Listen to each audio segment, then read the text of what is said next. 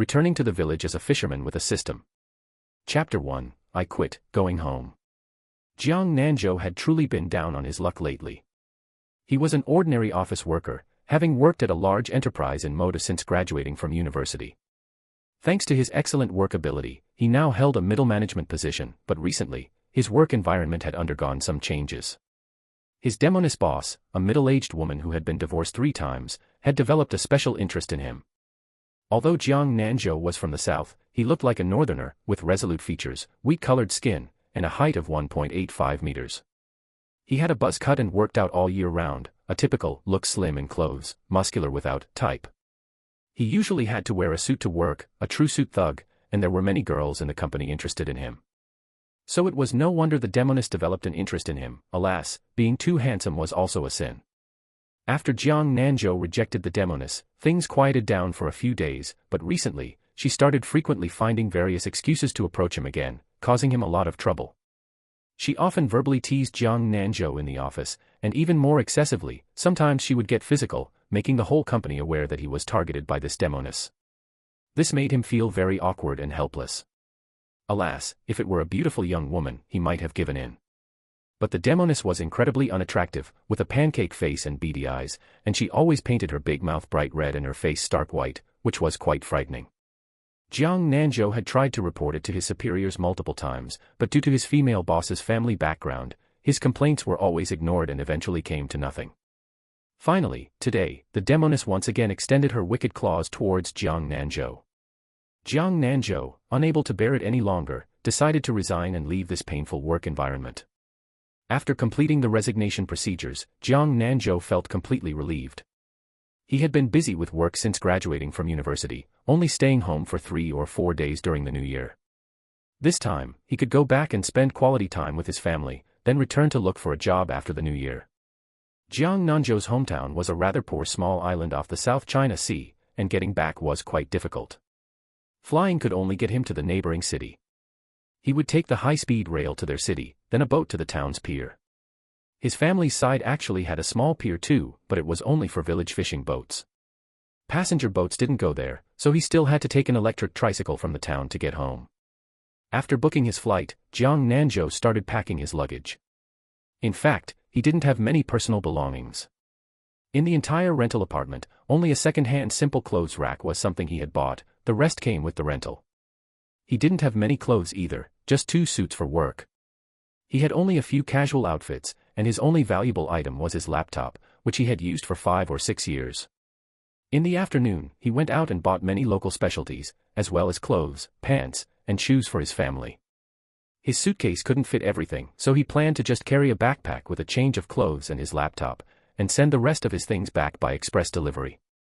The next day, before dawn, Jiang Nanzhou's phone rang.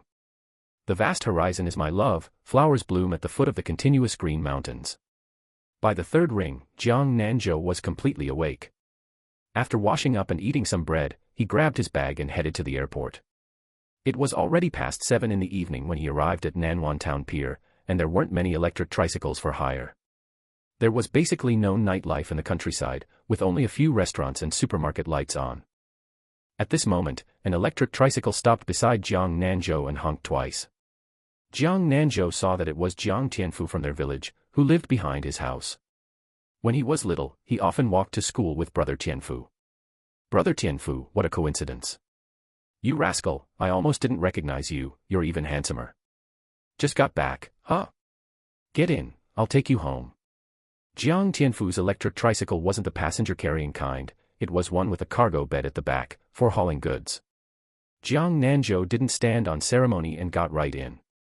Xiaozhou, hold on tight, the road's rough. I'll drive slowly. Along the way, the two chatted against the cold wind. Jiang Tianfu now went out to sea on a boat to fish. He earned a few thousand yuan a month to support his family. Upon learning that Nanzhou would be staying until after the new year, he even invited him to go sea fishing in a couple of days. By the time they reached his doorstep, Jiang Nanzhou's face was numb from the wind. Fortunately, he was dressed warmly. After thanking Jiang Tianfu, he walked into the family's courtyard. Mom, Dad, I'm back. The couple eating inside heard their sons shout, put down their chopsticks, and walked out of the house. Xiaozhou, you naughty child, why didn't you tell us you were coming back? Mother Jiang hugged her son and playfully hit him a couple of times. Father Jiang didn't say anything, but a smile beamed on his face as he took the bag from his son's hand. I wanted to give you a surprise. Have you finished eating? I've been traveling all day, I'm starving. Hearing her son's words, Mother Jiang quickly told Father Jiang to get him a bowl and chopsticks. Are you on vacation? How many days will you stay? Mom will clean up your room in a bit. I quit my job there. I plan to rest for a while and go back after the new year. Father Jiang was actually quite happy to hear his son say he quit. He thought it would be better to just find a job in this city, closer to home, but he respected his son's choice, as he was an open-minded father. Mother Jiang, however, grew anxious upon hearing this and quickly asked. Why did you quit? Didn't you say you were doing well before? Were you bullied? Jiang Nanzhou was already a grown man and didn't want his parents to worry about him. He thought he absolutely couldn't tell them about being harassed by his female boss, so he could only lie. I was just thinking that the new year is coming soon, so it's a good time to take a break and spend some quality time with you two at home. Mother Jiang's heart finally settled after hearing this. As long as her son wasn't bullied, it was fine. Jiang Nanzhou had originally planned to visit his grandparents after dinner. But his mother stopped him. It's almost 9 o'clock. Your grandpa and grandma are already asleep. Go tomorrow after you wake up. All right then, I'll go to bed. Dad, Mom, you two should also get some sleep early. He didn't know if it was the exhaustion from a day of travel or the relief of being home, but he felt completely relaxed. That night was the best sleep he had had in a long time, dreamless until dawn. When Jiang Nanzhou woke up in the morning, Mother Jiang had already prepared the meal and was waiting for him to eat together. Breakfast was especially rich. She had actually made 4 dishes early in the morning. In a few days, it would probably be plain porridge and simple dishes, take it or leave it, and she wouldn't wait for him. It would be good enough if there was anything to eat if he woke up late. Chapter 2, The Eye of the Ocean. After finishing breakfast, Jiang Nanzhou walked towards his grandparents' old house. The old house was not far from the place where his parents lived, and it only took about 5 or 6 minutes to walk there. Standing at the front gate of the old house, one could see the sea. When Jiang Nanzhou was young, most of his time was spent playing here with the childhood friends from the village. Grandpa Jiang and Grandma Jiang were tidying up the newly mended fishing nets in the courtyard. Then they saw their courtyard gate being pushed open, and the eldest grandson whom the 2 elderly people had been longing for had returned. Sunny weather naturally put people in a good mood, and seeing his eldest grandson return made them feel even better. Grandpa and Grandma, I'm back. It's good that you're back, otherwise your grandma mutters every day about when her precious eldest grandson will return, missing him to bits. You old rascal, why am I the only one missing him? Xiaozhou, you have no idea. A while ago, your aunt came and bought some ribs, and your grandpa even said he wouldn't let anyone eat them, saving them specially for when you came back. Grandpa Jiang felt a bit embarrassed by her words. While tidying the fishing net and thinking about changing the topic, he turned to ask Jiang Nanzhou, didn't your dad say you wouldn't be able to come back until the Chinese New Year? How come you're back already? Jiang Nanzhou repeated the same explanation he had given to Father Jiang and Mother Jiang earlier to his grandparents. Hearing this, Grandma Jiang stood up, went back into the house, took something wrapped in a white handkerchief, and handed it to Jiang Nanzhou. Xiaozhou, take this. Grandma, what is this? It's wrapped up so tightly. Jiang Nanzhou reached out, took it, and opened the white handkerchief. To his surprise, it was a bank passbook. Xiaozhou, open it and take a look. Hearing what Grandma Jiang said, Jiang Nanzhou opened it and looked. Xiaozhou, this money was originally intended to be given to you when you got married, but Grandma is giving it to you early. If you don't live happily outside, you can just come home and use this money to start a small business. Hearing Grandma Jiang's words made Jiang Nanzhou's eyes sting with warmth. Grandma, I definitely can't take this money. I've saved up some money myself over the past few years, and I have enough to spend. You and Grandpa keep this passbook. Grandma Jiang put on a stern face.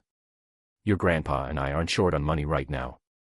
During festivals and New Year, your dad and your aunt still give us money, and what your grandpa earns from selling fish is enough for us to spend. If you don't accept this, I'm going to be angry. Put it away quickly. Grandpa Jiang also chimed in to persuade him. You better take it. I had good luck fishing the day before yesterday and sold over 300 yuan worth. Jiang Nanzhou had no choice but to put the passbook into his pocket. Seeing him put the passbook in his pocket, Grandpa Jiang and Grandma Jiang finally broke into smiles. "Old woman, go take out the ribs and thaw them. We'll stew ribs for lunch. I'm going to go set another net and catch some fish." With that, Grandpa Jiang dragged the net and started to head out. Jiang Nanzhou hurriedly said, "Grandpa, I'll go with you. While you set the net, I'll go fish for a while." "All right then. I happen to be heading towards Stone Island, the fishing is good over there." Hearing that Jiang Nanzhou was also going, Grandma Jiang hurriedly urged, "Xiaozhou, you must be careful about safety. The two of you keep an eye on the time and come back for lunch." The grandfather and grandson set off for Stone Island in a small, battered iron boat.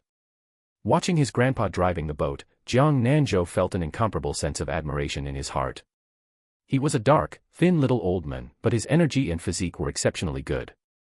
Even some young lads couldn't compare to him.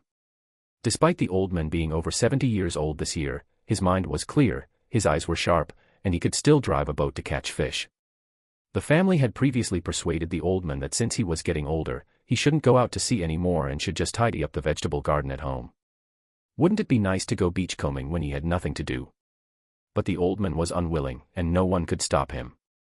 Jiang Nanzhou got off the boat at Stone Island, and the old man continued driving the boat to find and check his submerged nets. When Jiang Nanzhou was young, he loved going out to sea with his grandpa very much, and he had always had a yearning for the vast sea. If fishing boats didn't make so little money nowadays, he wouldn't have kept staying and working in the big city. Jiang Nanzhou found a flat spot, started baiting the hook, and cast his line. In no time, he felt something bite. "Could I be the chosen one? I just cast the rod and already hooked a fish. Excellent. This feeling, it should have some weight." Jiang Nanzhou gave a sharp yank and swung it ashore. It was a broken wooden box, an extremely ordinary wooden box. One of its corners had been soaked. However, Jiang Nanzhou didn't mind at all. After all, for an avid angler, this sort of thing happened all the time. Looking at the wooden box in front of him, Jiang Nanzhou thought to himself that octopuses generally like to drill into holes. He wondered if there was one inside this. Jiang Nanzhou poured out all the water in the box, and to his surprise, there really was something inside. But it wasn't an octopus, it was a blue bead. It emitted wisps of blue light and was crystal clear. Jiang Nanzhou's hand trembled slightly with excitement as he picked up the bead. Although he didn't know what this thing was, he felt it should be able to sell for a lot of money. He held the bead up against the sun and always felt something was flowing inside the bead. What he didn't notice was that a tiny bit of blood smeared on the bead was actually absorbed. Jiang Nanzhou watched intently as the bead in his hand gradually turned transparent bit by bit and then disappeared. It actually disappeared. If he hadn't seen the broken wooden box on the ground, he wouldn't have believed it. Just now there really was a bead, and then it miraculously vanished right in his hands. Just like magic, it was gone, and he hadn't even had time to dream his sweet dream of making a fortune. Just as he was racking his brains in confusion, he heard a mechanical voice. What was going on? Jiang Nanzhou was completely stunned as a strange and mysterious force continuously poured into his head. After more than 10 minutes, he finally dared to believe that the plot from novels could actually happen to him. With a thought in Jiang Nanzhou's mind, a blue transparent panel floated up right in front of him. Host name, Jiang Nanzhou, prestige value, 0, marine prestige value, 0, lucky draw chances, 0, prestige shop, pending activation, marine prestige shop, pending activation, system backpack, system rewards or purchased items are all placed inside the system backpack. Both the prestige shop and the marine prestige shop could only be activated once the prestige value reached 100. The crucial point was that the system didn't even say how one could earn prestige value. Just as he was feeling somewhat depressed, the system prompt sounded again. Congratulations to the host for obtaining a novice gift pack. It has been stored in the system backpack. Please check it yourself, host. Jiang Nanzhou's depression vanished instantly, and he hurriedly opened the novice gift pack. Chapter 3 Steamed Tiger Grouper. Congratulations to the host for obtaining the mermaid's blessing, restricted to the host's use. After use, you will gain a strong physique, allowing you to breathe and swim freely in the sea just like a mermaid. Congratulations to the host for obtaining the Sea God's Eye, restricted to the host's use. Within a certain range, you can see everything clearly in the sea, even the darkest deep-sea seabed. Congratulations to the host for obtaining a set of intermediate fishing rods, system-produced guaranteed quality. Although it looks delicate, catching a 200 catty big fish is a piece of cake. Jiang Nanzhou was dumbfounded. This was simply too heaven-defying. With an excited heart and trembling hands, he now had everything. After using the mermaid's blessing and the sea god's eye, he found his entire body incomparably relaxed, and his eyes could see things much more clearly. His original mild myopia of over 100 degrees was also gone. Jiang Nanzhou sighed inwardly, this is simply too magical. Could I really be the chosen son of heaven? Yes, that must be it. Jiang Nanzhou rebaited his fishing rod, and when he looked into the sea, he was still shocked. He could see the seabed extremely clearly, including the small fish swimming at the bottom. Jiang Nanzhou carried his fishing rod and looked around, wanting to find a place with big fish to cast his line. Looking closely, at a depth of about 10 meters, there was unexpectedly a tiger grouper, which was also a type of grouper. Steamed was the most delicious way to eat it, and he loved eating it, heh. Jiang Nanzhou cast his line near that tiger grouper, gently enticing it to take the bait, and within a few minutes, it was hooked. However, he underestimated this tiger grouper, it really had a lot of strength. Grandpa Jiang's rod was also an antique, and today's fishing line was thin, so he did not dare to exert too much force. At this moment, Grandpa Jiang had also returned after setting his net. Seeing that his grandson had caught a fish, he quickly hurried over with a landing net, and before long, he hauled that tiger grouper up. Grandpa Jiang weighed the fish inside the landing net. Oh my, your luck is quite good. This fish must weigh around 10 catties and can sell for 400 to 500. You brat are capable, just like your Grandpa Jiang, a master at fishing, ha ha ha. Didn't I learn this fishing skill from you, Grandpa? I naturally have to be just like you. Seeing Grandpa Jiang looking so happy, Jiang Nanzhou felt happy as well. Afterwards, Jiang Nanzhou cast his line a few more times and continuously reeled in several large fish, which completely shocked Grandpa Jiang. Xiaozhou, your luck is simply too good.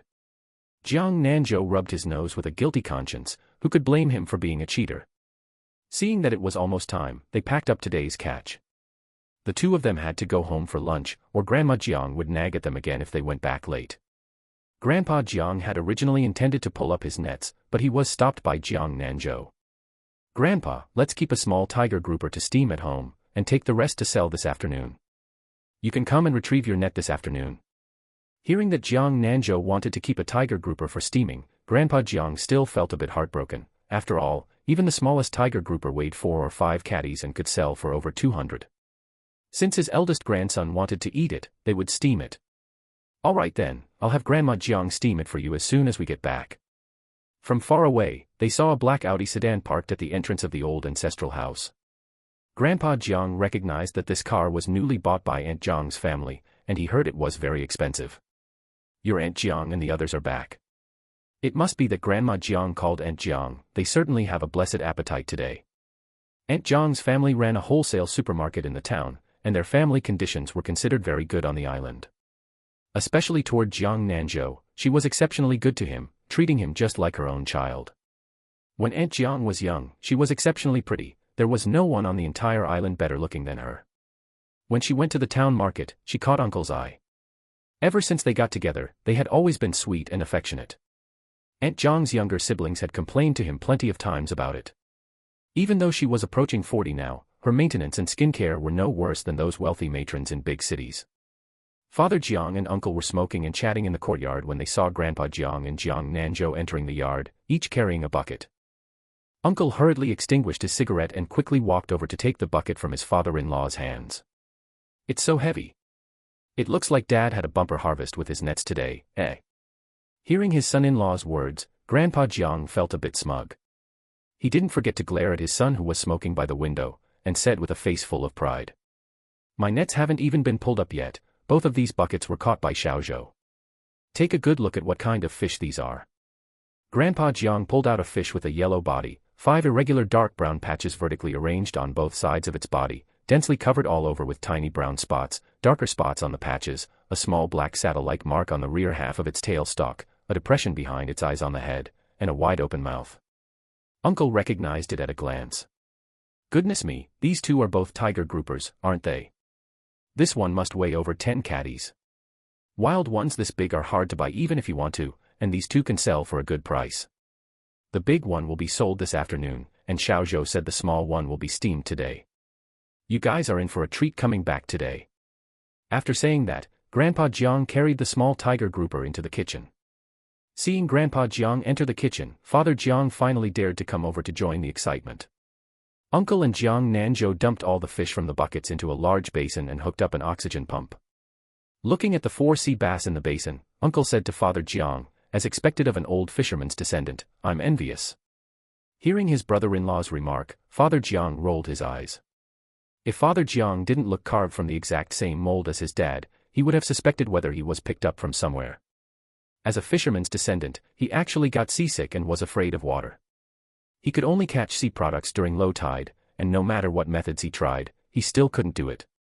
This caused him and his dad to frequently be mocked and teased by the island residents when he was young.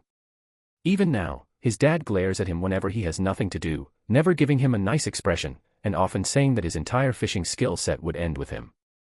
Aunt Jiang was chased out of the kitchen by Grandma Jiang and Mother Jiang because gossiping was delaying them from working. Aunt Jiang moved a stool and sat beside Jiang Nanzhou. "Xiaozhou, I heard from your mother that you won't be leaving until after the Chinese New Year." "Yeah, I haven't had a good rest in several years. I'm taking this opportunity to rest well." "That's just right. You have time now anyway. There's a relative on your uncle's side whose daughter is 2 years younger than you, 25 this year. I heard she sells clothes in a mall in Modu and is even a store manager. She's also good-looking and tall. Her sister is getting married in a couple of days, so she's coming back too. You two should meet up then. My dear aunt, please spare me. I'm not in the mood to look for a girlfriend right now." "Spare you? Who is going to spare me? Your Grandpa Jiang and Grandma Jiang constantly nag me about it, and which of your parents isn't anxious for you? You're not young anymore. If there's someone suitable, let's check them out first. It's not like going on a blind date means you have to be together no matter what, right?" #4 Chapter 4 Selling Fish. "Aunt, your eldest nephew here has neither a job nor money right now, and she probably won't take a fancy to me either. Let's just forget it. Xiaozhou, you also need to have some confidence in yourself. In your aunt's heart, you have always been the best. Be honest with me, for these past few years you've been so resistant to blind dates. Are you not interested in girls? If worst comes to worst, aunt can introduce you to." "Holy shit, Nantung, and aunt even supports it." Before Aunt Jiang could finish her sentence, she was interrupted by Jiang Nanzhou. "Aunt, what are you talking about? I am a die-hard straight man. Let me be honest with you, actually there has always been someone I like in my heart, but she is just too outstanding, and I am not worthy of her." Jiang Nanzhou was also speechless. If he didn't tell the truth again, he was afraid his aunt would introduce boys to him. His aunt browsed Douyin every day and had a quite open-minded way of thinking. Aunt Jiang actually did have this intention, though she still broke out in a cold sweat when she asked. Hearing her nephew say that he had a girl he liked, the fire of her gossip burned fiercely. "Which girl is it?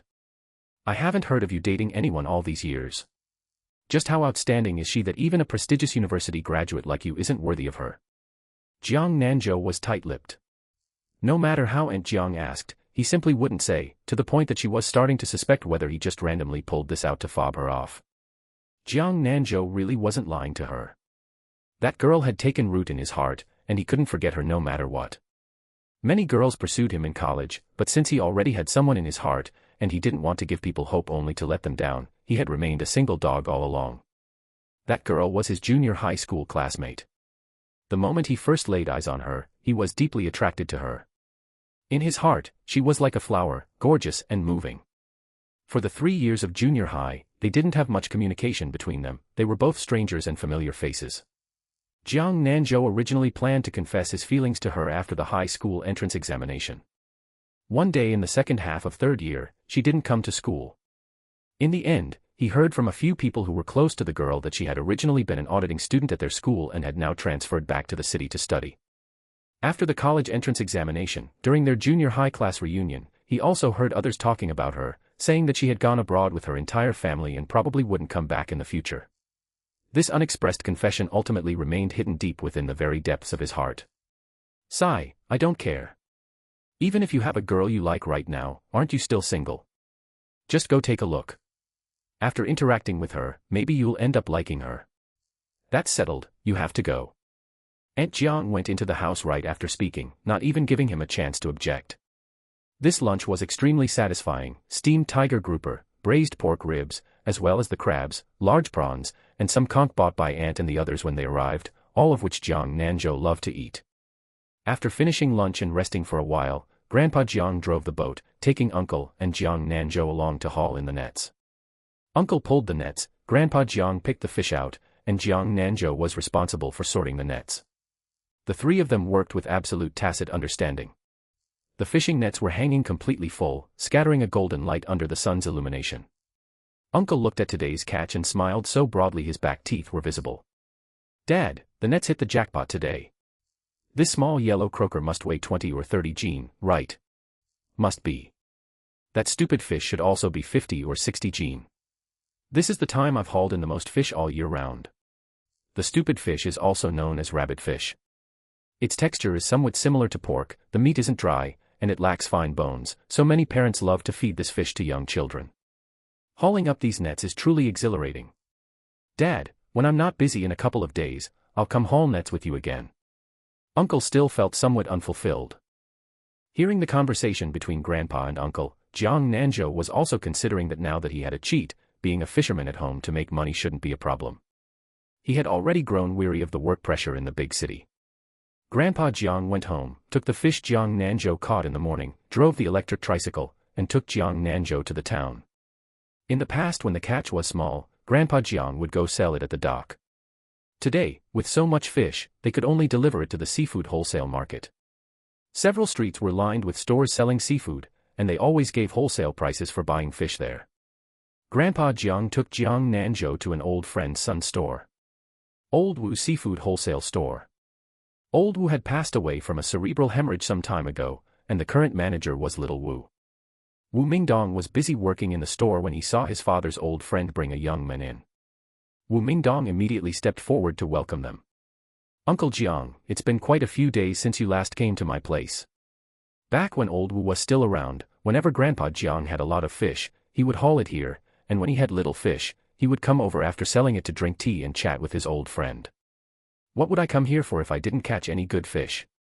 Wouldn't that just be adding trouble for you?" "Uncle Jiang, what kind of talk is that? I also grew up under your watch, what trouble could there be or not be?" Grandpa Jiang introduced Jiang Nanzhou and Wu Mingdong to each other. Wu Mingdong felt some emotion as he looked at the tall young man before him. Time really flew by. Xiaozhou has grown this big already.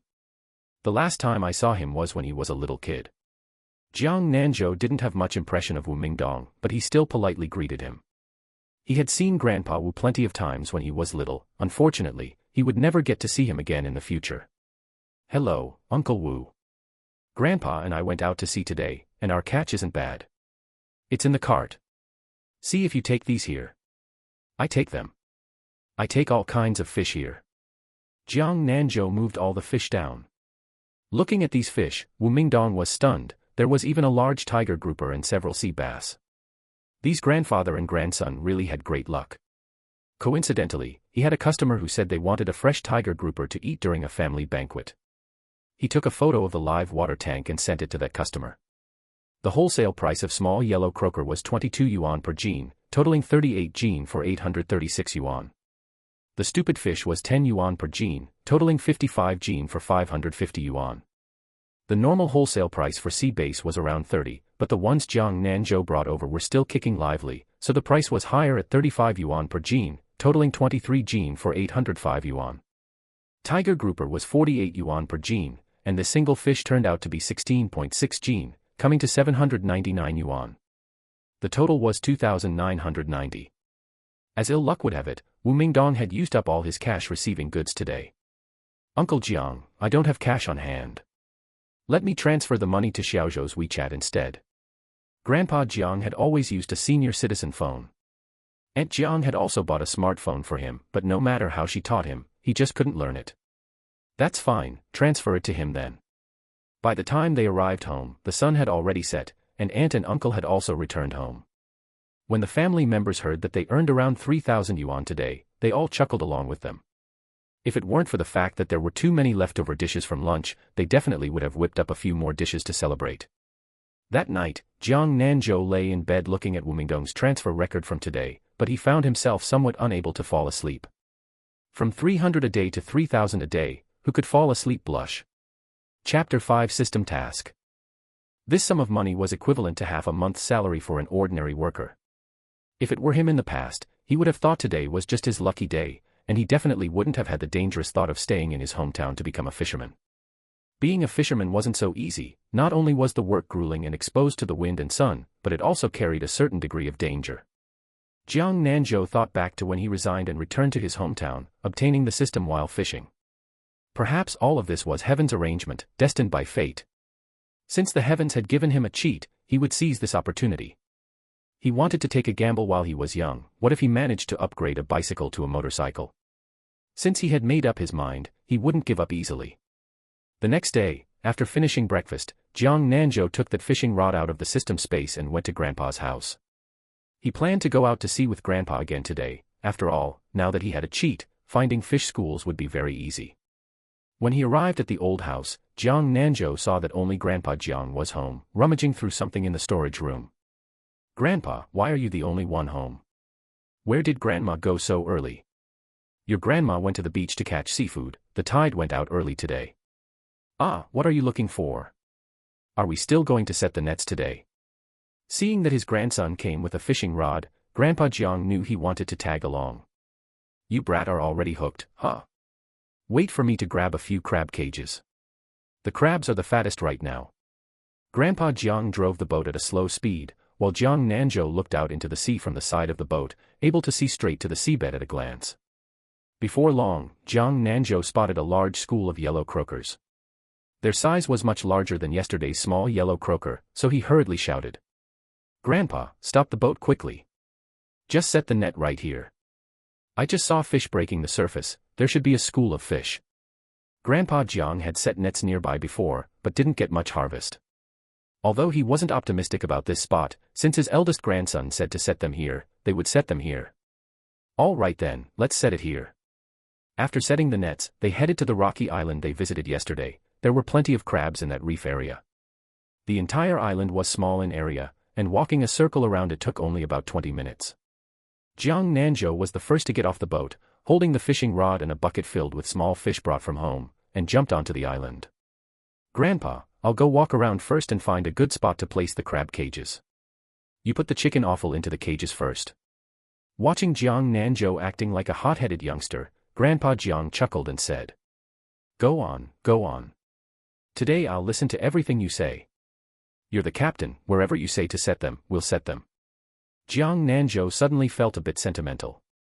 Looking at the old man in front of him, whose back was hunched and hair was white, speaking to him in the tone used to coax a child, he remembered when he was little and went out to sea fishing with his grandpa just like this. He didn't understand anything and gave random directions, making Grandpa set the net wherever he pointed just to humor him.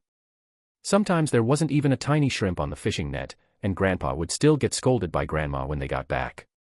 Time flew by so fast. So envious, about to cry. Walking for about 5 minutes, Jiang Nanzhou found a deep pit that looked about 4 to 5 meters deep.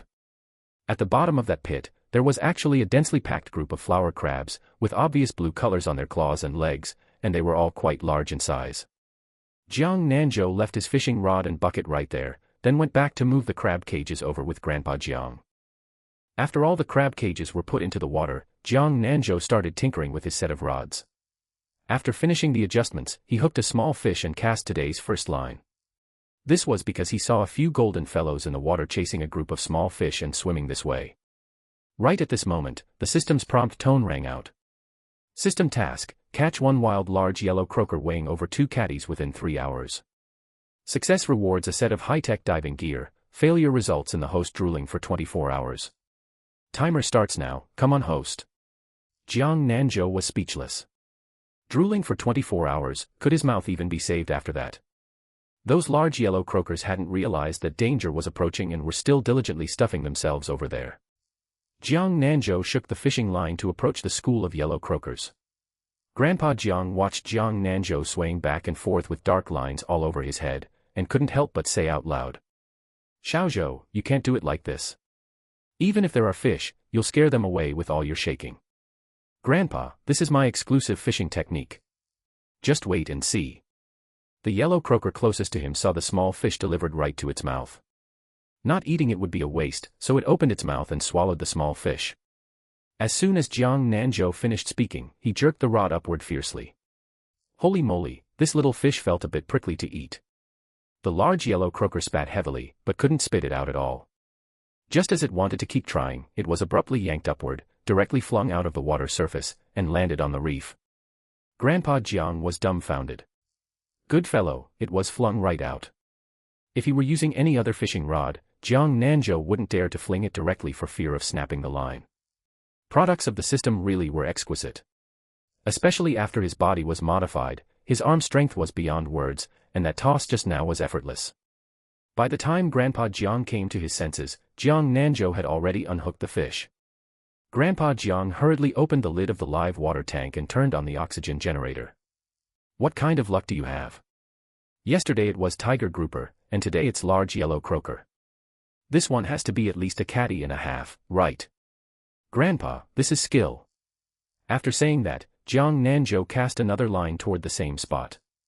Grandpa Jiang was speechless and refused to believe it. With the technique he just used, getting a single fish would already be a miracle. Grandpa Jiang also hooked a small fish onto his own fishing rod and cast it over there, but there wasn't the slightest sign of a bite. Those large yellow croakers from just now were still stuffing themselves heartily over there, completely unaware that one of their little companions was missing. They say fish have a 7-second memory. Had they already forgotten how many fish there were when they first arrived?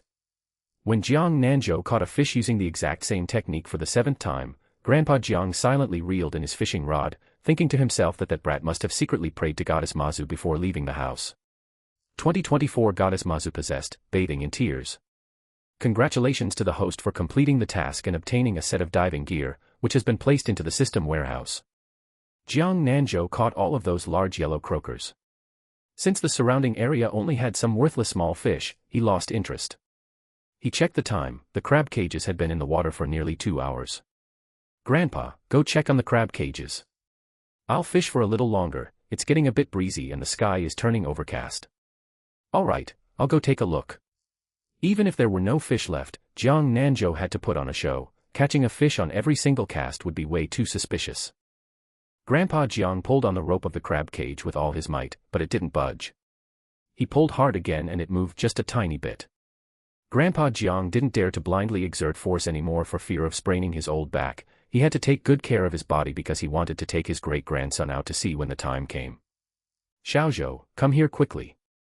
Hearing Grandpa calling him, Jiang Nanzhou reeled in the fishing line and put away the rod. Chapter 6 Having What It Takes. While waiting for Jiang Nanzhou, Grandpa Jiang had already pulled all 5 crab cages, and not a single one could be budged. Just how many crabs must there be to make them this heavy? Grandpa Jiang chuckled happily. Seeing Jiang Nanzhou coming over, Grandpa Jiang instructed, Xiaozhou, these cages are all pretty heavy, so be careful. Jiang Nanzhou had seen that the crab cages at the bottom of the sea were completely packed with crabs, with every cage stuffed full, a huge harvest indeed. He reached out and grabbed a rope. It did have some weight to it. Putting aside the sheer number of crabs, even though the water resistance was quite heavy, it was an absolute breeze for him now. When it was pulled to a place about a meter deep from the water's surface, Grandpa Jiang could also clearly see the situation inside the crab cages, so happy that his eyes were practically squinted shut with joy. It seemed today was going to be another day of a huge harvest. After finishing with the crab cages, they went to haul in the fishing nets. Today, the nets were uniformly filled with small yellow croaker, which looked much more spectacular than yesterday. There were also a few scattered small fish and shrimp, which Jiang Nanzhou directly plucked off and threw back into the sea. When they arrived at the dock, they saw 2 fishing boats over 20 meters long docked there. In their Jiangjia village, these 2 boats were the largest. The remaining 2 small boats hadn't returned yet, making a total of 5 boats including Grandpa Jiang's little battered boat. Jiangjia village was relatively remote, and basically no outsiders came here. Many households in the village had moved their entire families to the town or the city, and the rest were just some elderly people who didn't want to go and add trouble to their children. There weren't many people of Father Jiang's age left in the village either, as many had gone out to work. Jiang Tianfu worked on one of those large boats. That Xingfu was the boat of Jiang Min, the second son of Jiang Nanzhou's great uncle. According to their seniority, Jiang Nanzhou called him second uncle. Jiang Min and the others were moving the catch onto the truck when they saw Grandpa Jiang's boat returning. He told the others to continue loading the truck and walked over to Grandpa Jiang's boat to greet him. Seeing Jiang Min coming over, Grandpa Jiang asked. Xiaoman, how is the catch today? Not much. Things haven't been good lately for some time. I asked a few boat captains in town, and they all said the catch hasn't been much recently.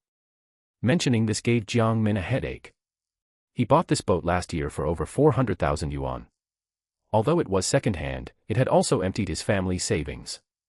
The crew and boat maintenance were both no small expenses, and he hadn't even recovered his capital yet, driving him nearly crazy with worry. When Jiang Min inadvertently glanced at the catch in Grandpa Jiang's boat, he froze. Your catch is way too much. These crabs are really huge. Third uncle, you're still the awesome one. What am I awesome for? It's Xiaozhou's good luck. Today's net dropping spots were all chosen by Xiaozhou. Jiang Min patted Jiang Nanzhou on the shoulder. Good lad, your brain has been sharp since you were little. It's one thing that you were good at studies, but I didn't expect you to also be such an expert at fishing. Second uncle, stop praising me. I can't compare to your family's brother Hai. Is he coming back for the Chinese New Year this year? I heard he's been quite busy at the end of the year.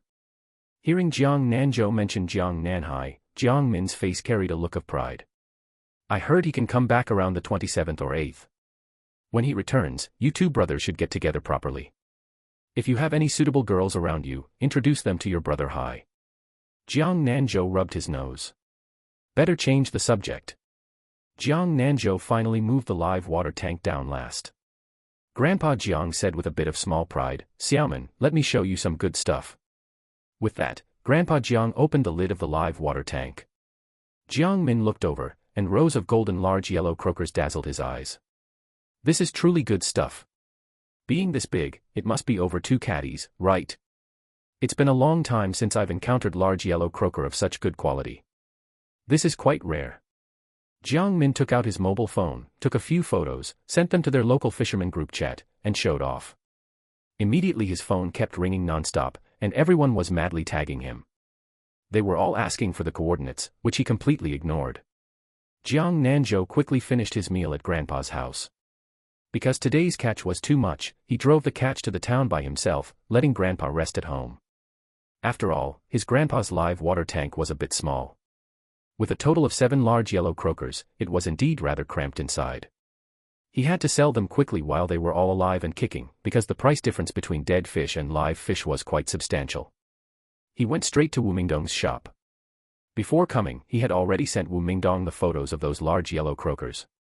Watching Jiang Nanzhou walk over, Wu Mingdong was smiling from ear to ear. After all, they were live wild large yellow croakers, and there were very few places in the entire seafood wholesale market that had them.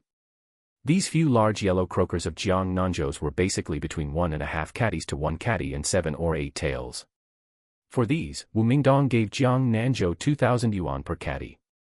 There was one that was 2 caddies and 3 tails, and anything over 2 caddies was 2,500 yuan per caddy, making a total sale of 25,950 yuan.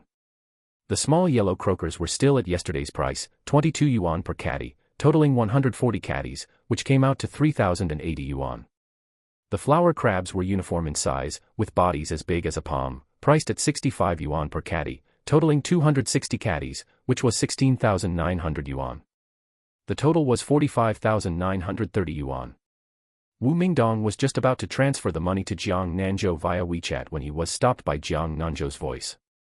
Uncle Wu, I'll send you my bank card number. You'd better transfer it directly to my bank card, the withdrawal fee for WeChat is a bit expensive. If it's a card transfer, it'll have to wait until your aunt gets back later. I'm not too clear on how to do that. Alright, no rush. Then Uncle Wu, I'll be heading out first.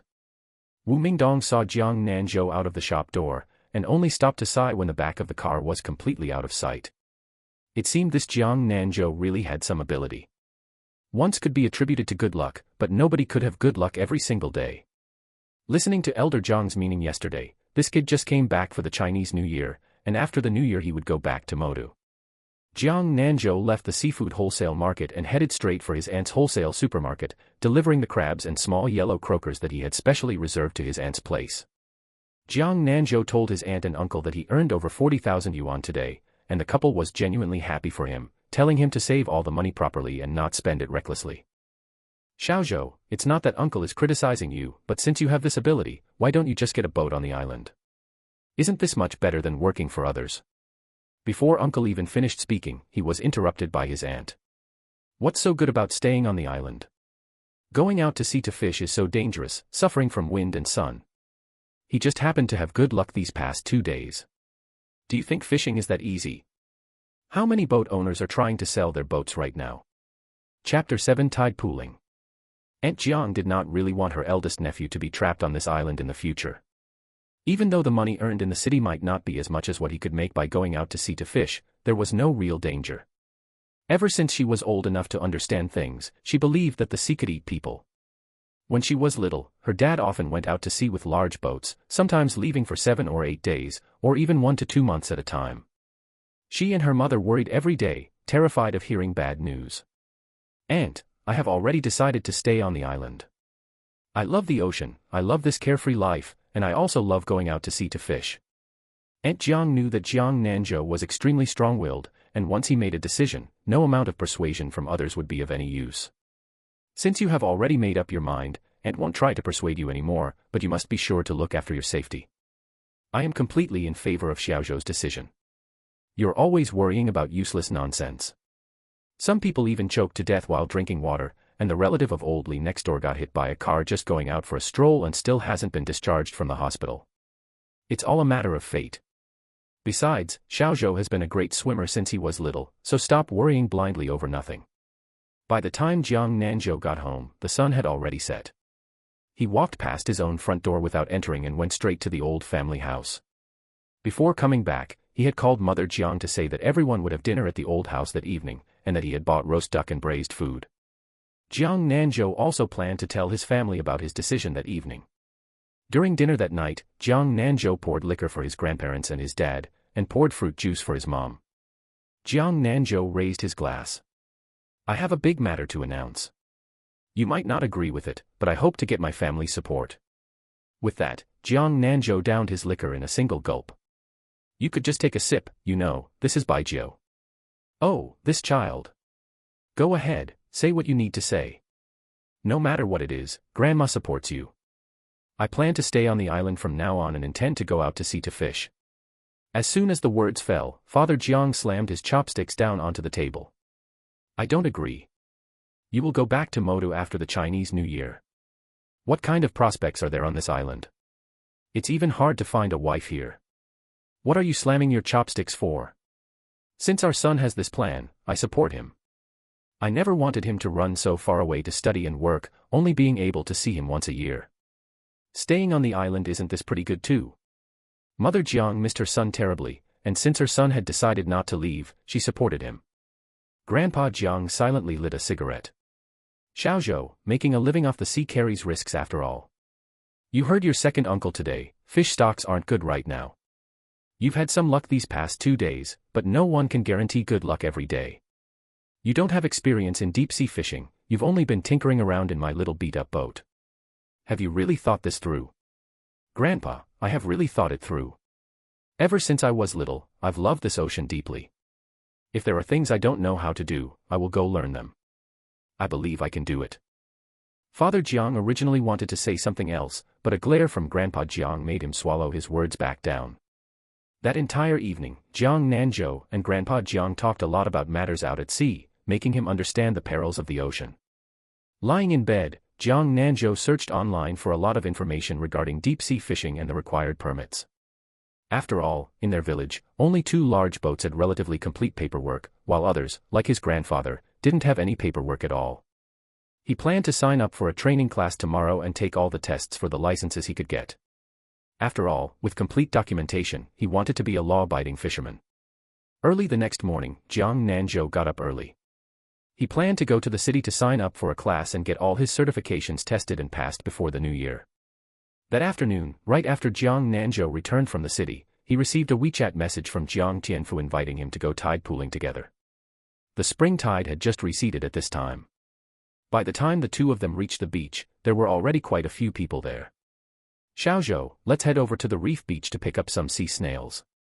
If we're lucky, we might even find some abalone and sea cucumbers. Jiang Nanzhou had no objections, he also really wanted to pick up some large sea snails because he was craving them a bit. As soon as they reached the reef beach, Jiang Tianfu took out his phone and opened the Douyin live stream. Xiaozhou, I'm going to start a live stream. Don't mind if I accidentally catch you on camera. Brother Tianfu, sure thing. You're even working as a streamer now. Go ahead and open it. When Jiang Nanzhou was back in Modu and had free time after work, he loved browsing Douyin. He had followed Jiang Tianfu long ago and occasionally saw the short videos he posted, but he had never seen him live stream before. What kind of streamer am I? Today is my first time live streaming too, I just want to try it out. I used to see tide pooling streamers making quite a bit of money after a single broadcast. I only have a little over 100 followers, so I guess not many people will be watching. Watching Jiang Tianfu turn on his live broadcast room and talk to himself there, Jiang Nanzhou didn't disturb him. He walked forward while lowering his head to search. After walking just a few meters, he spotted an abalone on the reef wall. Using a large pair of tongs, Jiang Nanzhou gently pried it off, and the abalone came right down, which he then threw into his bucket. Not bad. Ever since he got the system, he found that his luck value had also risen sharply. Continuing his search ahead, he saw a few more sea cucumbers. 2 of them were about the size of a palm, while the others were only as big as a thumb. Jiang Nanzhou collected the 2 large ones and left the smaller ones to grow wild. However, there really were quite a few sea snails today. In no time at all, Jiang Nanzhou had already picked up nearly half a bucket full. Jiang Nanzhou walked to the edge of a small reef pool. The water inside wasn't deep, maybe about 20 centimeters. Jiang Nanzhou saw a big fellow in a crevice at the bottom of the pool, a large eel, specifically an oil eel. Judging by its size, it looked to be around 7 or 8 jin. This thing was exceptionally delicious. Catching an eel required caution, its teeth were extremely sharp, and once it bit down, it wouldn't let go, plus its strength was exceptionally huge. Looking at this big fellow and then down at his own small bucket, Jiang Nanzhou waved in Jiang Tianfu's direction. Jiang Tianfu's bucket was larger. But Jiang Tianfu, completely absorbed in his live stream, didn't see him at all. Brother Tianfu, come quick. Bring your bucket over. Hearing Jiang Nanzhou's voice, Jiang Tianfu said to the live stream room, family members, my younger brother is calling me. There must be a big catch. Let me take you guys over to take a look. Carrying his phone and water bucket, Jiang Tianfu walked over. Taking one look into the pool, he saw it was actually a large oil eel, and hurriedly pointed his camera at the large oil eel to start narrating. Family members, look at the big fellow my brother found. This is a large oil eel. It has a delicious flavor and a rather tender texture, making it exceptionally tasty whether braised in brown sauce or double-boiled in clear soup. Nowadays, the ones you buy in the market are basically all farmed, purely wild ones like this are extremely rare. This luck is really amazing, why didn't I run into something like that? Seeing Jiang Tianfu talking so enthusiastically, Jiang Nanzhou secretly glanced at his live streaming interface. Good grief, there were a total of 4 people, and the only one typing in the public chat was accusing him of faking it. Chapter 8, Oil Eel. Streamer, you guys are practically running a gang operation, releasing and catching things yourselves. A live stream room like yours should just get banned, reporting decisively. Bye. After saying that, the person exited the live stream room. Come to think of it, they were quite polite. Now only 3 people were left, and one of them seemed to be Jiang Tianfu's own account. Jiang Tianfu felt a bit sad and comforted himself, aren't there still people here? Jiang Nanzhou patted his shoulder, picked up the tongs, and prepared to deal with that big fellow. Jiang Tianfu wedged his phone onto the reef, adjusted the angle, and went over to help as well. Jiang Nanzhou aimed the tongs steadily and fiercely at the eel's neck and clamped down. Jiang Tianfu brought the bucket over, and it took a good while to get the big eel, twisted like a dough twist, into the bucket. Only after the eel completely lost its strength and stopped struggling did Jiang Nanzhou release the tongs. When Jiang Tianfu picked up his phone, he saw that there were actually more than 30 people in the live stream room. Someone named Guanhage Private Kitchen asked him if he was selling this eel, and said he was willing to buy it at a high price. Jiang Nanzhou and Jiang Tianfu were not strangers to Guanhage Private Kitchen.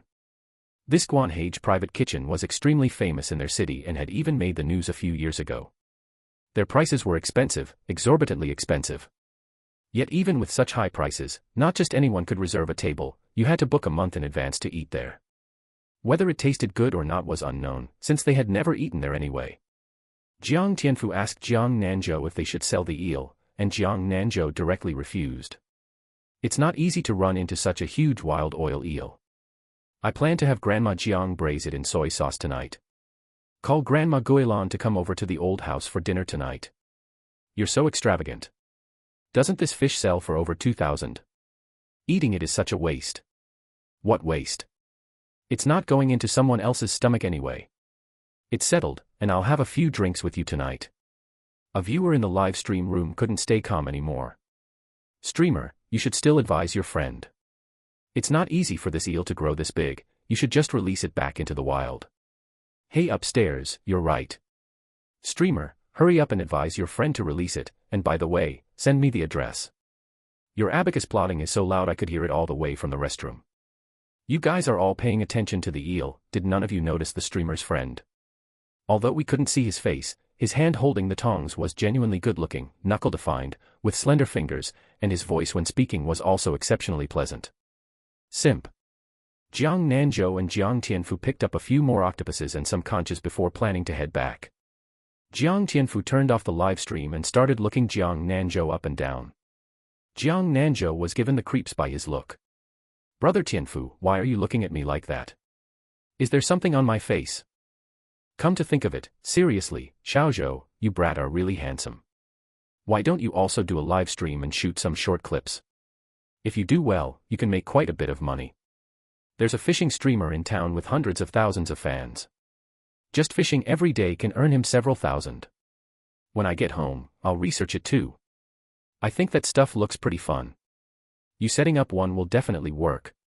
When you get famous, you can carry me along. What are you dreaming about? It's not that easy to get famous. Hurry up and pack up your things to go home. Jiang Nanzhou carried the bucket and walked in front, seeing that some broken fishing nets and lots of plastic beverage bottles on the edge of the rocky beach were somewhat an eyesore. Just as he picked up a beverage bottle, he heard the system's prompt tone. Congratulations to the host for acquiring +1 Ocean Prestige. Congratulations to the host for acquiring Ocean Prestige for the first time. The system rewards you with one lucky draw. So that's how it was. It seemed he would have to become an ocean cleaner from now on. Jiang Nanzhou only picked up a few bottles and 2 pieces of broken fishing nets today. If he picked up more, he wouldn't have anything to put them in anyway. Xiaozhou, what are you picking up those things for? There's too much trash on our side. With such a beautiful beach, having this kind of trash around is too unsightly. Besides, protecting the marine environment is everyone's responsibility. Tomorrow I'll drive Grandpa's tricycle over and clean up the trash. College students are truly different. What you said is so right. A few years ago, there were still people coming to tourism, but now nobody comes at all. Back then, I also heard a big enterprise was coming to develop our island and build a resort, where every household could get a fair amount of money. Unfortunately, there was no movement afterward, probably because this place is too remote and the environment isn't good either. We really need to properly protect the marine environment. I'm off tomorrow anyway and have nothing to do, I'll come with you. Congratulations to the host for acquiring +1 Prestige. Congratulations to the host for acquiring Prestige for the first time. The system rewards you with one lucky draw. Hearing the system's prompt tone, Jiang Nanzhou instantly figured it out. However, he didn't care too much. Ocean Prestige was easy to get, just cleaning up trash would earn it, but regular Prestige wasn't so easy to get. Jiang Nanzhou had also heard about it back then. His dad even specially called him, saying that if it was developed, the few villages nearby would all have to move away. At that time, people frequently came to inspect, but as time went on, there was no movement. Nanzhou's current plan was to honestly work hard to save money. If possible, he also wanted to develop this island into a tourist attraction. Would the village be a bit livelier that way, instead of being so desolate like now? Jiang Tianfu drove the electric tricycle carrying Jiang Nanzhou directly to the old house. Grandpa Jiang was smoking his tobacco pipe in the courtyard and saw Jiang Nanzhou entering the yard carrying 2 buckets by himself. Why didn't the kid Tianfu come in? Didn't you call and say you'd eat here tonight? He went back to pick up Grandma Guilan, and will be over in a bit. Jiang Nanzhou directly carried the buckets into the kitchen, took a circle around the house, and didn't see Grandma Jiang's figure. Grandpa, where did Grandma go? Your grandma called your parents and nobody answered, so she went to your house to look for people. At this hour, if they didn't answer, they might have gone to the back of the house to feed the chickens. Jiang Nanzhou's family raised hundreds of free-range chickens, along with dozens of large geese and ducks in the woods at the foot of the mountain behind the house. Picking up eggs and feeding them every day kept them quite busy. Grandpa, then I'll go clean up that oil eel. You call my aunt and tell her and uncle to come over for dinner. Jiang Nanzhou watched Grandpa take out his senior phone, then rolled up his sleeves and walked into the kitchen. After washing and cleaning the fish, conches, abalones, and octopuses picked up from the tidal flats today, Grandma Jiang finally returned. As soon as Grandma Jiang entered the yard, she saw the old man tapping his tobacco pipe there. Stop holding onto your lousy tobacco pipe all day long. Hurry up and boil a pot of water for me, I'm going to process the big goose. Jiang Nanzhou heard Grandma Jiang's voice from the kitchen and directly put the water on to boil. Grandpa, I've put the water on to boil, you just rest. Xiaozhou is back. Your grandpa has been resting all day, let him move around a bit. Grandma Jiang finished speaking, put away the smile on her face, and glared at Grandpa Jiang. What rest are you talking about? Old man, go get the knife out, and bring a small basin. Chapter 9 Protecting Marine Ecology. By the time Grandma Jiang finished cleaning the goose, it was already getting dark. Father Jiang, Mother Jiang, Jiang Tianfu, and her grandmother had all arrived, and the three women were bustling about in the kitchen. Jiang Nanzhou and Jiang Tianfu were both holding their phones and tinkering with Douyin. Jiang Tianfu looked at his phone screen and excitedly nudged Jiang Nanzhou, signaling him to take a look. Xiaozhou, I gained over a dozen followers today. Jiang Nanzhou was somewhat speechless. Was that considered a lot? He opened his own Douyin. His ID was user 833123666, which was the initial nickname from when he registered, and his avatar was also the default cartoon avatar. Jiang Nanzhou thought for a long time before coming up with a suitable nickname for himself. He clicked to change his nickname to Fisherman and confirmed to save, but it showed that it had already been registered. Fine then, he would change to another one, I am a fisherman. He confirmed to save, and the change was successful. He also changed his avatar to a photo of the sea scenery taken at Sherdao. There were 30-some people in his following list, all of whom were classmates, friends, and relatives. His follower list consisted of mutual follows with these same people. He had never posted a single work. Normally, he just browsed some funny sketches, the kind of person who didn't like, comment, or follow. As for live streams selling goods, he wouldn't even look at them, let alone buy anything. He tried to open a live stream and found that he still needed real name verification and to link a bank card. It took him quite a while to figure it out. Beep, beep, beep, the sound of a car horn came from the entrance. Jiang Nanzhou shouted into the house, my aunt and the others are here. Both Jiang Nanzhou and Jiang Tianfu got up and walked toward the courtyard gate. As soon as they reached the entrance, they saw two people get out of the car first.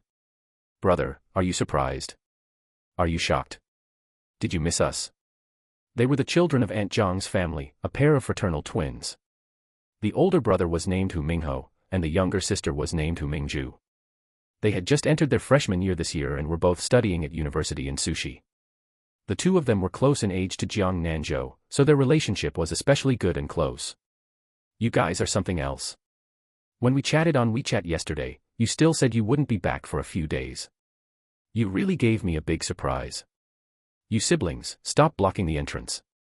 There are still things in the trunk, get to work quickly.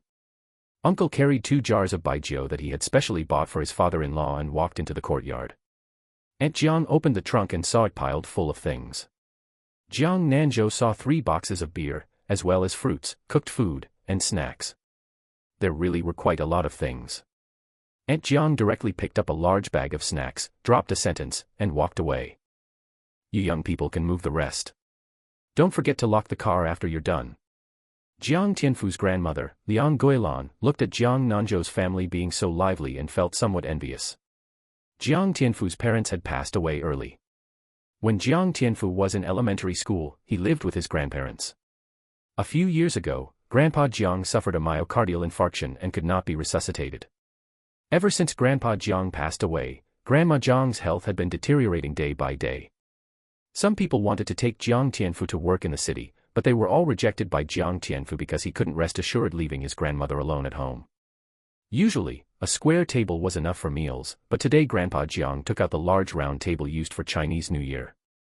Braised eel, garlic abalone, iron pot stewed goose, boiled sea snails, stir-fried octopus, cold skin noodles mixed with cucumber, as well as marinated pork intestines, pig trotters, pig head meat, and sausages bought by Aunt Jiang, making a total of 10 dishes. The braised eel and iron pot stewed goose were both served in large basins. Tonight's main theme was to eat well and drink well. Hu Mingho and Hu Mingzhu were drooling just looking at it. Their school cafeteria food was exceptionally unpalatable, watery, and tasteless. Their monthly living allowance was limited, so they could only occasionally order takeout to improve their meals. The elders all poured baijiu, while the younger generation drank beer.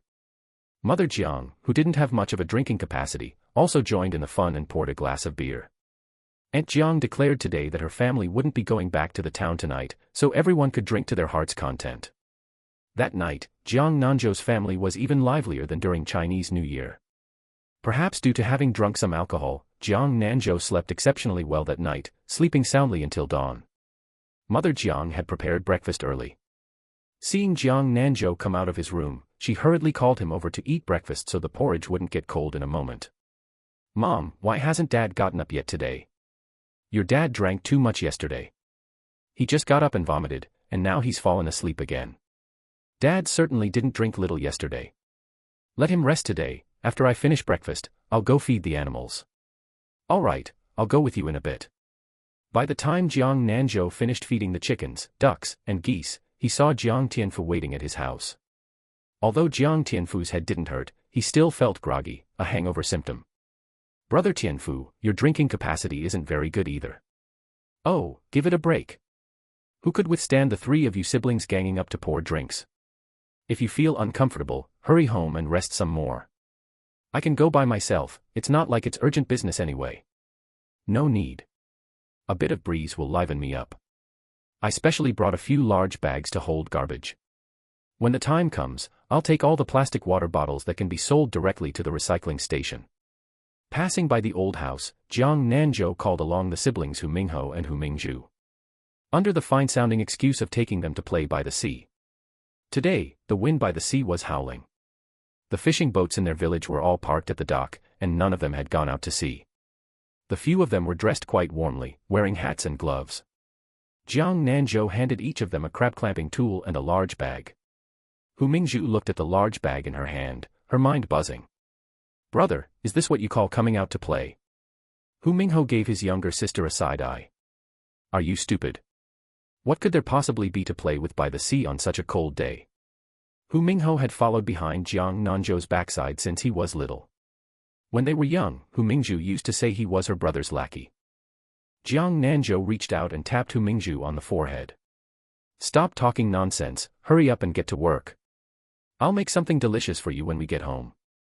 In no time at all, the few of them had picked up several bags of garbage. There were also quite a few water bottles, which would probably sell for a few yuan. Jiang Tianfu drove the garbage to the village dump and dumped it. Periodically, a garbage truck would come to haul the garbage away. Jiang Nanzhou had originally planned to open a live stream today, but since it was a bit inconvenient while working, forget it, he'd better post a video first. Taking advantage of this time, Jiang Nanzhou edited the video he took while picking up garbage. The beginning of the video showed some plastic garbage floating by the sea, followed by the background of the few of them picking up trash, and the final ending featured a piece of text: "Pay attention to marine ecology, reject plastic garbage, start with you and me." The few of them worked with a fervor, all sweating, yet the more they worked, the more energetic they became. Every time they looked back and saw the places they had cleaned up, their hearts were filled with emotion. The beach, now free of garbage, became even more beautiful. Not long after Jiang Nanzhou's video was posted, the notification sound of ding ding ding kept ringing incessantly in his hand. He took out his phone and took a look. It was all like notifications from the Douyin platform, interspersed with a few comments. Chapter 10, A Baby Dolphin is Stranded. Jiang Nanzhou directly turned off the Douyin notifications and put his phone back into his pocket. Because Jiang Nanzhou had just heard the system prompt. Jiang Nanzhou was dumbfounded. 300 marine prestige points in 1 hour, how could this possibly be completed? Yet even if it couldn't be completed, it had to be. He definitely did not want to experience the feeling of blindness. Jiang Nanzhou's walking pace became faster and faster. Half an hour had passed, and he had only gained a little over 100 marine prestige points. "Brother, come quickly, hurry over." Jiang Nanzhou was suddenly startled upon hearing Hu Mingzhu's shouts accompanied by her screams. Tossing his bag aside, he ran towards her. Jiang Tianfu and Hu Mingho were some distance away from them and couldn't hear Hu Mingzhu's voice, but they could see Jiang Nanzhou anxiously running in Hu Mingzhu's direction, so they hurriedly ran over as well. Jiang Nanzhou ran to Hu Mingzhu's side, and seeing that she was fine, he breathed a sigh of relief. Jiang Nanzhou looked over in the direction of Hu Mingzhu's excitedly pointing finger, and it turned out to be a dolphin stranded on the beach. By this time, Jiang Tianfu and Hu Mingho had also run over, panting heavily, and saw the dolphin stranded on the sand. Jiang Nanzhou saw that the dolphin was light gray, and its body length probably hadn't reached 1 meter. It must have been a juvenile baby dolphin. Waves were splashing against its body, and its tail kept slapping the beach as well. Jiang Nanzhou and Jiang Tianfu took off their shoes, socks, and jackets, and walked towards the baby dolphin. Hu Mingho originally intended to go over together, but Jiang Nanzhou stopped him, saying that he and Jiang Tianfu were enough. Jiang Tianfu turned on the video recording function of his phone, handed it to Hu Mingzhu, and asked her to help film. Jiang Nanzhou came to the side of the dolphin, patted its head to comfort it, and together with Jiang Tianfu, dragged its tail to send it back into the sea. The process was very simple, perhaps feeling that they harbored no malice, the baby dolphin didn't struggle much. Jiang Nanzhou and the others watched as the baby dolphin cried out twice in the sea and happily jumped back and forth, as if thanking them. Only after they could no longer see its figure did they return to the beach with peace of mind. Hu Mingzhu and Hu Mingho were also extremely excited. In the past, they had only ever seen dolphins in oceanariums. Even Jiang Tianfu and Jiang Nanzhou had never heard of dolphins appearing in the waters nearby. Jiang Nanzhou guessed that this must be a baby dolphin separated from its pod. The system's electronic voice suddenly sounded. Congratulations to the host for completing the mission and obtaining the high-tech live streaming drone.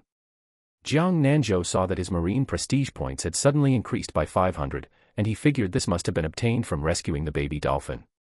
He hadn't expected that rescuing a single baby dolphin would give him so many marine prestige points. He had originally thought he wouldn't be able to complete the mission today, and he was afraid that his eyes suddenly going blind would frighten his family. He had even wanted to find an excuse to go to the city and find a hotel to spend those 24 hours of blindness. It seemed that wouldn't be necessary now. Hu Mingzhu hurriedly handed their jackets over and told them to put them on. Jiang Tianfu quickly put his clothes back on, he was shivering from the cold. Let's call it a day. Let's go back first and take a hot shower, my snot is almost freezing out. Alright, you guys go wait by the car. I'll go get my bag. Ever since his body was modified, Jiang Nanzhou had discovered that he was no longer afraid of heat or cold. When the bone-chilling seawater washed over him earlier, he hadn't felt a thing. This system was truly amazing. Returning home and finishing his shower, Jiang Nanzhou lay on the bed, opened the system panel, and activated the system's marine prestige shop. Hostname, Jiang Nanzhou, prestige points, 9, marine prestige points, 935, lucky draws, 2, prestige shop, pending activation, marine prestige shop, system backpack. Jiang Nanzhou directly clicked on the marine prestige system shop, and a shopping interface appeared. Currently, there was only one item for sale, which was the marine organism nutrient solution. Seeing the price, Jiang Nanzhou became furious. That tiny 5 milliliters bottle of marine organism nutrient solution actually cost 1,000 marine prestige points. Jiang Nanzhou was left speechless. Seeing that he had 2 lucky draws available, he decisively made his move and chose to draw. Congratulations to the host for acquiring the marine creature comprehensive knowledge skill. Jiang Nanzhou directly used the skill, and a lot of things suddenly flooded into his head. After digesting it for a while, Jiang Nanzhou used his remaining lucky draw. Thank you for your patronage, please try harder next time, host. Ah, this. Is that it? It was nothing at all. Jiang Nanzhou exited the lucky draw interface and took the live streaming drone out of his spatial storage. This live streaming drone could be set to automatic follow, and it was solar powered. During live streams, it connected to the mobile phone and was controlled via the phone. Jiang Nanzhou planned to find some time to try it out. Just as Jiang Nanzhou fell asleep at night, he was woken up by his phone ringing. Seeing that it was Jiang Tianfu, he swiped the screen to answer. As soon as the call connected, before Jiang Nanzhou could even speak, he heard Jiang Tianfu's excited voice coming from the other end of the phone. Xiaozhou, it's blown up. Jiang Nanzhou was completely baffled. What's blown up? Where's a fire? What nonsense, nothing's on fire. You've blown up. I've blown up. The video I posted on Douyin today went viral. It's because I posted the video of us rescuing the stranded baby dolphin on Douyin when I got home today. Little Mingzhu filmed the video really well, go online and see for yourself. Jiang Nanzhou hung up the phone, completely losing his trace of sleepiness. He simply picked up his phone and opened Douyin. New followers, 138k. Likes, 402k.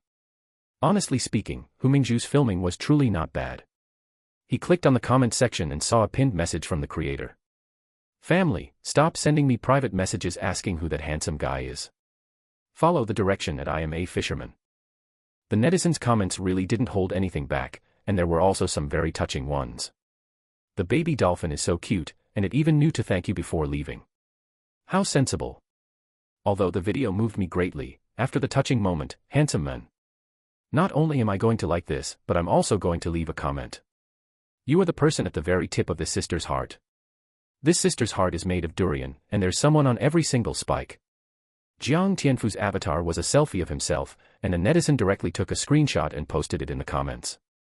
Sisters, don't recognize the wrong person, this is what the creator looks like. All living things have a spirit, good people will have peace throughout their lives. Looking at his abs, so shy, so much love. Chapter 11 Yellowfin Tuna. Jiang Nanzhou looked at these comments, feeling somewhat amused. The next day, when Jiang Nanzhou returned home from the training class, he ran into second Uncle Jiang on the way. Xiaozhou, I heard from other boats that there are quite a lot of tuna recently, and many boats have caught them. I plan to go too. Are you interested in coming over to second uncle's boat for some fun? I definitely have to go. I haven't been on second uncle's boat yet.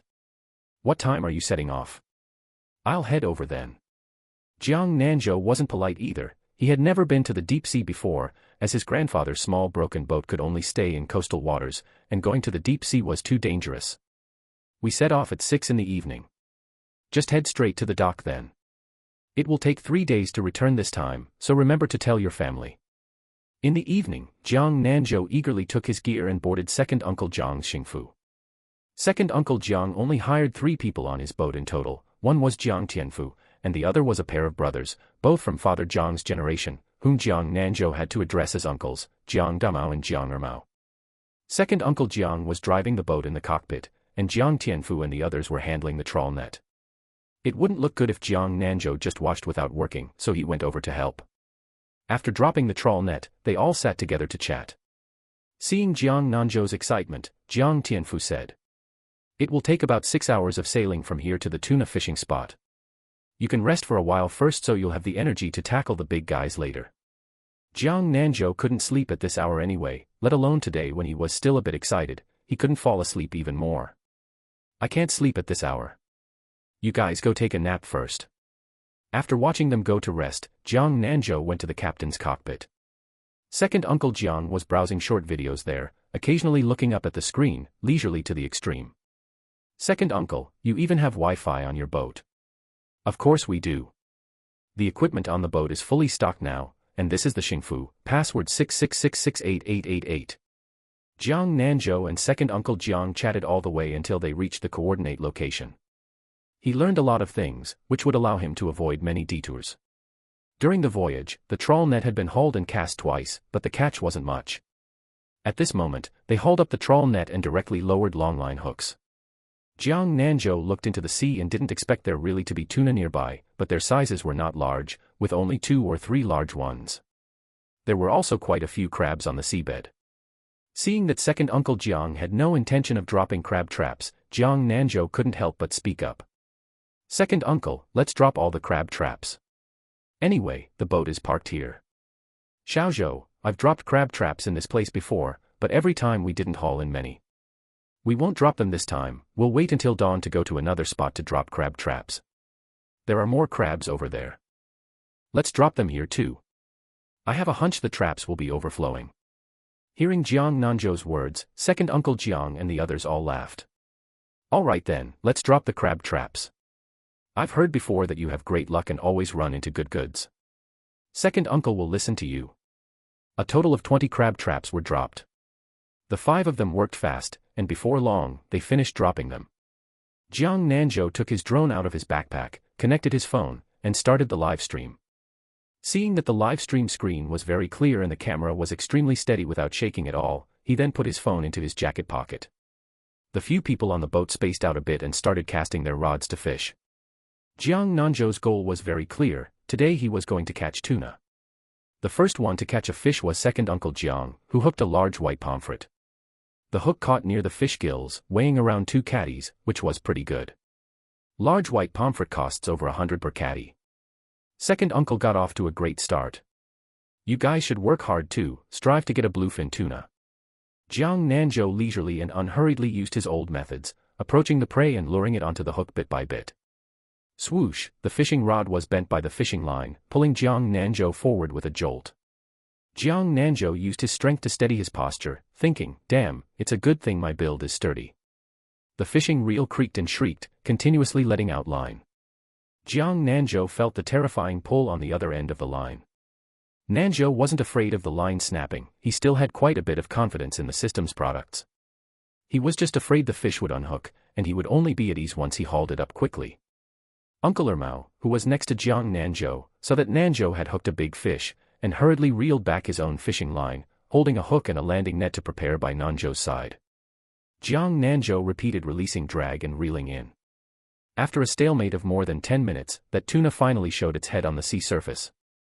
Uncle Ermao shouted in the direction of the others, such a huge yellowfin tuna. A conservative estimate puts it at around 100 catties.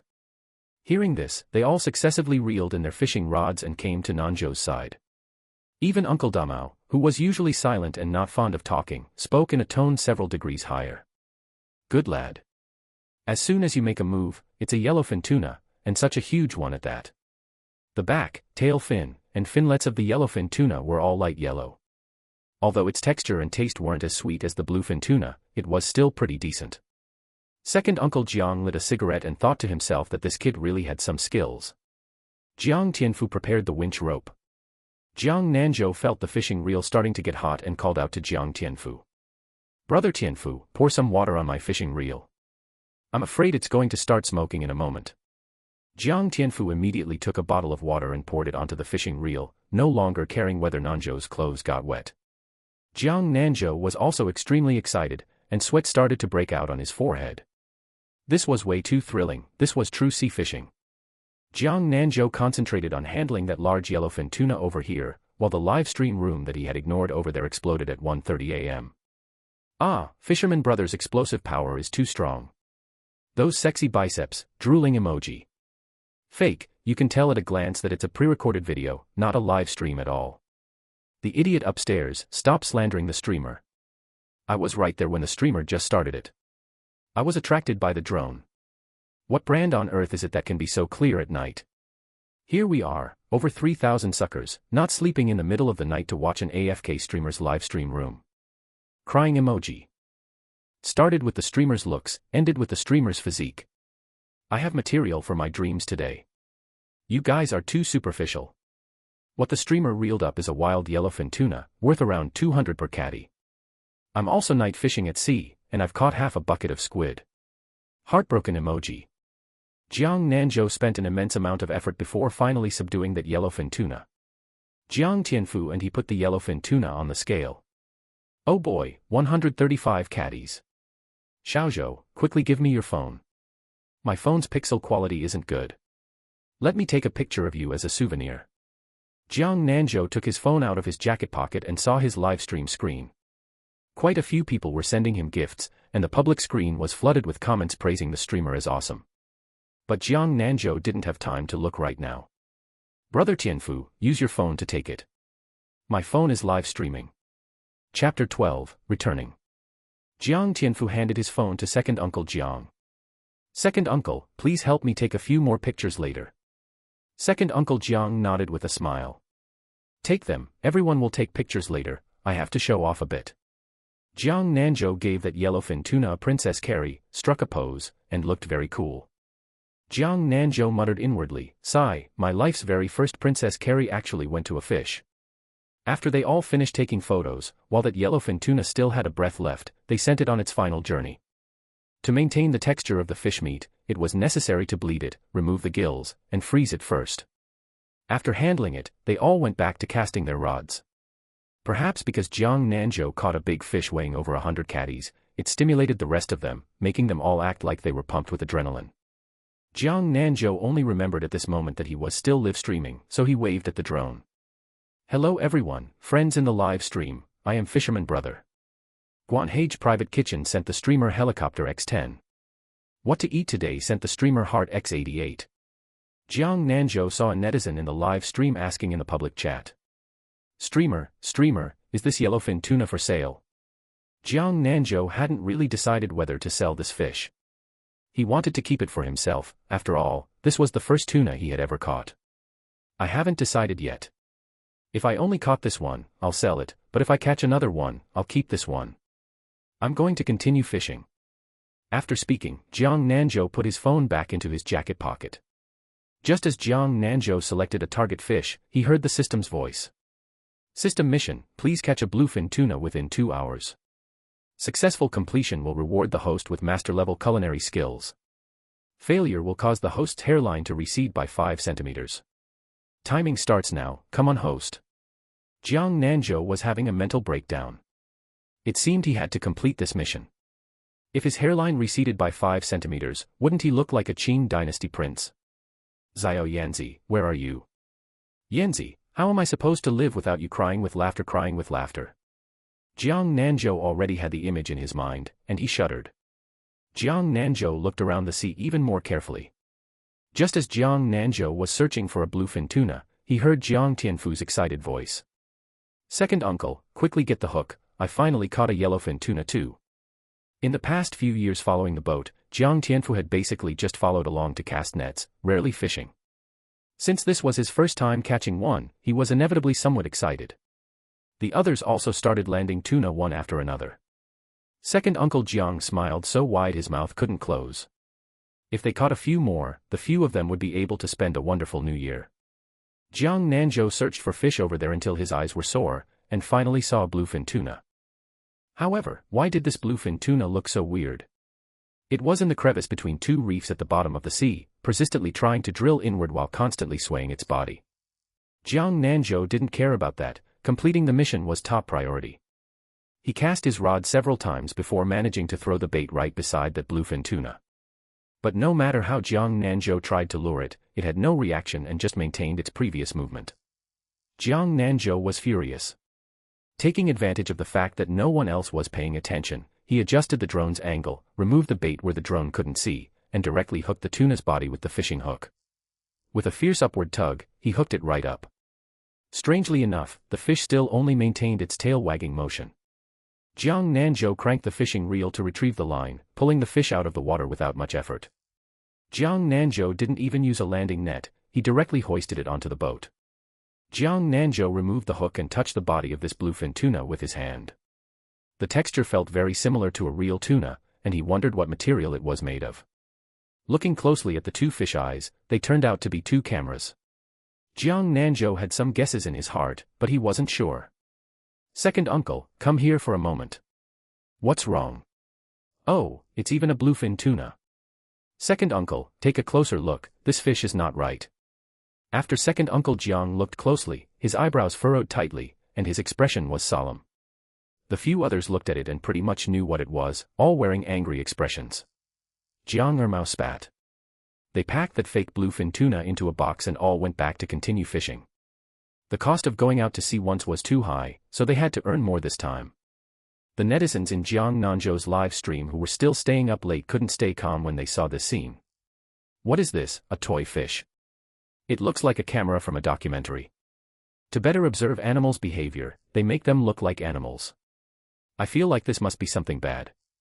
I've seen in the news that fishermen have netted spy fish from other countries. Just now, the streamer's uncles didn't look too good. I feel like it must be that thing. The Army of Justice has already called the police. Army of Justice 666. After a short while, the live stream screen went black. Jiang Nanzhou saw his drone landing, and when he took out his phone to check, it turned out that it had run out of battery and shut down automatically. Jiang Nanzhou put both the drone and phone back into his backpack. Finding fish was still the most important thing right now. Over an hour had already passed, leaving only 40-something minutes. Inside, Jiang Nanzhou was anxious as hell, but his handsome face remained calm without a single ripple. A school of sardines rushed over at high speed, as if being chased by something. Jiang Nanzhou looked closely and saw that it was actually a bluefin tuna. This bluefin tuna was probably around 50 or 60 catties and was foraging voraciously. Jiang Nanzhou quietly mixed his bait into the small school of fish in front of the bluefin tuna. The bluefin tuna was happily eating its buffet when, with one bite, it felt like something was stuck between its teeth. Tuna, no one mentioned there would be hard dishes. Taking another fierce bite, Jiang Nanzhou abruptly pulled his fishing rod upward. The bluefin tuna felt the sharp pain and struggled fiercely, bending Jiang Nanzhou's fishing rod like a drawn bow, while the fishing reel kept letting out line. Jiang Nanzhou only felt his blood boiling, exerting strength all over his body. As soon as he pulled the bluefin tuna out of the water, Uncle Ermao directly hooked it. The moment it was brought onto the boat, Jiang Nanzhou finally breathed a sigh of relief. He wouldn't go bald after all. Congratulations to the host for completing the mission and obtaining the master-level culinary skills skill. It has been stored in the system warehouse, please check it yourself, host. When the others saw that Jiang Nanzhou actually caught a bluefin tuna, it would be fake to say they weren't envious. They all secretly resolved to bag one themselves. Jiang Nanzhou had already learned how to bleed a tuna, so he processed it directly himself. They fished all the way until dawn before stopping, and directly collected the long lines and crab cages. When the winch pulled up the first crab cage, Jiang Tianfu couldn't help cheering out loud. Woohoo, the cage is bursting. Opening the cages and dumping them out revealed nothing but large white crabs, about the size of an adult's palm. All 20 cages were packed to the brim, and second Uncle Jiang and the others were truly smiling from ear to ear. This was the last time Xingfu went out to sea this year, drawing a perfect conclusion to the year. Second Uncle Jiang had originally planned to stay another day to catch more crabs, but knowing the importance of the fake bluefin tuna Jiang Nanzhou caught yesterday, he decided to return immediately. Chapter 13, Surrounded. By the time Jiang Nanzhou woke up, the Xingfu had almost reached the town's pier. Second Uncle Jiang had already contacted the town's police station when he headed back, and they were already waiting at the town's pier by this time. After Jiang Nanzhou finished a simple wash-up and stepped onto the deck, he saw a huge crowd of people over at the pier. There were quite a few police officers in uniform, Coast Guard personnel, surprisingly even some armed forces members, as well as many onlookers from the public. An older brother handed a cigarette to a familiar police officer, but the officer didn't dare accept it. Their bureau chief was here today, so he didn't dare slack off. "Brother, what's going on here, making such a huge commotion?" Hearing this, the police officer also smiled, seeing that quite a few people around them had pricked up their ears, wanting to hear first-hand news. "No comment, you guys just wait to watch the news." Hearing this, a few young men spoke up directly. I know, I was in Fisherman Brothers' live stream room yesterday. Fisherman Brother caught a fake bluefin tuna yesterday, which seemed to be a spy fish. What a pity that I didn't screen record it." Hearing his words, another dyed blonde youth burst out laughing. "Ha ha ha, why would you need to screen record? There's a live stream playback right in Fisherman Brothers' account." Those around who understood began taking out their phones to watch the live stream playback of Fisherman Brother.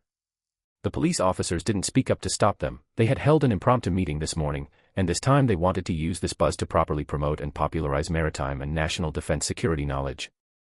Seeing that second Uncle Jiang and the others were a bit nervous and excited, looking nothing like people who had stayed up all night, Jiang Nanzhou smiled.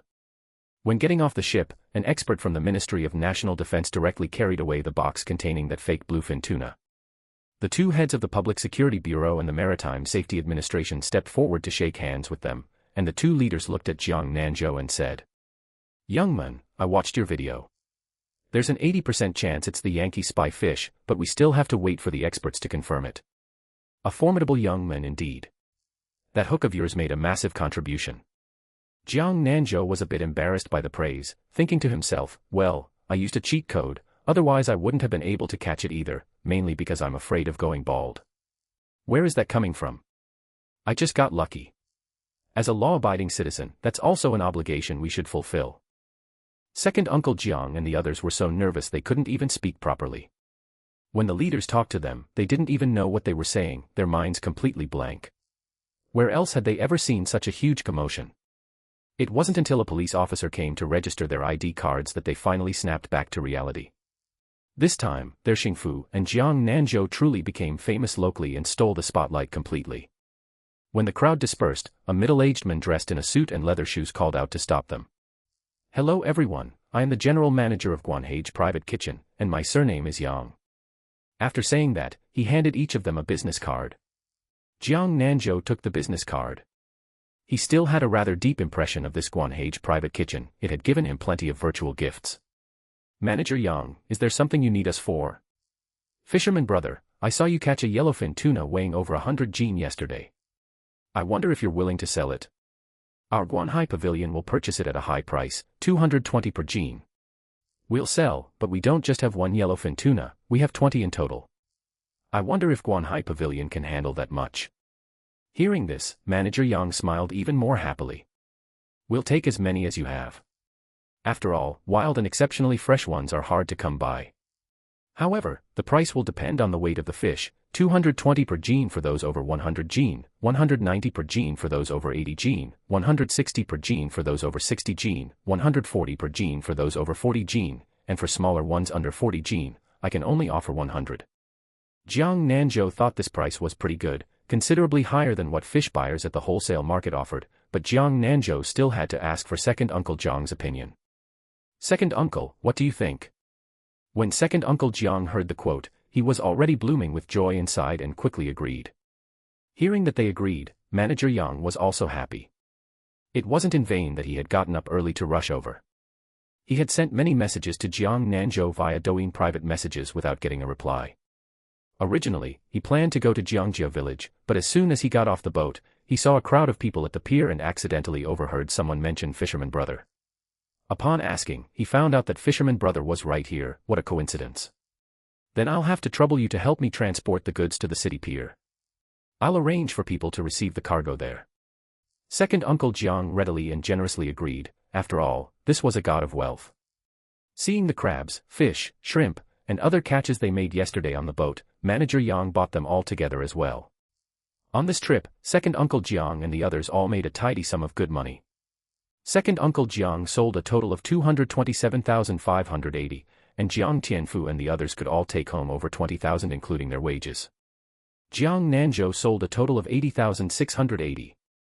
Manager Yang also intended to purchase his bluefin tuna, but Jiang Nanzhou refused, as he had never tasted authentic, purely wild bluefin tuna before. On the way back, Jiang Nanzhou used a power bank to charge his phone and transferred 10,000 yuan to second Uncle Jiang. Second Uncle Jiang directly refunded it back to him. "Xiaozhou, what money are you transferring to me?" Second Uncle was planning to transfer some money to you instead. "If it weren't for you, we wouldn't have been able to sell for this much money today either. If not for Jiang Nanzhou, their tuna wouldn't have been able to fetch such a high price. Besides, if Jiang Nanzhou hadn't told him to set the crab traps, he wouldn't have been able to catch so many white crabs either. Second Uncle, don't transfer anything to me. Even if you do, I won't accept it. We're all family, don't be so formal and distant. You rascal, you've said all the nice things. Tonight, you all come to my house for dinner, bring your family members along, not a single one can be missing, come over to my house for a drink." Second Uncle Jiang specifically mentioned this to Jiang Damao and his brother. Their family was large, and usually when he told them to bring their family over for dinner at his place, they would always just come by themselves. Previously, Jiang Damao and his brother felt embarrassed to bring a whole family to second Uncle Jiang's house to eat. Feeding so many people for a meal would cost quite a bit of money. But this time it was different. They earned a lot this round, so they had to bring their families to liven things up.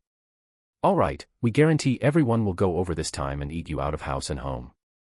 Jiang Nanzhou directly told second Uncle Jiang to take that bluefin tuna home so everyone could have a taste tonight.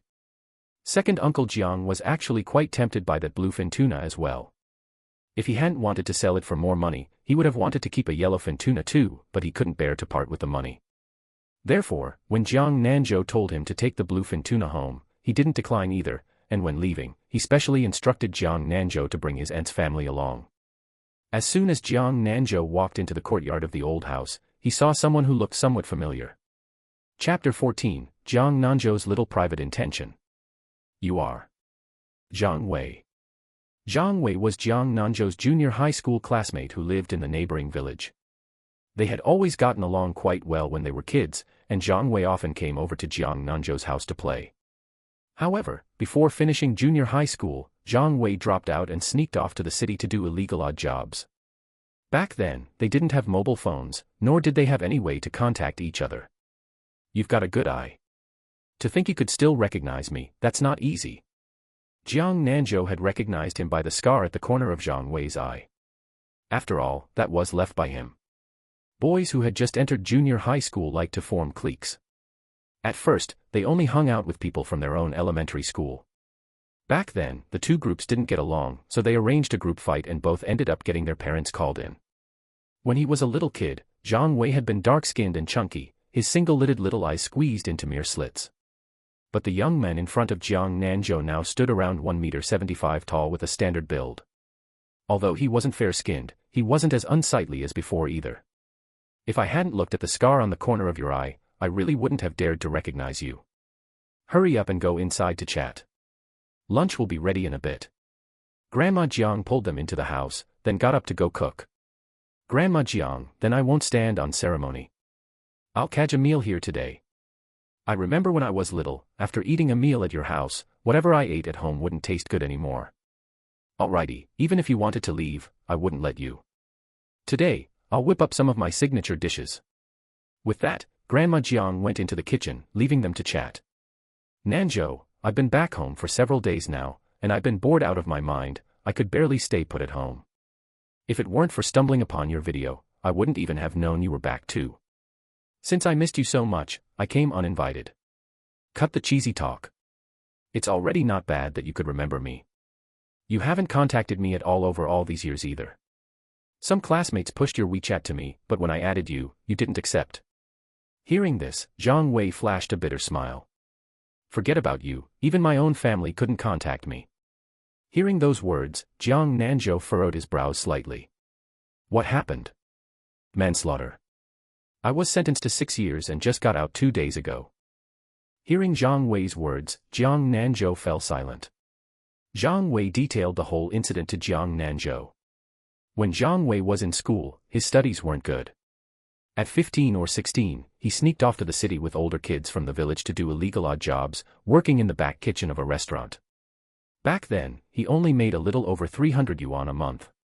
After working there for a long time, the chef saw that Jiang Wei was pretty good and could endure hardship, so he took him on as an apprentice, and he learned for several years.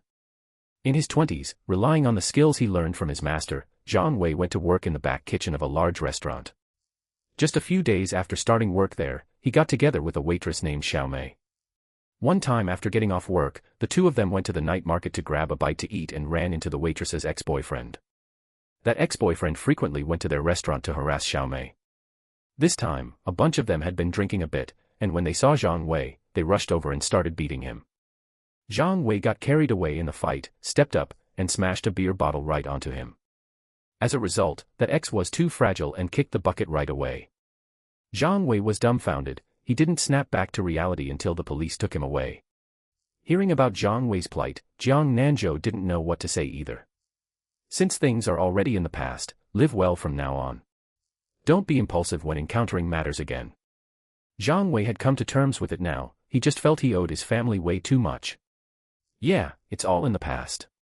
From now on, I'll work hard to make money, treat my parents better, and live a good life. Jiang Nanzhou pulled out his mobile phone. What's your phone number? Let's add each other on WeChat too, and I'll pull you into the classmate group later. This classmate group of theirs had actually been created by Jiang Nanzhou, purely for a little private intention of his own, in anticipation of her joining one day. There were only a dozen or so people in it right now, and many classmates had lost contact. Lonely Boat invited a cook to join the group chat.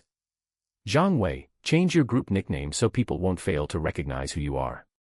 After changing his nickname, Jiang Wei sent a hello sticker in the group. After a short while, several lurking members popped up. You Lily, throwing confetti. Our classmate group has one more person. Jiang Wei, we even shared a desk before. Do you remember me? Jiang Wei, I remember. It's classmate you Lily, the one who could eat 5 big meat buns in one meal. You Lily, speechless. Why bring up meat buns? Now you've made me crave meat buns. I'm not talking anymore, I'm going out to eat meat buns. Several other classmates also surfaced in the chat. Wang Haiming, you brat Jiang Wei, there's been no news from you for so many years. Where are you now? Let's have a classmate gathering after the Chinese New Year. Jiang Nanzhou, he's at my place. We'll be waiting for you guys at home. Come back for the New Year and let's have a good drink. While they were chatting heatedly in the group, Grandma Jiang finished preparing all the dishes and told them to wash their hands and eat. Only after replying in the group that they were going to eat did they put down their phones. The dishes Grandma Jiang made today were extremely lavish. It was a pity that Grandpa Jiang had gone to town today and wouldn't be back until the afternoon. Grandma Jiang made a total of 4 dishes, every single one of which was a substantial, meat-heavy dish. The one Jiang Nanzhou loved most was drunken pork ribs.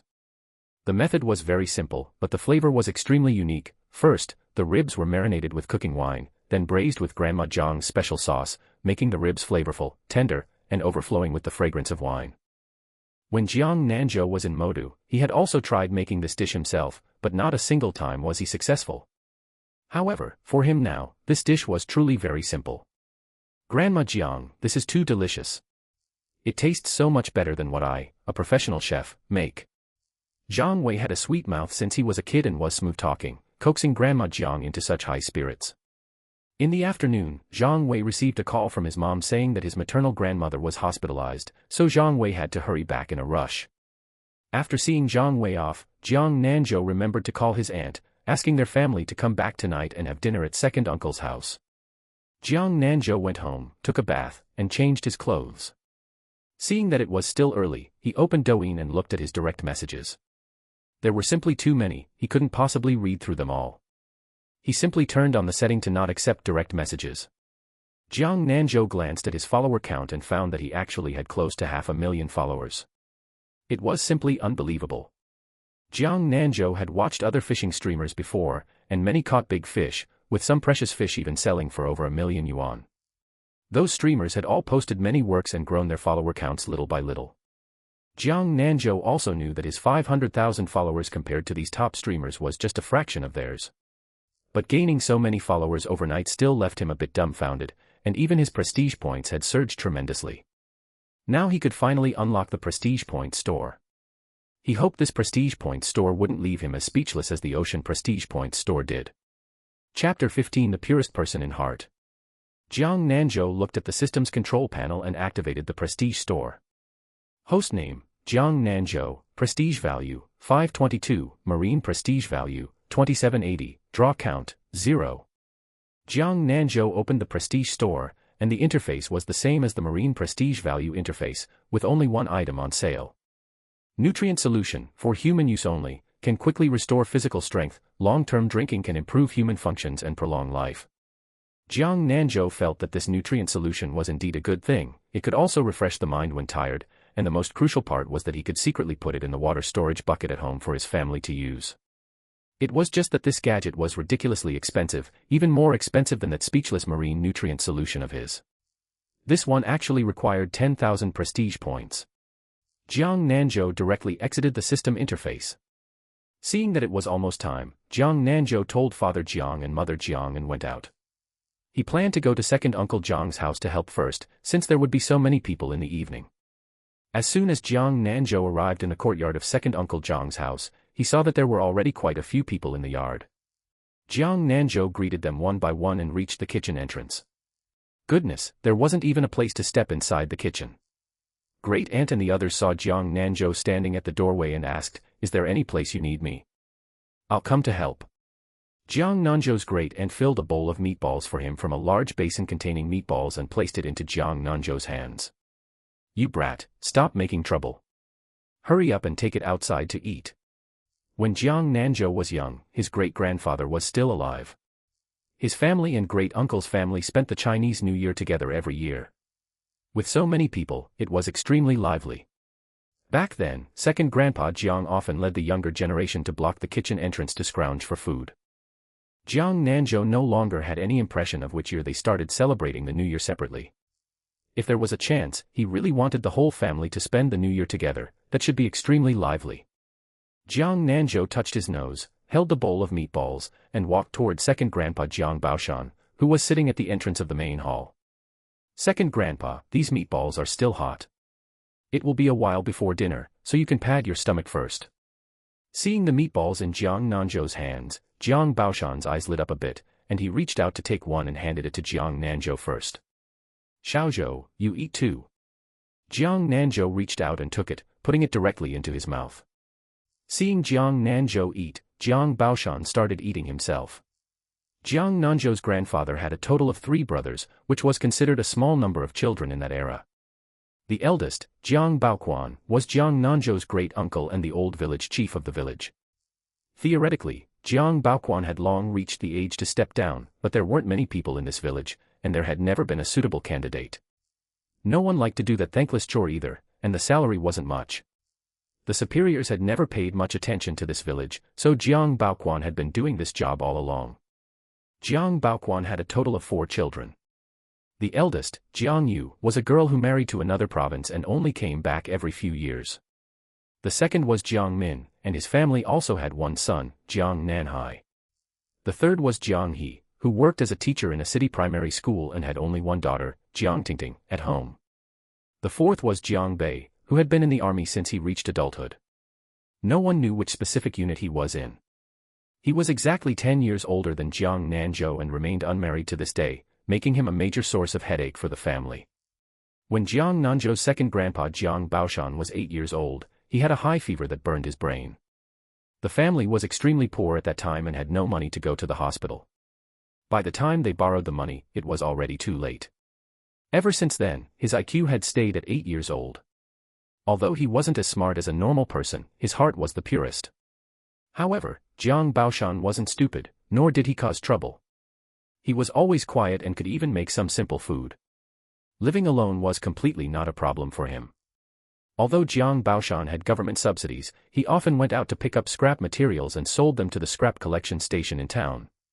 When Jiang Nanzhou was young, he often followed closely behind him, and Jiang Baoshan would buy him popsicles with the money he earned from selling scrap. Jiang Nanzhou's great-grandmother was a grandmother sure with mysophobia, and Jiang Baoquan also inherited his mother's mysophobia. Even when picking up scrap, he wore clean clothes every day.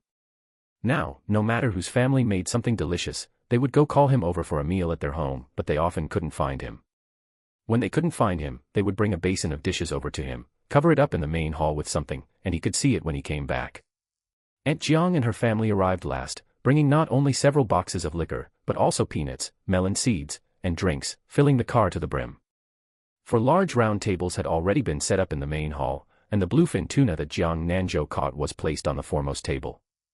Second Uncle Jiang was holding a knife and gesturing at the bluefin tuna, not knowing where to make the cut. Jiang Nanzhou leaned over. Second Uncle, do you know how to cut it or not?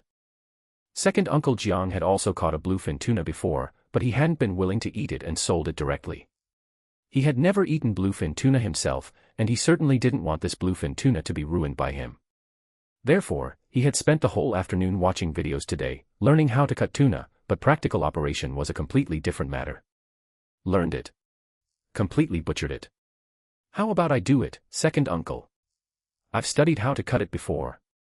Hearing this, Second Uncle Jiang breathed a sigh of relief, handed the knife directly to Jiang Nanzhou, and gathered around the table to watch like everyone else. Jiang Nanzhou took the knife and was about to make a move. Brother, wait a moment. Where is your phone? I'll help you live stream. I'm sure many people will love to watch. Hu Mingzhu excitedly took Jiang Nanzhou's phone and turned on the Douyin live stream. As soon as the broadcast started, a large number of netizen friends flooded into the live broadcast room. Fisherman brother started broadcasting so unexpectedly. Holy crap, bluefin tuna. So bold and extravagant. Such a bluefin tuna must cost tens of thousands. Anchor 666. What kind of live stream room is this? Is it for food? Why? Anchor, look at me. I want to eat 100 million bites, just 100 million bites. What kind of fish is this? Is it tuna? Hu Mingzhu held the phone, saw the messages on the public screen, and selected a few to answer. Chapter 16, Rich Texture, Fatty yet not greasy. This is bluefin tuna. I decided on the spur of the moment to do a live stream for everyone. The viewers in the live stream heard a girl's voice, and it was exceptionally pleasant, so they all became restless. What relation are you to the streamer? Does Fisherman brother have a girlfriend? I don't mind, I want to join you guys. Can you show your face on camera, miss? Hu Mingzhu saw that Jiang Nanzhou's side was almost ready, and she spoke into the phone. I am Fisherman Brother's younger sister. Fisherman Brother is single, oh. He's about to start cutting the fish now, and I'm getting a bit excited. Jiang Nanzhou waved at the camera. Welcome friends to Fisherman Brother's live stream. The bluefin tuna we are going to eat today weighs 56 catties. Although this bluefin tuna isn't very heavy, it's the first bluefin tuna I've truly caught in the real sense. Fisherman Brother is too modest. Didn't you hand over the first bluefin tuna you caught to the state? Ha ha ha, this is the second one. Jiang Nanzhou's knife strokes were sharp and decisive. First removing the head, then the tail, it was smooth and flowing. Jiang Nanzhou's knife didn't stop, and his mouth wasn't idle either, as he explained things to the viewers in the live stream. As the Rolls-Royce of sashimi, pure wild bluefin tuna is even rarer. Nowadays, many Japanese restaurants choose farmed ones, whose texture and flavor simply cannot compare to the wild ones. Guanhai's private kitchen also popped up in the public chat. Our Guanhai pavilion has always used purely wild tuna, and we welcome friends to come and taste it. To the person above, I'd love to go, but I can't book a table. Exactly, your place doesn't need to advertise here. Come back to advertise when you add a few hundred more dining seats. Guanhai's private kitchen directly gifted Jiang Nanzhou 10 large airplanes. A single large airplane cost 2,888, which was way too extravagant. Jiang Nanzhou first disassembled and plated the fish head, and then sequentially displayed the neck meat, otoro, chutoro, and tensin in front of everyone. The colors of the different parts were just like the lipstick shades on a woman's vanity. The moment they made their appearance, the natural marble patterns of the flesh appeared exceptionally dazzling under the illumination of the lights. Jiang Nanzhou picked up a piece of whitish fish meat to show the netizens in the live stream. The otoro of the bluefin tuna, which is this piece on the belly, is the fattest and most delicious part. When cut later, it will be whitish. It's a pity you guys can only look and not eat. Before finishing, he didn't forget to tease the viewers in the live stream. I was watching with great enthusiasm, but upon hearing Fisherman Brother's words, I decisively picked up my phone to order Japanese food. The salmon in my hand is still quite fragrant, but I'll go eat tuna tomorrow. The instant noodles in my hand are truly no longer fragrant. Are the viewers in the live stream all this wealthy? Gnawing on a steamed bun has a bitter taste of heartache. After Jiang Nanzhou sliced up all the bluefin tuna, he asked Hu Mingho to dish him a large bowl of rice and bring over 2 sea urchins. Brother, see if this rice is enough. How should this be eaten? After finishing, Hu Mingho swallowed hard. This rice is enough. Help me process the sea urchins. Jiang Nanzhou directly used a spoon from the rice bowl to scrape all the meat off the fish bones, placing it directly into the rice. Second uncle, do you have any seaweed at home? Yes, I'll go get it for you right now. Jiang Nanzhou poured both the crushed seaweed and the raw sea urchin into the rice and mixed them together. The aroma produced from mixing made everyone present involuntarily swallow their saliva. All right, the fish bones are also scraped clean. The main theme is not to waste anything. Let's start serving the dishes. Father Jiang secretly nudged Mother Jiang with his elbow. You tell me, since when did our son pick up this skill? That knife work is truly good. Mother Jiang gave Father Jiang a sidelong glance.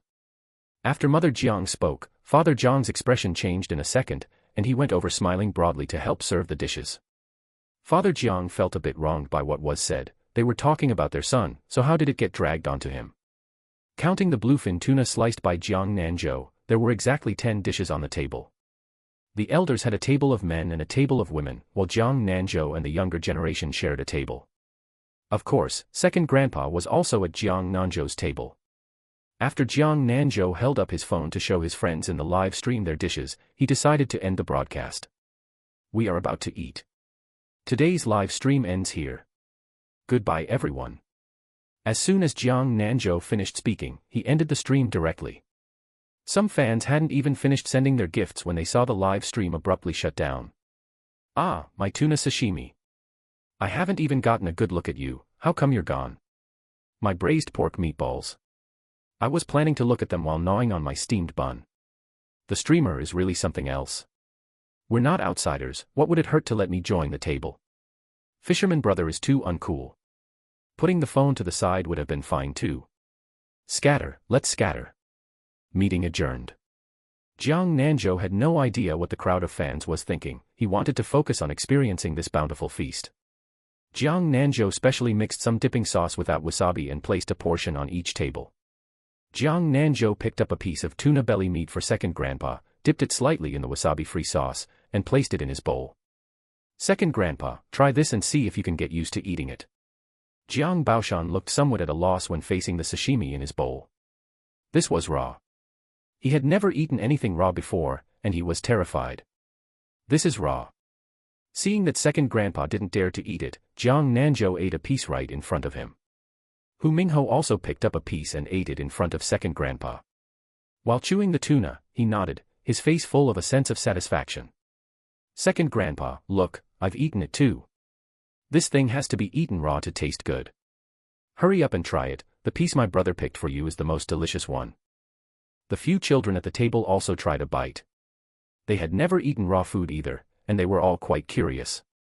As for Jiang Damao's children, the eldest was in middle school and the second was in the 5th grade, both girls. Jiang Ermao's boy was younger and only in the 1st grade of elementary school. Jiang Damao's 2 daughters stopped eating after a single bite, they weren't used to the taste. However, Jiang Ermao's son, little Maodan, fell in love with it after just 1 bite. While urging second grandpa to hurry and eat, little Maodan's hands didn't stop either as he picked up another piece. Delicious, too delicious. Even better than braised pork. Second grandpa, hurry up and take a bite, otherwise it'll all be eaten up in a moment. Seeing them all eating, Jiang Baoshan finally put the piece Jiang Nanzhou picked for him into his mouth. The fat was rich and melted in the mouth, without being overly greasy. It was truly delicious. After taking a bite, Jiang Baoshan, just like little Maodan, fell in love with it as well. Chapter 17, There is a story behind this boat. Jiang Baoshan tried the dipping sauce with wasabi again, and he instantly fell in love with the flavor. This meal could be described as a wonderful time for both host and guests. Grandma Jiang and the others were still over there helping clean up the table, while Jiang Nanzhou first took Grandpa Jiang back home. Grandpa Jiang had really drunk to his heart's content today, and Jiang Nanzhou had to support him the whole way home. After settling Grandpa Jiang in, Jiang Nanzhou went home, took a shower, and had a wonderful sleep. The Lunar New Year was fast approaching, and every household was busy preparing New Year goods. The festive atmosphere of the New Year in rural areas was much better than in big cities, brimming with a strong festive spirit. During this period of time, aside from taking tests for his certificates, Jiang Nanzhou spent his time either fishing in the nearshore waters or taking second Grandpa Jiang to clean up the garbage along the coast of Nanwan Island. There were truly so many beverage bottles by the seaside, and Jiang Baoshan said this made much more money than picking up bottles in the town to sell. Right after the Lesser New Year, Jiang Nanzhou's certificates had all been issued. He came to the city today just to pick up his certificates and incidentally wanted to check out the fishing boats at the shipyard. He figured that since he had decided to make a living on the vast sea in the future, he needed good equipment, relying on Grandpa Jiang's boat simply wouldn't cut it. He wanted to buy a large ship, and if he wanted to make big money, he had to venture into the high seas. However, his current funds were limited. He had withdrawn all the earnings from Livestream tips, which, combined with the 200,000 yuan given by his grandparents and the money earned from selling fish, only added up to about 1.5 million yuan. A new ship was completely out of the question, and buying a second-hand ship would only be enough for a down payment. After picking up his certificates, Jiang Nanzhou took a taxi to a shipyard in the suburbs. He had previously seen information about this shipyard selling second-hand boats online. He specifically added them on WeChat yesterday and made an appointment to come see the boats today, so he wanted to try his luck and see if there were any suitable second-hand fishing boats. When Jiang Nanzhou arrived at the reception lobby of the shipyard, he saw a familiar figure. It was Manager Yang of Guanhage Private Kitchen, and he was chatting with a middle-aged man who looked extraordinary.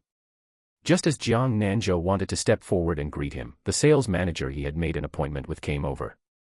"Hello, you must be Mr. Jiang." Jiang Nanzhou looked at the young man in front of him wearing the shipyard's work uniform, the very person he had added on WeChat yesterday. His avatar was a photo of him wearing the work uniform. Jiang Nanzhou politely replied, "It's me. I made a WeChat appointment yesterday to come see the boats today." The sound of their conversation caught the attention of the two people drinking tea, and they looked over towards them. Manager Yang had come to drink tea with a good friend today, and the shipyard happened to be run by his friend. He didn't expect it to be such a coincidence that he would run into Jiang Nanzhou here. Manager Yang enthusiastically greeted him. Fisherman brother, what a coincidence running into you here.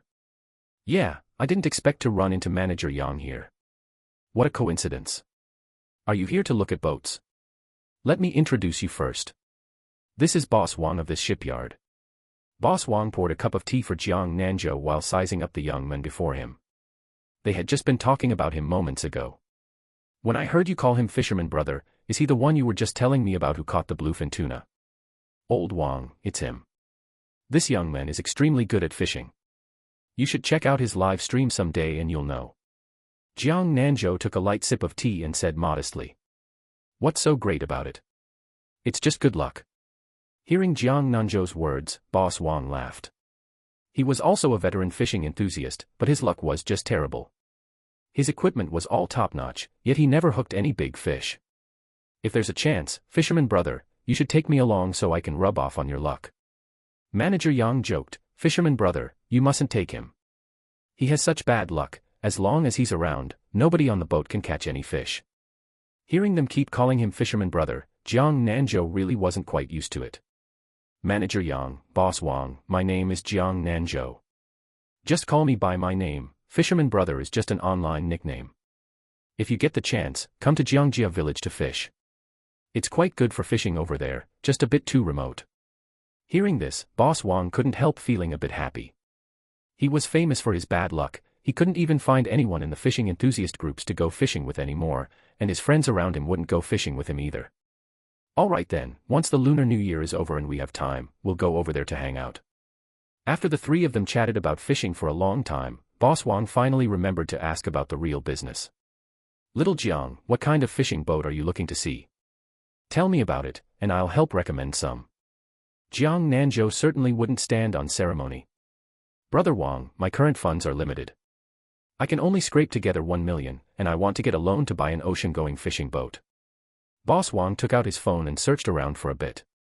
I actually do have a few here that meet your requirements. I'll take you to check them out at the internal dock of the shipyard. Jiang Nanzhou looked at several boats in a row with them, but none of them were very satisfactory. Either the boats were too old and dilapidated, or they were too small, and he didn't fancy any of them. Just as they were about to leave, Jiang Nanzhou saw the fishing boat right at the very edge. Brother Wang, what's the price range for that boat over there? It looks like it's not cheap. Boss Wang looked in the direction Jiang Nanzhou was pointing and saw that fishing boat which had given him endless headaches. That boat. It's very cheap, couldn't even sell for 2 million. There's a bit of a story behind that boat, which is why I didn't introduce it to you, I didn't want to screw you over. Hearing the price of 2 million, Jiang Nanzhou felt his heart beating wildly with temptation. Brother Wang, hurry up and tell me about it. Looking at Jiang Nanzhou's impatient appearance, Lao Wang and Manager Yang knew that he had taken a liking to that boat. Sighing, Lao Wang let out a deep sigh. Seeing Lao Wang sighing, Manager Yang was also quite curious and urged him on. Lao Wang, don't just sigh. Tell us properly, you've got me all curious now. Jiang Nanzhou walked around the boat and found it was kept exceptionally well and looked exceptionally new. This boat was a total of 44 meters long, equipped with 2 large live fish tanks, ultra-low temperature freezers, quick freezing devices, a low-temperature fresh-keeping hold, an ice-making system, crew quarters, public bathrooms, the captain's independent room and bathroom, and satellite radar navigation systems, sonar fish finders, and navigation systems in the captain's cabin that were quite good on the current market. Jiang Nanzhou had genuinely fallen in love with this boat. Brother Wang, I want this boat. Can this boat be bought with a loan? Chapter 18, Classmate Jiang Nanzhou, Long Time No See. Boss Wang heard this and still wanted to persuade him further. Little Jiang, do you want to consider it again? This boat has as bad a reputation as I do, make sure you don't end up stuck with it in your hands. Manager Yang also joined in to persuade Jiang Nanzhou. Old Wang is right. This boat has changed hands so many times, if it were any good, who would give it up? You should think about it more. Jiang Nanzhou knew they meant well, but he really liked this boat. He didn't believe in those superstitions. After all, he had a cheat, and even if there really was something to it, he wasn't afraid. No need to think about it anymore, Brother Wang, let's go sign the contract. Seeing his attitude, Boss Wang and Manager Yang knew that anything they said would be useless now. The shipyard directly helped him connect with the bank to apply for a loan, and it was settled in about an hour. Once the contract was signed and the documents were complete, the the transfer of ownership was done directly. Old Wang told him to come back in a week to sail the boat away, while he would have the boat maintained and inspected, and paint the boat's name on it by then.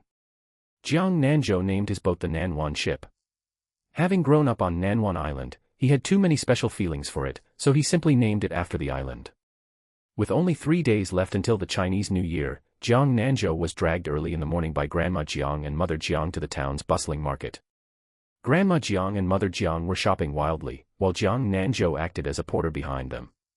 Whenever his hands were full, he had to make a trip to deliver things to Aunt Jiang's wholesale store. This was already his third delivery. As soon as Jiang Nanzhou stepped through the doors of the wholesale store, Hu Mingho instructed him to watch the cash register for a moment, then clutched his stomach and sprinted into the restroom. The wholesale store also sold retail goods, and today it was packed with people.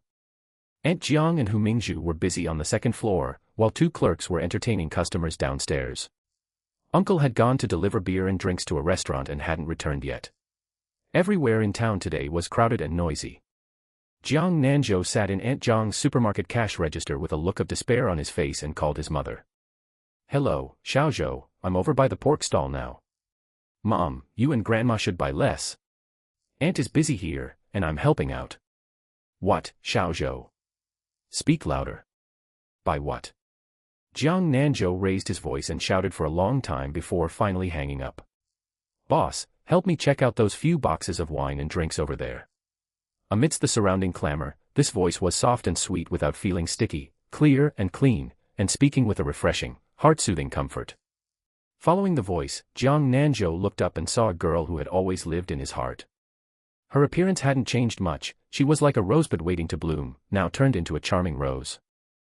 Her skin was as fair as snow, her eyebrows and eyes picturesque, and her waterfall-like black hair cascaded over her shoulders. Her eyes were deep and bright, and her eyelashes were thick and long like a small fan. Her figure was tall, graceful, and curvaceous, and her attire was fashionable and proper, exuding a noble temperament. "Boss." The other person called out again, and Jiang Nanzhou finally snapped back to reality. Looking at the girl smiling at him before him, a ripple stirred in Jiang Nanzhou's heart. "Enlichu, long time no see." Hearing Jiang Nanzhou call out her name, Enlichu's smile became even more radiant. "Classmate Jiang Nanzhou, long time no see." At this moment, Hu Mingho, who had gone to the toilet, came back. Sensing that the atmosphere between his brother and that beauty was a bit off, he secretly watched from the side. As a result, someone came to ruin the mood, and Auntie walked over carrying a shopping basket. "Young lady, hurry up. If you're not checking out, I'll go first, I still have other things to buy." Hearing what the auntie said, Enlichu quickly moved aside a step. "Auntie, you can check out first." Just as Jiang Nanzhou picked up the barcode scanner, Hu Mingho ran over and took the scanner from his hand. "Brother, go check out for that beautiful sister, don't keep her waiting." After Jiang Nanzhou finished checking out for Enlichu, he looked at her 5 boxes of beer and 2 boxes of drinks and asked, "How are you getting back? Should I call a car for you?" Enlichu shook the car keys in her hand and said, "I drove here, help me move the things into the car." Jiang Nanzhou helped her put the things into the trunk, thinking to himself that he should also buy a car. Earlier, he had even considered asking if he should drive his family's electric tricycle to take her back. Fortunately, he didn't say that. "Jiang Nanzhou, let's add each other on WeChat." Without the slightest hesitation, Jiang Nanzhou took out his phone and opened his QR code. "Scan me, and I'll pull you into our class chat group." Enlichu scanned Jiang Nanzhou's WeChat, and seeing that quite a few more people had entered the wholesale store, she planned to leave. "You go ahead and get busy, we'll keep in touch on WeChat." Jiang Nanzhou also knew today wasn't the right time to reminisce here, and anyway, they had added each other on WeChat. "Alright, I'll go back to work first. Drive slowly on your way back and let me know when you get home." Jiang Nanzhou didn't go back inside until he could no longer see Enlichu's car. Seeing Jiang Nanzhou come in, Hu Mingho didn't forget to gossip about him while checking out customers. "Brother, who was that beautiful sister just now? She doesn't look like she's from around here, and I couldn't tell where she was from by her accent." Jiang Nanzhou didn't even spare him a glance and went straight to help customers move goods. Grandma Jiang and Mother Jiang drove the tricycle back after finishing their shopping, leaving Jiang Nanzhou here to help, telling him to take a taxi back after finishing up. It wasn't until the afternoon that things finally quieted down. Jiang Nanzhou took out his phone and saw that it was out of battery. This broken phone had been used for several years, and the battery was no longer durable. It was still fully charged before leaving home this morning, and now it had shut down directly. Jiang Nanzhou told Aunt Jiang and the others that he was going to go buy something and would go straight home afterward, and he would come over to help again tomorrow. Uncle took out the car keys and handed them to Jiang Nanzhou. Xiaozhou, drive the car back. You have to come over tomorrow anyway. If I say you should just stay at my place, you won't listen. Staying here would save all this tossing and turning. Jiang Nanzhou didn't stand on ceremony and directly took the car keys. I'll go home to sleep. My second uncle's family slaughtered a pig today, and I'm going over tonight to eat pork feast. Hearing this, Uncle packed a few boxes of wine for him to take back. Jiang Nanzhou went straight to buy a new phone, the latest model of the Hua brand, which cost over 5,000 yuan. He downloaded WeChat right there in the phone shop and installed his SIM card. Just as Jiang Nanzhou installed the SIM card and before he had time to log into WeChat, a strange number called him. A mature, magnetic male voice came from the other end of the phone. Hello, is this Jiang Nanzhou? It's me, who might you be? This is the police station of Nanhwa town. That spy fish you fished up earlier solved a big problem for us, and the higher-ups attach great importance to it. Tomorrow morning at 9 o'clock, the town's police station will hold an end-of-year commendation meeting to award certificates and bonuses to you 5 people, plus media interviews. Do you have time to come over? Chapter 19 Collecting the Bonus. I'll give you my reply tonight. Let me check if they have time. All right, Mr. Jiang, then I'll wait for your news. After hanging up the phone, Jiang Nanzhou impatiently logged into WeChat. The very first WeChat message that caught his eye was sent by An Lichu. I'm home. Jiang Nanzhou replied with a "sounds good" before picking up his phone again to call second Uncle Jiang. He told him about going to the police station tomorrow to collect the bonus, and asked him to check if Jiang Tianfu and the others were available. When Jiang Nanzhou arrived home, he saw that the front gate was locked, so he went straight to second Uncle Jiang's house. There were quite a few people at second Uncle Jiang's house today. Several close families in the village had also come over to help slaughter a pig, and everyone would be staying here for pig slaughter feast tonight. As soon as Jiang Nanzhou stepped into the courtyard, second Uncle Jiang walked over with a glowing face and a broad smile, speaking as he approached. Xiaozhou, I was just about to call you when you walked in. We all have time to go tomorrow. That's perfect. I drove my aunt's car back today. Let's gather at my house at 8 o'clock tomorrow morning and set off together. I just don't know how much the bonus will be. Before Jiang Nanzhou returned, second Uncle Jiang and the others had already discussed it. They would only take the certificates, and all the bonus money would go to Jiang Nanzhou. After all, that fish was caught by Jiang Nanzhou, and they didn't put in any effort. It was enough for them to just tag along and show off a bit. Whatever the bonus is, it's all yours. We've already discussed it, since we didn't put in any effort anyway. Hearing this, Jiang Nanzhou quickly refused. They said over there that all 5 of us get it. What's given to you is yours. I only want my share, I don't want yours. Second Uncle Jiang wanted to say something else, but he was interrupted by Jiang Nanzhou. I'll call them back right now, they're still waiting for a reply. After finishing the call, Jiang Nanzhou specifically told second Uncle Jiang and the others to change into nice clothes and tidy up tomorrow, as there would be interviews and photo sessions. Jiang Nanzhou hadn't drunk any alcohol during dinner today, but seeing Father Jiang and second Uncle Jiang going head-to-head in drinking after dinner, he figured if he didn't speak up to stop them, they'd probably end up drunk again today. Second Uncle, we still have to go to town tomorrow, drink a little less today. After talking to them, Jiang Nanzhou didn't stay long and drove back home. After taking a shower, Jiang Nanzhou lay on the bed, picked up his phone, and scrolled through An Lichu's moments. An Lichu's moments were filled with photos of food and pictures from her diving trips. Looking at An Lichu's selfies, hidden within Jiang Nanzhou's deep eyes were hard to detect emotions, radiating joy and sincerity, mixed with an unspeakable romantic longing. Ding! Jiang Nanzhou's WeChat received a new message sent by An Lichu. Classmate Jiang Nanzhou, didn't you want to pull me into the class chat group? Jiang Nanzhou only just remembered this matter. Sorry, I was a bit busy today and forgot. I'll add you to the group right now. In Jiang Nanzhou and the others' class chat group, ever since Zhang Wei joined, it had gotten very lively, so Jiang Nanzhou had muted the group notifications. Right now, they were discussing which day to have a gathering. Zhang Wei, if you ask me, let's schedule it for the evening of the 3rd day of the Lunar New Year, so we can get together earlier. You Lily, I agree to the evening of the third day. It's just right after visiting relatives. Wang Haiming, I envy you guys. I can't go back this year, I'm too busy. Li Shuai, the third day works for me too, but can I bring a family member? It's my girlfriend's first time coming to my house for the new year. Zhang Wei, bring her, you definitely have to bring sister-in-law. Wang Haiming, I'll strive to bring a girlfriend home for the new year next year too. Jiang Nanzhou invited pair to join the group. And Li Chu's avatar was a photo of a beautiful underwater scenery. Jiang Nanzhou's avatar was a photo of the sea surface.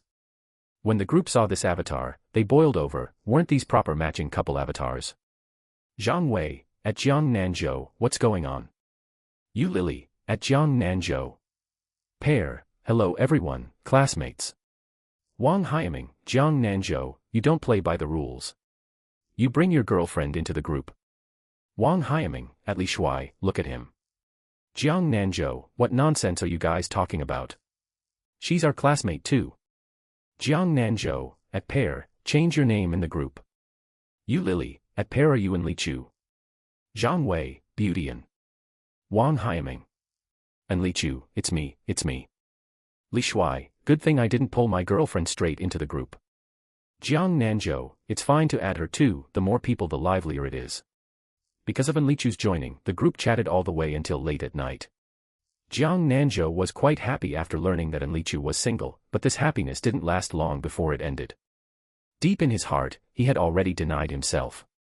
He didn't know what kind of man would be worthy of An Li Chu, but that man definitely wouldn't be the present him.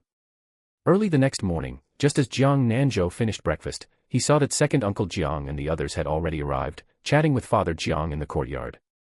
It was clear that they had all carefully spruced themselves up. When they arrived at the police station in town, a police officer led them directly to take their seats in the auditorium and briefly explained the procedure to them. The entire process was broadcast live online publicly, and afterwards, reporters from the city would interview them. The opening started with a speech by a leader from the city, followed by the awards ceremony for brave deeds. After their awards were given out, it was Jiang Nanzhou and the others' turn. The city leaders presented Jiang Nanzhou and the others with commendation certificates and a check card each, just like the cardboard check cards for winning a lottery jackpot. This one was fake, the money would be transferred directly to their cards after everything was done. Each person actually received a bonus of 50,000 yuan, which was really quite a lot. Originally, Jiang Nanzhou thought they'd only give a few thousand yuan, never expecting them to give so much. After claiming their awards, Jiang Nanzhou and the others stepped down from the stage. The commendation meeting didn't end until close to 11 o'clock. After it ended, a few police officers led them into a conference room to start accepting interviews from the city reporters. The female reporter asked them for the detailed process of that day. Second Uncle Jiang and the others vividly recounted the whole process, while Jiang Nanzhou just smiled. Finally, the reporter also gave Jiang Nanzhou a separate interview. Mr. Jiang, regarding the fact that in recent years some countries have continuously deployed various detection devices in our country's waters, and some fishermen have organized many fishing squads known as gold seekers, believing that they can both contribute to the country and obtain national bonuses, earning money easier than traditional fishing. What is your view on this matter? Jiang Nanzhou was left speechless. What view? He'd view it with his eyes, of course. Chapter 20, Inescapable Fate of Blind Dates. After the interview, second Uncle Jiang and the others took a car back by themselves, and Jiang Nanzhou went to the wholesale supermarket to help out. On New Year's Eve, Nanwan Island was overwhelmingly lively, with every household decorated with lanterns and colored streamers. This was also the time of year when Nanwan Island had the most people, as migrant workers who had been away from home all returned to their hometowns to celebrate the new year. Jiang Nanzhou intended to show off his skills today. After all, he was someone with master-level culinary arts, and there was no way he would mess up. He volunteered to make this year's New Year's Eve dinner himself. Starting from the afternoon, Jiang Nanzhou was busy preparing the dishes, refusing to let Mother Jiang and Grandma Jiang interfere. Counting second Grandpa Jiang celebrating the New Year here this year, there were only 6 people in total in their family. Jiang Nanzhou decided to make 10 dishes in total, representing perfection. Anyway, they wouldn't be able to finish too much, and he didn't want to eat leftovers every day for the next few days. Jiang Nanzhou had written down the menu a day in advance: dongpa pork elbow, garlic pork ribs, spicy shrimp, steamed pork with rice flour, braised pork trotters, Buddha jumps over the wall, steamed abalone with garlic and vermicelli, blanched okra, stir-fried mixed shrimp, and an essential steamed fish. Second Grandpa Jiang watched the Spring Festival Gala, while Grandpa Jiang, Grandma Jiang, and Father Jiang, 4 people playing mahjong, couldn't focus on their game because Jiang Nanzhou had locked himself in the kitchen, not letting anyone enter, while the mouth-watering aromas drifting out hooked their attention. After dealing another winning tile, Father Jiang pushed his tiles away. "I'm not playing anymore, I'm not playing anymore. I have no idea what Xiaozhou is cooking, but it smells so good." Grandpa Jiang couldn't even be bothered to give his son a look. He collected the money and, taking second Grandpa Jiang and the offerings with him, went to the village's Goddess Mazu temple to make offerings. After making offerings to Goddess Mazu, they started setting off firecrackers and eating. The sound of firecrackers had not stopped since noon. Jiang Nanzhou hadn't bought a small amount this year either, he even bought large celebratory fireworks. After Father Jiang finished setting off the firecrackers, their family's New Year's Eve dinner began. Father Jiang was practically impatient because the dishes Jiang Nanzhou made were too tempting. Mother Jiang had already used her phone to take picture after picture of the table full of dishes, and even posted them on her Moments to show off her son's culinary skills. After everyone was seated, they only started using their chopsticks after watching Grandpa Jiang make the first move. Grandpa Jiang took a bite of the steamed fish first. The texture was tender and smooth, the deliciousness of the fish meat was fully presented, and the broth carried the sweetness of rice wine and the fragrance of soy sauce. Delicious. Xiaozhou's fish steaming skills are top-notch. I've never eaten such good steamed fish before. Second Grandpa Jiang didn't have much interest in the steamed fish, he loved meat, especially fatty meat. Jiang Nanzhou directly placed the dongpa pork elbow in front of him. The dongpa pork elbow had a soft and tender texture, rich and fragrant meat flavor, and was fatty without being greasy. After eating it, Jiang Baoshan found his lips and teeth lingering with fragrance, leaving people reminiscing for a long time. Normally, whatever dishes Jiang Baoshan cooked himself were fine as long as they were cooked and edible, and he only occasionally had a good meal at his eldest brother's and younger brother's houses. But today, the dishes Jiang Nanzhou made completely conquered him, every single one was amazingly delicious. Mother Jiang and Grandma Jiang praised every single dish no matter which one they ate. Anyway, whatever her eldest son/eldest grandson made was delicious. Looking at the empty plates on the table, Jiang Nanzhou muttered to himself, "It's a good thing I didn't make too much, and fortunately, the portion of each dish wasn't too large." Mother Jiang gave Father Jiang and second Grandpa Jiang each a digestive tablet. The two of them had eaten the most today, and she was afraid they would stuff themselves sick. After returning home, Jiang Nanzhou finally had time to check his phone. He saw many unread WeChat messages, most of which were mass messages. Among the numerous messages, Jiang Nanzhou noticed the message sent to him by Enlichu at first glance. Enlichu, Happy New Year. Jiang Nanzhou, Happy New Year. Enlichu, come to the group chat to grab red envelopes. Jiang Nanzhou clicked open the classmate group chat and saw Zhang Wei and the others sending red envelopes in the group. He also directly sent a 188 red envelope in the group. Jiang Nanzhou only grabbed a little over 5 yuan, and the one who grabbed the most turned out to be Yu Lily, who grabbed over 50. Yu Lily, thanks to President Jiang for the big red envelope. Zhang Wei, my hands are way too unlucky, I only got a little over 1 yuan. Jiang Nanzhou didn't expect someone to have even less than him, and he chuckled. Jiang Nanzhou, glad to have you at the bottom. Enlichu at Jiang Nanzhou, thanks for the big red envelope. Enlichu also sent them a big red envelope, and Jiang Nanzhou alone grabbed over 80. Jiang Nanzhou, smug sticker. Zhang Wei, are your hands hands, and mine are paws. Early the next morning, before the sky was even bright, Jiang Nanzhou was woken up by the sound of firecrackers. Father Jiang and Mother Jiang were also up. They kowtowed to wish his parents a happy new year, after which they washed up at home, changed into new clothes, and went together to the old house to have breakfast. By this time Grandma Jiang had already prepared breakfast and was just waiting for them to come and eat. The first thing Jiang Nanzhou did upon entering the house was to kowtow to wish Grandpa Jiang, Grandma Jiang, and second Grandpa Jiang a happy new year. After breakfast, second Uncle Jiang and his family came to wish Grandpa Jiang and the others a happy new year. All morning, Jiang Nanzhou walked all the way from the head of the village to the tail of the village. After lunch, Jiang Nanzhou was dragged away by second Uncle Jiang's son, Jiang Nanhai, to play mahjong at his house. After playing mahjong all afternoon, Jiang Nanzhou couldn't sit still anymore. Taking advantage of the intermission, he handed his tiles to Father Jiang, who had come to watch the commotion. On the second day of the Lunar New Year, Aunt Jiang returned to her maiden home for a visit, making the big family even livelier. After Aunt Jiang finished paying her New Year's greetings at great-uncle's house and came back, she pulled Jiang Nanzhou aside. "Xiaozhou, that girl I mentioned to you last time, she left in a hurry after coming back to attend the wedding last time. She can stay a few more days this coming back for the new year. I've already arranged it with their side. Come to my place tomorrow morning to meet her." "Aunt, I already told you last time that I really don't have any thoughts about this. Besides, I've already decided not to return to Shanghai. She wants to stay in Shanghai, so we are destined to be unsuitable." "You're overthinking it. I've already told their side about your situation, but the girl's family still wants the two of you to meet. If it works out, staying here in the future isn't out of the question.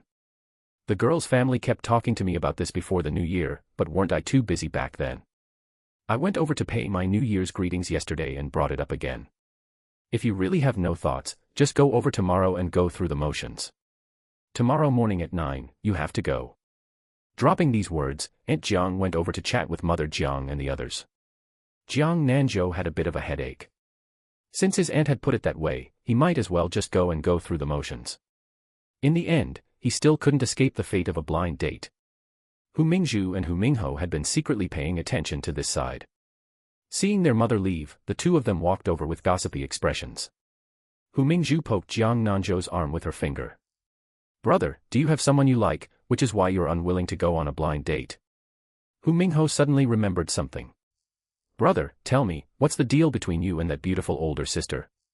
Hu Mingzhu's face was full of question marks. "What beautiful older sister?" Jiang Nanzhou pushed away the two gossipy guys in front of him and went into the house with his phone. Hu Mingho wanted to follow inside as well, but was immediately yanked back by Hu Mingzhu. "Good grief, Hu Mingho, you have such big news and you didn't tell me. Who on earth is the beautiful older sister, and how do you know?" Chapter 21. I don't want to be a backup father.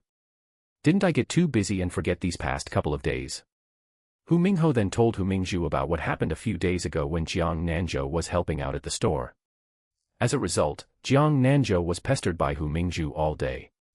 "Brother, just tell me, how far have you and that pretty older sister progressed? Is she your girlfriend or not?" Jiang Nanzhou had a headache from the annoyance, his tone carrying a sense of helplessness. "I've already said it several times. She's just a classmate I haven't seen in many years, not my girlfriend." Hu Mingzhu pursed her lips. "I don't believe it at all." Hu Mingho said, "Your eyes went straight when you looked at her, so you definitely have feelings for her." Jiang Nanzhou didn't answer. In Hu Mingzhu's heart, Jiang Nanzhou was simply tacitly agreeing. As soon as she got home, she would check the surveillance cameras to see what kind of ultimate beauty could make her brother's heart flutter. Early the next morning, Jiang Nanzhou was dressed neatly and ready to go out when Mother Jiang anxiously urged him. "When you meet the young lady, talk more and don't act like a block of wood." "I know. You just worry too much, I'm not a kid anymore." After saying this, Jiang Nanzhou left without even turning his head. Jiang Nanzhou came riding Mother Jiang's electric scooter today. As soon as he parked the scooter, he saw Hu Mingho running out of the wholesale supermarket. "Brother, you're finally here. My distant uncle's family arrived around past 8. Come to think of it, that older sister of theirs is quite pretty, she just looks a bit arrogant." Jiang Nanzhou couldn't care less about all that. Whether she looked good or not had nothing to do with him, he was just here to go through the motions. After entering the house, Jiang Nanzhou politely greeted everyone. The girl was called Zhang Yuxuan. She had a dainty, delicate, and refined look, but her eyes carried a hint of arrogance. Her clothing was quite fashionable and full of brand names. Jiang Nanzhou might not know other brands, but he could still recognize Chanel. Before Jiang Nanzhou could even sit down, Aunt Jiang said, "Xiaozhou, a new milk tea shop opened at the end of the street. Take Zhang Yuxuan to try it." Along the way, the two of them didn't say more than a few words. But behind them were two people, a man and a woman. The man had just wanted to greet Jiang Nanzhou and call out to him when the girl beside him covered his mouth. "Li Shuai, are you an idiot?" Li Shuai pulled down his girlfriend Li Qingqing's hand. "Why are you covering my mouth? That's Jiang Nanzhou. I didn't expect him to actually have a girlfriend. I always thought he was single. They're on a date, and you still want to go disturb them. It's not like you won't see each other later.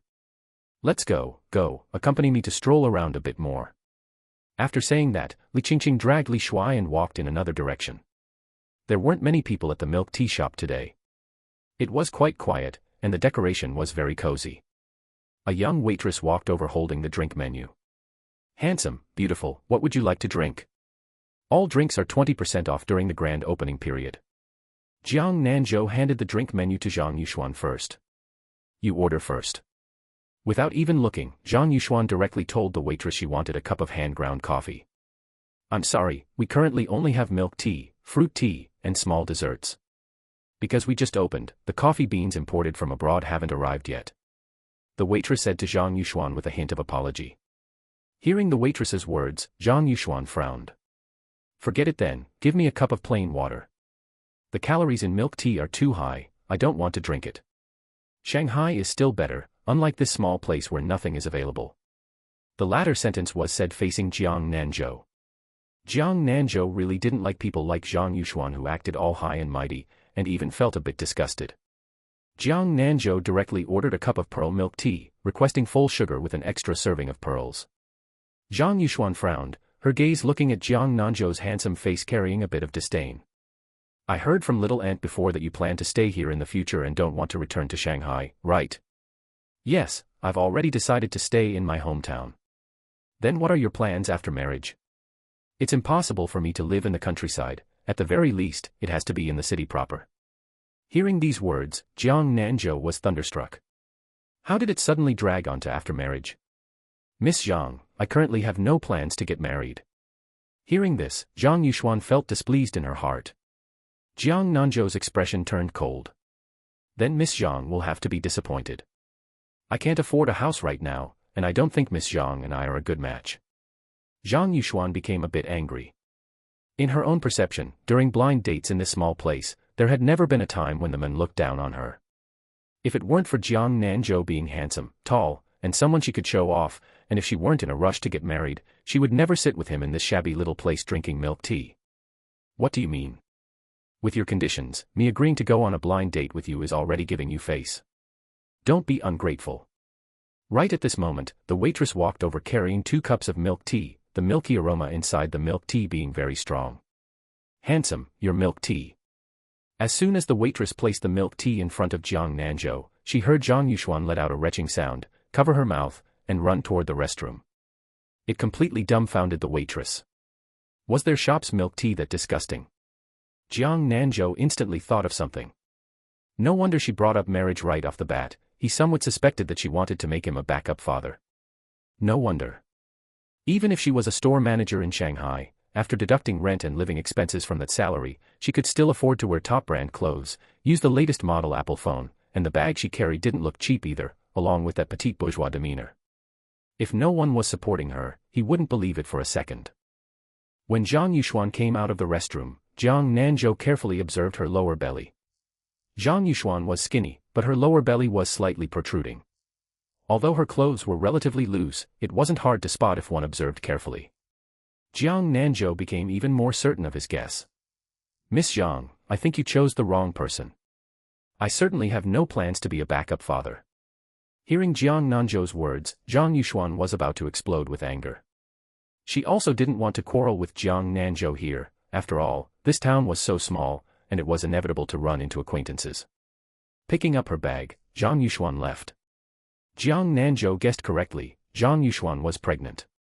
The father of the child was the boss of their store, but the boss had a wife and was a matrilocal son-in-law. Everything he currently had relied on his wife's family, but they had never had children.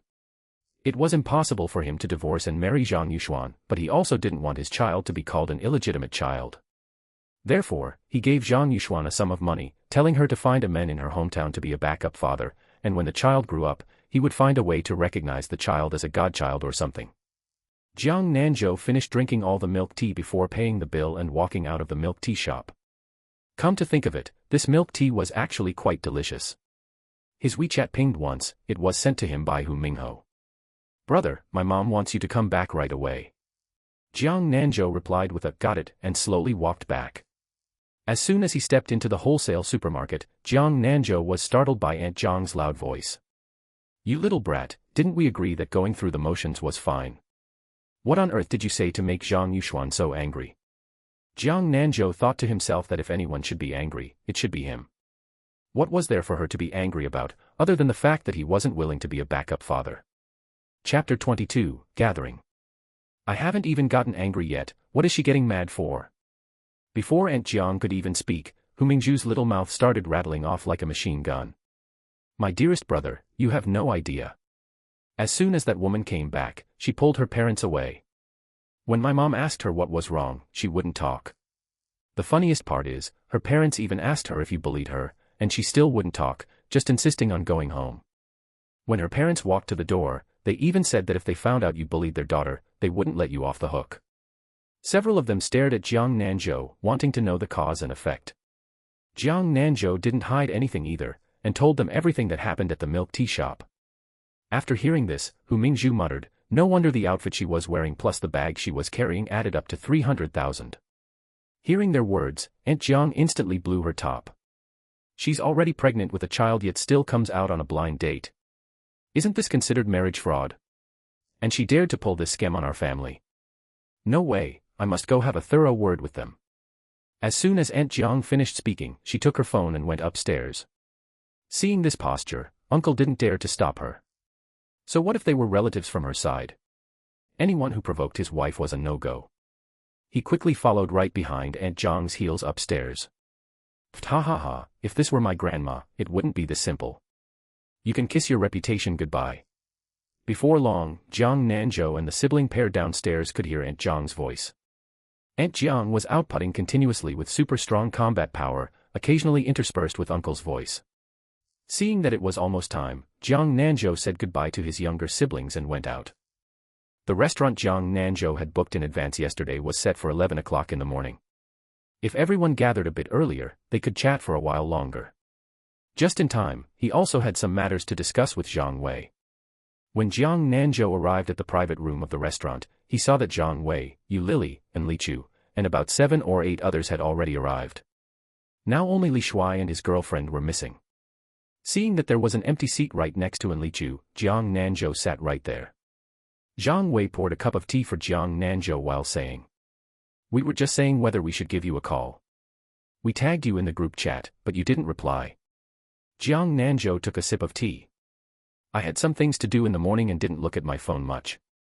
Just as Li Shuai and Li Qingqing pushed open the door and heard Jiang Nanzhou's words, they smiled and teased. "You must have been busy going on a date with a beauty, I saw it all." Jiang Nanzhou certainly didn't want to discuss that unappetizing topic right now. "Who is this? Hurry up and introduce her to us." Li Shuai pulled Li Qingqing's fair and tender little hand and cleared his throat.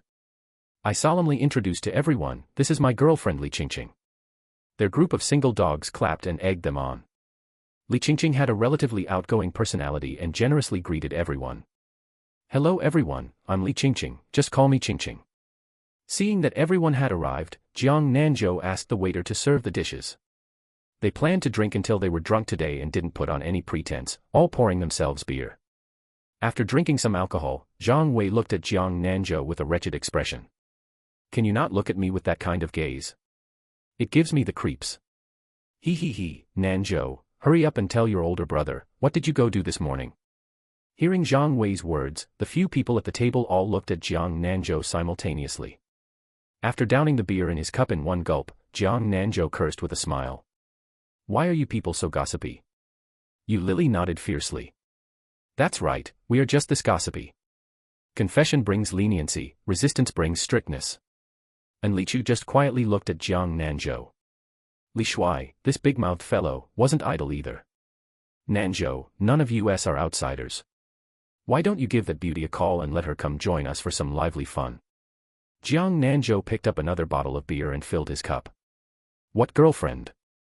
Don't talk nonsense, she's just a blind date arranged by my family." When Jiang Nanzhou said this, his eyes intentionally or unintentionally observed Li Chu.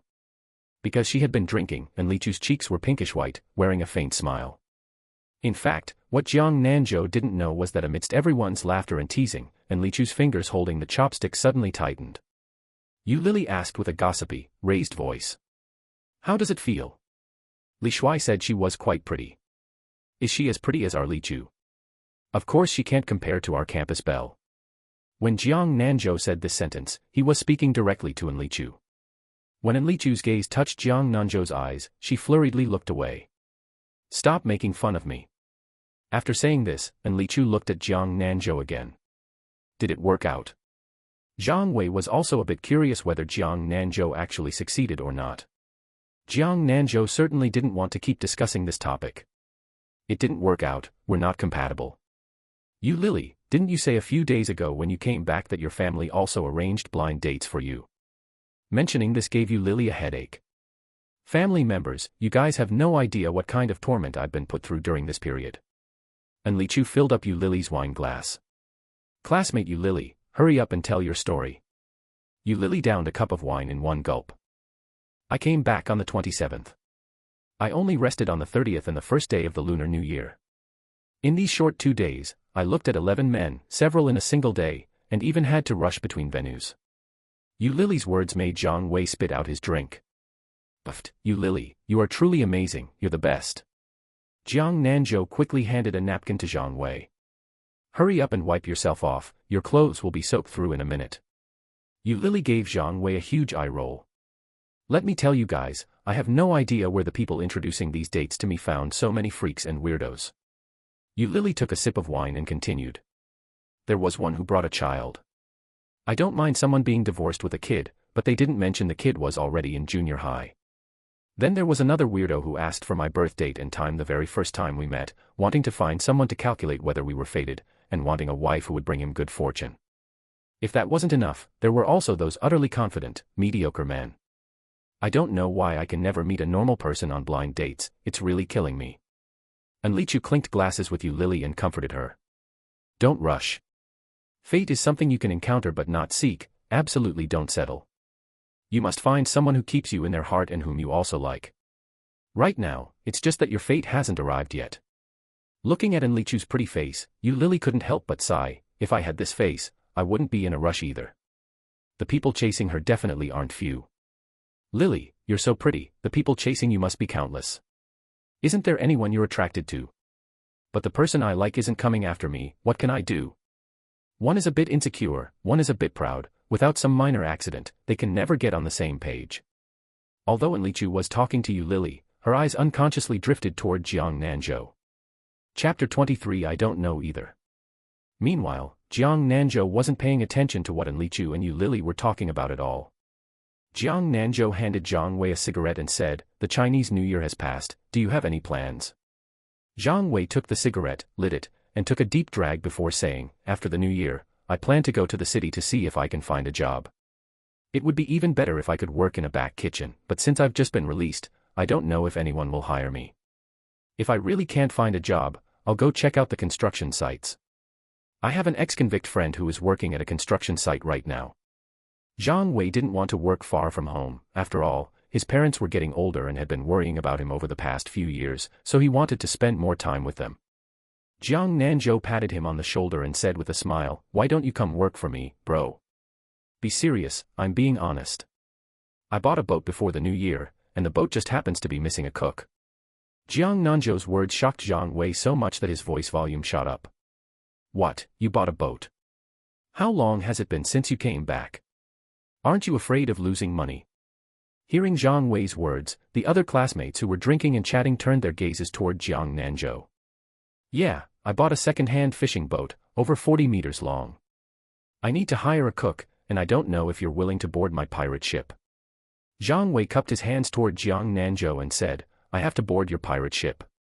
Thanks, bro. Li Shuai put down his wine glass and said to Jiang Nanzhou, bro, are you serious? I thought you were joking when you said you were going to stay in your hometown to fish. I'm not joking at all. It's so nice back home without all that scheming and backstabbing. Yu Lily raised her wine glass. Nanzhou, I toast to you. You really have guts. Jiang Nanzhou downed his drink in one gulp. Enlichu said with a worried look, I heard from my uncle that the fishing industry here hasn't been very good in recent years, and many fishermen have sold their boats. Hearing the concern for him in her tone, Jiang Nanzhou felt a warmth in his heart and said to Enlichu, put your mind at ease, my luck is very good. Li Shuai also raised a glass. This glass of wine is to wish our classmate Jiang Nanzhou smooth sailing in the future and to become the most badass fisherman on Nanwan Island. Cheers. The few of them drank their wine in one gulp. Seeing that Jiang Nanzhou had been drinking continuously since he arrived and hadn't eaten much food, and Li Chu scooped a bowl of soup and placed it in front of Jiang Nanzhou. Drink some soup, and drink less alcohol. Jiang Nanzhou was a bit pleasantly surprised. Yeah, thanks. You should eat more too, your face is all red, you should drink less as well. And Li Chu thought to herself, my face isn't red from drinking, it's because that yeah of yours just now was way too bewitching, okay. And Li Chu's action was caught in the eyes of Yu Lily, who just gave a knowing smile and didn't say anything. By the time this meal ended, it was already evening. Zhang Wei was responsible for sending the male classmates who had drunk too much back home. Jiang Nanzhou was responsible for taking in Li Chu and Yu Lily. Yu Lily had drunk heavily today, and Li Chu had to support her into the car when leaving the restaurant. Jiang Nanzhou sat in the front passenger seat, while Li Chu and Yu Lily sat in the back row. Yu Lily's home was right in town, and it was quite close from the restaurant, so they arrived shortly. And Li Chu saw Yu Lily into her house, and when she came back, she didn't get into the car.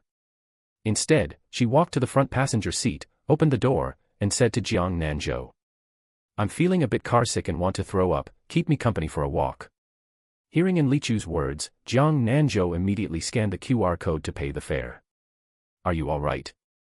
I remember there's a path not far ahead that leads to the seaside, let's go take a walk over there. And Li Chu showed a well-behaved smile on her face and said, okay, I'll listen to you. Jiang Nanzhou was momentarily dazed looking at her cute appearance. When they passed by a small supermarket, Jiang Nanzhou said to Li Chu, wait for me here for a moment. After finishing speaking with her, Jiang Nanzhou walked straight inside the supermarket. After a short while, he came out holding a bottle of Master Kong iced tea and 2 Alpine strawberry-flavored lollipops. Jiang Nanzhou unscrewed the cap of the iced tea and handed it to Li Chu. Drink some water. I remember back in school you seemed to like drinking iced tea a lot, and these lollipops too. Jiang Nanzhou shook the lollipops in his hand. And Li Chu took the iced tea and took a sip. And Li Chu didn't expect Jiang Nanzhou to actually remember that she liked drinking iced tea and strawberry-flavored lollipops back in middle school. Actually, and Li Chu didn't like iced tea that much, it was just that back then, the supermarket at their school gate sold very few non-carbonated drinks. But starting today, she truly fell in love with iced tea. She had never drunk such sweet iced tea before. Yet Jiang Nanzhou didn't know that Li Chu liked eating strawberry-flavored lollipops because of him. Nor did Li Chu know when she had started to like Jiang Nanzhou. Back in school, she would always secretly observe Jiang Nanzhou, noticing that whenever he had free time, he liked to hold a lollipop in his mouth. Around her, it was the first time she had seen a boy who liked eating candy so much. Later on, without realizing it, she would buy a lollipop every time she went to the supermarket at the school gate. With lollipops in their mouths, when they walked to the seaside, the sun had already been half swallowed by the sea. And Li Chu used her phone to record the beautiful scenery of this moment. Looking at her figure in the setting sun, even her hair blown messy by the sea breeze couldn't hide her pretty face, and Jiang Nanzhou couldn't help but reveal a smile. He wanted to deeply engrave this beauty in his heart. Jiang Nanzhou, I'm leaving after the Lantern Festival. Yeah, will you come back in the future? I don't know either. After washing up and lying in bed, Jiang Nanzhou tossed and turned and just couldn't fall asleep, even though he had been drinking today. Early the next morning, Jiang Nanzhou received a call from Boss Wang of the shipyard. Little Jiang, Happy Chinese New Year. Brother Wang, Happy New Year to you too. Why are you calling today? Our side started work today. The paint on your boat has dried, and it can be sailed away today. Are you coming to pick it up yourself, or should I find someone to send it over to you? Then I'll go over myself today, I won't trouble you. Look at what you're saying, what trouble is there? You're still being polite with me, and I'm still waiting for you to take me out to sea for fishing. Then I'll not stand on ceremony with Brother Wang either. Once I start working, whenever Brother Wang has time, come aboard my boat and I'll take you out to catch tuna. Alright then, little bro, it's a deal.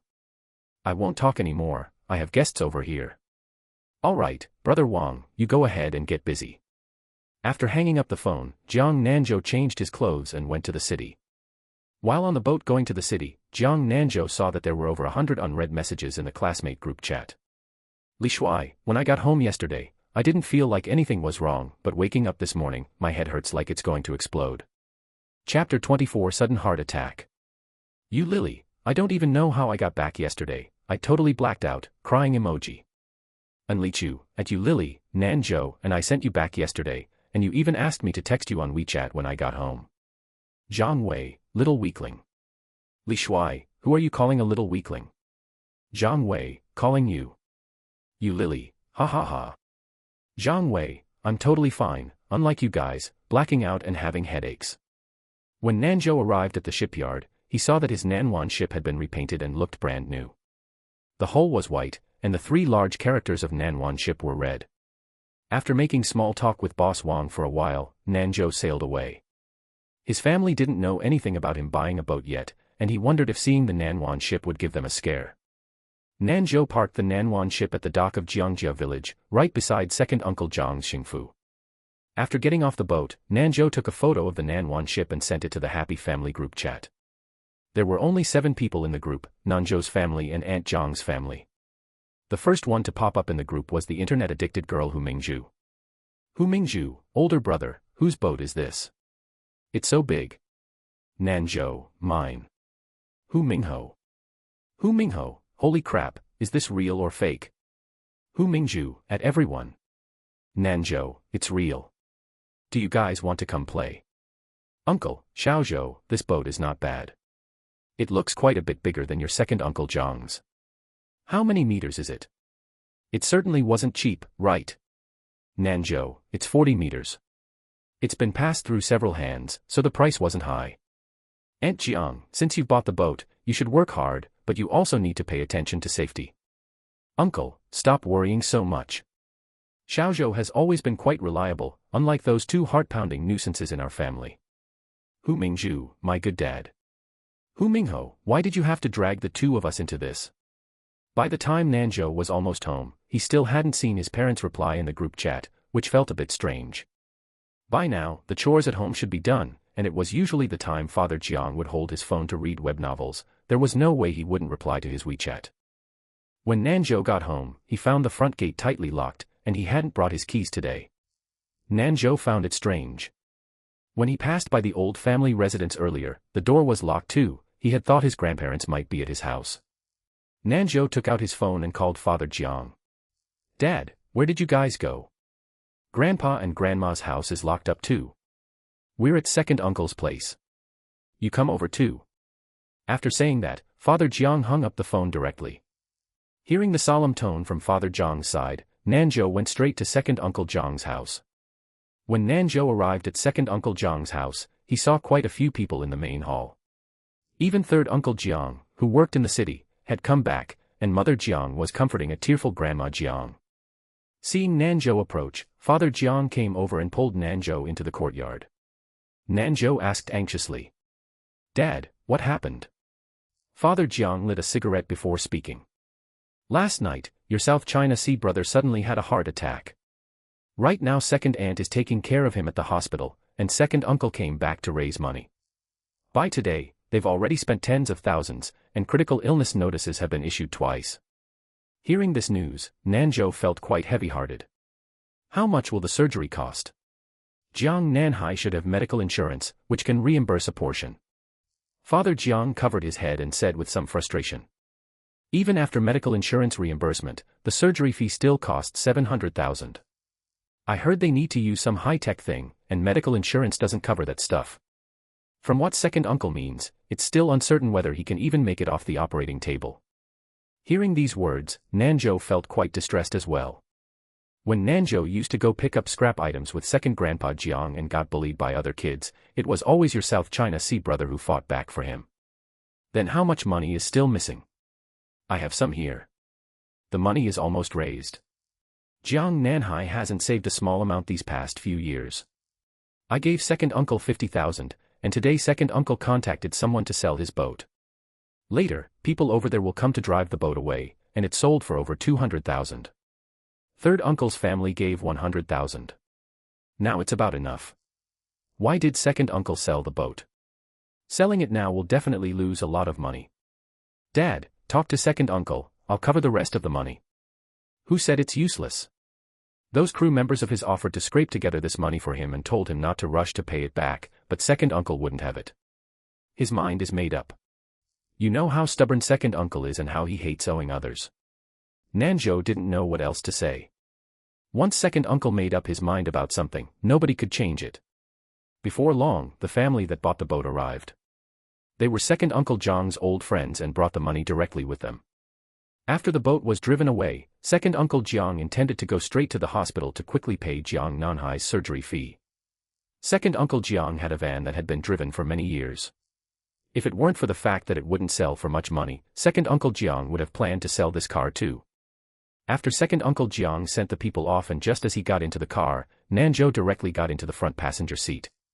Second Uncle, I'll go with you. I won't come back tonight, having one more person can provide some mutual support. All right. The two didn't say a single word on the way. Earlier, Nanzhou had exchanged for a bottle of nutrient solution in the system's prestige store, and he wanted to find a chance to secretly let Jiang Nanhai drink it. Nanzhou's interviews and live streams from a while ago had grown his followers significantly, and his prestige value had also risen rapidly, reaching 100,035 today. Nanzhou originally planned to exchange for a bottle and secretly place it in his grandparents' water vat, but he didn't expect that the first person to use the nutrient solution would actually be Jiang Nanhai. When Nanzhou arrived at the hospital, he saw that over half of second aunt's hair had turned white overnight, and her eyes were as swollen as walnuts. She stood by the hospital bed, watching the son who had always made her so proud. Jiang Nanhai's hospital room was a double room, but Jiang Nanhai was the only patient, and the other hospital bed was still empty. Nanzhou stepped forward and whispered to second aunt Jiang. Second aunt, go take a rest. I'll watch your South China Sea brother, you go sleep for a while. Hearing Nanzhou's words, second aunt Jiang simply shook her head gently with tears welling up in her eyes. Second aunt, I just heard from the nurse that your South China Sea brother's condition has stabilized a bit. If your South China Sea brother wakes up later and sees you in this state, wouldn't he worry? Only after hearing Nanzhou's words did second aunt Jiang get up and lie down on the neighboring hospital bed, but her gaze remained fixed straight on her son's face. Nanzhou sat on the chair beside the hospital bed, looking at the men on the bed. His face was pale, his lips were purplish, and he gave the impression that he would shatter at the slightest touch. Before coming in earlier, Nanzhou had asked the doctor about Jiang Nanhai's condition. The doctor said the situation was extremely pessimistic. Jiang Nanhai suffered a sudden heart attack due to excessive work pressure and years of irregular lifestyle and routine. Fortunately, rescue efforts were timely, and if they had arrived even a little later, the person would have already gone cold. #25 Chapter 25 Last Words. Not long after, second Uncle Jiang came back after paying the fees, saying that an authoritative expert from the province would come tomorrow to perform surgery on Jiang Nanhai. The surgery time was set for 9 o'clock tomorrow morning.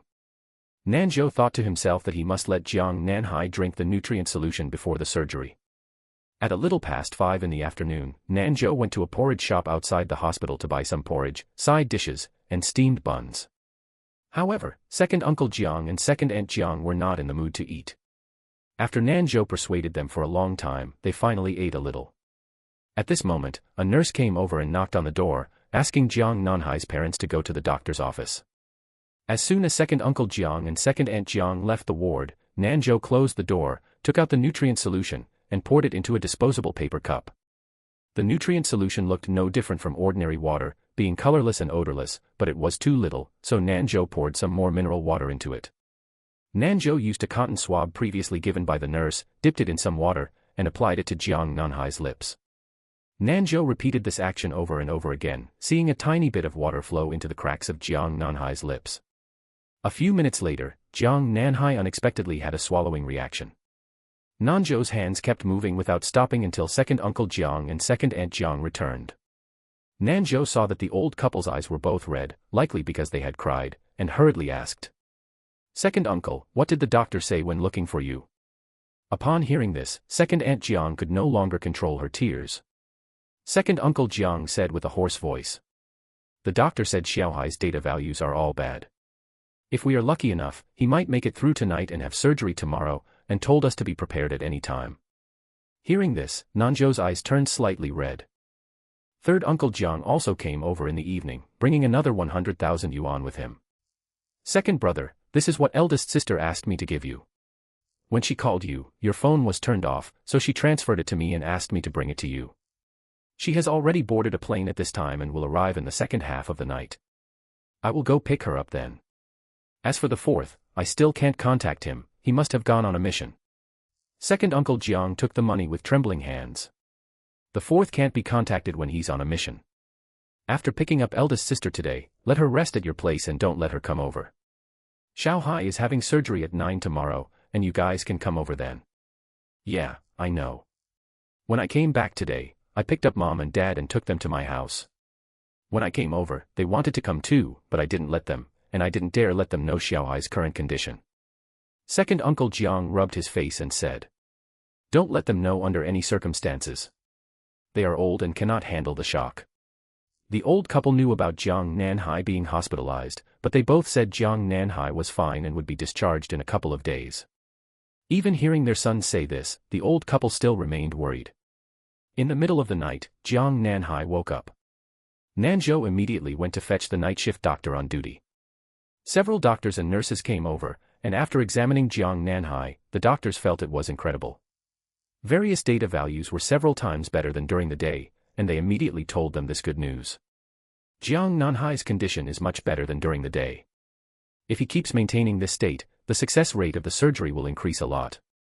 It wasn't until the doctor left that second Aunt Jiang stepped forward, sat by Jiang Nanzhou's side, held her son's hand, and said with a crying voice, "Xiao Hai, how are you feeling?" Looking at his mother's hair, which had turned white overnight, and his father's weathered face, which seemed 10 years older, Jiang Nanzhou felt extremely distressed inside, and tears instantly welled up in his eyes. "Mom, I'm fine. I feel much better now, except that I feel a little thirsty." His speech was weak and breathy, and all that came out were airy sounds. Hearing this, Mother Jiang immediately went to pour water for her son. "Okay, Mom will pour you some water right now. Are you hungry? The millet porridge Xiaozhou bought earlier is still here, and I'll warm it up for you too." "Mom, I'm not hungry, I can't eat anything. Just get me some water, my mouth feels so dry and uncomfortable." Seeing this, Nanzhou immediately handed the water cup mixed with the nutrient solution earlier into second Aunt Jiang's hands, and thoughtfully put a straw in it. Nanzhou glanced at the time, it was only past 11. The nurse had previously instructed that if the patient woke up, no food or water was allowed after 12 o'clock, so drinking a little now wouldn't hurt. Jiang Nanzhou originally wanted to take the water cup from his mother's hands and drink it himself, but now he was weak all over, and his hands couldn't be lifted at all. Nanzhou had some guesses in his heart, his condition must be very bad, right? His gaze dimmed a bit. Second Aunt Jiang carefully put the straw into Jiang Nanzhou's mouth. In a short while, Jiang Nanzhou drank all the remaining half cup of water in the cup clean. After drinking the water, Jiang Nanzhou felt a bit sleepy, but he didn't want to sleep yet, afraid that if he fell asleep, he would never wake up again. Jiang Nanzhou's gaze swept around the ward and finally landed on Nanzhou. "Xiaozhou, come here. I want to talk to you." Hearing Jiang Nanzhou's words, Nanzhou walked over to Jiang Nanzhou's hospital bed in a few steps. Nanzhou forced the corners of his mouth up, squeezing out a smile. "Xiaozhou, I feel so sleepy right now. If I fall asleep and can't wake up, when you're free, please go to my house more often to keep my parents company and fulfill filial piety for me. In my computer, there's a folder containing the trading passwords for the stocks I bought, help me sell them all, and also." The more Jiang Nanzhou spoke, the softer his voice became, until he fell into a deep sleep. This scared second Uncle Jiang so much that his legs went weak, and it was third Uncle Jiang who ran off to find the doctors and nurses. Second Aunt Jiang's tears became even more uncontrollable, and she kept holding Jiang Nanzhou's hand by his side. Receiving notification from the nurse, the doctor immediately ran to Jiang Nanzhou's ward and examined Jiang Nanzhou thoroughly before letting out a sigh of relief. The patient's condition is quite stable, he just fell asleep because his body is too weak. Family members, rest assured. Hearing the doctor's words, only then did the few of them put their hearts back into their chests from their throats. If they hadn't heard Jiang Nanzhou's last words-like speech, perhaps they wouldn't have been so nervous. It was truly a false alarm. At a little past 1 in the morning, third Uncle Jiang glanced at the time, needing to go pick up his eldest sister at the airport, so he took his car keys and left. This night, the 3 people guarding the hospital didn't have an ounce of sleepiness. Early the next morning, Nanzhou's grandparents, parents, Aunt Jiang, great-uncle, great-aunt, third Uncle Jiang's family, eldest Aunt Jiang, and Jiang Nanzhou's 2 uncles all came. They crowded the ward full, leaving Nanzhou with no choice but to stand in the hallway. The women in the room all had red eyes as they comforted second Aunt Jiang, who was wiping away her tears. At 9 o'clock sharp, Jiang Nanzhou entered the operating room. Nanzhou accompanied second Uncle Jiang for the family member's signature. It was a thick book, and second Uncle Jiang's hand holding the pen was trembling. This surgery lasted for 7 hours, and it wasn't until 4 in the afternoon that the light of the operating room went off. Seeing the doctor come out, they immediately swarmed around. Second Aunt Jiang asked impatiently. "Doctor, how is my son right now?" Chapter 26, Important Matter Forgotten. Congratulations, the patient has a relatively strong will to survive, so the surgery was very successful. In a moment, he will be sent directly to the ICU for 2 days of observation. Thank you, doctor, thank you, doctor. Second Uncle Jiang kept bowing to the doctor upon hearing what the doctor said. Second Aunt Jiang only burst into crying after hearing the doctor say the surgery was very successful, venting the repressed emotions of the past 2 days. Second Uncle Jiang also couldn't hold it in anymore, and tears streamed down. Jiang Nanzhou originally planned to stay another night at the hospital today, but the doctor said only one family member needed to stay and didn't allow too many people to remain, so in the end, second Uncle Jiang stayed at the hospital while everyone else went back. Jiang Nanzhou didn't even eat when he got home and went straight back to his room to sleep soundly. By the time he woke up, it was already past 9 in the evening. Jiang Nanzhou got up and went to the toilet. Mother Jiang and Father Jiang were still awake, and seeing that Jiang Nanzhou had woken up, Mother Jiang hurriedly heated up the food for him. It wasn't until Jiang Nanzhou finished his meal that Father Jiang finally spoke up. "Why didn't you discuss buying a boat with the family? How much did it cost? Such a big boat must be quite expensive, where did you get so much money?" Jiang Nanzhou smiled and said, "Aren't I trying to give you a surprise?" Mother Jiang patted Jiang Nanzhou on the arm. "Stop being so flippant, honestly confess how much it cost in total." "It didn't cost much, 2 million in total, and I took out a loan of 1 million. Hearing this, Father Jiang's blood pressure rose a bit. "You call that not costing much? You just earned a little money, and before it even warmed up, you spent it. To top it off, you even took out a loan. You brat really have a lot of nerve." Mother Jiang also felt bad about the money. In the countryside, being able to pull out 1 million made one a wealthy family, yet her son spent it without a sound. "And you too, your second uncle's boat only sold for over 200,000, but you bought a second-hand one for 2 million. Are you trying to reach the skies in a single bound?" Seeing that his parents were a bit anxious, Jiang Nanzhou immediately comforted them. "My boat is twice as big as my second uncle's, isn't it normal for it to be more expensive? Besides, this boat can go to the high seas to fish. Just think about how much more money we can make on a single fishing trip then." Mother Jiang had heard others chat before, saying that fishing on the high seas earned a lot and was much better than around here, but she was also worried. "Look at you, you've never been fishing on the high seas, and you don't have any experience at all. How could you be so bold? I've heard that the high seas are extremely dangerous, and there are even pirates." Jiang Nanzhou hadn't failed to consider his lack of experience, but such a big boat definitely couldn't be sailed by him alone. He would certainly need to recruit a few crew members. As for pirates, anyway, he had never seen one, nor was he afraid. Hearing Jiang Nanzhou's words, Father Jiang chuckled with a hee. "That's true. Having lived for so many years, I've never heard of pirates hijacking fishing boats. They're out at sea all year round, so they probably get sick of eating fish." Mother Jiang gave Father Jiang an eye roll. This heartless fellow, it was one thing for the younger one to worry her, but the older one wouldn't give her peace of mind either. "Dad, Mom, you can rest assured. Originally, I planned to recruit crew members from other villages, but since my second uncle sold his boat, it just so happens that he can be the captain of my bay boat later on. Brother Tianfu, Uncle Dumao, and Uncle Ermao can also come along together." Mother Jiang was still somewhat uneasy. "Then you should go house by house tomorrow to see if they are willing to come. You need to hurry up. Normally, all the fishing boats start work tomorrow. Mom, you can put your heart at ease. Today at the hospital, I already sent a WeChat message to Brother Tianfu, asking him to help me ask around. Uncle Damao and Uncle Ermao both said it's no problem, but it's too late to start work tomorrow. Let's set the 8th day of the lunar month to worship Goddess Mazu and set sail." Hearing her son's words, Mother Jiang finally felt at ease. Looking at her son, she couldn't help but sigh with emotion that time flew by so fast. In the blink of an eye, Jiang Nanzhou had reached the age to settle down and start a career, no longer being the brat who only knew how to make trouble all day long. Father Jiang took the initiative to take on the task of buying offerings. "Then tomorrow I'll go to town to buy a pig's head and a roast chicken. The offerings and the firecrackers for setting sail will be left to me. Although your old man clashes with the sea, I'll handle everything on land clearly for you." All right then, that task is handed over to your dad. Tomorrow I'll go to your boat to clean up for you, see what daily necessities are missing, and prepare them all for you.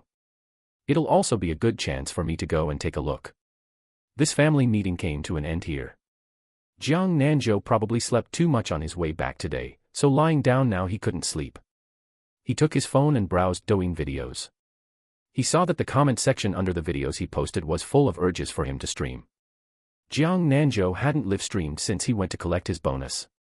Jiang Nanzhou casually found someone urging him to stream in the comment section and replied, streaming on the 8th. Right after replying to the netizen, Jiang Nanzhou suddenly remembered something. That was his boat didn't have fishing nets, shrimp cages, or crab traps, and he hadn't thought of buying fishing nets at all. Jiang Nanzhou silently locked his phone screen and plugged it into charge. It seemed he still had to sleep early today, there would be plenty of things to do tomorrow. He wondered if he could buy a suitable trawl net in town. If the town didn't have one, he would have to go to the city. How could he have forgotten such a big matter? Early the next morning, Jiang Nanzhou also got up early. After finishing his meal, Father Jiang planned to drive the electric tricycle to town. Seeing Father Jiang holding the tricycle keys and about to go out, Jiang Nanzhou immediately picked up his rice bowl and drank the remaining porridge in the bowl in one go. Dad, wait for me, I'm going to town too. I only remembered yesterday that I haven't bought the nets yet. You kid, what difference does this make from taking a shit without toilet paper? How can you be so careless? Get in the car quickly. While lecturing Jiang Nanzhou, Father Jiang picked up a small stool for Jiang Nanzhou and put it into the cart bed. Father Jiang was driving and watching as they were about to go out the big gate when he was called to a stop by Mother Jiang. Mother Jiang walked over and handed Jiang Nanzhou a bank card. There's still some money in this card. Buying nets will cost quite a bit, take this money and use it. Jiang Nanzhou didn't take that card. Mom, I have enough money in my hands. I won't use this money of yours for now, when I need money, I'll talk to you again. Mother Jiang didn't push back and forth with her son either, and directly put the card back into her clothes pocket. All right, just tell Mom when you don't have money. The father and son duo separated to act once they arrived in town. Jiang Nanzhou went straight to the largest fishing tackle shop in town. As soon as he entered, the shop owner warmly greeted him. Look around freely, young man. Everything has a discount during the Chinese New Year period. Jiang Nanzhou looked around the shop, the goods were indeed quite complete. Boss, do you have trawl nets suitable for a fishing boat of more than 40 meters? Chapter 27, Preparation Work. Then you've come at just the right time. A customer ordered it some time ago, but in the end, they thought the price was a bit too high and didn't take it. Do you want to take a look? The quality is absolutely top-notch. Jiang Nanzhou didn't care about the price at all right now, as long as he could buy it, that was fine. All right, let's go take a look. If it's about right, I'll take it. The boss's face blossomed with joy as he led Jiang Nanzhou to the warehouse in the back. The trawl net was currently rolled up, and after checking the quality, Jiang Nanzhou saw that it was indeed very good. Boss, how much is this one? Little brother, I won't play games with you.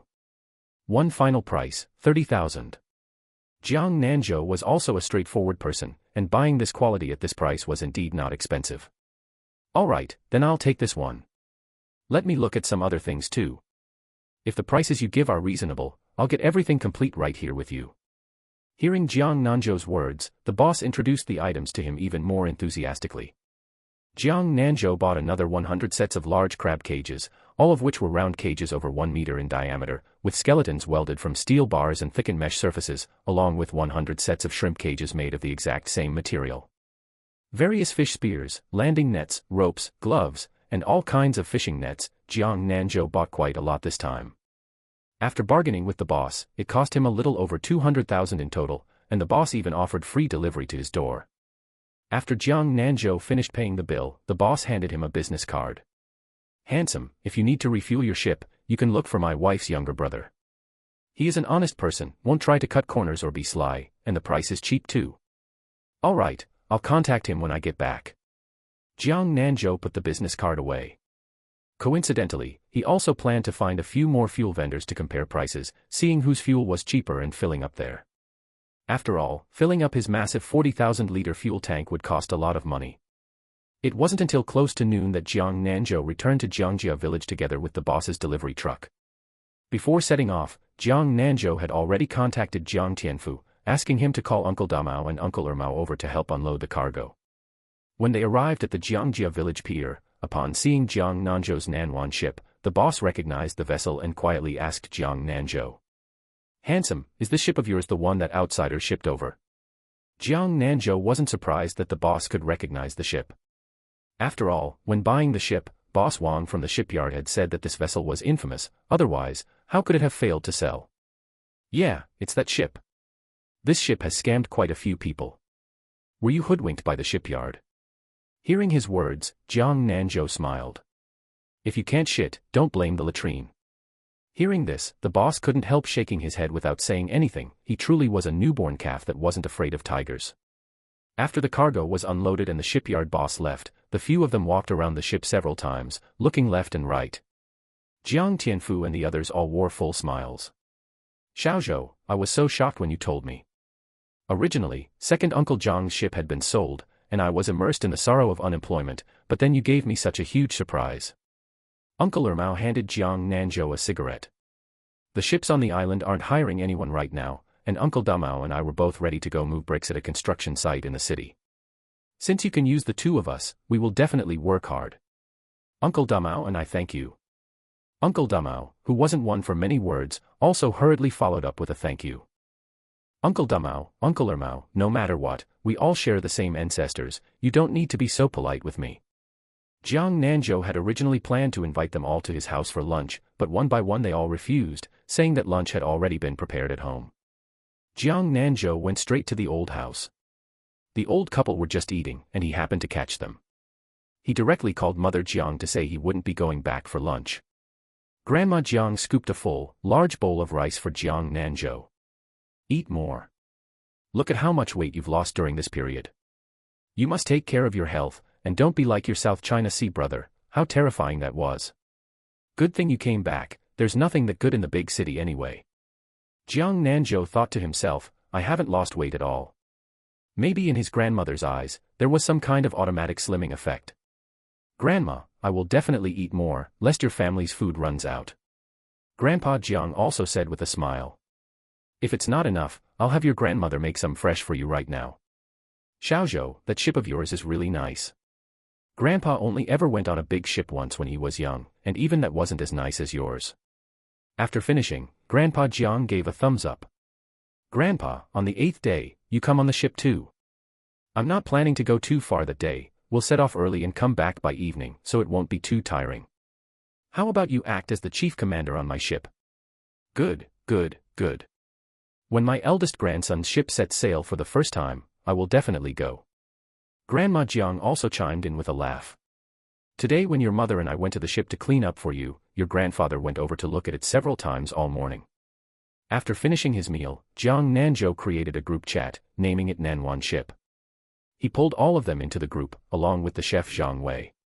As for second Uncle Jiang's side, Jiang Nanzhou hadn't mentioned it to him yet. He planned to tell second Uncle Jiang when he went to the city hospital to see Jiang Nanhai this afternoon. The Nanwan Ship group chat was already buzzing with lively chatter. Zhang Wei and Jiang Tianfu both had outgoing personalities, so they didn't need Jiang Nanzhou to introduce them to each other at all. "Jiang Nanzhou, we set sail on the 8th, gather at the pier at 7 o'clock, and we can come back in the evening. Everyone help me think about what else is needed on the ship. I'm going to the city this afternoon and will buy everything directly when I get back.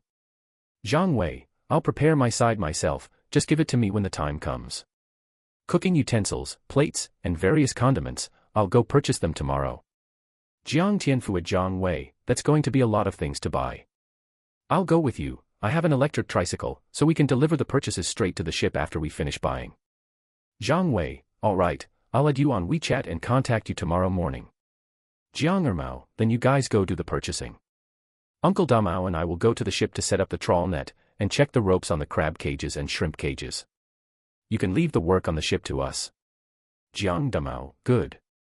Jiang Nanzhou at Jiang Ermao, Uncle Ermao, turn on the ice maker at that time and store some ice. We'll get all the preparation work done in advance. After arranging all the preparation work before heading out to sea, Jiang Nanzhou set off for the city. Jiang Nanzhou bought some food, which was bought for second Uncle Jiang and second Aunt Jiang. After all, Jiang Nanzhou couldn't eat anything right now. He went straight to the ICU area, but after searching a circle, he didn't see second Uncle Jiang. After asking a nurse, he learned that Jiang Nanzhou had already been transferred back to a general ward, still in the same ward he was in before. Jiang Nanzhou didn't expect him to be able to transfer back to the general ward so quickly. He must have recovered very well. As soon as Jiang Nanzhou entered the ward, he saw Jiang Nanzhou, second Uncle Jiang, and second Aunt Jiang chatting. Xiaozhou, you're here. Chapter 28, Setting Sail on the 8th Day. Second Uncle Jiang saw Jiang Nanzhou coming over, and there was even a hint of a smile on his face as he spoke. Jiang Nanzhou greeted them and saw that Jiang Nanhai's condition today was much better than before the surgery. Although his complexion was still somewhat pale, the color of his lips was no longer a frightening purple. Brother, your recovery is not bad at all. I just went over to the ICU, and the nurse said she is also seeing someone recover this fast for the first time. Normally, for a major surgery like yours, it takes 3 to 5 days after the surgery just to be transferred to a general ward. Jiang Nanhai still found it somewhat difficult to speak right now. Yeah, several doctors have come by all morning, and they all said I am recovering very well. Second Aunt Jiang peeled an apple for Jiang Nanzhou. Xiaozhou, your second aunt really wants to thank you this time for running around helping out all along. Second aunt, what kind of talk is that? We are all family, this is only right for me to do. Jiang Nanzhou then said to second Uncle Jiang. Second uncle, I bought a ship some time ago. Once my brother is discharged from the hospital, why do you not come onto my ship and be my captain? I will give you a salary plus a share of the profits then. Second Uncle Jiang had been somewhat worried originally, pondering what to do once his son got better. Hearing the words of Jiang Nanzhou now, he made up his mind immediately. You kid or something else, you have even bought a ship. All right then, your second uncle will follow your lead from now on. Just pay me a normal salary, I will not take any profit share. Others might not know the abilities of Jiang Nanzhou, but second Uncle Jiang knew. If Jiang Nanzhou had not gone on his ship that time, they would not have earned that much money. Second uncle, you must take the profit share. That Nanwan ship of mine is over 40 meters long. Although right now there is only Brother Tianfu, Uncle Dumao, Uncle Ermao, plus a classmate of mine acting as the cook, we will still need to recruit people for the ship later on. I plan to hand all of this over to you to manage. Second Uncle Jiang originally wanted to say a word to Jiang Nanzhou, why recruit a cook for just these few people, but upon hearing that it was a fishing vessel over 40 meters long, they really did need to recruit a cook. In the future, there would have to be at least 20 crew members, otherwise, relying just on the few of them, sorting fish would literally work people to death. Jiang Nanzhou intended to be a hands-off boss. He would just be responsible for finding schools of fish and fishing, and he did not want to deal with managing people at all. All right then, since you trust your second uncle, I will not stand on ceremony with you either. Your second uncle will rely on you to get rich from now on. When do you plan to set sail? The date has already been set, the 8th day of the Lunar New Year. It also brings a bit of auspiciousness, 888, meaning prosperity, prosperity, prosperity. All right then, the 8th is a good day. What time in the morning? I will go over early to prepare. Second uncle, you do not need to rush. Why do you not wait until Brother South China Sea is discharged from the hospital before you board the ship? Before second Uncle Jiang could even speak, second Aunt Jiang spoke up. Xiaozhou, you should still let your second uncle go. I can manage by myself at the hospital, your second uncle cannot help much here anyway. Now that Brother South China Sea is fine, if you make him stay here, he will not be able to sit still. Your second aunt is right. She will be fine here. On the 8th, I will go with you guys. Besides, it is the very first voyage of your ship, so I, as the captain, must be there. All right then, second uncle, at 7 o'clock on the morning of the 8th, I will pull you into the chat group. It will be convenient to communicate about anything in the group. Jiang Nanzhou was not idle when he got home at night either. He contacted a few fuel dealers and finally decided to use the brother-in-law of the fishing gear store owner. The next morning, he came to deliver the fuel. After filling up, Jiang Nanzhou cheerfully settled the bill, which made Wu Chang, the brother-in-law of the fishing gear store owner, overjoyed. In their line of work, quite a few fishing boats bought fuel on credit.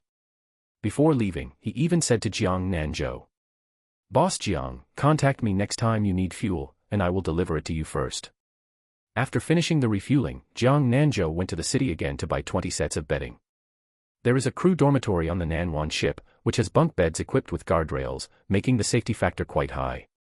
There is also a room dedicated exclusively to Jiang Nanzhou. Today, Jiang Nanzhou specially bought a lock that supports fingerprints, facial recognition, passwords, and mechanical keys, and changed the lock on his room. Mother Jiang and Grandma Jiang helped Jiang Nanzhou make all the beds in the crew dormitory before going to make the bed in the room of Jiang Nanzhou. The bedding in the room of Jiang Nanzhou was all made by Grandma Jiang herself, making it exceptionally comfortable to sleep on and under, and they also brought Jiang Nanzhou some changes of clothes. While changing the door lock, Jiang Nanzhou sighed inwardly that coming back seemed to be the right choice. The feeling of having family by one's side was truly wonderful. This day kept them extremely busy. Jiang Tianfu and Jiang Wei went back and forth to town several times before buying all the items completely. After finishing, Jiang Wei packed up the kitchen utensils, pots, bowls, ladles, and various seasonings, putting them all inside the cabinets. Each cabinet came with a key and could be opened with a gentle twist of the cabinet door. After all, being on a ship, without cabinet doors, if they encountered any wind and waves, the things inside the cabinets would fly everywhere with a crashing sound. Today's dinner was eaten right on the Nanwan ship, cooked by Jiang Wei and Jiang Nanzhou. Everyone ate a good amount, and Jiang Wei ate the most, yet he was not happy at all, having to turn his grief and anger into appetite. After finishing the meal and cleaning up, Jiang Nanzhou let them all go home to rest. After returning home and washing up, Jiang Nanzhou tossed and turned and could not fall asleep no matter what. He put on his clothes, picked up his flashlight, and went out the door. Jiang Nanzhou wanted to go to the ship to check again and see if anything had not been prepared yet.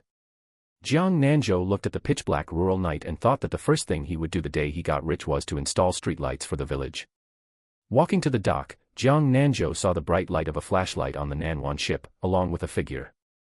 Holding his flashlight, Jiang Nanzhou quickened his pace, stepped onto the ship, turned on the strong light mode of his flashlight, and flashed it directly at the face of the person on the ship. Second uncle. Second Uncle Jiang covered his eyes and shouted. "It is me, you unlucky kid. Hurry up and turn off the strong light of your flashlight, the eyes of your old men are about to be blinded by you." Second Uncle Jiang had just returned from the city tonight and could not fall asleep at home either, so he thought of coming to the ship to see how everything was prepared. Before he could finish looking around, his eyes were blinded by a strong beam of light. Hearing these words, Jiang Nanzhou finally turned off the flashlight. "Second uncle, what are you doing running over here in the middle of the night instead of sleeping?" Without the irritation of the strong light, Second Uncle Jiang adapted for a moment before his eyes felt a bit better. "I could not fall asleep, so I figured I would come to the ship and see how you guys had everything prepared." Chapter 29 Live Streaming. Nanzhou chuckled twice. "I couldn't sleep either, so I thought I'd come take a look. Second uncle, what do you think of this ship?" Second Uncle Jiang handed Nanzhou a cigarette, lit one for himself, took a deep puff, and said, "This ship is not bad. I never thought I'd get to captain such a big ship in my lifetime. But Xiaozhou, I've seen this ship before. People say there's some background to it. Aren't you afraid that all the money you spent on buying the ship will go down the drain?" Hearing Second Uncle Jiang's worried tone, Nanzhou felt a warmth in his heart. "Second uncle, you can rest easy. You know I've always been very lucky, I definitely won't lose money." Second Uncle Jiang thought about it again and realized it was true. Last time Nanzhou went out on his boat, he made almost as much in one trip as he usually did in a whole year. He had a hunch that following Nanzhou would definitely not lead him wrong.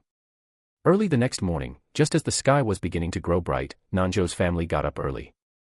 After breakfast, Father Jiang prepared all the offerings for today. Nanzhou and Father Jiang carried a large pig's head, a roasted chicken, pastries, fruits, and other items to the temple of Goddess Mazu to kowtow and burn incense. They hoped to pray for the Nanwan ship to sail smoothly on the sea from then on. By this time, there were already quite a few people at the wharf of Jiangjia village. Many people working away from home whose New Year holidays hadn't ended yet had also come to join in the lively atmosphere. Some people also wanted to ask if Nanzhou was still hiring crew members for his ship. If they needed people, they wouldn't leave, as staying home was always better than being outside. During this period, the villagers had been discussing how Nanzhou bought such a large ship, which seemed to show he hadn't made a small amount of money from fishing previously. Aunt Zhang's family all got up early and came back. Seeing Nanzhou's Nanwan ship setting sail for the first time, Hu Mingzhu and Hu Mingho both wanted to come along on the ship, but they were stopped by Aunt Jiang, who wouldn't let them go and cause trouble. Second Uncle Jiang and the others had been waiting at the wharf for a long time. Seeing that it was almost 7 o'clock, Nanzhou and his family finally arrived. They arranged the firecrackers that Father Jiang had brought, and as soon as 7 o'clock arrived, they lit them and set them off. Nanzhou was chatting with the uncles and elders of the village when he saw a few people walking over. They were an out-of-town family in the village, and that other 20-something meter fishing boat, the Laikai ship, belonged to their family. Wang Laikai was about the same age as Father Jiang, and he was honest and capable. Wang Laicai's wife was from Jiangjia village, while his hometown was in another province. He only moved to Jiangjia village after getting married. The few people on his family's boat were all family members, Wang Laicai's 2 brothers-in-law and his son, Wang Debao. This Wang Debao was built like an ox and had a lot of brute strength, but he lacked a few wits and wasn't very bright. Wang Laicai didn't feel at ease letting this son go out to work for fear that he would be bullied, so he always kept him by his side.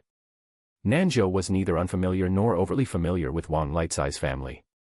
The two families lived quite far apart and didn't usually interact much, but they always greeted each other whenever they met. Seeing Wang Laicai approaching, Nanzhou took the initiative to greet him. "Uncle Laicai, you guys are a bit late today. I remember your family's boat usually goes out to sea around 5 or 6 o'clock, right? Didn't I deliberately go out to sea a bit later today? Everyone says your luck is good, so I wanted to bask in your good luck and join in the lively atmosphere with everyone." Just at this moment, Jiang Tianfu came running over, out of breath. "Xiaozhou, it's time. We should board the ship." Nanzhou greeted the others and then boarded the ship along with Grandpa Jiang and the rest.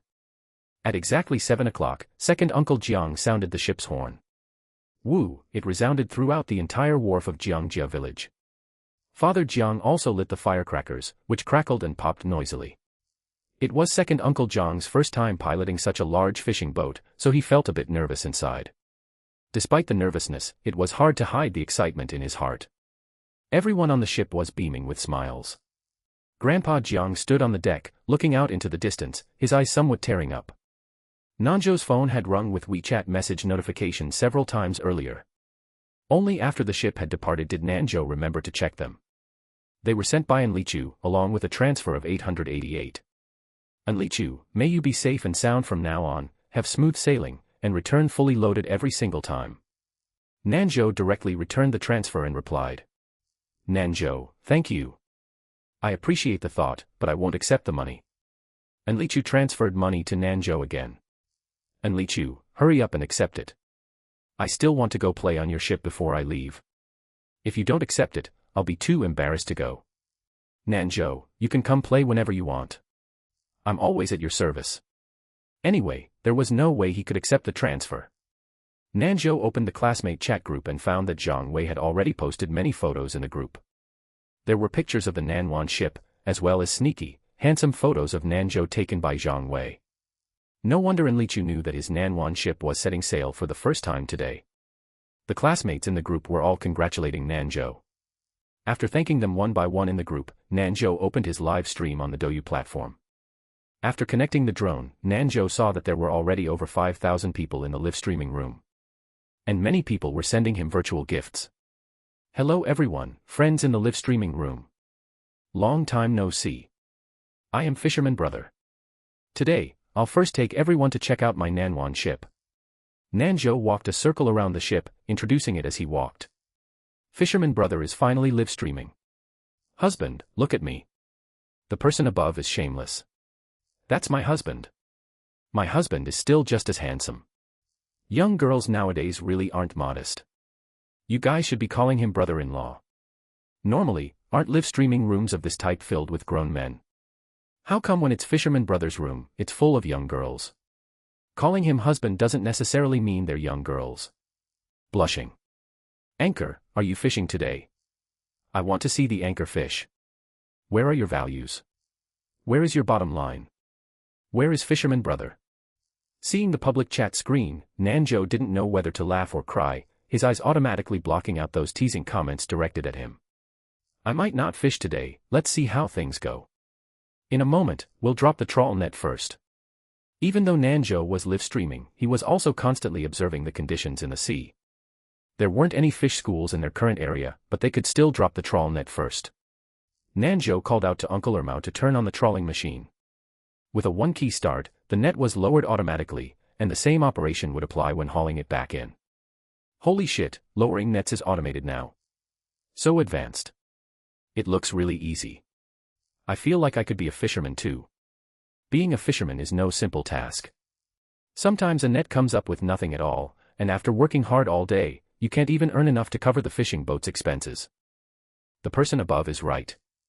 For a fishing boat like Fisherman Brothers, the cost of a single trip out to sea starts at a minimum of tens of thousands. If the trip lasts for many days, it could even cost over 100,000. Sigh, even if such a big ship were given to me, I wouldn't be able to afford to maintain it. Fisherman Brother turns out to be a hidden billionaire. Fisherman Brother's ability to make money is also super awesome. It's all thanks to a few tuna for him. Chapter 30, Our Own Rice Bowl. The Nanhwa ship had been sailing for almost an hour, and the route taken was entirely specified by Jiang Nanzhou without a target location. Jiang Nanzhou would direct it wherever he saw more fish. In the live stream room, Jiang Nanzhou was either chatting with fans or showing them the scenery on the sea. Today was sunny with a gentle breeze, and flocks of seagulls occasionally flew past. The scenery was breathtaking, but some friends in the live stream room felt bored, and now there were only just over 2,000 people watching his live stream room. Just as Jiang Nanzhou's mouth was dry from talking, his eyes lit up as he saw many tentacles and feelers sticking out from under the coral area on the seabed ahead. It looked like today's expenses were covered. When the Nanhwa ship arrived above the coral area, Jiang Nanzhou immediately picked up the walkie-talkie in his hand and said to Second Uncle Jiang. "Second Uncle, stop the boat here." Received. Receiving the instructions, Second Uncle Jiang steadily stopped the boat directly and dropped the anchor well. The few people in the cabin lounge also heard the words in the walkie-talkie, put on their gloves directly, and went to the deck to find Jiang Nanzhou. Seeing that everyone had come out, Jiang Nanzhou said directly, "Drop the shrimp cages here." Hearing Jiang Nanzhou's words, the few people went straight to work. Seeing that Grandpa Jiang was also going to bustle around busily with them, Jiang Nanzhou thought to himself that he should arrange some work for his grandpa to save the old man from feeling bored. Suddenly, Jiang Nanzhou heard the system's voice. During this period of time, Jiang Nanzhou had not gone out to sea at all, and he felt like he hadn't heard the sound of the system issuing tasks for a long time. Jiang Nanzhou had also found a pattern: system tasks would only appear when he was by the seaside or at sea. System task: please clean up 500 caddies of marine garbage within 12 hours. Successful completion will reward the host with one lucky draw, while failure will cause the host to fall into a deep sleep for 12 hours. Timing starts now, come on host. Looking at this vast ocean, Jiang Nanzhou knew that even if there was garbage, gathering 500 caddies would be very difficult. He had to bite the bullet and do it. From now on, he wouldn't let even a single mineral water bottle go. Telling the fans in the live stream room that he was going to haul in the trawl net, he handed his mobile phone to Zhang Wei, who had been taking pictures since boarding the ship, and asked him to answer some questions from the friends in the chat to keep the live stream content from getting a bit dull. Zhang Wei knew Jiang Nanzhou was live streaming and thought it was quite interesting. However, when he took Jiang Nanzhou's phone and could see the footage in the drone's lens, he still felt a bit nervous, and his speech became somewhat stammering. Everyone, hello, I am that, the boat's cook, the anchor is going to haul in the net." Jiang Nanzhou found Zhang Wei's nervous look somewhat amusing. Zhang Wei's usual personality was quite cheerful and a bit quick to warm up to others, yet he unexpectedly got nervous when facing the friends in the live stream room. You don't need to be nervous. Just answer the questions you want to answer, and pretend you don't see the ones you don't want to answer. The friends in the live stream room were usually used to talking big and running their mouths, which Jiang Nanzhou usually ignored. Now that they rarely found someone like Zhang Wei, they let themselves go even more. Yeah, little brother, don't be nervous. We don't eat people. Do you have a girlfriend? Look at how I am. Don't be nervous, just tell me if Fisherman Brother has a girlfriend. Is that old man Fisherman Brother's grandpa? You people, can you quietly watch Fisherman Brother haul in the net? Am I the only one caring about whether Fisherman Brother's catch is big or not? Brother upstairs, I care too, but it got pushed away because the female hooligans were spamming the screen too fast. Zhang Wei was also honest, saying whatever people asked him, and was this close to blurting out Jiang Nanzhou's home address. Jiang Nanzhou called out to Grandpa Jiang to walk over to the trawl winch together and haul in the trawl net. Dropping the net was relatively easy, but the procedure for hauling it in was quite cumbersome. The net was long, so the speed of pulling it in was rather slow. Grandpa Jiang and Jiang Nanzhou each stood on one side to simply tidy up the net. After the machine part was done, manual labor was required to pull the net. Jiang Tianfu and the others had also finished dropping their shrimp cages by this time and came over to help. The net became heavier and heavier as it was pulled, and then the net lifting machine was used to haul it up. When the fishing net was raised, several people transferred the net pocket to the other side of the deck and used the crane to hoist it up. The crane made a squeaking sound, and the net pocket containing the catch fully emerged from the water surface. One could see that the net pocket was packed full of fish, visually estimated to be over 10,000 catties. Seeing this scene, Jiang Wei was completely shocked. Even the few people who had spent years at sea were stirred by it. Jiang Nanzhou stepped forward to open the net and dump out the catch. The fishing net pocket slowly rose with the crane, and with a pft sound, the catch inside piled up on the deck like a small mountain. Looking at the pile of catch, Jiang Nanzhou saw that there was actually quite a bit of garbage mixed in, so he hurried to get a few large garbage bags. Second Uncle Jiang was the first to react. Seeing Jiang Nanzhou come back with several garbage bags, he was somewhat speechless. Shouldn't they first grab the plastic baskets for sorting fish at a time like this? Don't just stand there stunned, hurry up and get the baskets to sort the fish. Won't sorting these fish take until the afternoon? The few of them hurriedly went to move the baskets, while Grandpa Jiang went to find a few small stools. If he had to squat to finish sorting the fish, wouldn't his legs be ruined? At this time, Jiang Wei was no longer in the mood to help Jiang Nanzhou livestream, so he said to the friends in the livestream room, "I'm going to work, you guys can watch yourselves, who knows how long these chores will take."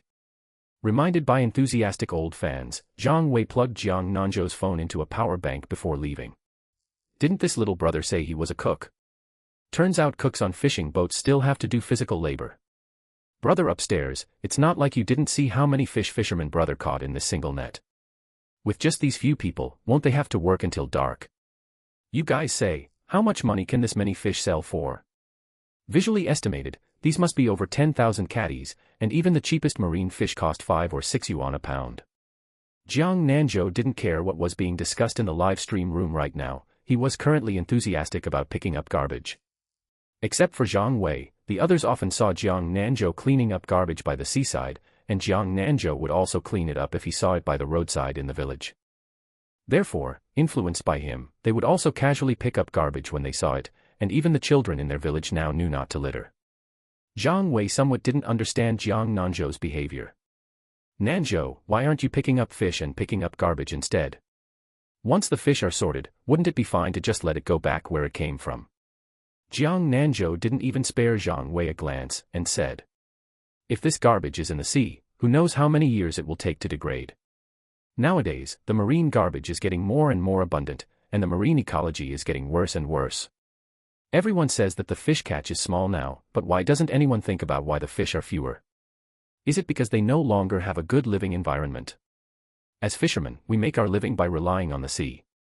If we don't care for this sea, aren't we smashing our own rice bowls? That's right, if there is garbage in your own fish pond, shouldn't you clean it all up?" Chapter 31, Taking It All. After listening to Jiang Nanzhou's words, Jiang Wei and the others were deeply moved. The viewers in the live broadcast room were also deeply touched by Jiang Nanzhou's words. "My hometown is by the sea, and now in the summer there are a lot of tourists, but after they leave, the beach is full of garbage. My side is the same, with all sorts of beer bottles, beverage bottles, and food packaging bags everywhere.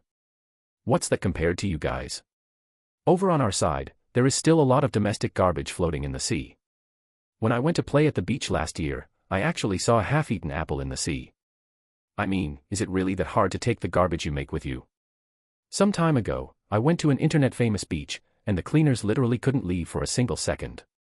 The moment they left, there was trash all over the ground, completely ruining the scenery. I remembered the first video posted by Fisherman brother, calling on everyone to protect the marine environment because it is everyone's responsibility." After clearing away all the garbage, Jiang Nanzhou glanced at the time and saw it was past 11 o'clock. He walked over to Jiang Wei and replaced him. "Go whip up something simple for us to eat." "All right, I'll go cook, and I'll leave this part to you." Jiang Wei went into the galley in the cabin to cook. After saying that, Jiang Nanzhou sat down on the stool Jiang Wei had just been using and began to work seriously. Second Uncle Jiang praised Jiang Nanzhou while working. "You kid are really something, you have a knack for finding fish.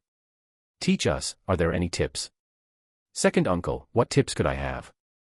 It's all based on intuition, or maybe just a bit of better luck, or perhaps Goddess Mazu likes me."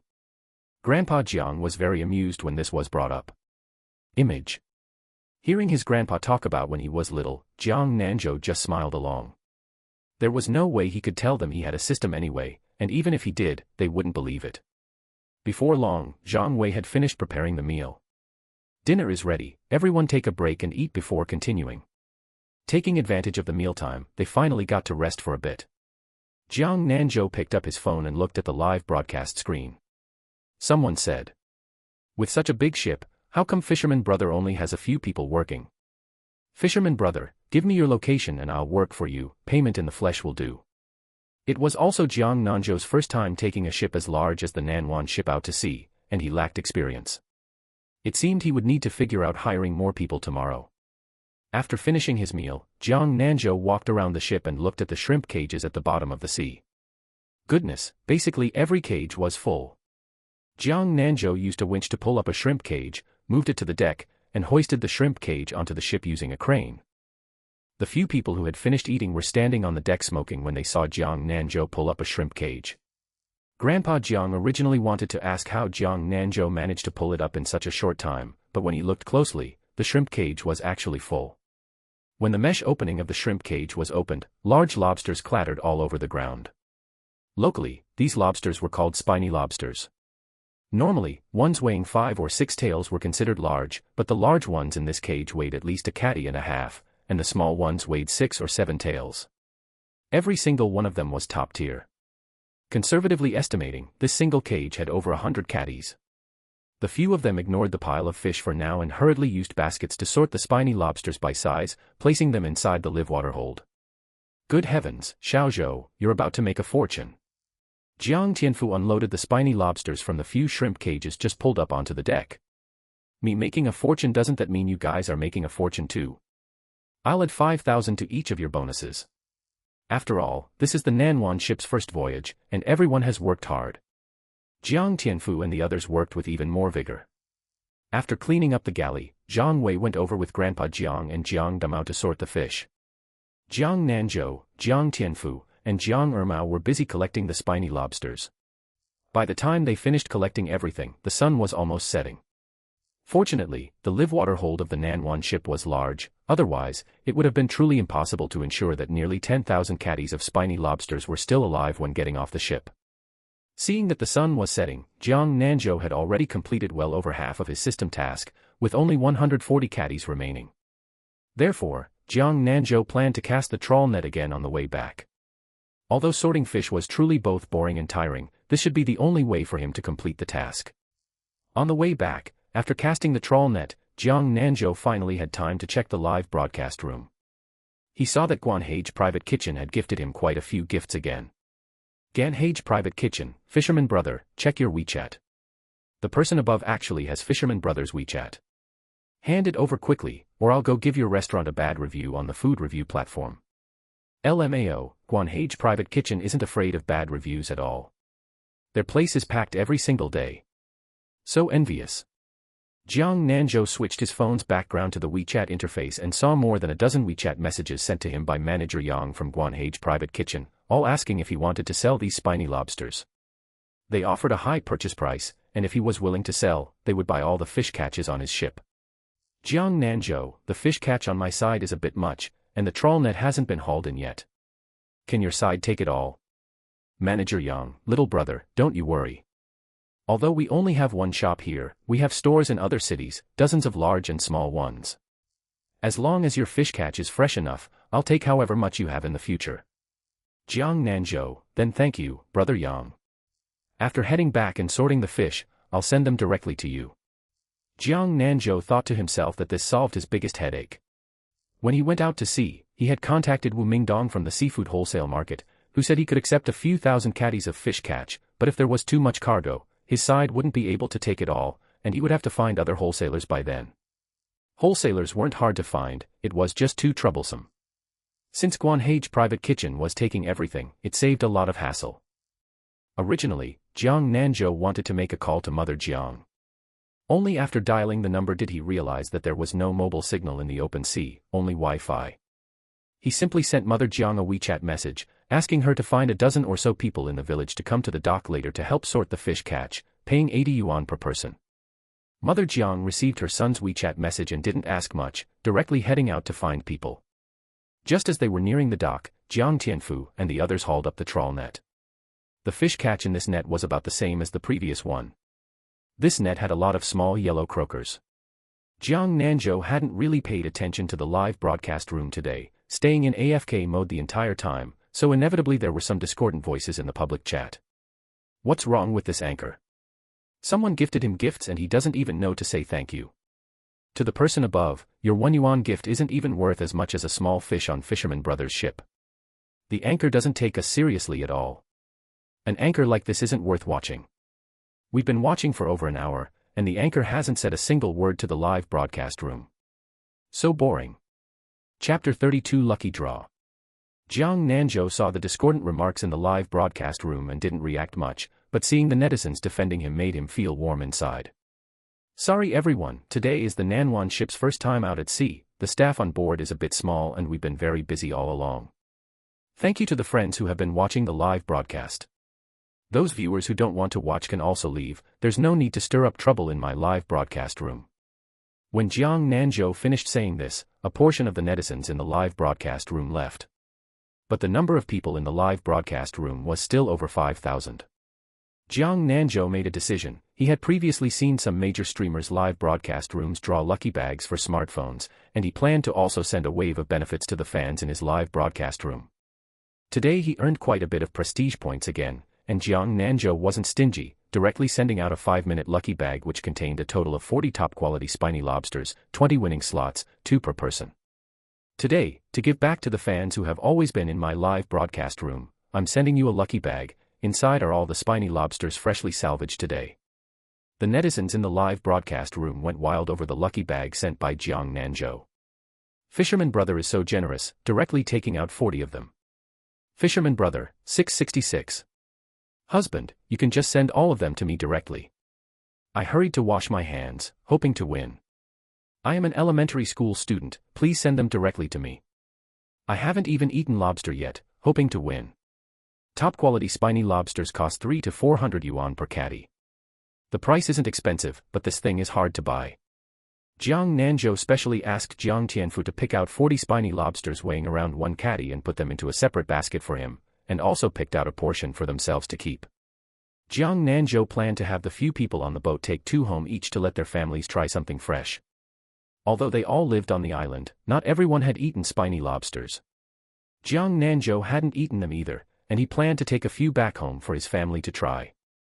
When the time was up, Jiang Nanzhou saw the winning list, and surprisingly, there was a name in it that looked quite familiar to him, a chef.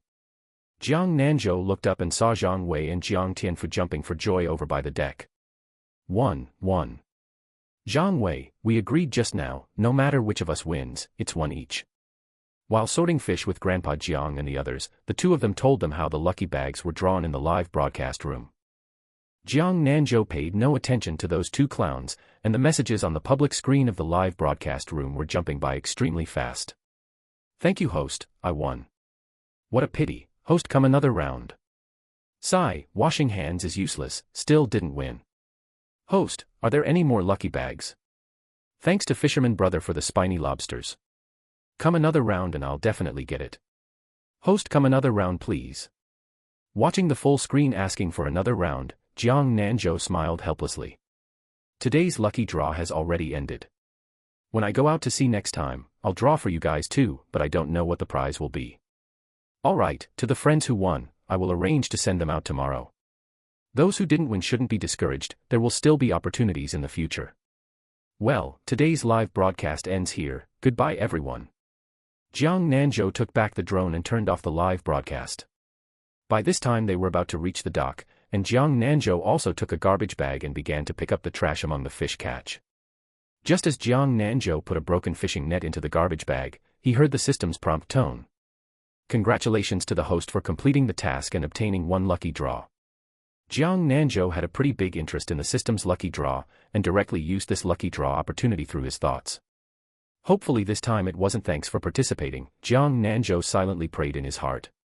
Congratulations to the host for obtaining martial arts ultimate skills. This prize was definitely not drawn in vain. When he was in college, he was in the martial arts club, except that what he knew was just some superficial skills. He had also planned to practice properly again when he had time in the future. He didn't expect the system to be so powerful, allowing him to actually draw this. Jiang Nanzhou didn't hesitate at all and directly used the skill. In an instant, he felt that his brain had many more things, and his limbs were filled with strength, as if his ren and du meridians had been opened up. Jiang Nanzhou felt that carrying the garbage bag was light as a feather. When they reached the dock, it was already pitch dark, but there were still quite a few people on the dock. When Mother Jiang received Jiang Nanzhou's WeChat, she went to ask a few families she usually got along well with. As soon as they heard about giving money, they hurriedly refused. They all lived in the same village, and besides, there wasn't much work. Anyway, they had nothing to do after eating dinner at night, so helping to sort some fish didn't require any money. As a result, they called each other, and a bustling crowd of 20 or 30 people came. Second Uncle Jiang honked the horn, just parked the boat well, and opened the gangway. Without even needing to greet them, they all boarded the ship, and some even brought their own small stools. Jiang Nanzhou handed out gloves to them. Before reaching the dock, Jiang Nanzhou had already received Mother Jiang's WeChat, saying that they came to help and didn't want any money. Jiang Nanzhou had already figured it out by then. After sorting the fish in a moment, he would pack some up for every family to take back. Jiang Damao's wife, Aunt Manhwa, chatted with Mother Jiang while working. I haven't done this work for years, but my hands haven't grown rusty at all. Seeing her son's bumper harvest today, Mother Jiang also said with a smile. This work doesn't have much technical content, anyone with hands can do it. You're just a bit faster with your hand speed, I can't compare to you. Several chatty ants in the village chatted while working, and it wasn't tiring at all. Your boy really has skills. Won't this boatload sell for quite a bit of money? How would I know how much it can sell for? Whatever money he earns, he can keep it himself for getting a wife in the future. Hearing this, an ant's mind started active thoughts. There is a niece on my maiden family's side who works as a nurse in town, and she's around the same age as your boy. Later, you can ask your boy to see if it's okay. If it is, let the two of them meet. As Jiang Nanzhou walked past, he heard them talking about actually introducing a blind date to him. Before he could voice his refusal, he heard Mother Jiang say, "Don't bother introducing anyone either. His aunt introduced him to someone before and he didn't even care to look. Just let him find someone slowly by himself. He's not in a hurry, and neither his dad nor I are in a hurry." How could Mother Jiang not be in a hurry? She was just saying that verbally. Ever since she heard her sister-in-law talk about the last blind date matter, and also that Jiang Nanzhou had someone in his heart, she didn't want to arrange blind dates for Jiang Nanzhou anymore. She let him find someone himself, whether good or bad, he found it himself, and he couldn't blame others in the future. Many hands make light work. In over an hour, over 10,000 caddies of fish catch were sorted. Jiang Nanzhou arranged for Jiang Tianfu to pack fish for them. He took out his mobile phone and made a call to Manager Yang, asking the other side to arrange people to go to the dock to pick up the goods. Originally Grandpa Jiang still wanted to go along to deliver the goods, but was stopped by Jiang Nanzhou. Chapter 33, 20,000 per person. Grandpa, you've been tired all day, so hurry back and rest. The few of us can handle it. Grandpa Jiang was indeed exhausted today, as he had been sorting fish catches all along, and his shoulders were aching slightly. It seemed that when he went back today, he would have to ask Grandmother Sure to apply some medicated plaster for him. All right then, I won't go along with you then. Make haste and return early. Grandpa Jiang and the others didn't walk back home until the ship's shadow was completely out of sight. In their hearts, they couldn't help sighing that as they grew older, they had to admit they weren't as young as before. When the Nanwan ship sailed into the pier of Guanhage Private Kitchen, they saw that Manager Yang was already waiting at the pier with the loading workers of Guanhage Private Kitchen. Originally, Jiang Nanzhou had intended to help unload the goods together, but he was stopped by Manager Yang. Just let them handle this little bit of work. Come to my office to drink some tea, as I happen to have something to discuss with you. With so many people, they'll finish unloading in a moment. You just need to leave a few people here to follow along with the weighing. Hearing Manager Yang's words, Jiang Nanzhou told second Uncle Jiang and the others to stay behind to oversee the weighing, while he went to the office with Manager Yang. Manager Yang brewed a pot of fine Longjing tea for Jiang Nanzhou, the aroma filling the air. In the past when he met clients in Magic City, he often accompanied clients in drinking tea, but he always felt that he couldn't get used to this stuff, it still wasn't as good as milk tea. Jiang Nanzhou took a sip of tea and took the initiative to speak. Brother Yang, you mentioned just now that you had something to discuss with me.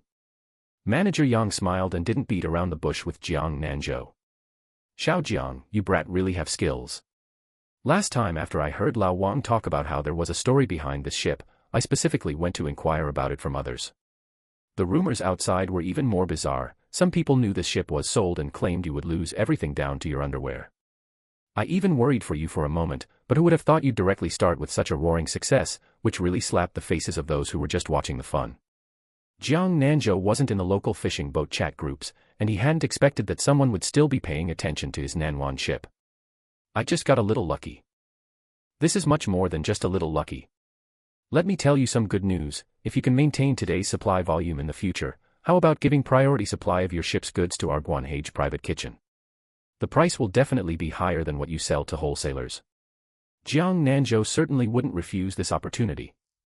Such a good thing as having no middleman made him more than happy.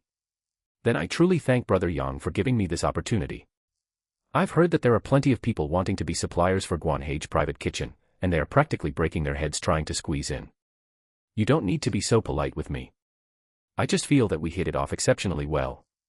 Manager Yang was particularly optimistic about Jiang Nanzhou, believing that this young man was exceptionally steady and bold, and his future achievements would surely be boundless. The workers finished unloading the goods in no time. After the weighing, Manager Yang's assistant brought the receipt to the office and specially made out a separate statement for Jiang Nanzhou, clearly and transparently writing down the price per jean for each category and the total weight of each. Their acquisition price was indeed higher than the quotes given by the seafood wholesale market, but when Jiang Nanzhou saw the total price, although his expression didn't change, his heart still gave a jolt. Just how many zeros were there?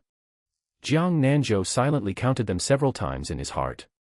2,359,000.00. Among them, nearly 10,000 jean of spiny lobster alone sold for over 1.7 million. Those over 1 jean were 200 per jean, and those around 6 or 7 liang were 180 per jean. Jiang Nanzhou truly never expected that a single day's time would allow him to make $1 million income. He knew that today's boatload of fish catches would sell for quite a bit of money, but he hadn't expected it to be this much. Earning so much money all at once was something Jiang Nanzhou never even dared to imagine in the past. Manager Yang directly asked the finance department to issue the invoice and transfer the money to Jiang Nanzhou. The accountant was working overtime today just waiting to settle accounts with Jiang Nanzhou. The accountant asked Jiang Nanzhou to sign the receipt folder, asked for his bank card account, and used the computer to directly transfer 2,359,000 to Jiang Nanzhou. After transferring the money, the accountant got off work, and before leaving, said to Jiang Nanzhou, "Mr. Jiang, it is estimated that the funds will arrive shortly, and there will be a text message notification then." Jiang Nanzhou also stood up to say goodbye to Manager Yang, as it was getting quite late. Just as they got on the ship, Jiang Nanzhou's phone rang. It was a text message reminder showing that the money had arrived in his account. Previously, Jiang Nanzhou said he would give a bonus of 5,000 to each person, but now he changed his mind. After all, he hadn't made a small amount of money today, so he directly transferred 20,000 yuan to each of them via WeChat. When the few of them saw the transfer, they were exceptionally happy, feeling that their bodies weren't as exhausted anymore. Jiang Tianfu said with a chuckle toward Jiang Nanzhou, "Xiaozhou, you are so generous. Following you is really great. My family will probably be able to build a new house next year." The old house of Jiang Tianfu's family was truly too dilapidated.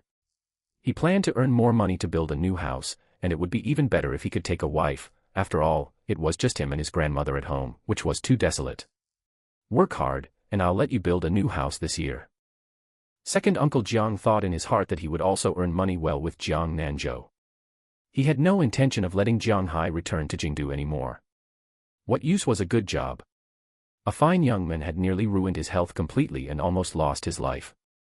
He wanted Jiang Hai to do something here at home, just wondering if Jiang Hai would agree. His son's stubborn temper was just like his own, stubborn to the core.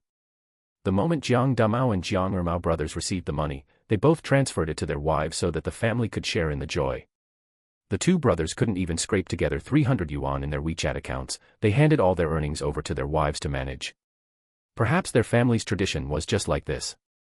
When they arrived at the Jiangjia village pier, it was already midnight. Jiang Nanzhou distributed the spiny lobster and some fish catches among everyone, and he even specially separated what Zhang Wei had won in his live stream and gave it directly to him. Zhang Wei directly gave one to Jiang Tianfu. Brother, as agreed before, if you win a prize next time, you have to share it with me too. Jiang Tianfu took it with a chuckle. That's a must. If I win, I will definitely share. Right before getting off the ship, Jiang Nanzhou talked to them about wanting to recruit another 16 people. If they knew anyone who wanted to work on the ship, they could introduce them to him, preferably with experience, and sign up with second Uncle Jiang at that time. Jiang Nanzhou directly acted as a hands-off boss, letting second Uncle Jiang decide these matters by himself, and he also trusted his second uncle's vision. By the time Jiang Nanzhou finished his shower, the noodles cooked by Mother Jiang were also ready. Chapter 34 Netizen Controversy.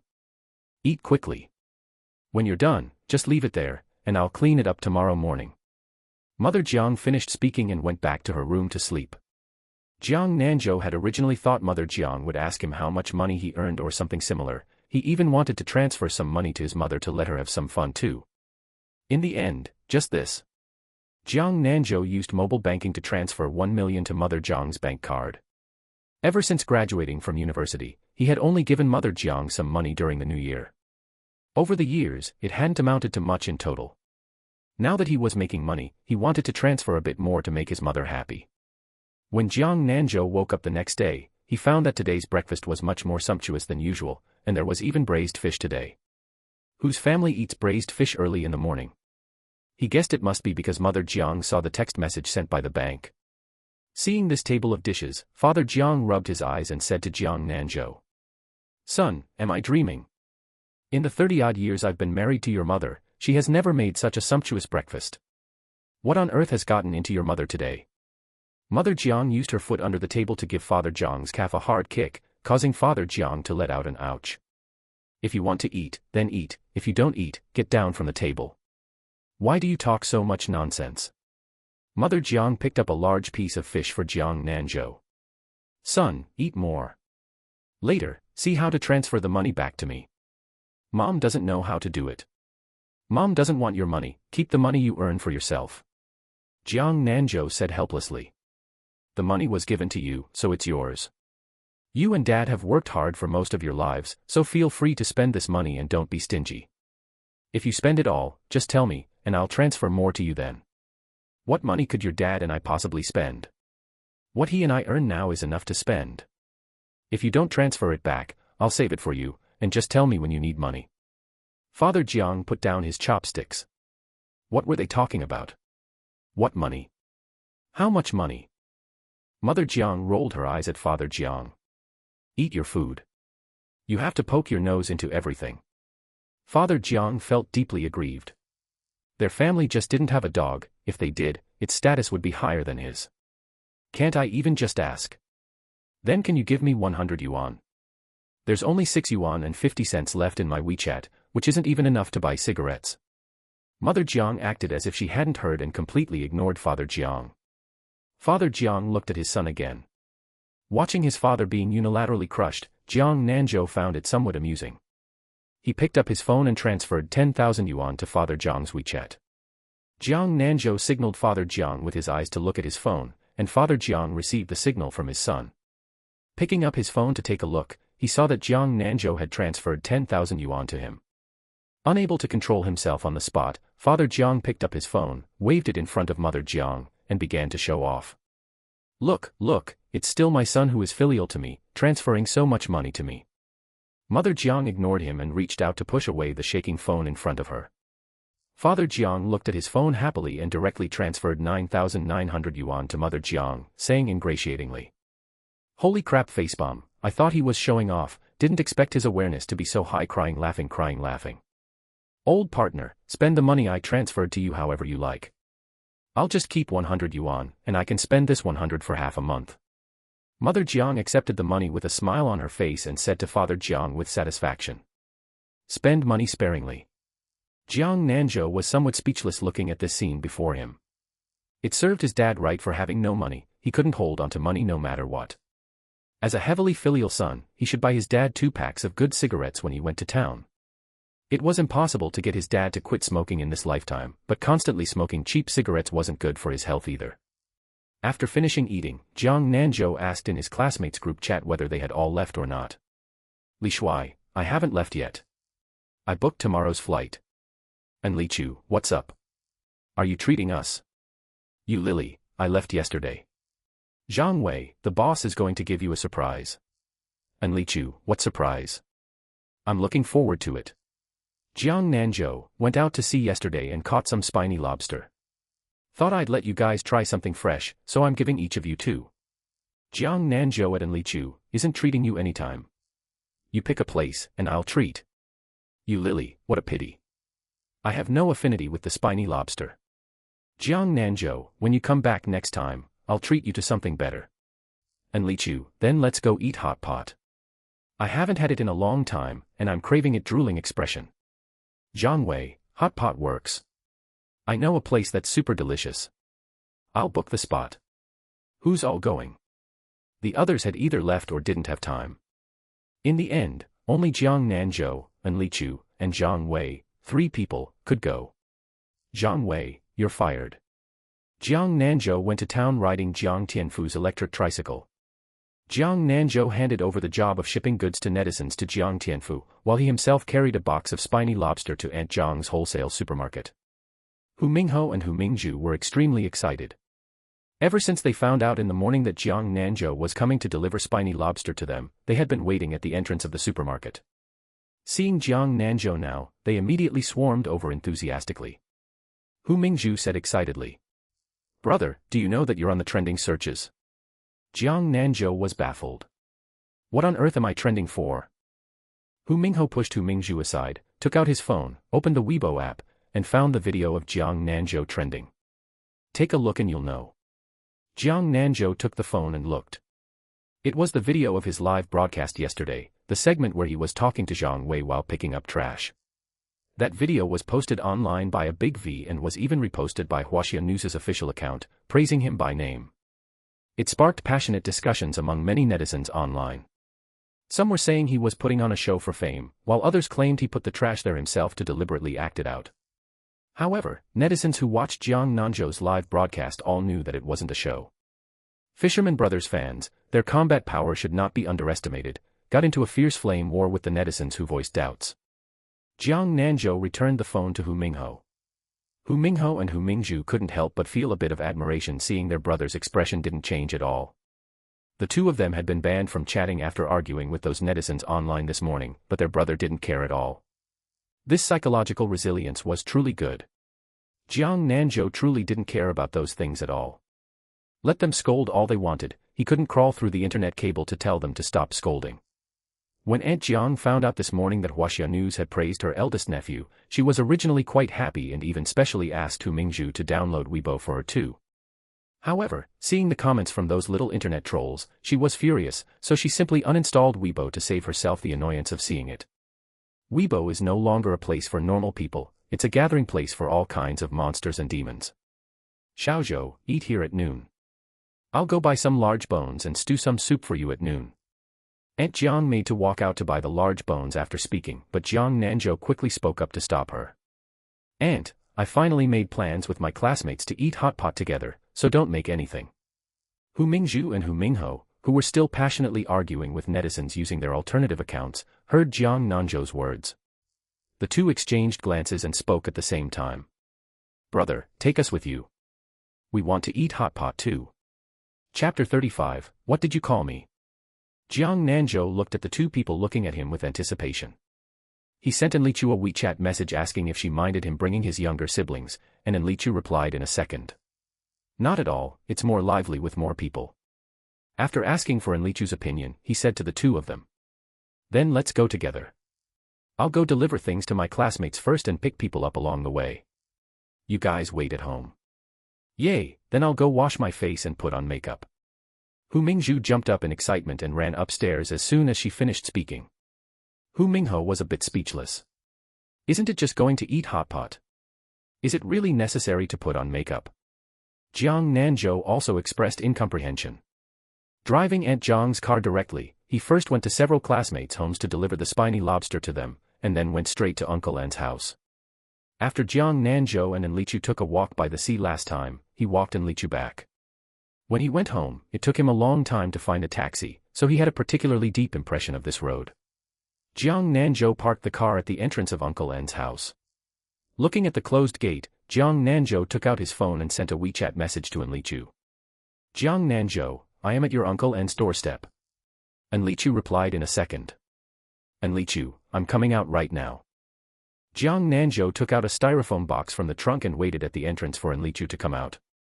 Inside this styrofoam box were 5 top-quality spiny lobsters.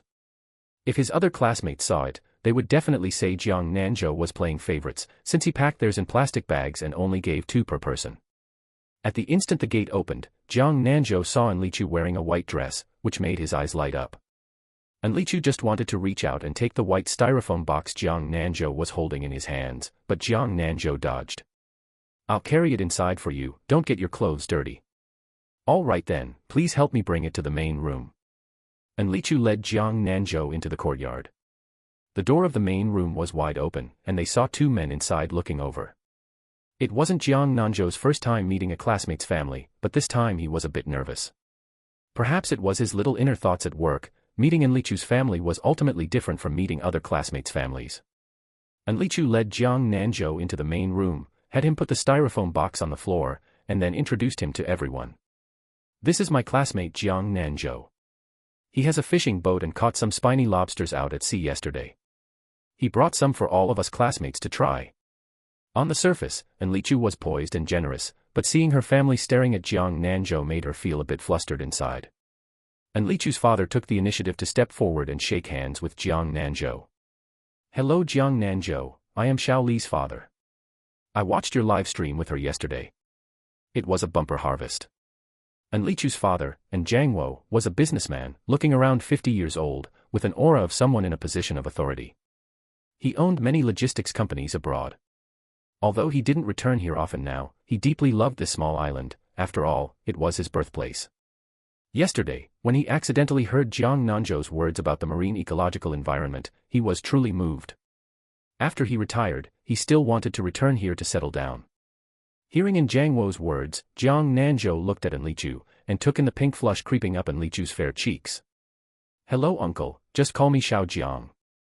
That live stream was just messing around. Enlichu then introduced her uncle and Jianxing to Jiang Nanzhou. He was a retired old Coast Guard.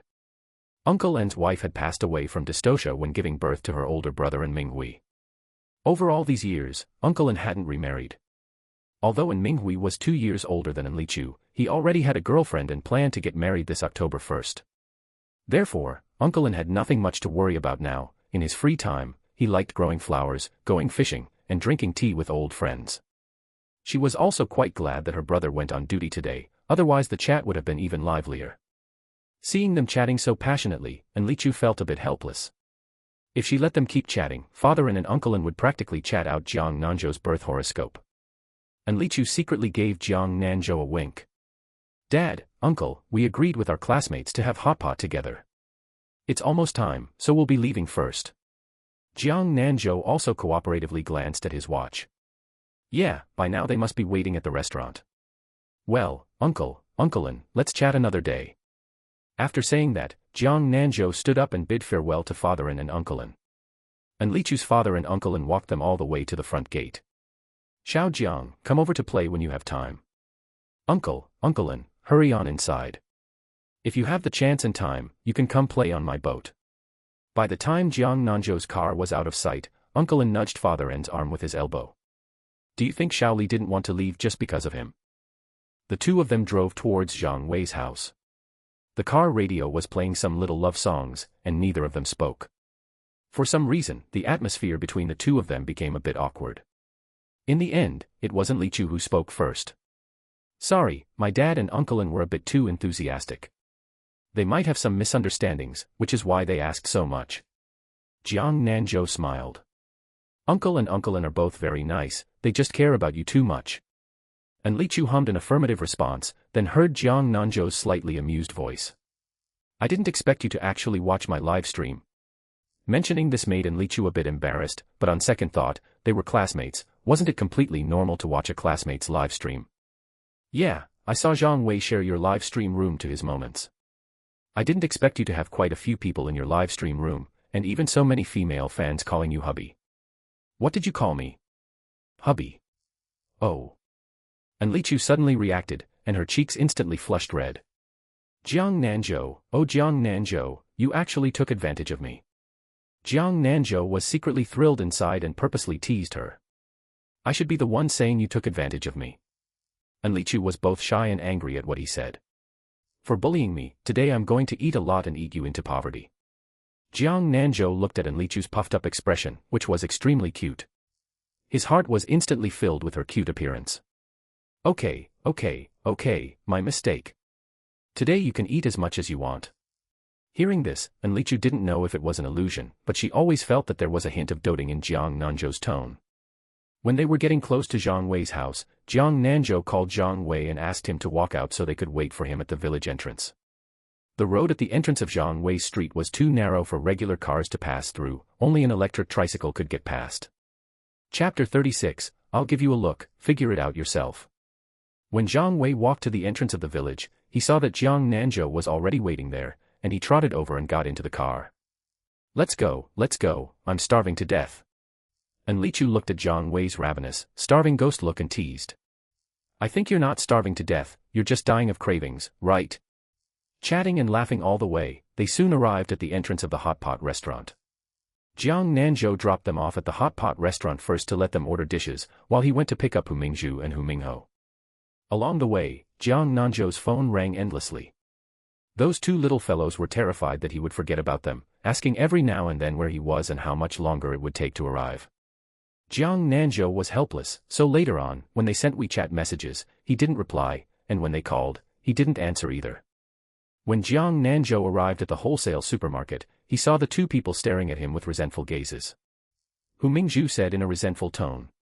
Older brother, do you still remember your younger brother and sister by the Daming Lake? Stop fooling around, hurry up, everyone is waiting. Along the way, Jiang Nanzhou listened to these two people condemn him for not answering calls and not replying to WeChat messages, and Jiang Nanzhou somewhat regretted agreeing to bring them out for hot pot. When he pushed open the door of the private room, the dishes had already been served, and the pot was boiling. Jiang Nanzhou introduced them to each other. Hu Mingho and Hu Mingzhu both had relatively cheerful and quick-to-warm-up personalities, so everyone quickly became familiar with each other. And Li Chu scalded the tableware clean for them, and while handing it to them, she said to Hu Mingzhu and Hu Mingho. I don't know what you all love to eat, so I ordered half portions of everything. Later you can see if there's anything you like and order some more. Anyway, your brother is treating, eat him into poverty. Okay sisterin, we'll eat him into poverty today. Hu Mingzhu quite liked this beautiful older sister, people in their family were all face-value hounds. When Hu Mingho saw Li Chu, he recognized her immediately. This was the beautiful older sister he had seen before. He dared to confirm that his repressed guy of an older brother was definitely interested in this beautiful older sister. Beautiful sister, we met before, at my family's supermarket. I never expected my brother to have such a pretty female classmate like you. This address of beautiful sister made Li Chu a bit embarrassed. I remember you, and I didn't expect your brother to have such a handsome younger brother and pretty younger sister. Zhang Wei got goosebumps all over from listening, and said to Hu Mingho. You brat treat people too differently. Why don't you compliment me? Your brother also has such a handsome male classmate like me. When the Hu siblings were little, they even followed Jiang Nanzhou to play at Zhang Wei's house. Although that was all from when they were kids and they hadn't seen each other for so many years, they weren't strangers to this older brother either. Hu Mingho picked up a piece of meat for Zhang Wei. Brother Wei, you should just eat more. The other few people were amused to loud laughter by the two of them. Because Jiang Nanzhou drove today, none of them drank alcohol, and they all drank beverages instead. Seeing that they had eaten almost enough, Jiang Nanzhou went to settle the bill. After coming out of the hot pot restaurant, Jiang Nanzhou planned to send them all back. You take the great beauty and back. I have some business and will go home later tonight, so I'll head off first. After saying that, Zhang Wei hailed a taxi and left. Hu Mingzhu was just about to open the car door and get in when she was pulled back by Hu Mingho. Brother, you take sisterin back. Mingzhu and I ate too much, so we're going to stroll around to aid digestion. Hu Mingzhu wanted to say that she had eaten too much and couldn't walk, but she was directly dragged away by Hu Mingho. Before leaving, Hu Mingho gave Jiang Nanzhou a meaningful look, letting his brother figure it out for himself. He could sense that the beautiful older sister was definitely interested in Jiang Nanzhou, and every time she looked at his brother, her eyes sparkled. Along the way, the two of them chatted and laughed happily, and they also agreed that Enlichu would go out to sea with them tomorrow. After dropping off Enlichu, Jiang Nanzhou returned to the town, filled the car with gas, and returned it.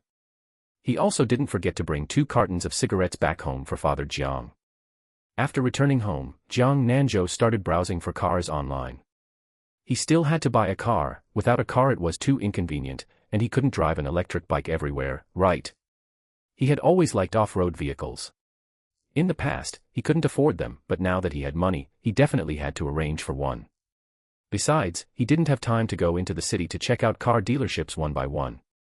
So he directly found the contact information of a Toyota specialty store online. After inquiring about the price and performance on WeChat, he spent over 800,000 yuan to directly order a Prado, paid the deposit, and would go pick up the car whenever he had time. Not long after Jiang Nanzhou finished ordering the car, he saw second Uncle Jiang send him a list. Looking at the list, Jiang Nanzhou saw that the names on it were basically all surnamed Jiang, all from Jiangji village, and mostly people who used to work away from home. After looking at it, Jiang Nanzhou directly asked second Uncle Jiang to pull them into the group chat. Seeing that everyone had entered the group, Jiang Nanzhou directly posted some rules, work processes, and salary benefits of the Nanwan ship in the group. Seeing that everyone had no objections, Jiang Nanzhou notified them to gather at the pier at 8 o'clock tomorrow morning. The voyage time would be about 3 days, and everyone should bring their personal belongings. This itinerary had been booked by Jiang Nanzhou beforehand. He planned to go take a look at more distant waters. Now the weather was getting warmer and warmer, reaching 26 or 7 degrees during the day. Today Enlichu even said she wanted to go diving, and Jiang Nanzhou hoped to satisfy her wish during these few days before she left, making her happy. Jiang Nanzhou then sent a WeChat message to Enlichu telling her the gathering time tomorrow morning, and also told her to bring more clothes and sunscreen and so on. Their group of big fellows wasn't afraid of the sun, and there was no sunscreen or anything on the boat, so she could only prepare it herself. Jiang Nanzhou also prepared a gift for Enlichu, which was the diving suit obtained from the system. That diving suit could protect against cold and heat, keeping the body temperature in the most comfortable state, and it had extremely high safety, even cutting it with a knife wouldn't damage it. Image.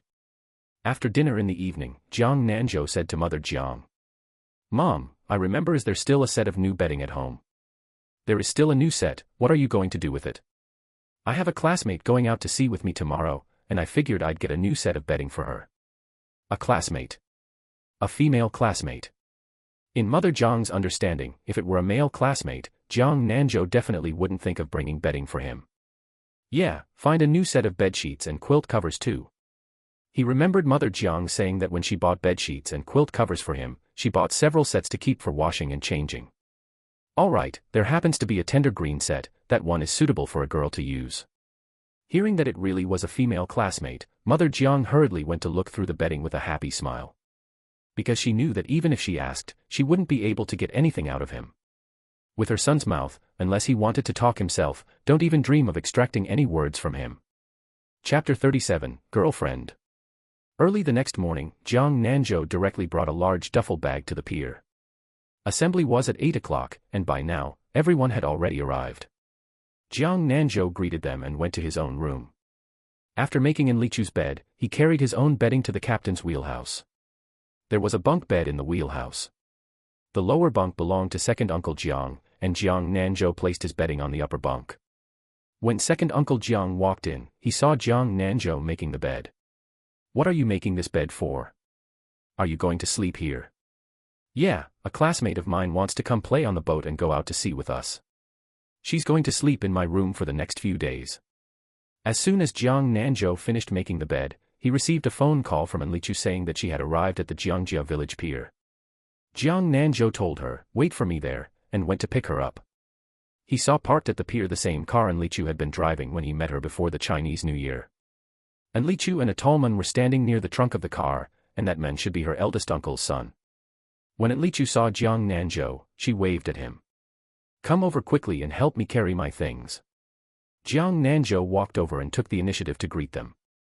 "Hello, I am Jiang Nanzhou, Enlichu's junior high school classmate. I've heard my father and uncle mention you. I am Manhwa, Xiao Li's eldest brother. Please take good care of Xiao Li these next few days." "Eldest brother, don't worry, I will definitely take good care of her." When Enlichu told them during dinner last night that she was going out to sea with Jiang Nanzhou, and Minghui immediately said he didn't agree. After all, the fishing boat was full of men, and it wouldn't be convenient for their Xiaoli, a girl, no matter how you looked at it. In the morning, seeing how enthusiastic Enlichu was, and Minghui still felt somewhat uneasy. He volunteered to take on the task of dropping off Enlichu. He wanted to see what kind of person Jiang Nanzhou really was to make his dad and uncle feel so at ease. Although Jiang Nanzhou looked quite handsome and very manly, unlike some sissified young men nowadays, he could tell at a glance that this kid harbored impure intentions toward their family's Xiaoli. When he got back home, he still had to talk to his dad and his uncle about it. Jiang Nanzhou didn't expect Enlichu to bring such a large suitcase. Not only that, Enlichu took out 2 tote bags and a set of fishing gear from the trunk as well. Little did he expect that Enlichu actually knew how to fish. He carried Enlichu's suitcase and fishing gear bag, while Enlichu held 2 tote bags and walked behind him.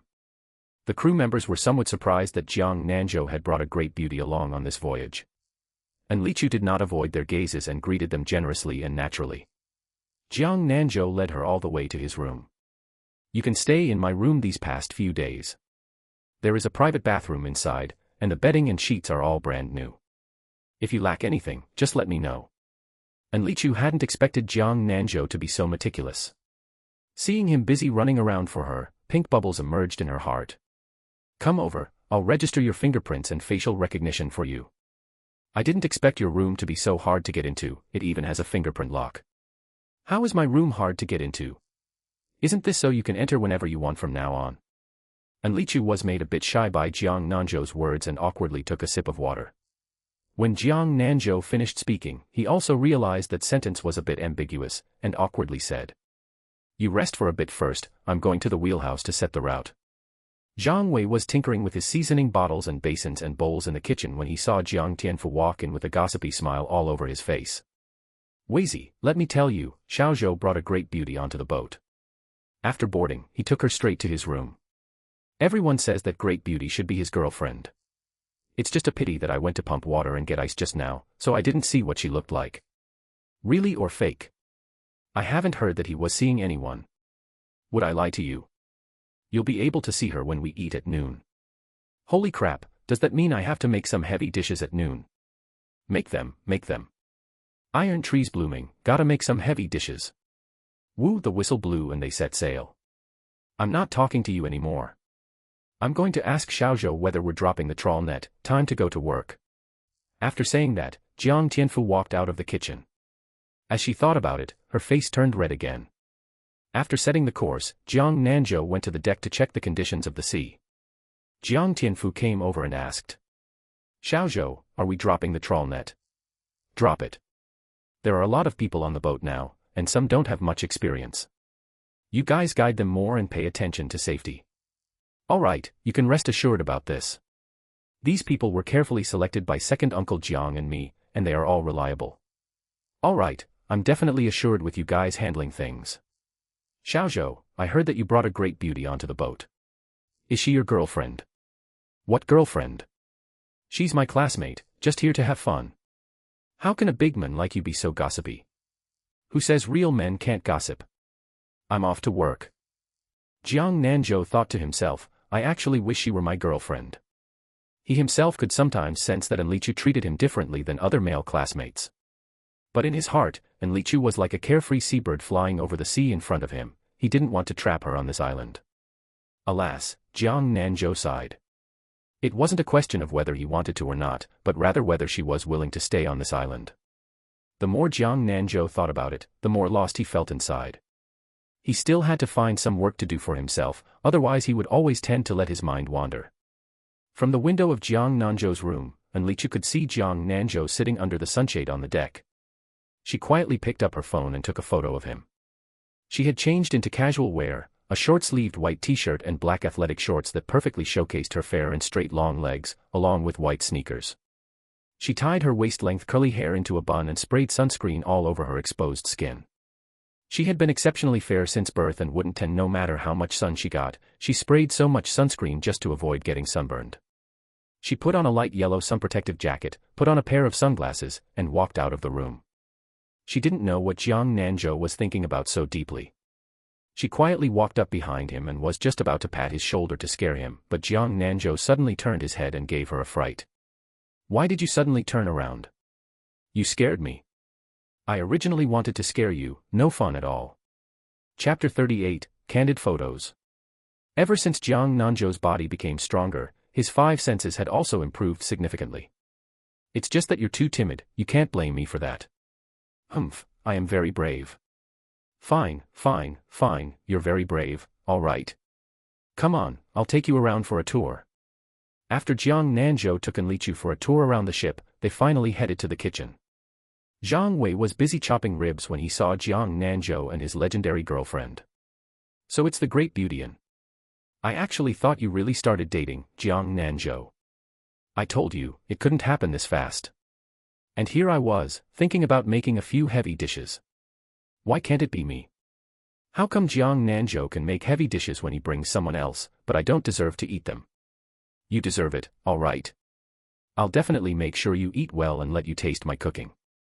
I've even been mentored by Nanzhou himself. Jiang Nanzhou mentored you. That's right. Enlichu glanced at Jiang Nanzhou beside her. Is what Zhang Wei said true? Yeah, just a little bit. Zhang Wei couldn't help but chime in. Yeah, just 100 million little bits. Then, Master Chef, will you show off your skills at noon? After saying that, Enlichu looked at Jiang Nanzhou with expectant eyes.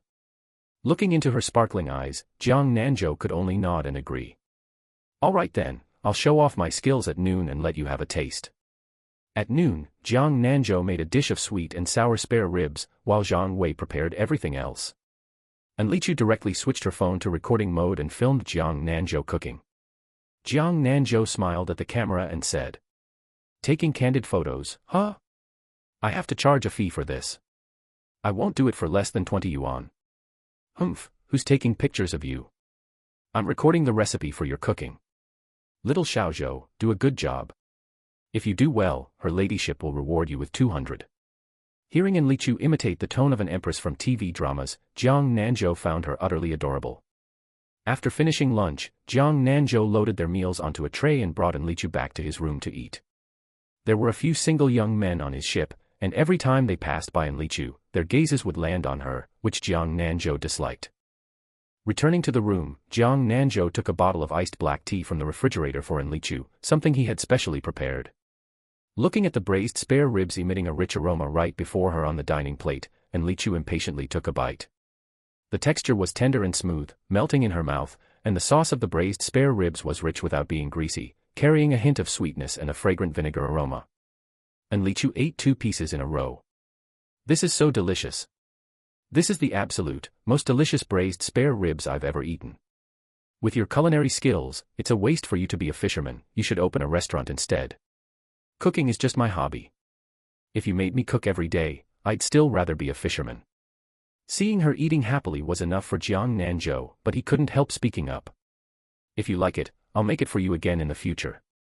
As soon as he finished saying those words, Jiang Nanzhou felt it was somewhat inappropriate. After all, Enlichu would be leaving before long. All right, it's a deal. Jiang Nanzhou smiled without saying anything. After finishing lunch, Jiang Nanzhou planned to haul in a batch of nets. Before lunch, he had already seen that there were quite a few catches in the fishing nets. Then you rest for a bit, and I'll go arrange for someone to haul in the trawl net. I'm going too. I've never seen a fishing boat haul in its nets before. Seeing her excited look, Jiang Nanzhou couldn't bear to dampen her spirits. All right then, the sun is too fierce right now, so you need to pay attention to sun protection. Hearing Jiang Nanzhou's words, Enlichu sprayed herself with sunscreen spray once more. Is this okay now? Let's go, hurry up. Jiang Nanzhou went straight to Uncle Ermao and asked him to arrange for people to haul in the nets, while he brought Enlichu to watch from the side. After all, with so many people on the ship now, Jiang Nanzhou didn't have to do everything himself. When the trawl net was lifted by the crane, Jiang Nanzhou also took out his phone to record a video of the net bag emerging from the water. He planned to post it on Douyin. Many of his fans had been urging him to update his videos under his previous posts. After the fishing net was opened, the catch piled up like a small mountain, and Jiang Tianfu led them in sorting the catch. Second Uncle Jiang and Zhang Wei both came out. Each of them grabbed a pair of gloves and were about to help sort the catch as well, but Jiang Nanzhou stopped them. Second uncle, you're the captain. Don't do these chores from now on. Jiang Wei, same goes for you. From now on, kitchen matters are under your charge. If I had to have you guys do everything, why would I have hired so many people? Steering the boat isn't tiring, and sorting fish isn't hard either. Second uncle, just listen to me. Take this opportunity while the boat is stopped to rest and take a nap. Who knows what the situation will be like tonight? All right then, I'll listen to you. After second uncle Jiang finished speaking, he returned to the captain's wheelhouse to rest. Jiang Nanzhou looked at Jiang Wei again and said, if you're free, go rest for a bit too. Your responsibility is to plan out the daily menu and keep the kitchen clean. All right then. Since the boss has spoken, I'll listen to the boss. Jiang Wei's salary and benefits were the same as the crew members. If they had bonuses, he would get a share too. Without doing a bit more work, he always felt a sense of guilt, especially since the salary plus bonuses Jiang Nanzhou offered were just too generous. Jiang Nanzhou originally planned to pick up the trash mixed into the catch, but right during the time they were talking, he saw Uncle Damao already holding a garbage bag and starting to clean it up. Jiang Nanzhou was just about to sigh that today's ocean prestige value had been beaten to the punch, when unexpectedly, he saw his ocean prestige value continuously jumping.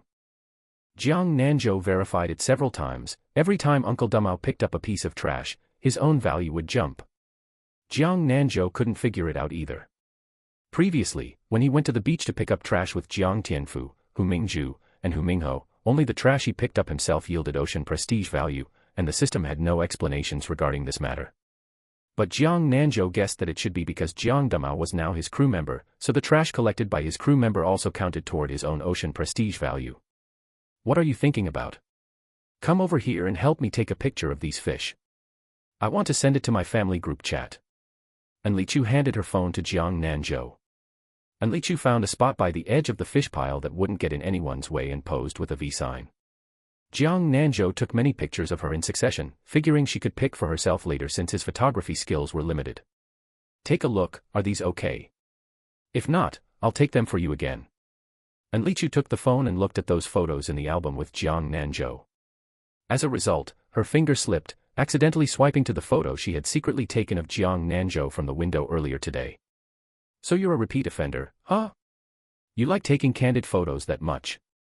Humph, who took candid photos? I took it fair and square. Then why did you take a picture of me? I charge a fee, you know. I didn't take a picture of you at all, I was taking a picture of the scenery. Chapter 39 Diving. And Li Chu was as stubborn as a dead duck and simply refused to admit it. Look at you, how short my legs look in this photo you took of me, and look at this one, I was even blinking. How about I take it again for you? Forget it, let's just go with the short-legged one. Your photography skills are truly trash. I think you still need to practice, otherwise, how are you going to take pictures for your future girlfriend? People will find it off-putting. Jiang Nanzhou genuinely hadn't noticed. Aside from the one where she was blinking, which wasn't great, he felt all the others looked quite good. Then I really need to study hard. Will teacher and give me some guidance over the next few days? Go learn online by yourself. My tuition fees are very expensive. Let me teach you, and then you go take pictures for others in the future. In your dreams. However, and Li Chu still posted the photos Jiang Nanzhou took of her on her moments. Caption, a little commemoration. Before long, she received quite a few likes. Everyone assumed what Li Chu was commemorating was going out to sea to catch fish, but what she was actually commemorating was something only Li Chu knew. Li Chu sat under the sunshade on the deck and chatted with her best friend Dai-Yu. Dai-Yu, dear, didn't you go back to your hometown? Where are you off to play this time? Li Chu, right here in my hometown. Didn't I tell you before? It's on an island. Dai-Yu, that's so nice, you can even go out to sea to play. Dai-Yu, after going back, did you find that male classmate you mentioned? Li Chu, slip of the hand, slip of the hand. It's on the boat, not on the bed. This input method is killing me. Dai-Yu, ha ha ha, mercilessly mocking you. How is your progress going? Li Chu, crying expression, not much progress. Dai-Yu, not much progress and you're already on his bed. Dai-Yu, boat. Li Chu, if you keep this up, I won't talk to you anymore. Face palming and crying. Dai-Yu, I won't tease you anymore.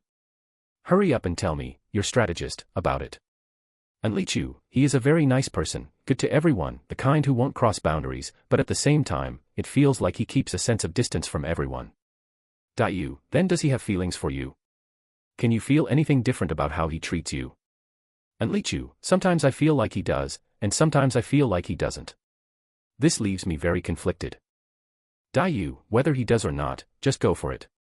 As the saying goes, a man chasing a woman is separated by a mountain, but a woman chasing a man is separated by a sheer veil. Yu, if all else fails, just pin him down. Since you can't get his heart, get his body. Drooling with lewd expression.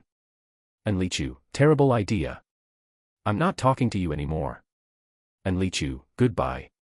What Yu said just now could also be considered a method. If Jiang Nanzhou wouldn't have a sweet romance with her, then she could only resort to he.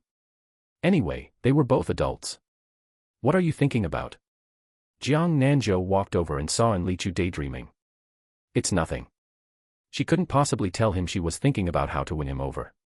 Jiang Nanzhou had discovered a school of crabs in the sea area, and there were also quite a few lobsters, as well as conches and some shellfish.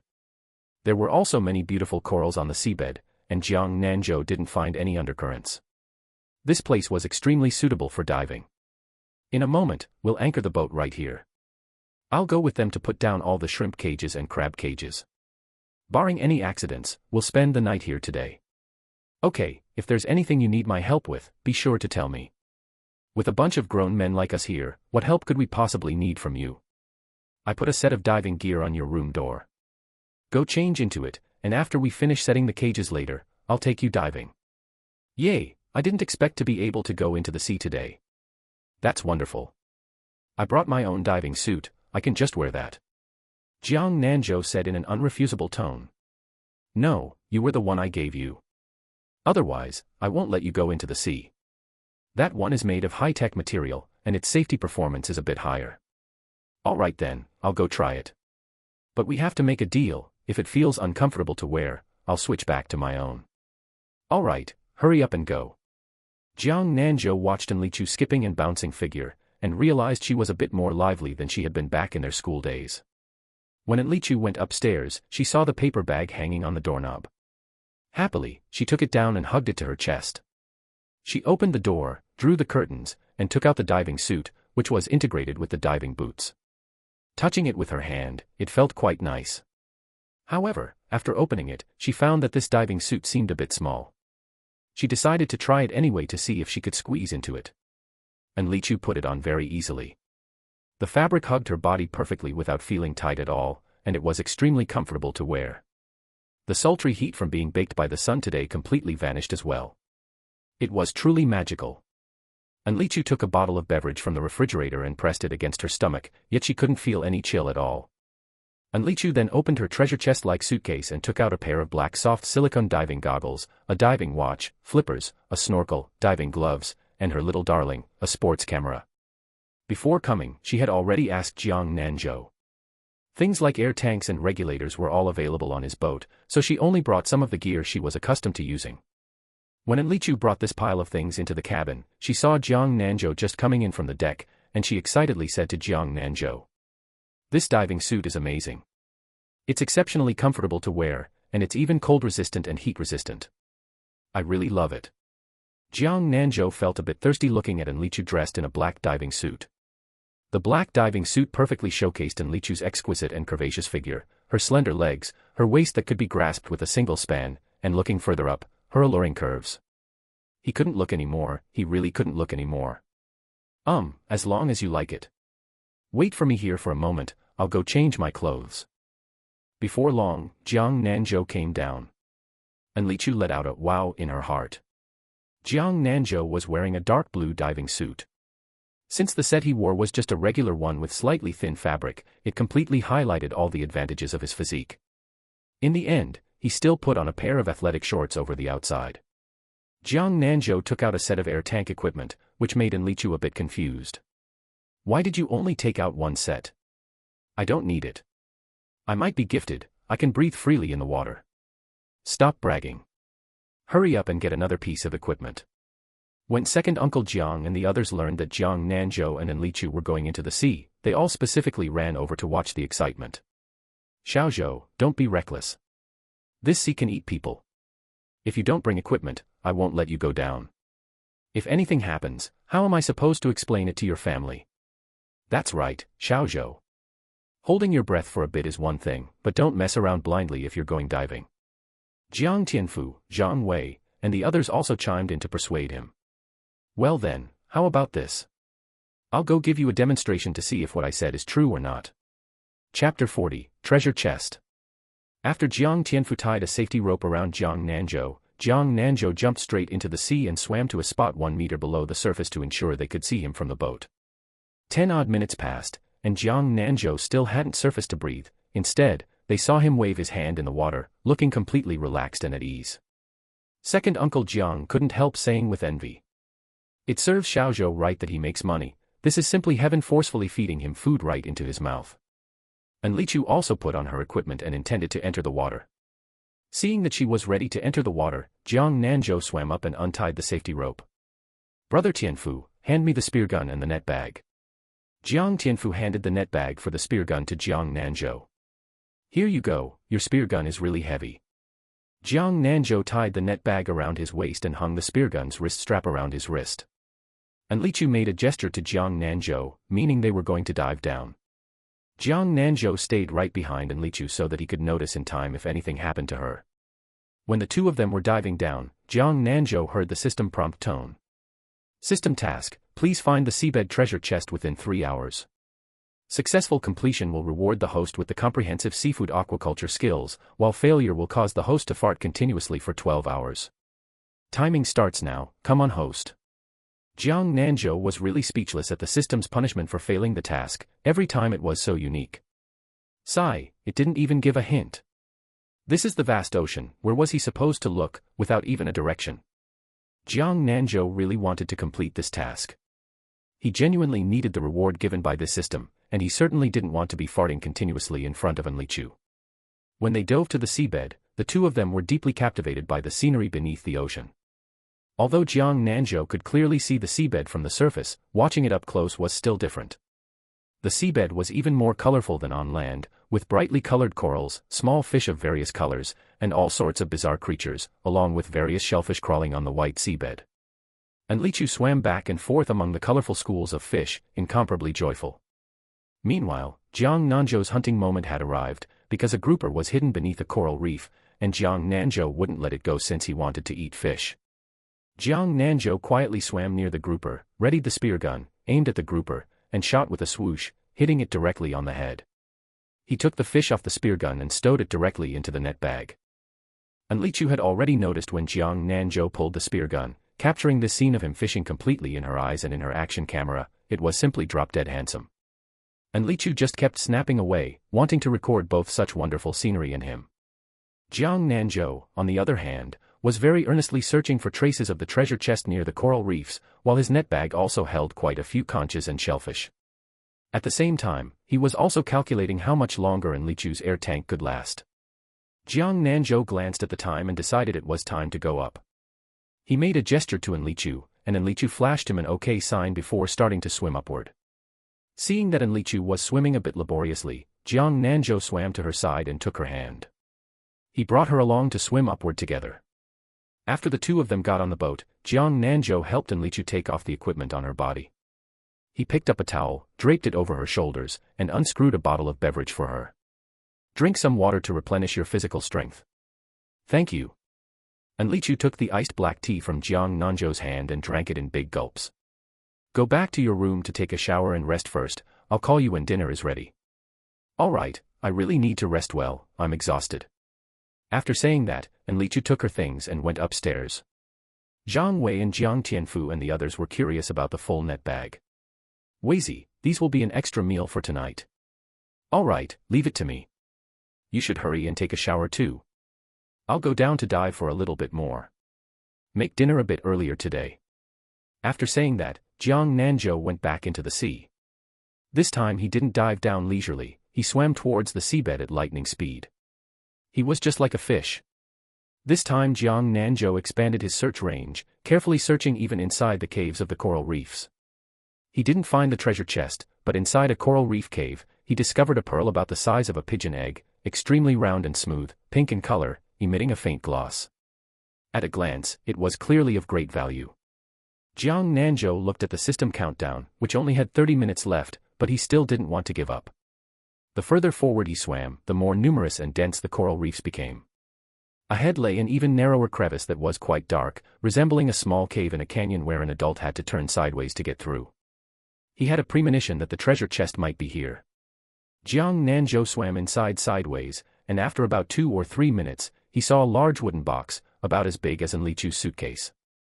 The wooden box was tightly bound and locked with iron chains. Just as Jiang Nanzhou touched the box, the system prompt sound rang out. Congratulations to the host for completing the task and obtaining the comprehensive seafood aquaculture skills. Jiang Nanzhou breathed a sigh of relief. This task was finally completed. Jiang Nanzhou tried to lift the box, and it was very easy. With the heavy iron chains included, this box must have weighed nearly 300 caddies, but when coming out, Jiang Nanzhou could only lift the box over his head and slowly make his way out. When Jiang Nanzhou came out, his body was scratched with quite a few small cuts by the coral, even on his face. Fortunately, he was able to walk in the water. If he had relied entirely on swimming, he really wouldn't have been able to enter that cave. When Jiang Nanzhou dragged the iron chains on the box and swam up, the sun had already set. By this time Lichu had already put on her diving suit. When she woke up and heard from Zhang Wei that Jiang Nanzhou had been down in the sea for over 2 hours, her heart instantly leapt to her throat. At this moment, second Uncle Jiang and the others who were good swimmers had also put on their diving suits, intending to go into the sea to look for Jiang Nanzhou. "What are you guys doing? Hurry and lower the crane hook." Everyone waiting on the deck breathed a sigh of relief upon hearing Jiang Nanzhou's words. Jiang Tianfu said while lowering the crane for him. "Xiaozhou, do you know we were about to report it to the Coast Guard? You really, staying underwater for so long? You guys already know my swimming skills, the ocean can't drown me." Jiang Nanzhou hung the iron chains of the box onto the crane hook and got onto the boat. As soon as he got on board, someone flung herself into his arms, her arms wrapping tightly around Jiang Nanzhou's waist. "Jiang Nanzhou, you scared me to death, do you know that?" Lichu said with a crying tone and a trembling voice. Feeling the softness in his arms, Jiang Nanzhou raised his hand to gently pat her back and softly comforted her. "Don't be afraid, I'm really fine. Don't you know my swimming skills? Haven't you heard the saying that those who drown are usually the ones who know how to swim? Besides, there are man-eating sharks in the sea." Lichu's muffled voice came from Jiang Nanzhou's arms. At this moment, listening to Jiang Nanzhou's heartbeat, Lichu was no longer afraid. Burying her head in Jiang Nanzhou's arms, she now truly felt awkward, given how many people were on the deck. And she was also quite reluctant to leave his embrace. Chapter 41. There can't be anything in the future. As someone who had been through it all, and considering Jiang Nanzhou was his nephew, second Uncle Jiang had originally wanted to lecture Jiang Nanzhou a bit. However, seeing the two of them hugging each other now, it was not easy for him to say anything, so he said to the surrounding crowd, "Scatter, scatter. Go back to whatever you were supposed to be doing, and pull up a round of the shrimp and crab cages." With that, he took the lead and walked away. Zhang Wei watched the two hugging people with his mouth wide open in shock. Before he could open his mouth to ask them what was going on, Jiang Tianfu dragged him away. Only after everyone had cleared out did Lichu finally pull away from the embrace of Jiang Nanzhou. In truth, Jiang Nanzhou had not hugged her enough yet. "Are you feeling better?" Lichu felt that she had been so humiliating just now. She was extremely awkward at the moment and did not know how to face Jiang Nanzhou. "It is starting to get windy now. Go take a shower and change your clothes, and I will go back to my room to change too." "Let us go, my clothes are all in the wardrobe in my room." After gathering his clothes, Jiang Nanzhou went to the public bathroom of the crew members. The mood of Jiang Nanzhou right now was a mix of tangled feelings and a bit of happiness. After Jiang Nanzhou finished his shower, second Uncle Jiang disinfected all the small wounds on the body of Jiang Nanzhou, muttering to him while doing so and telling him to be careful in the future. Once his wounds were disinfected, Jiang Nanzhou came to the cafeteria. By this time, Zhang Wei had already prepared dinner, but there was only Zhang Wei in the cafeteria. Where are they? Are they not usually enthusiastic about eating? They are all on the deck looking at that chest you salvaged. Just as Jiang Nanzhou wanted to go out and call them back for dinner, Zhang Wei called out to stop him. "Nanzhou, wait a minute. Come and chat about what is going on between you and the great Beautyan." "There is nothing going on between her and me right now, and there cannot be anything going on in the future either. Then if there is nothing going on, could she worry like that? Even out of a classmate and good friend's concern, she would not throw herself straight into your arms. Maybe she was just too anxious. You better keep your mouth shut and do not talk nonsense in the class chat group. Fine, I know. Rest assured, but I feel that the great beauty is definitely unusual towards you. Jiang Nanzhou did not reply because he had seen the hem of the skirt Enlichu exposed when she ran away. In fact, he had sensed that Enlichu was outside the door long ago. She must have heard all of their conversation. Zhang Wei, being broad-minded, did not notice a hint of solemnity on the face of Jiang Nanzhou. I will go call them back to eat, otherwise the dishes are going to get cold. You go call the great beauty in. Zhang Wei left after speaking. Jiang Nanzhou knocked on the room door of Enlichu. Dinner is ready, let us go eat. Inside the room, Enlichu wiped the tears from her face, pulled the quilt over her head, and said in a muffled voice. I am not hungry, I will not eat. You guys go ahead and eat. After a long while, Jiang Nanzhou said. I will bring the food up for you, eat at least a little. Enlichu did not respond. She bit her lip tightly, not wanting to make any sound because she was afraid Jiang Nanzhou would find out she had been crying. She sent Jiang Nanzhou a WeChat message using her phone. Enlichu, I really have no appetite. You do not need to bring it up for me, I am going to sleep for a bit. Right after Enlichu sent it, she heard a phone notification sound ring outside the door. Jiang Nanzhou, okay. After Zhang Wei served food to the crew members, he saw Jiang Nanzhou walking over by himself. Enlichu is not eating. Yeah, she wants to sleep for a bit. Later when she gets hungry, I will cook some noodles for her. All right then, bring me some too when you cook those noodles later. I am craving your cooking so much. After dinner, Jiang Nanzhou went to the deck to smoke, but his gaze kept lingering on the window of the room of Enlichu. At that time, Enlichu had been planning to go down for dinner, figuring it was not good to always eat in the room. Just as she walked to the entrance of the cafeteria, she heard Zhang Wei gossiping. In fact, her behavior today had already been extremely obvious, anyone with eyes would notice that she had feelings for Jiang Nanzhou. She had not expected to hear the words of Jiang Nanzhou, there is nothing going on between her and me right now, and there cannot be anything going on in the future either. She was truly heartbroken. This showed that in the heart of Jiang Nanzhou, he had never thought about being together with her, or was it that he already had someone he liked? Could it be that her previous belief that Jiang Nanzhou treated her differently was just her illusion? At this moment, Enlichu really needed to find someone to vent to. She picked up her phone and sent a WeChat voice message to Daiyu. Not long after the ringing started, the other side connected. Enlichu then recounted everything that happened today to her. Daiyu, how about you just forget it? Anyway, there are plenty of handsome guys pursuing you. Someone like my silly brother has always wanted to be your spare tire, but unfortunately, he is not worthy. How can I just forget it after finally running into him again? I had already made plans to stay here in the future.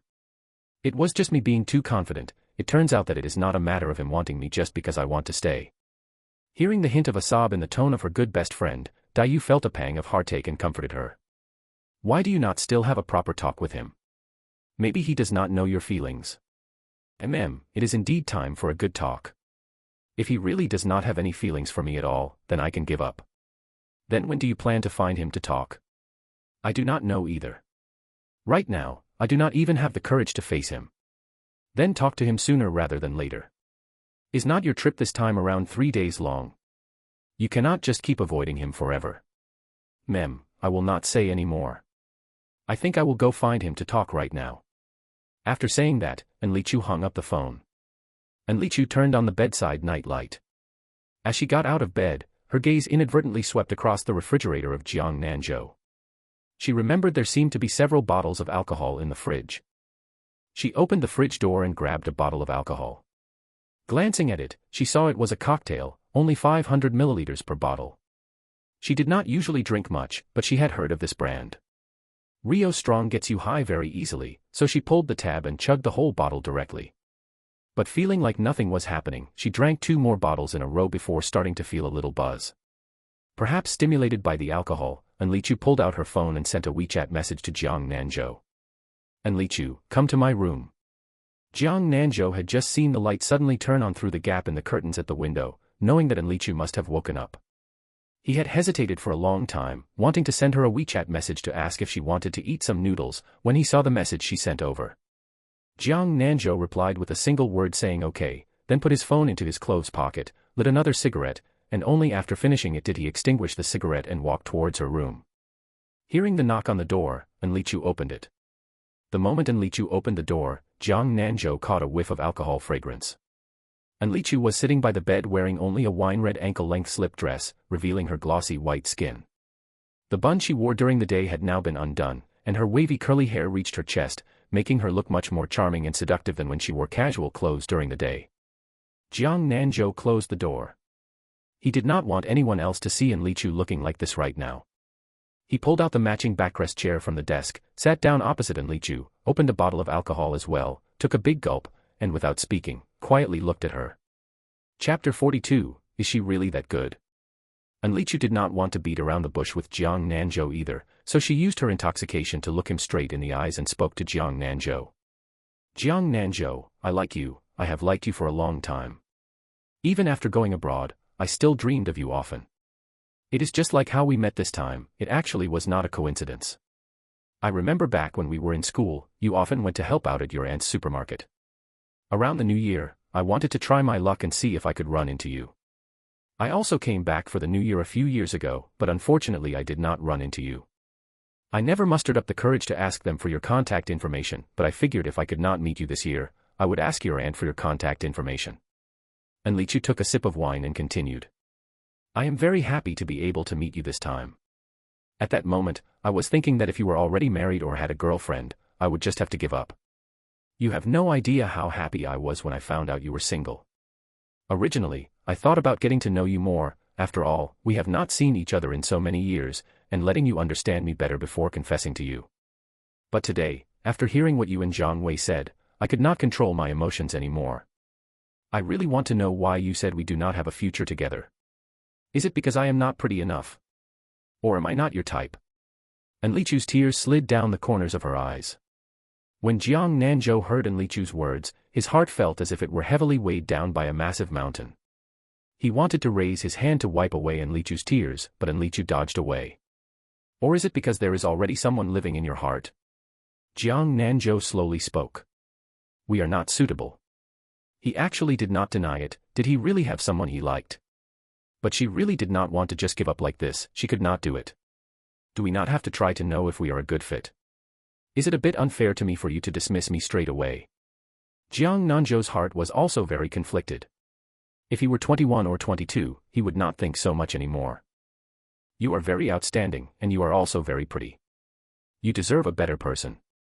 Jiang Nanzhou threw the wine in Enlichu's hand into the trash can. Stop thinking about so much, I will go cook a bowl of noodles for you. As soon as Jiang Nanzhou stood up from the chair, he felt Enlichu's body temperature against his back. Enlichu did not know where she got the courage from, but she hugged Jiang Nanzhou's waist tightly from behind, pressed her face against his firm back, took a deep breath of the tobacco scent on him, and let her tears wet his clothes. Is she really that good? Jiang Nanzhou answered in his heart, yeah, she really is that good. Enlichu's tears were like boiling hot water, burning his back and causing a dull pain. Pulling away the hands wrapped around his waist, Jiang Nanzhou turned around to face Enlichu face to face, raising his hand to gently wipe away the tear stains on her face. Image. Before Enlichu could react to what Jiang Nanzhou's words meant, she was pulled into Jiang Nanzhou's arms. His breathing was heavy as he lowered his head and kissed her lips. His kiss was domineering and savage. In the past, he had always shown a gentle side in front of Enlichu, but now he could not hold back anymore. Enlichu raised her arms to wrap around Jiang Nanzhou's neck, unconsciously responding to this domineering kiss. After the kiss ended, Enlichu's head rested against Jiang Nanzhou's rising and falling chest, panting. Her mind was currently completely blank. Jiang Nanzhou raised his hand and stroked Enlichu's head. Were you scared? No, I said I have got a lot of guts. What did your words just now mean? It means I want to be with you. No matter where I go, I want to take you with me, and I want to be with you every single moment. Are you willing? But do you not have someone you like? Yeah, there is someone. She has been living in my heart for many years. Then chase her away and let me move in, okay? Enlichu's pleading words carried a sob. She did not know when she had become so prone to crying, but she really could not control it. Silly girl, from beginning to end, it has always been you. For the rest of my life, it will still be you. Really? She found it a bit hard to believe. Yeah, before you transferred away, I wanted to wait until after the exams to confess to you. I did not expect you to transfer away so suddenly. Then why did you say we were not suitable? My plan for the future is to stay on the island. The development on the island is backward. Even if you want to eat KFC, you have to go to the city. You have a great future ahead of you and should not be trapped in a place like this. I do not like eating fast food, I only like what you make for me. I am already prepared to stay on the island, it just depends on whether you are willing or not. Did you not say you were leaving after the Lantern Festival? Yeah, going back to handle some things, I can come back in half a month. Actually, Jiang Nanzhou had already prepared himself for a long-distance relationship just now. At worst, he would go visit her regularly. He never expected Enlichu to give him such a huge surprise. Jiang Nanzhou scooped Enlichu up into his arms. If it were not for the small space in the room, he would have wanted to hold her and spin her around. What are you doing? You gave me a scare. Jiang Nanzhou put her down, kissed her lips, and pressed against her lips as he said, I am really so happy. Enlichu exerted strength with the arms wrapped around his neck, taking the initiative to kiss Jiang Nanzhou's lips. Her kiss was gentle and tender. When the kiss ended, the two of them had somehow ended up lying on the bed. Enlichu's shoulder strap had quietly slipped down to her arm at some point. Enlichu lay prone on top of Jiang Nanzhou, her face flushed red and her lips somewhat swollen. Jiang Nanzhou reached out to pull Enlichu's shoulder strap back up and gently stroked her back with his hand. By now, perhaps due to the wine having worn off, Enlichu felt her face burning with heat. The progress between her and Jiang Nanzhou was simply too fast. Jiang Nanzhou felt like he was about to explode.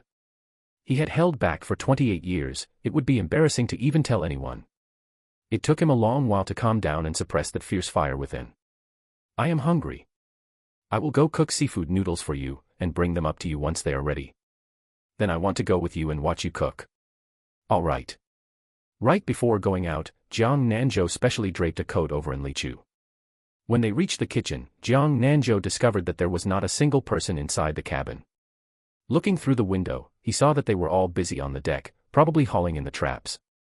Zhang Wei was also over there joining in on the fun, talking big and shooting the breeze with them. Jiang Nanzhou glanced at the ingredients in the kitchen, the only seafood left was a few fish. Wait here for me, I will go take a look on the deck. The deck was piled with some crabs, lobsters, and quite a few squids.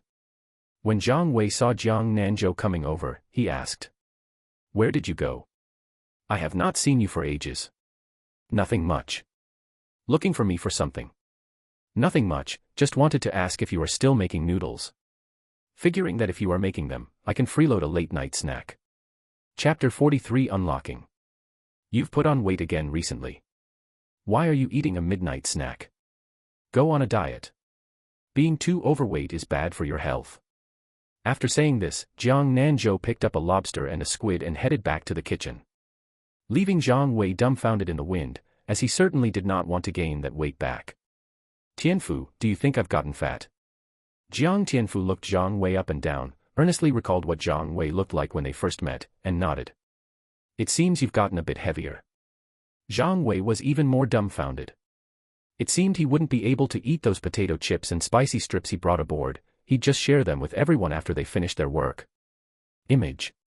Jiang Nanzhou made a large bowl of seafood noodles, filling the entire kitchen with their aroma. Even before they were out of the pot, Enlichu was already quietly swallowing her saliva. He placed the large bowl of seafood noodles in front of Enlichu. Enlichu picked up her phone and took a photo of the seafood noodles. As soon as she finished snapping the picture, she impatiently picked up her chopsticks, picked up a few strands of noodles, and blew on them, wanting to cool them down faster. Even with a full, large bowl of seafood noodles, Enlichu couldn't eat any more after finishing half. According to her usual appetite, managing a third would have been pretty good, but the noodles Jiang Nanzhou made were simply too delicious, so eating half a bowl left her stuffed to the point of discomfort. It's truly delicious, but it's also too much. I really can't eat any more. As long as you're full, that's fine. I'll eat the rest. Jiang Nanzhou pulled the noodle bowl over to himself and began eating in large mouthfuls. Watching Jiang Nanzhou eat the noodles she had left over, Enlichu felt it was far too intimate and even felt a bit shy. But on second thought, she had already shared his saliva, so what was the big deal about eating from the same bowl of noodles?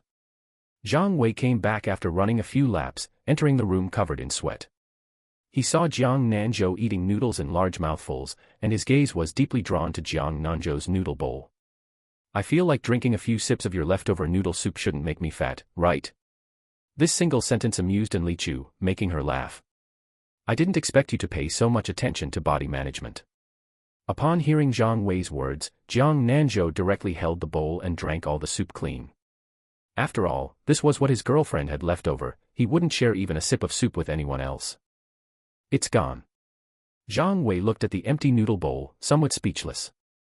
Are we still buddies, not even leaving me a sip of soup? Even if we are buddies, I can't give you soup.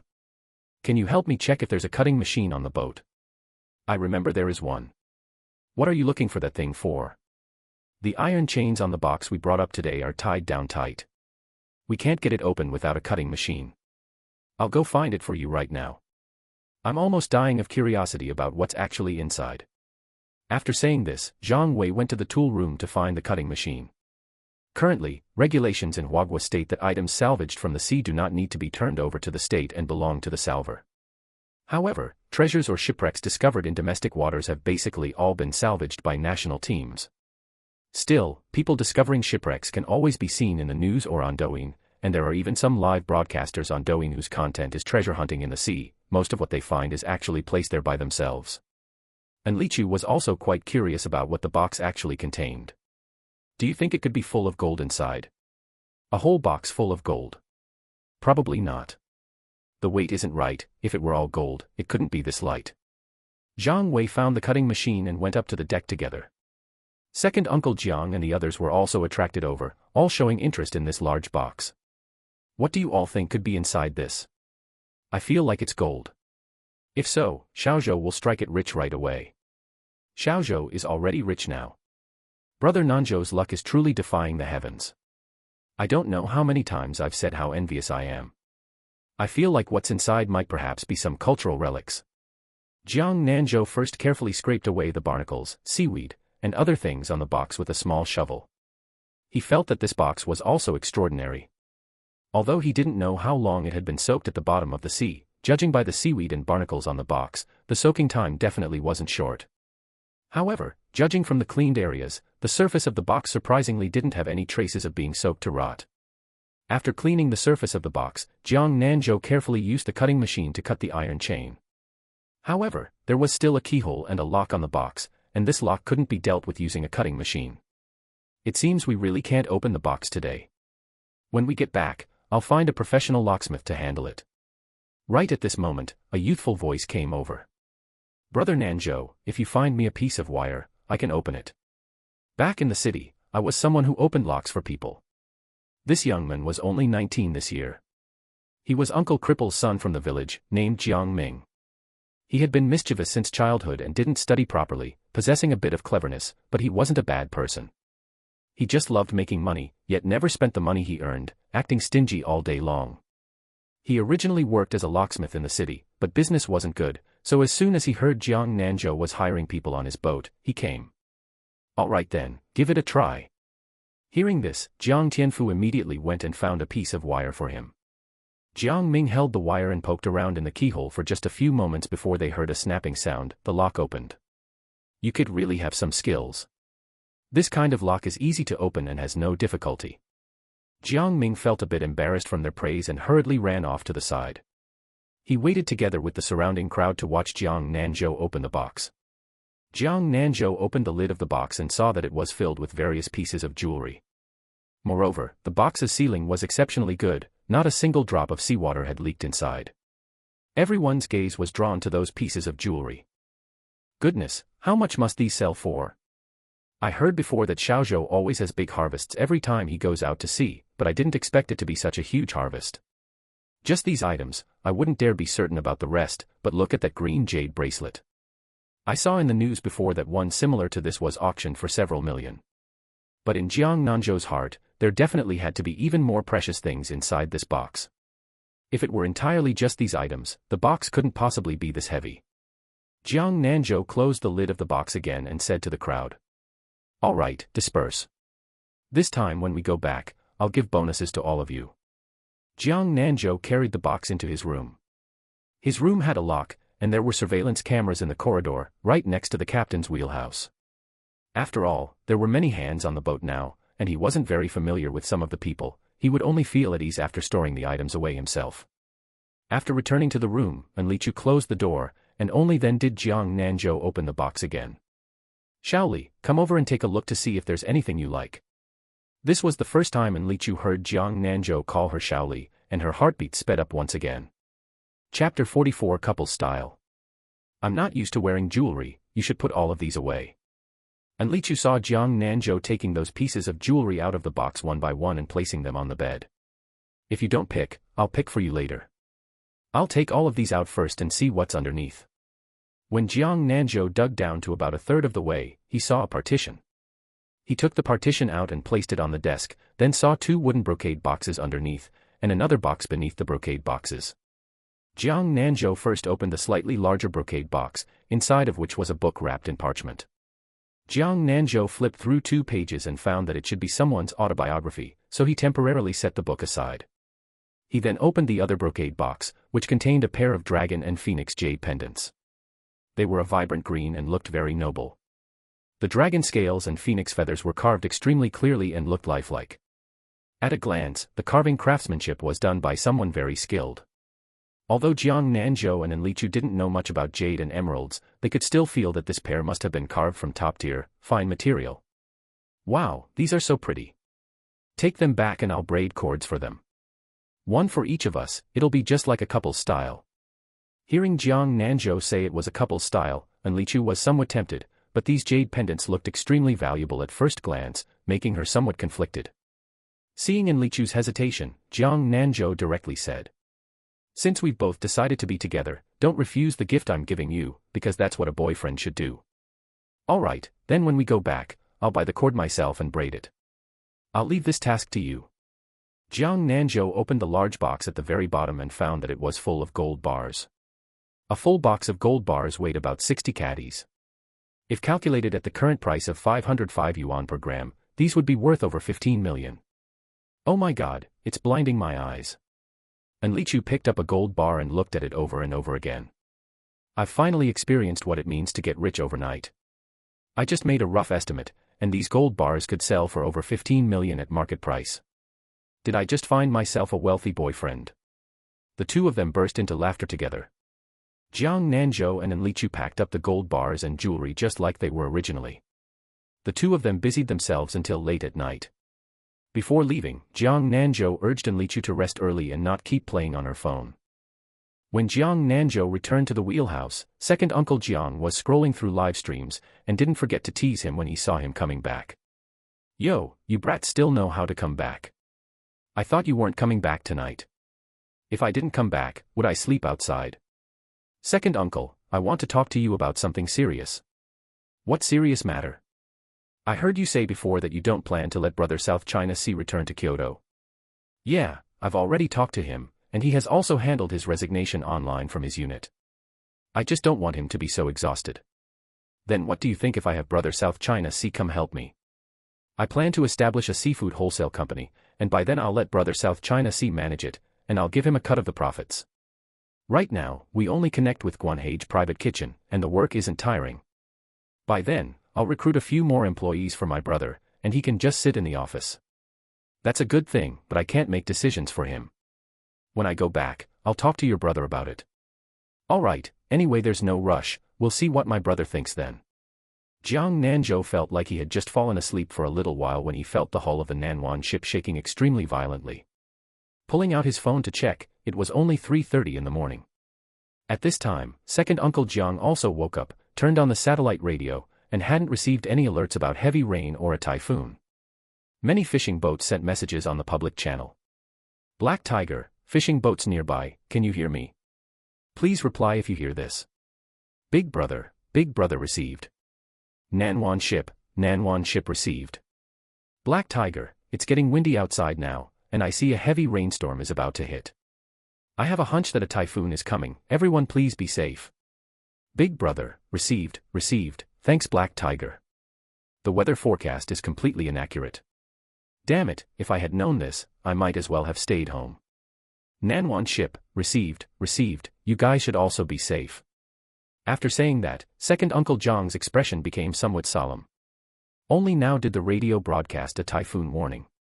Jiang Nanzhou directly notified the crew members over the walkie-talkie to pull up the traps right now while the wind wasn't strong and it wasn't raining yet, and to make sure they stayed safe.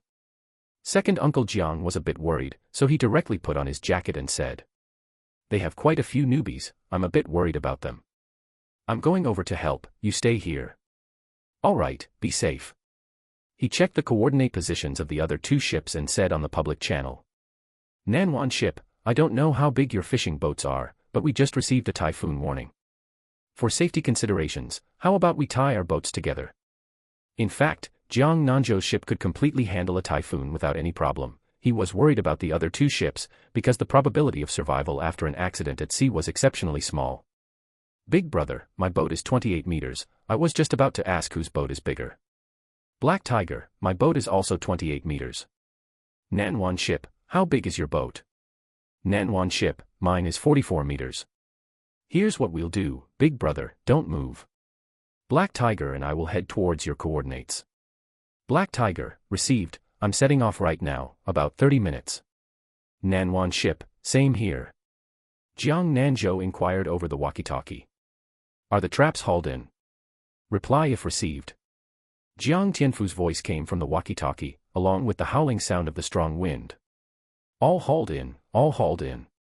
Jiang Nanzhou entered the coordinates and turned on the autopilot. Just as he took out his phone wanting to give Enlichu a voice call to tell her to be safe, since the Nanwan ship was shaking quite severely now, he heard Enlichu's voice. "Where are we going? Did it shake you awake?" "Including us, there are a total of 3 boats in the nearby waters, and we're going to meet up with them." "MHM." Jiang Nanzhou pulled Enlichu to sit on the other chair in the driver's seat and fastened her seatbelt for her. He stroked her head. "Are you scared?" "I was a little scared just now, but seeing you made me feel at ease." Second Uncle Jiang didn't come in until they were almost at the coordinate position. "It's starting to drizzle outside now, it'll probably start pouring before long." "Second Uncle, don't go out in a bit. Tell the other 2 boats that the Nanwan ship will be in the middle, I'll go out and direct in a moment. Shaoli, you just stay here with Second Uncle, so you won't be scared alone in your room." "Alright, I know, you must be safe." Chapter 45 Typhoon. The Big Brother and the Black Tiger were both slowly closing in on the Nanwan ship. The rain was falling harder and harder. Jiang Nanzhou shouted to everyone. Everyone must be sure to stay safe. The waves were also becoming increasingly turbulent. If someone were swept into the sea today, it wouldn't be a joke, and one careless move could cost them their lives in the vast ocean. After spending quite a lot of effort, the 3 ships finally closed tightly against each other, and for the sake of safety, they were tied down securely with chains. Although they were all wearing raincoats, the rainwater hit their faces and poured down their necks into their clothes. Everyone take advantage of the time while the ship isn't shaking too much to quickly take a shower, and then rest on the bed, or if you are sitting on the sofa, be sure to tie your safety rope well, so you don't get thrown out and injured later. After finishing his shower, Jiang Nanzhou went to the pilot house, where Second Uncle Jiang and Enlichu were chatting. Seeing him return, Second Uncle Jiang said, "You're back. I didn't expect those 2 ships to both be from the island. The Black Tiger is from the town, and the other Big Brother is from the neighboring Wangjia village." I knew that Big Brother sounded a bit familiar. I didn't expect it to be such a coincidence. "Yeah, they're even planning to invite you to dinner when they get back to thank you. Coming here with ships as big as theirs is still a bit dangerous. My Xingfu has never run this far. Isn't it just to make a bit more money?" Seeing Enlichu constantly yawning, Jiang Nanzhou quickly said to Second Uncle Jiang, "I'll take Shaoli back to the room to rest for a bit first. Second Uncle, you should also take some time to rest. If anything comes up, call me on the walkie-talkie at any time." Jiang Nanzhou supported Enlichu's shoulders and returned to the room. Second Uncle Jiang looked at Jiang Nanzhou with a teasing look in his eyes. "MHM, you just stay there and keep Shaoli company with peace of mind, lest she gets scared. There's nothing much going on here." Having just seen Second Uncle Jiang's teasing look toward Jiang Nanzhou, Enlichu's face couldn't help but feel a bit hot. The 2 of them returned to the room, and Jiang Nanzhou fetched some biscuits, milk, bread, and some snacks, placing them by the bedside while he sat on a chair himself. Under these circumstances, there's no way to make lunch. If you're hungry, you can only eat these to tide yourself over. And Li Chu lay on the bed and moved further inward. I'm not hungry. I feel like the noodles haven't even digested in my stomach yet. Don't just sit over there, come lie down together. Looking at Li Chu's bright, sparkling big eyes, Jiang Nanzhou directly compromised, took off his jacket, and lay down beside Li Chu wearing a short-sleeved shirt and shorts. He also raised the bedside guardrail so that even if a giant wave came, he wouldn't be afraid of being thrown out. Seeing Jiang Nanzhou lying flat beside her, Li Chu also covered him with the quilt from her body, while she leaned tightly against Jiang Nanzhou's body. Feeling the soft body pressing closely against him, Jiang Nanzhou stretched out his arm and pulled her into his embrace in one go. Sleep for a bit longer. Outside, it had also started to thunder, and raindrops were pattering heavily against the window, but at this moment, listening to Jiang Nanzhou's heartbeat, Li Chu felt exceptionally secure inside. Unconsciously, both of them fell asleep. When they woke up again, both of them were shaken awake by the violent swaying of the Nanwan ship. Seeing that Jiang Nanzhou was also awake, Li Chu asked, "What time is it now?" Jiang Nanzhou picked up his phone and glanced at the time. "It's past 8. Are you hungry?" "No." Li Chu also took out her phone and saw that her brother had already sent her many WeChat messages and voice notes. She had a habit of muting her phone before going to bed, so she hurriedly replied to her brother with a voice note. The other end was connected very quickly, and Minghui's anxious voice came through. "Shaoli, what's the situation over there right now?" "Brother, I'm fine over here, everything is good." Hearing Li Chu's words, Minghui finally felt relieved. In the morning, he had received a call from his unit saying that a typhoon had suddenly arrived without any warning, and many fishing boats out on the sea had requested rescue. He hurriedly started contacting Li Chu but couldn't get through, which had them all worried sick. "It's good that you're fine. Send me your coordinates, and contact me at the very first instance if anything happens. I'm quite busy here, so you must take care of yourself. I won't talk anymore for now." After saying this, Minghui hung up the phone. Jiang Nanzhou also picked up his phone and sent a text message to his family to let them rest assured. Fortunately, there is internet on fishing boats nowadays. A few years ago, there was no internet at sea, and family members could only worry at home. Jiang Nanzhou got up, told Li Chu to stay in the room, and said he needed to make a trip to the crew members' dormitory. Some of the crew members were not very old, and quite a few of them had never experienced a typhoon at sea. He had to go over to check on them, soothe their moods, and tell them that he, Jiang Nanzhou, would definitely bring them all back safely. Then be careful, hold on to things and walk slowly. Rest assured, I'll be back in a while. When Jiang Nanzhou pushed open the door to the dormitory, he realized that all his worries were completely unnecessary. Several young brats were teaming up to play online games together, and a few older brothers were playing mahjong and fighting landlords on their phones. None of them looked scared, and each person's bed had quite a lot of food. Seeing Jiang Nanzhou come over, they put down their phones. "Brother Nanzhou, why are you here? Look at how violently it's swaying." "Yeah, just now when I went to the bathroom, I hadn't pulled up my pants properly yet, and it almost threw me flying. Aren't I just afraid that you guys haven't experienced such big winds and waves, and that you'd be scared?" Hearing this, Jiang Tianfu laughed out loud. "You worry for nothing, none of them are scared. Their guts are huge, and the key is that very few of them get seasick." Jiang Ming said while eating bread. "What is there to be afraid of? I asked around before coming here, they said Brother Nanzhou's luck is exceptionally good. This very ship never catches much in other people's hands, but in Brother Nanzhou's hands, every time is a full harvest." Others chimed in. "I heard about it too. I didn't believe it at first, but now I truly believe it. If his luck weren't good, how could he fish up such a huge box? Yeah, so I feel that on the Nanwan ship, no matter how big the winds and waves are, we'll be fine. With you here, it's super safe." Only Zhang Wei followed up with a weak voice. "How come I'm the only one feeling miserable from the swaying while they are completely fine? I don't usually get seasick either, but suddenly I feel my whole body throbbing." Seeing Zhang Wei's pale complexion, Jiang Nanzhou seemed to understand something, and took a candy and popped it into his mouth. After sucking on it for a moment, Zhang Wei felt much better. "Am I not dizzy from the swaying? That's hypoglycemia for you. Did you not eat anything at all?" Before Zhang Wei could speak, Jiang Ming spoke up. "Brother Wei didn't eat anything. He said he was afraid of getting fat, and all the delicious food we have was actually distributed to us by him." Jiang Nanzhou was somewhat speechless. Seeing that the sky outside was still dark, and the heavy wind and rain wouldn't stop anytime soon, he said to Jiang Wei. Brother, you'd better eat something. Right now, your life is what matters most. After eating another piece of bread, Jiang Wei finally felt like he came back to life. The typhoon didn't pass until past 4 in the afternoon, but it was still drizzling outside. Feeling that the Nanhwa ship was much steadier now, Jiang Wei hurriedly went to the kitchen to cook for everyone, while they all clamored. Cook more rice. Eating snacks really doesn't keep you full. Got it. Even if they hadn't said anything, Jiang Wei knew to cook more anyway. After all, they were all big men with huge appetites. Jiang Nanzhou put on a raincoat and strolled around the deck, thinking about how there were still quite a few fish, shrimp, crabs, and the like washed up on the deck by the waves. He glanced into the sea. Although the water was turbid, he could still see the figures of many large fish. Looking closer, they turned out to be tuna. Jiang Nanzhou returned to the cabin to notify everyone via the handheld radio to put on their raincoats and come out to fish. He also had second Uncle Jiang inform the other 2 boats that there was a school of fish. Whether they came out to fish or not depended on them. When the crew heard that there was a school of tuna, they were thrilled, because they got a commission for any expensive fish they reeled in. Even second Uncle Jiang put on his raincoat and got ready to fish. When Jiang Nanzhou returned to his room, Anlichu had just finished washing up.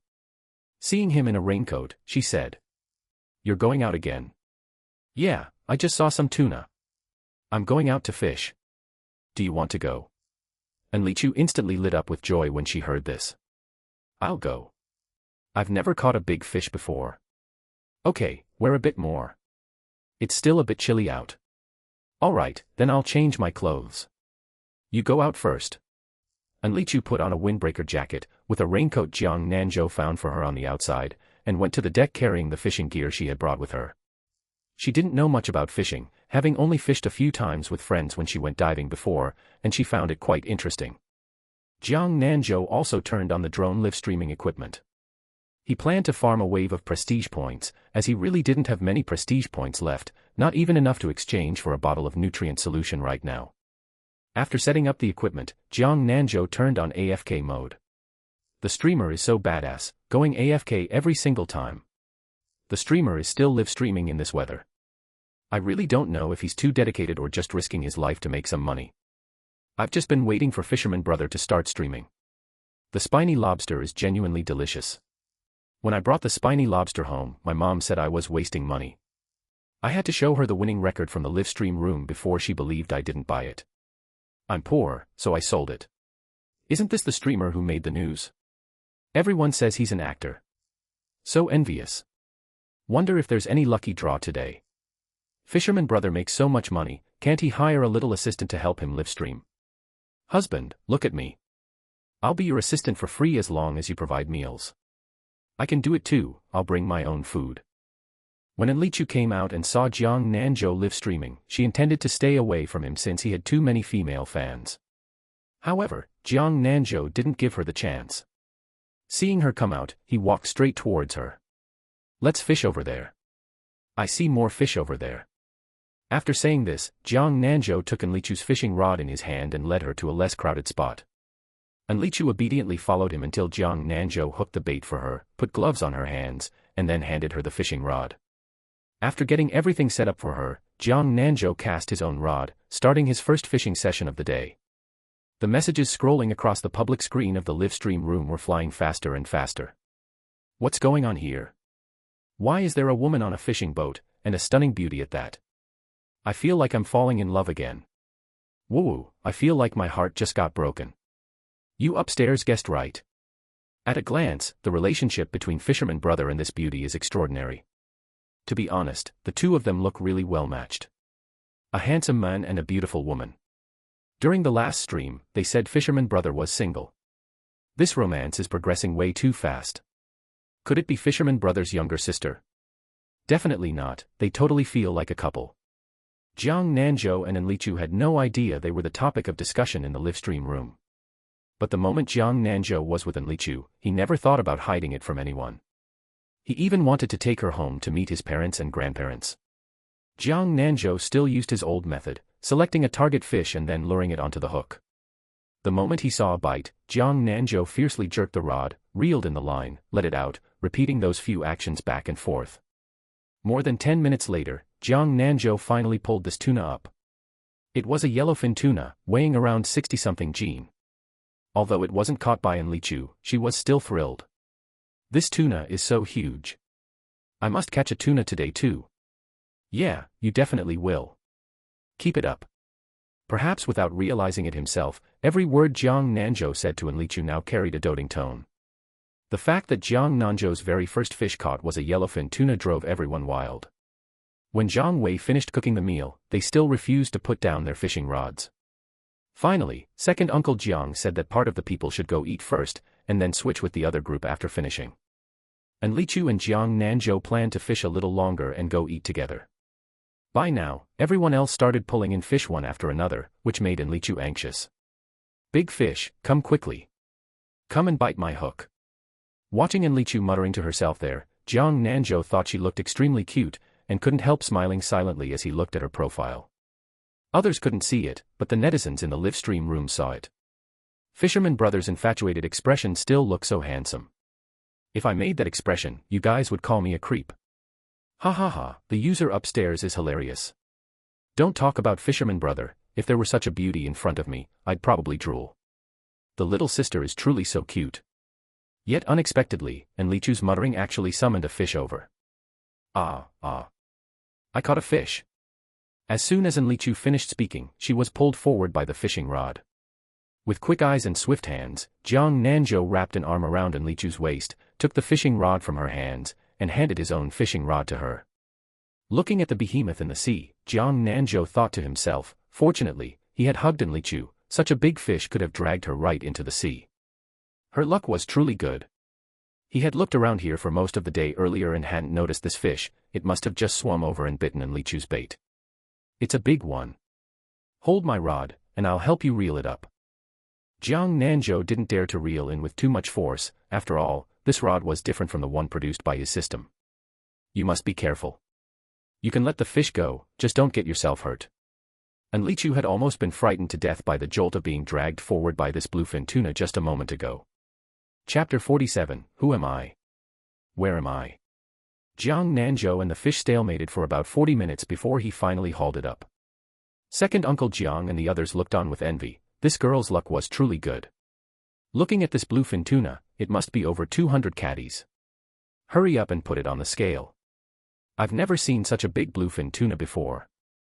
As soon as it went on the scale, everyone started envying again. This bluefin tuna weighed 236 catties. A burst of cheers came from the ship. The two neighboring ships had also been quietly watching the battle situation on the Nanwan ship, and they were full of envy. They had never caught such a big fish, let alone a bluefin tuna. This single fish was more expensive than all their catches combined on a whole boat. Lichu was extremely happy. After all, this was what she had reeled up. With an excited expression, she threw herself into Jiang Nanzhou's arms. Look at that, it's over 200 catties. Am I awesome or what? Jiang Nanzhou looked at Lichu's little face, which clearly wrote, quick, praise me, quick, praise me. Jiang Nanzhou couldn't help kissing her on the cheek and said, my Shaoli is amazing. I've never caught such a large bluefin tuna before.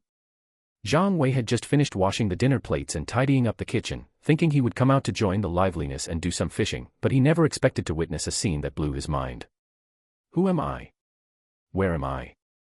Didn't they say there was nothing going on? I share my heart with my brother, but my brother plays mind games with me. They just said that yesterday and today they're already kissing. Zhang Wei secretly despised Jiang Nanzhou in his heart and stepped forward to interrupt the sweet moment between the two. The netizens left hanging in the live broadcast room instantly exploded. Is this the so-called, the bigger the wind and waves, the more expensive the fish? I saw it. Sisters, did you see it? I'm blind, I didn't see Fisherman Brother kissing that young lady. Cry. What, who kissed whom? I was too busy looking at the fish. Looking at the quality of this bluefin tuna, it could practically go to an auction house. Upstairs, do you actually know what you're talking about or are you just faking it? I feel like he really knows, because he has verification, Japanese cuisine expert. Then Big Boss, tell us how much this fish can sell for. Not long ago, a 160 catty one at our place was auctioned off for 8 million. As soon as that Japanese cuisine expert's words came out, the public screen suddenly quieted down. I've already written my resignation letter. I'm going back to my hometown to be a fisherman. Jiang Nanzhou took many group photos of Enlichu and that bluefin tuna to leave as a memory for her. Then he handed over the task of processing the bluefin tuna to Jiang Tianfu and the others. He also fixed the drone live broadcast equipment on a wide-angle view to continue idling, while he planned to go eat with Enlichu first. Zhang Wei, is there any food left? Yes, I saved some for you too. Go wash your faces and hands first, look at all that rainwater on your faces. I'll go heat up the dishes for you. When the two of them came back after washing their faces, Zhang Wei had already dished out all the food for them. Unlike before when they sat facing each other while eating, Jiang Nanzhou and Enlichu sat on the same side today. Zhang Wei simply couldn't hold it in anymore and sat down right across from the two of them. Are you two together now? Jiang Nanzhou didn't even pay attention to Zhang Wei. Enlichu smiled and said, "That's right. Surprised or not? Unexpected or not? It's all right, hee. I've always felt that the two of you matched quite well. This is pretty good too. When you guys get married, I'll only give one share of cash gift, saving some money." So real laughing and crying. Jiang Nanzhou said to Zhang Wei. Then when you get married, we'll also only give one share of cash gift, unless you get married before me. Getting married before you guys is unlikely. Who would want someone like me? Hearing them chat about the topic of marriage, Enlichu couldn't help but inwardly daydream about the scene of her and Jiang Nanzhou getting married in the future. Isn't my brother pretty good? Rest assured, just work hard to make money, and you'll definitely find a good wife in the future. After finishing their meal, Jiang Nanzhou and Enlichu went back to fishing and turned on the drone's follow mode. It wasn't until it was completely dark that Jiang Nanzhou called out for everyone to pull in their rods. Today's harvest was quite bountiful. They caught over 3,000 catties of yellowfin tuna in total, along with 17 bluefin tuna. Although none of them were as big as the one Enlichu caught, they were all top-tier products. When they returned to the cabin, Jiang Nanzhou put away the drone and switched the live broadcast to his phone's built-in camera. The netizens in the live broadcast room were extremely excited watching Jiang Nanzhou's close-up face shot. As expected of my hubby, even with a close-up face shot without beauty filters, he's still so handsome. Upstairs, why don't you take a look at me? Fisherman brother is no longer single. Looking at their conversation, Jiang Nanzhou couldn't help wearing a slight smile as he said, "You guys had better stop calling me hubby. I have a girlfriend now." All the female netizens already knew he wasn't single, but hearing Jiang Nanzhou say these words with their own ears still inevitably made them a bit sad. "Woo, my hubby has a partner, what should I do? So sad. You're rubbing salt into my wounds. I want to unfollow, but I'm still thinking about the lucky draw. Fisherman brother, send out a lucky bag to comfort the wounded hearts of your female fans." Jiang Nanzhou wasn't a stingy person either. He had originally planned to continue sending lucky bags to the netizens today. To comfort you all, I'll send out lucky bags right now. Today, let's give away bluefin tuna. Still 20 spots, 2 catties per person. The female fans instantly stopped feeling sad. "Thank you, fisherman brother. I'm ready. I'm suddenly not that sad anymore. I just offered incense to my ancestors, asking them to bless me to win the prize. Ha ha ha, too funny. My family only has the god of wealth, I went to worship him too. Then my family only has the goddess of child sending, should I give it a try too?" Jiang Nanzhou was still setting up the lucky bag when Enlichu also came over after changing her clothes, sitting beside him in a spot out of the camera's view. "Help me take a look, why can't I send this out?" Jiang Nanzhou naturally placed the phone in front of Enlichu. Enlichu took one look and felt that Jiang Nanzhou had deliberately made her appear on camera. "You didn't click on the lucky bag quantity, of course it won't go out." "Oh, it went out this time." Netizens in the live broadcast room typed frantically in the chat. "Sister-in-law is so pretty, drooling. Even from this death angle, the young lady is still so pretty. I'm falling for her. Fisherman brother is so lucky. Wish you guys longevity together, hope I win the prize. I also hope to win, so I can let my family taste the flavor of bluefin tuna." Jiang Nanzhou automatically ignored other people's messages and only saw the one wishing them longevity together. "Thanks for the blessings from the netizen, little flowered pig. We will definitely be together for a long time. I've followed you. Send me your recipient address, name, and phone number later, and I'll send you a portion separately. If you win the prize, I'll send you 2 portions. Holy shit, is it still not too late for me to send blessings now? That little pig, why did such overwhelming wealth smash onto your pig head? Wish Fisherman brother and the young lady an early birth of a precious child. Fisherman brother, look at me, look at me. The public screen was completely flooded with blessings, which didn't end until the lucky bag opened. Chapter 48 Returning Overnight. Jiang Nanzhou clicked on the list of winners and saw, to his surprise, that a certain little spotted pig had such great luck. Damn, that little spotted pig, come out. Your luck is simply too good. Sigh, didn't win again. Brothers, I won. Follow me, and I'll live stream eating bluefin tuna for you guys later. I won too, ha ha ha. There was no share of the spiny lobster for me, and now there's no share of the bluefin tuna either. After finishing the lucky bags in the live broadcast room, Jiang Nanzhou logged off. Today's popularity in the live broadcast room had consistently been very high, so his prestige value had also increased quite a bit, enough to exchange for a bottle of nutrient solution. Once he got home, he would secretly put it in the water vat of the old residence. Jiang Nanzhou decided to return overnight tonight. It was now past 11 p.m., setting out at this time, he would probably be able to reach the city pier by dawn. Jiang Nanzhou sent a WeChat message to Manager Yang, asking if he was resting yet, and as a result, Manager Yang directly replied to Jiang Nanzhou with a voice message. Manager Yang, Xiao Jiang, what is it that you're sending a WeChat message about so late? Jiang Nanzhou, Brother Yang, I guessed you wouldn't be able to sleep at this hour. I'm just letting you know that I'm heading back now, and I should be able to arrive at the city pier around 6 o'clock tomorrow morning. Manager Yang, I haven't finished work yet. There's a table of important guests, and I can only leave after they go. In that case, I'll directly arrange for people to receive the goods at 6 tomorrow. Jiang Nanzhou, the volume of goods this time is exceptionally large. The yellowfin tuna alone should be over 3,000 caddies, and the bluefin tuna is around 1,000 caddies. Manager Yang, I watched your live stream for a bit today, I didn't expect you to get so many tuna. Rest assured, I'll take however many you have. Is that 200 plus caddy bluefin tuna included?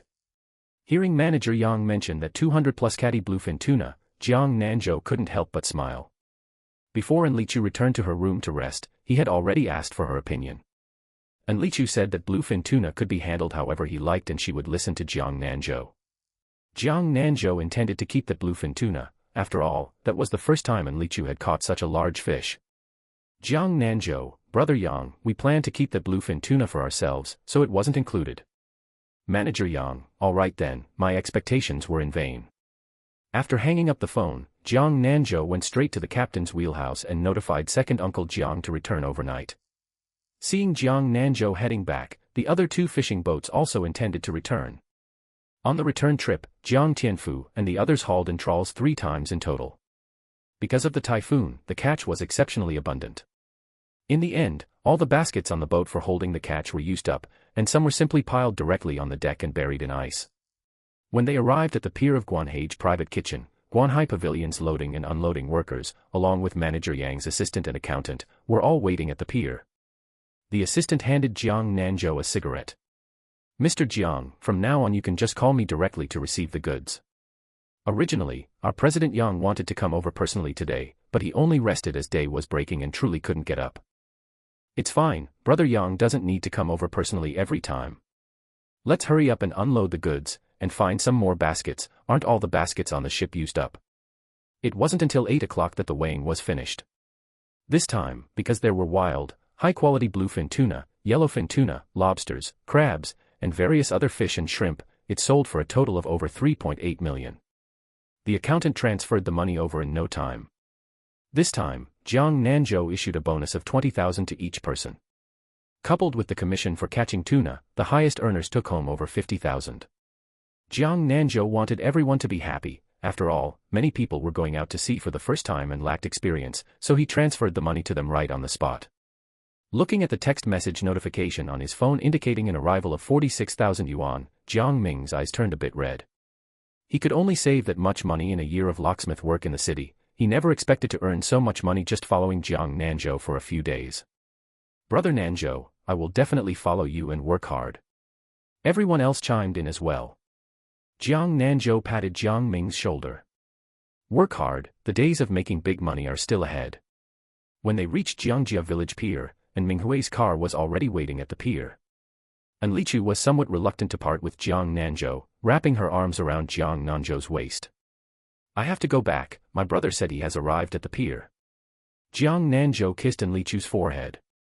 Go back, I'll send the bluefin tuna over to you in the afternoon. Then won't you have dinner at my house tonight? When I get back, I'll have my dad make a few more delicious dishes tonight. Making me visit and meet my future father-in-law so soon. It's not like you haven't met him before, it's just that your identity has changed this time. What, are you scared? What is there for me to be scared of? I can't wait even. I want to win the approval of your family and trick you into coming home with me as soon as possible.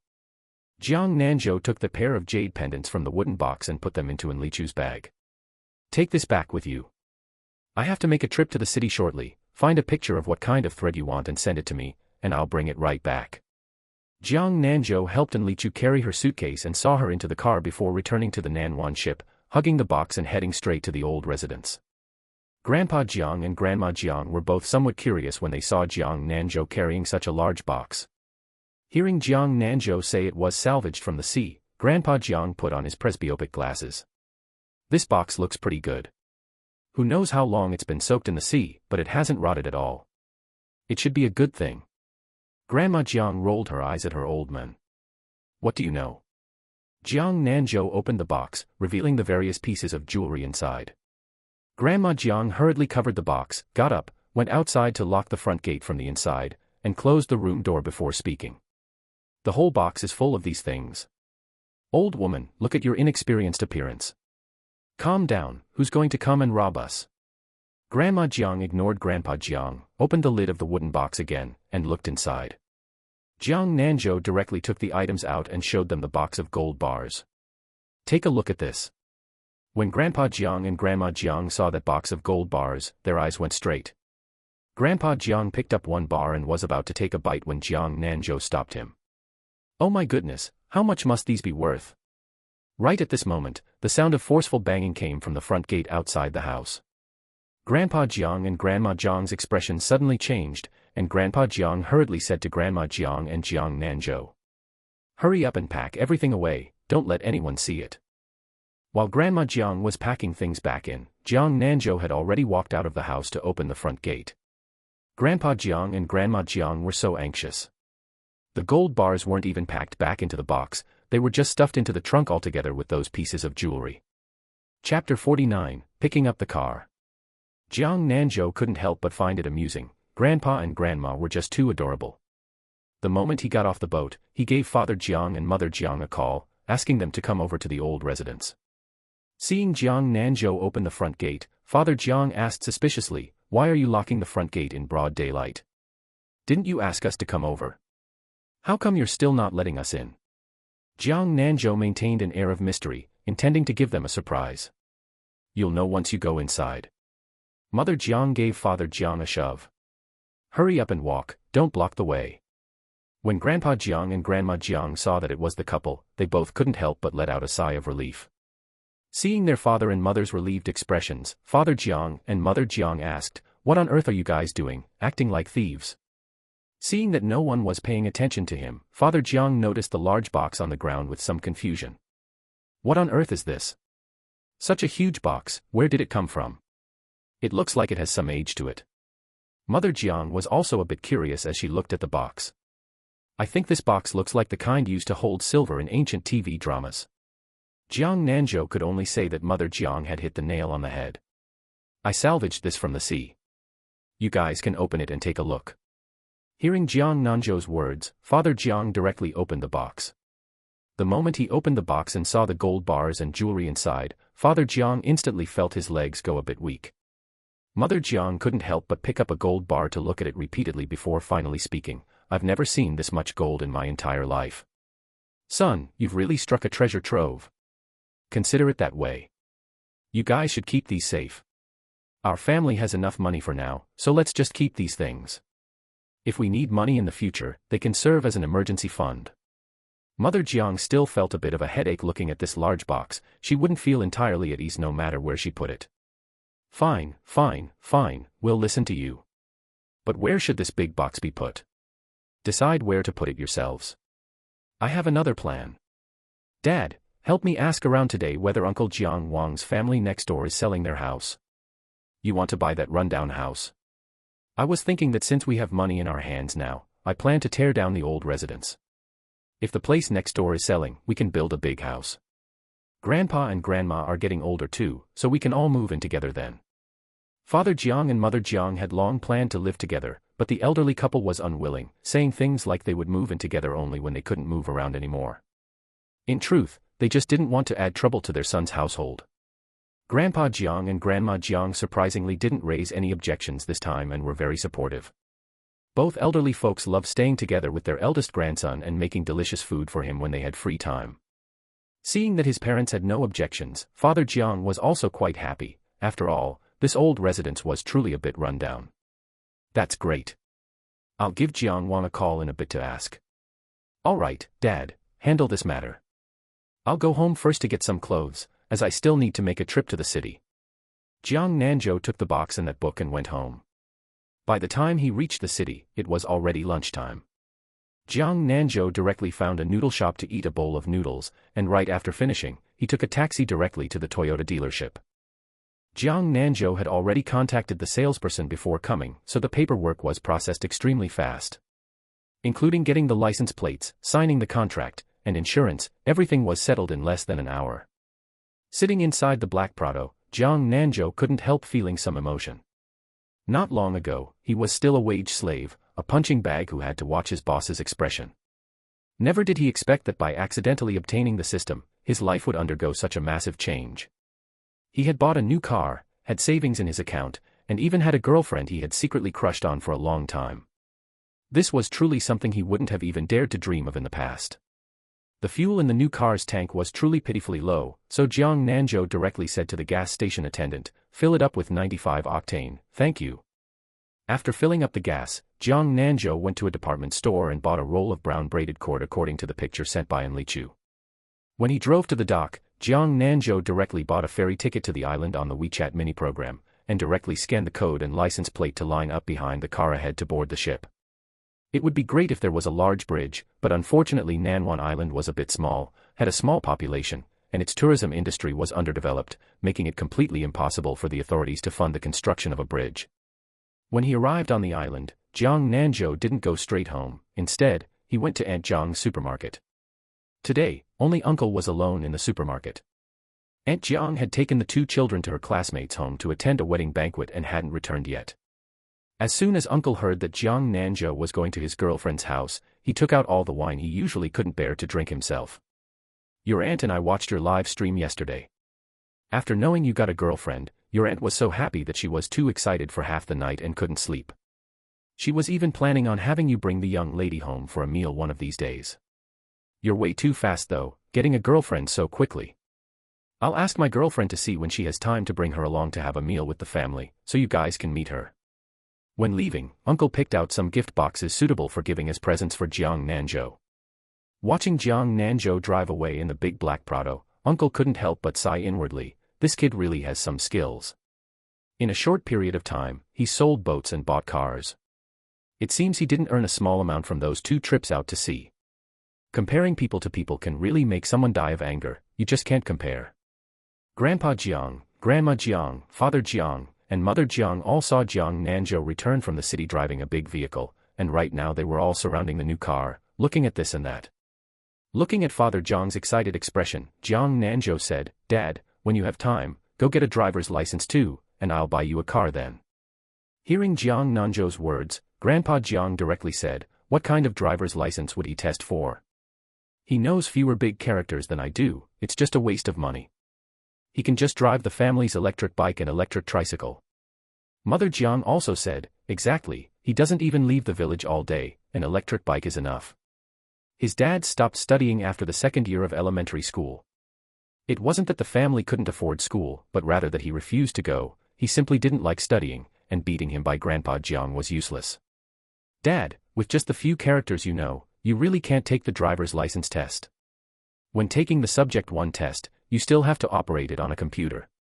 Father Jiang looked like an eggplant beaten by frost, and suddenly shifted his gaze toward Mother Jiang. I can't, but your mom can. Your mom is good at studying. If it weren't for the family being poor and unable to afford high school, your mom could have tested into a good university. Several of them cast their gazes toward Mother Jiang. I definitely can't. I'm even scared of riding an electric bike, let alone driving a car. I can't, I really can't. Mother Jiang shook her head repeatedly. Mom, driving a car is even safer than riding an electric bike. Tomorrow, I'll talk to Aunt Jiang and have her take you to sign up at a driving school. Coincidentally, her classmate runs a driving school in town. When I took the driving school test back then, Aunt Jiang was the one who took me. Chapter 50, Driver's License. I'm not going, don't you dare sign me up. Mom, I usually go out to sea, and sometimes I'm gone for several days at a time. If something happens at home and no one knows how to drive, how inconvenient would that be? Seeing that his mother was still hesitating, Jiang Nanzhou decided to up the stakes. If I have children in the future, won't you have to help me drop them off at school?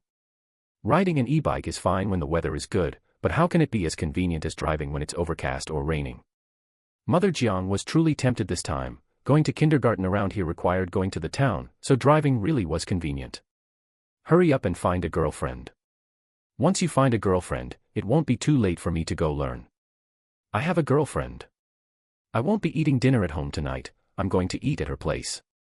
Grandpa Jiang and the others were pleasantly surprised to hear Jiang Nanzhou say this. Happy as Mother Jiang was, she was also afraid that Jiang Nanzhou was just teasing them. You really have one? Don't tease us. Jiang Nanzhou looked at the few people staring at him with a slight smile on his face. It's true, why would I lie to you about this? When she has time, I plan to bring her home for dinner and let you all meet her. Mother Jiang suddenly thought of something. Is it that female classmate who went out to sea on the boat with you? Yeah, it's her. We just got together. Grandma Jiang also leaned forward and asked anxiously. Do you have a photo? Let Grandma see quickly. Jiang Nanzhou didn't hide anything either, he directly took out his phone and pulled up a few photos of Enlichu for them. Looking at the girl in the photos, Grandma Jiang felt she was exceptionally lovable. This child is so pretty. Mother Jiang also wore a look of complete satisfaction. She's so tall, no matter how you look at it, she and Xiaozhou are a match made in heaven. Bring her back quickly so we can see. Grandpa Jiang and Father Jiang also craned their necks to take a few looks. Indeed, they looked quite well matched with Jiang Nanzhou. Jiang Nanzhou packed up the bluefin tuna, put it in a large insulated box, sent a WeChat message to Enlichu to let her know, and said he was setting off. Before leaving, Mother Jiang specifically instructed him to behave well when he arrived at Uncle N's house, which made Jiang Nanzhou somewhat nervous inside. After all, visiting this time carried a different status than being just classmates with Enlichu. When Enlichu returned home, she told the three men in the family that she and Jiang Nanzhou were together, and that Jiang Nanzhou was coming to bring her fish in the afternoon. She intended to have Jiang Nanzhou stay for dinner. Regarding her and Jiang Nanzhou dating, neither father and nor Uncle N had any objections. After all, they felt the young man Jiang Nanzhou was quite good. The only one who didn't look favorably upon it was Manhwa. He thought his younger sister shouldn't have gotten together with that guy so quickly, considering the short amount of time they had interacted. Xiaoli, why don't you think about it a bit more? There are plenty of good guys at my workplace, and their family conditions are quite good too. I don't want to. I feel Jiang Nanzhou is great, and I just like him. Even if you like him, you still need to interact longer before getting together. After all, you haven't been in contact for so many years. Uncle N slapped his son on the back. Stop poking your nose into things all day long. After all these years, Xiaoli finally has someone she likes. Besides, your uncle and I have both met that Jiang Nanzhou. What's wrong, does your punk ass not trust your old man's and your uncle's judgment? And Manhwa felt somewhat aggrieved. He hadn't said anything much, wasn't he just worried about Xiaoli and afraid she would get tricked? I'll still have to find someone to check that kid out later. Just in case he has some dark history, don't let him scam our Xiaoli out of both her money and her heart. And Enlichu pouted and said to Manhwa. Big brother, Jiang Nanzhou is not that kind of person at all. Don't go investigating him. If I find out you investigated him, I'll really be angry. Father N smiled and said to Manhwa. Put your mind at ease. That kid's character is good, at a glance, he's not that kind of person. If you keep going, Xiaoli is going to get mad. Hurry up and go to town to buy some groceries, buy plenty, and go pick up your girlfriend. Tonight we'll all eat the bluefin tuna that our Shaoli caught.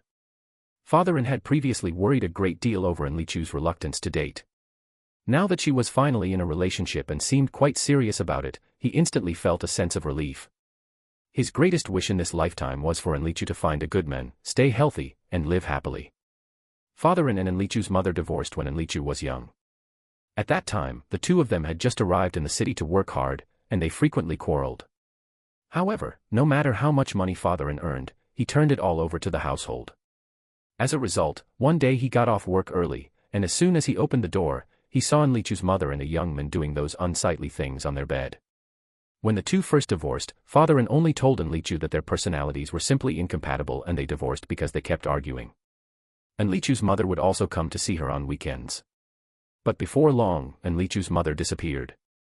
Enlichu was worried about her mother and went to her maternal grandmother's house to ask about her situation, but she couldn't even get past the front gate. On the way home, she heard a couple next door discussing their family with someone else. You guys have no idea. That old N's wife next door was caught fooling around with someone else at home by old N a while ago.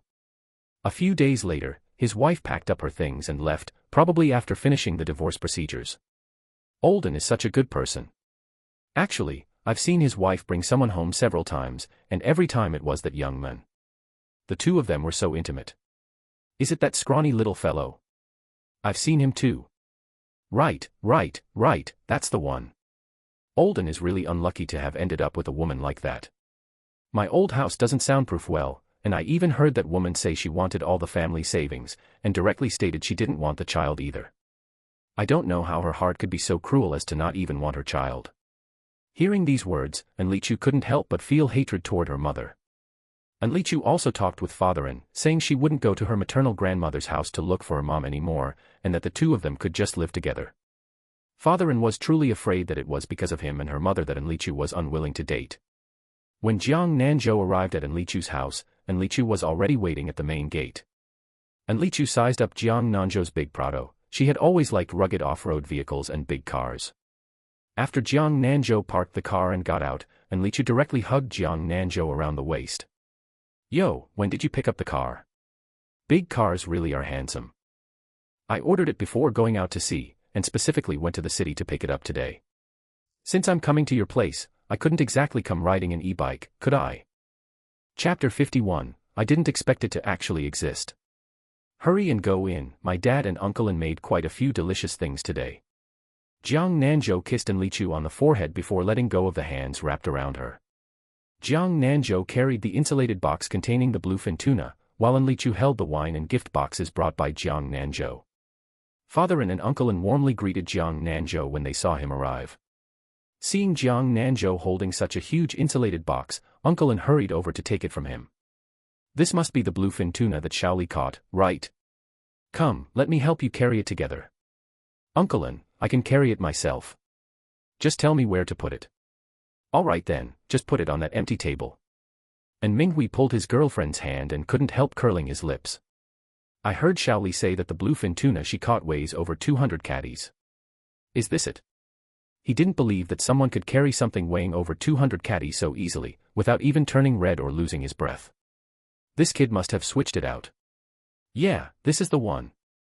The largest bluefin tuna on our boat during this fishing trip was the one Shaoli caught. Jiang Nanzhou placed the insulated box on the square table. And Minghui walked over and lifted the insulated box slightly. Damn, it really is heavy. It seems this kid wasn't lying, his strength is truly massive. Enlichu introduced Minghui's girlfriend to Jiang Nanzhou. Nanzhou, this is my older brother's girlfriend, Yunana. Nanajie, this is my boyfriend, Jiang Nanzhou. Hearing Enlichu call Yunana Nanajie, Jiang Nanzhou followed her lead and called her that as well. Hello, Nanajie. Yunana smiled, nodded, and said hello. The rest of the Yin family had already met Jiang Nanzhou. Although this time he was visiting as her boyfriend, there was no need for any further introductions. Jiang Nanzhou originally wanted to go to the kitchen to help, but Father-in and uncle-in had already finished making all the dishes by then, so he could only help carry plates.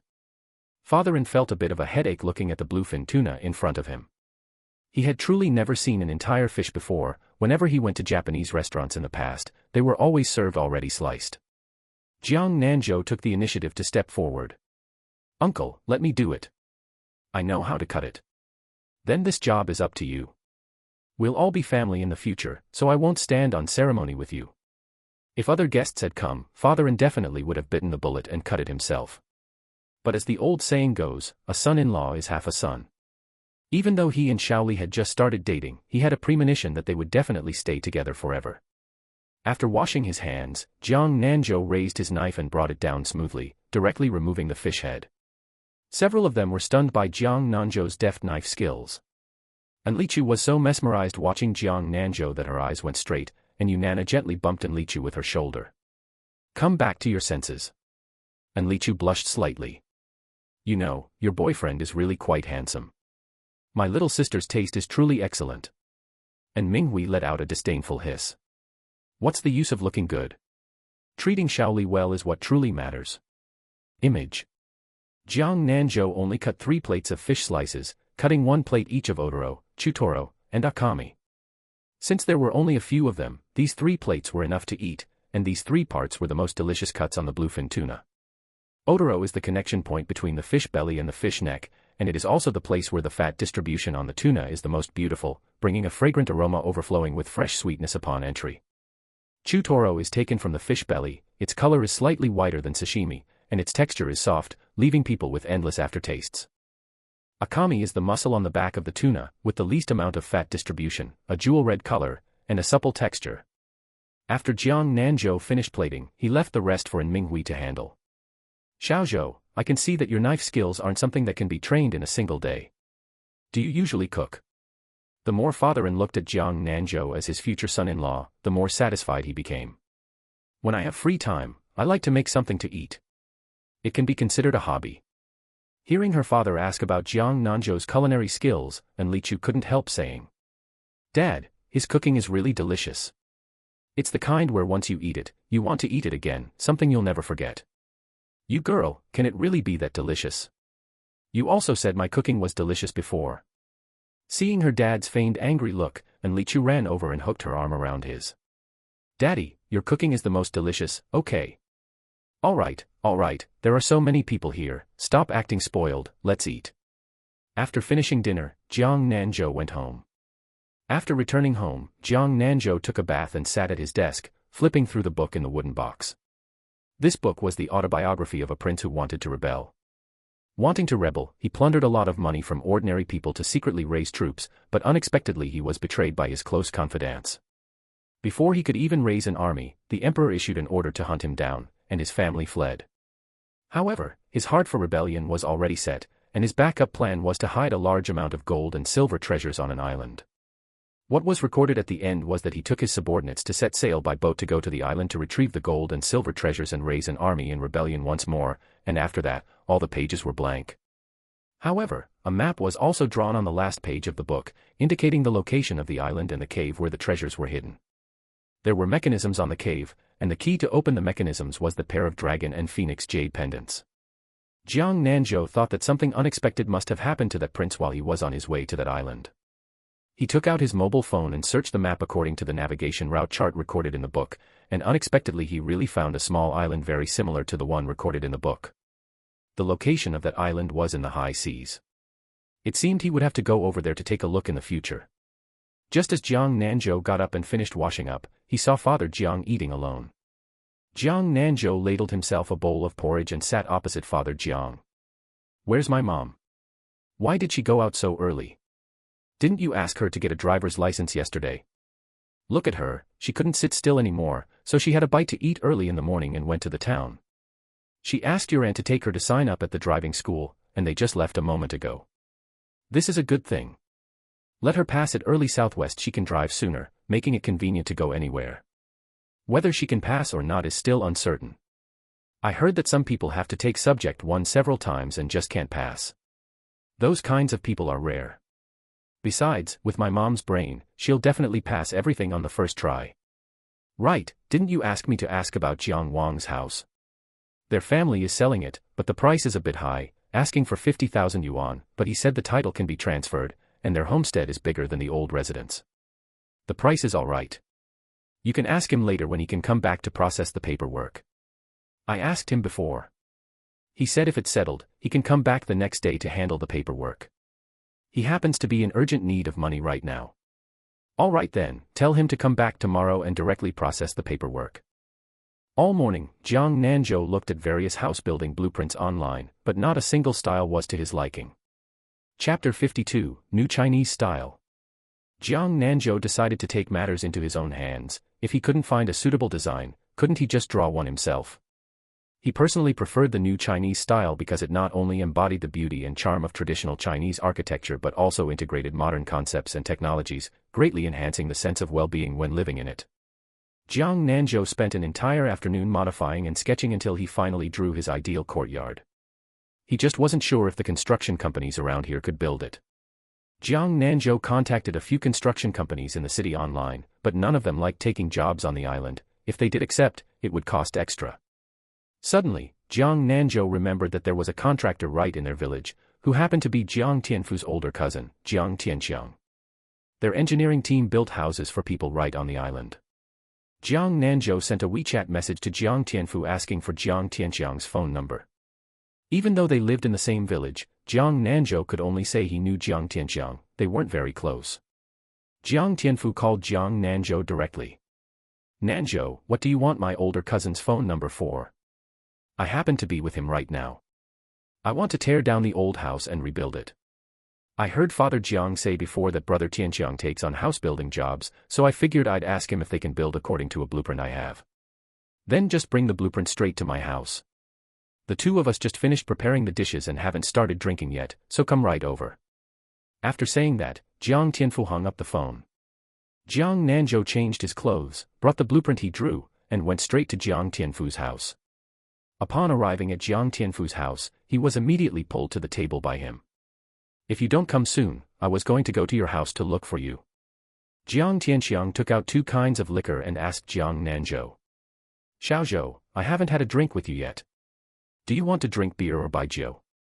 Let's go with baijiu then, beer bloats the stomach. All right. Jiang Tianxiang poured a glass of baijiu for each of Jiang Nanzhou and Jiang Tianfu. Brother Tianxiang, take a look at this before we start drinking. Can you guys build a house in this style that I want? Jiang Nanzhou unfolded the blueprint he brought and handed it to Jiang Tianxiang. Jiang Tianxiang took the blueprint and looked at it carefully. Xiaozhou, did you draw this yourself? Yeah, I just doodled it randomly. It's drawn quite professionally. I can build this new Chinese style you want. I've taken on new Chinese style jobs before, but the construction cost is a bit high. I want to use good materials. I also bought Uncle Jiang Wang's courtyard next to my family's old house. He's coming back tomorrow to transfer the title, and by then we'll need professionals to measure and redraw the blueprints. If you can take on this job, I won't look for anyone else. Of course I can take it. We can do any kind of work like building houses and renovations. We have a designer here who we've collaborated with for years, and none of his clients have ever been unsatisfied with his blueprints. I'll call him over tomorrow. After measuring the dimensions, I'll have him draw up a blueprint for you. If it's a full contract for labor and materials, I can give you a quote after the blueprint is done. If you prepare the materials yourself, we'll see how many workers you use and charge by the day. Brother Tianxiang, just give me the quote then. All right, I'll contact him right now and have him come over tomorrow. Jiang Tianxiang made a phone call to the designer and arranged for him to come and inspect the site tomorrow. During this meal, Jiang Nanzhou barely touched his chopsticks and just kept drinking. They drank until midnight before the gathering broke up. Xiaozhou, I'm truly so grateful to you. If it weren't for you, I'd probably be out moving bricks right now. It's truly my honor to be able to work on your boat, Jiang Tianfu. Rest assured, your brother will follow you from now on and will definitely work hard without ever slacking off. Jiang Tianfu walked Jiang Nanzhou all the way to the front gate, continuously thanking him along the way. Jiang Nanzhou watched Jiang Tianfu swaying as he walked and was afraid he might fall by accident. Brother Tianfu, you should hurry inside. I'll be heading off first. Seeing that Jiang Nanzhou had walked far away, Jiang Tianfu went back inside, only to find that his bed had already been occupied by Jiang Tianxiang. He gave Jiang Tianxiang a nudge inward and lay down on the edge. Jiang Nanzhou felt his stomach empty at this moment and wanted to eat something, but seeing that Father Jiang and Mother Jiang were already resting, he decided against it and endured it. Jiang Nanzhou washed up briefly and went back to his room to sleep.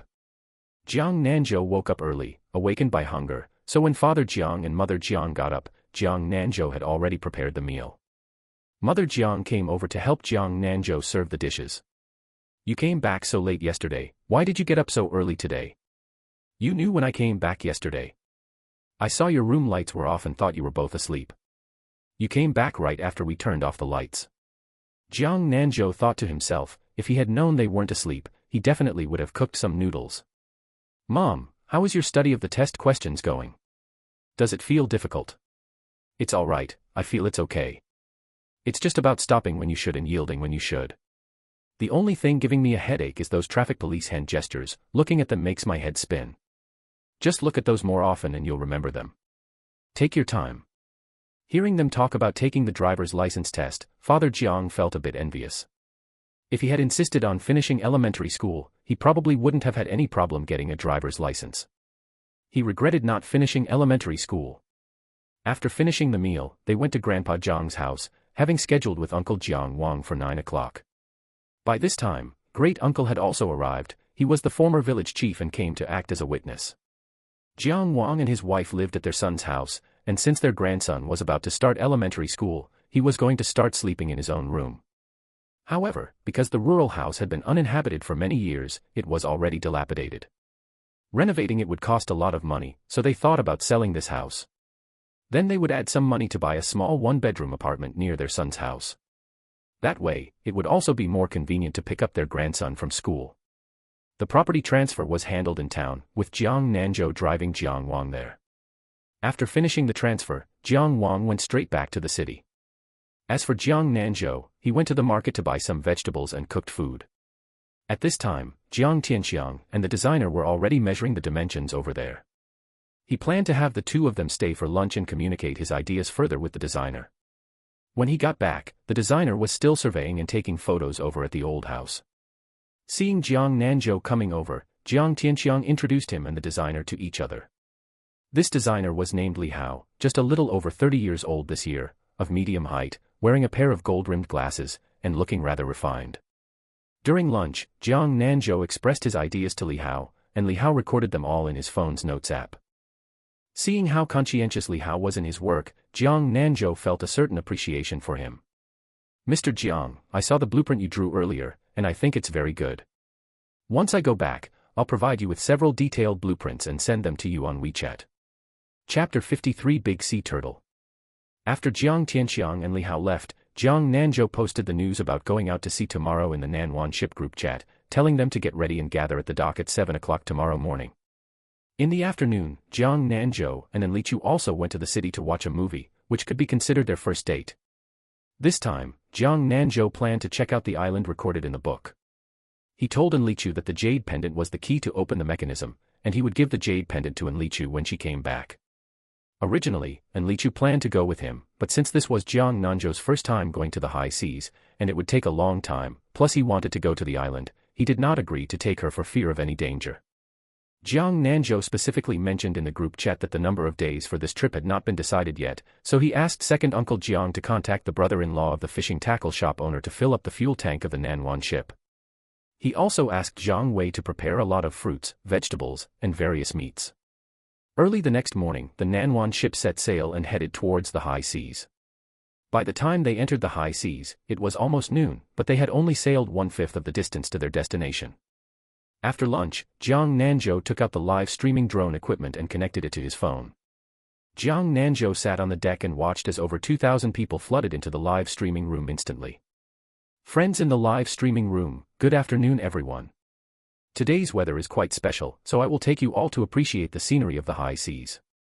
In the public chat of the live streaming room, people continuously sent small gifts. There is no need to send gifts. Let us just chat with everyone today. It was truly rare for the netizens to be able to chat with Fisherman brother. In this AFK live streaming room, the streamer was finally willing to interact with them. Previously, every time he spoke to them, it meant he was getting ready to end the broadcast. Fisherman brother, didn't the young lady go out to sea with you today? Will there still be a lucky draw today? I stumbled upon the anchor's live streaming room for the first time. Are you a fishing anchor? To the person above, Fisherman brother is extremely good at fishing. Looking forward to the lucky draw. That bluefin tuna tasted really delicious. I also want to watch fishing. Fishing +1. Fishing plus 10,086. Jiang Nanzhou originally just wanted to chat, but seeing that everyone wanted to watch fishing, then so be it. Since you all like watching fishing, I will chat with you while fishing. Just as Jiang Nanzhou was about to return to the cabin to get his fishing rod, he heard Jiang Tianfu's voice. Nanzhou, come over quickly, a big guy came up on the net. Jiang Nanzhou turned on the drone's automatic follow mode and walked over. He saw a huge sea turtle right in the middle of a pile of fish, shrimp, and crabs. Its nearly 1 meter long shell was covered in dense barnacles, and it was entangled with fishing line from its neck to its limbs, with half a straw sticking out from its nostrils. It looked a bit weak. In order not to delay the crew members from working, Jiang Nanzhou carried the sea turtle to the side. The crew members all knew that Jiang Nanzhou could not only dive, but his strength was also astonishingly large, so they did not feel surprised. But the netizens in the live streaming room did not know that. Damn, a sea turtle this big must weigh over 100 catties. Fisherman brother lifted it so easily. Fisherman brother's strength is truly huge. This sea turtle looks so pitiful. It was not easy for it to grow this big. The marine environment really needs to be protected. No wonder Fisherman brother has always advocated protecting the marine environment. The big sea turtle is so pitiful, Fisherman brother, please help it. This sea turtle looks like it is sick. Even if the netizens had not said anything, he would have done it. Jiang Nanzhou reached out and touched the big sea turtle's head, comforting it slightly. He pinched the straw stuck in the sea turtle's nostril and pulled it outward, but surprisingly it did not budge. Feeling the pain, the sea turtle shook its head, trying to dodge Jiang Nanzhou's hand. Jiang Nanzhou felt that its body was becoming weaker and weaker. At this moment, the system's prompt tone came into Jiang Nanzhou's mind. System quest, save the dying big sea turtle in front of you. Quest success reward, advanced fishing rod X1. Quest failure penalty, the host's feet will be extremely stinky for 24 hours. Come on, host. Jiang Nanzhou originally thought that the sea turtle was weak because its nose was blocked by the straw. If not for the system's prompt, Jiang Nanzhou would not have realized the seriousness of the matter. The netizens in his live streaming room right now were all constantly paying attention to the sea turtle. If the sea turtle died on his Nanwan ship, he really would not be able to explain it clearly. Jiang Nanzhou fixed the drone live streaming equipment to aim at the big sea turtle. He said to the netizens in the live streaming room, I am going to find some tools, and disappeared from the live streaming screen. Jiang Nanzhou entered the cabin and, in a place where no one could see, directly spent 1,000 marine reputation points to exchange for a bottle of marine organism nutrient solution. Looking at the small transparent bottle in his hand, he did not know if it would be useful for the sea turtle, as it was his first time exchanging for this marine organism nutrient solution. Jiang Nanzhou quietly adjusted the live streaming angle and poured that bottle of marine organism nutrient solution into the big sea turtle's mouth. After finishing the operation, he restored the drone live streaming equipment to the automatic follow state. This time, he supported the big sea turtle's head with one hand, used a bit of strength with the other, and pulled out the straw in one go. There were still some bloodstains on the pulled-out straw.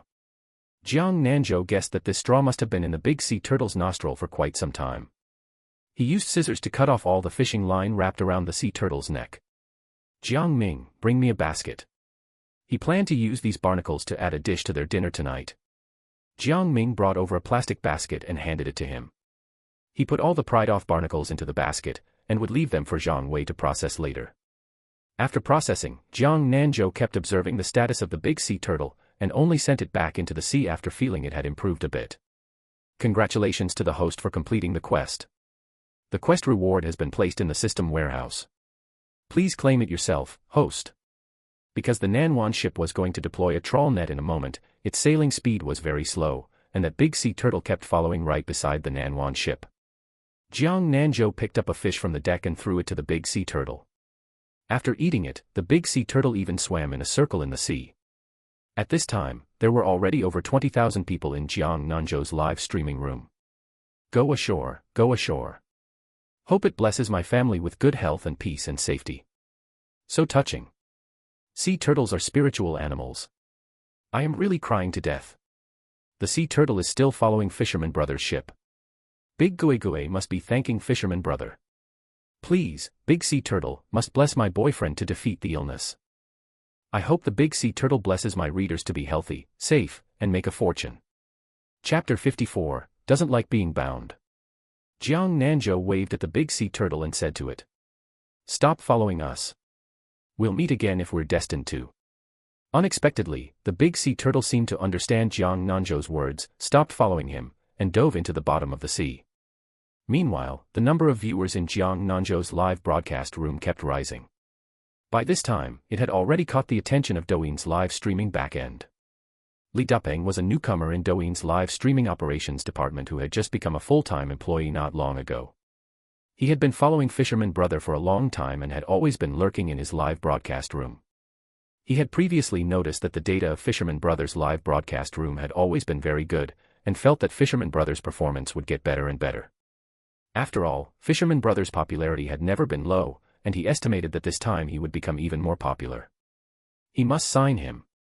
After printing out the data of Fisherman Brother's live broadcast room, he tidied up his clothes and knocked on the office door of his immediate supervisor, Jiang Nanzhou, the director of the operations department.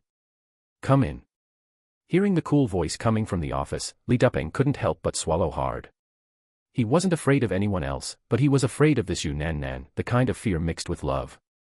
He came to work at Douyin Group specifically for her. Jiang Nanzhou was his senior schoolmate, and he had been secretly crushing on her all along. Pushing open the office door, Li Dupeng handed Fisherman Brothers' live broadcast data chart and some trending materials to Jiang Nanzhou. "Director, I'd like to apply for a Class A signing contract from you. Here is his information, please take a look. Have a seat first." After saying this, Jiang Nanzhou began to carefully read Fisherman Brothers' information. When she saw it was an outdoor live broadcast room, her pretty brows furrowed slightly. In their company, those who could get Class A contracts were all e-commerce anchors and some entertainment anchors. No outdoor anchor had ever been able to get a Class A contract. When she flipped through the gift earnings of Fisherman Brothers' past few live broadcasts, her pupils constricted in shock. She didn't expect a rookie anchor to have such high earnings. Watching Jiang Nanzhou's exquisite face as she carefully looked at the materials, Li Dupeng's heart began to thump wildly again.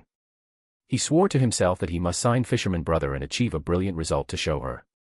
After reading the materials, she said to Li Dupeng, "I can give you a Class A contract, but you also know that I have never approved a Class A contract for an outdoor anchor, especially a newcomer. I hope you won't let me down." The moment Li Dupeng heard Jiang Nanzhou say she approved it, his heart was filled with wild joy. "All right, Director. Thank you, Director. I definitely won't let you down." Returning to his workstation, he impatiently made a call to Fisherman Brother, only to hear from the other end of the phone, "The number you have dialed is temporarily unavailable, please try again later." Li Dupeng then realized that even if he made 100 calls, he wouldn't be able to get through. Pretending to take a fishing rod from his fishing gear bag, Jiang Nanzhou directly took out the high-grade fishing rod he got today. He said to the netizens in the live broadcast room, "After that little episode, let's continue fishing and see if we can catch a big catch today." Jiang Nanzhou's high-grade fishing rod looked even slimmer than the intermediate one, and the fishing reel looked a bit special. It was electric and featured solar charging black technology. He had never used an electric fishing reel before, and he just wondered how it felt compared to a manual one. Jiang Nanzhou hooked the bait. Today, he didn't have any target fish in mind. The Nanwan ship kept moving forward. He planned not to use any cheats today, whatever fish bit the hook would be left to fate. When Jiang Nanzhou cast his line, he went back into idle mode and fished seriously. As for Li Dupeng, who kept spamming the live broadcast room, Jiang Nanzhou naturally didn't see him. "Hello, Fisherman Brother. I am an operations staff member at Douyin Live Streaming, Li Dupeng. I'd like to sign a contract with you." Other netizens couldn't stand it anymore. "Li Dupeng, it's fine if you want to sign with Fisherman Brother, but can you please stop spamming the screen?" "Exactly, Li Dupeng. What a coincidence, my classmate is also named Li Dupeng, and he used to wet his pants every day when he was little." "Hey, operations guy Li Dupeng, are you the classmate from upstairs who wet his pants every day?" Li Dupeng didn't care what was said on the public screen, nor did he care whether Jiang Nanzhou could see it or not. Every 3 to 5 minutes, he would post a message. "Li Dupeng who wets his pants every day, you're really stubborn. Even if you keep spamming the screen right now, Fisherman Brother still can't see it." Exactly. Jiang Nanzhou felt his fishing line being pulled sharply downwards. Looking closely, Jiang Nanzhou saw it was a bright red fellow. He reeled this fish up very easily. It was a very beautiful coral trout, weighing about 6 or 7 Jin. After taking off the coral trout, Jiang Nanzhou held it up towards the drone's camera. I'll give this out as a lucky bag prize before ending the stream. Damn, Fisherman brother is generous. If this wild coral trout were sold in the seafood market on our side, it would cost 200 yuan per Jin. I hope I can win it. My expectations are instantly maxed out. I was originally planning to go out and hang out with my bestie, but forget it. I'm guarding this live broadcast room to the death. Hello, Fisherman brother. I am an operations staff member at Douyin Live Streaming, Li Dupeng. I'd like to sign a contract with you. The special effects of gifting also flooded the live broadcast room. Zhang Wei had nothing to do at the moment either. He grabbed a bottle of soda and stood beside Jiang Nanzhou to watch the fun. I really admire you. It hasn't been long and you've already hooked a fish. If you're bored, there's another fishing rod in my gear bag. Let's fish together. I won't fish. I have to prepare the dishes in a little while. Then if you're not fishing, take my phone and interact with them in the live stream. Jiang Nanzhou handed his phone to Zhang Wei. Send them a lucky bag with a coral trout and see who can grab it. All right. Zhang Wei studied for a long time before figuring out how to send a lucky bag. This made the netizens in the live broadcast room anxious to death. Big bro, I'm ready. Hurry up and send it. Fisherman brother, your little assistant is not getting things done. Deduct his pay. Good thing I've been guarding it the whole time, even taking my phone to the bathroom. Send it, send it, send, send, send, send. The lucky bag would open in 10 minutes, but as soon as it was sent, over 10,000 people had already participated. Zhang Wei saw the message posted by Li Dupeng, who kept spamming the public screen of the live broadcast room.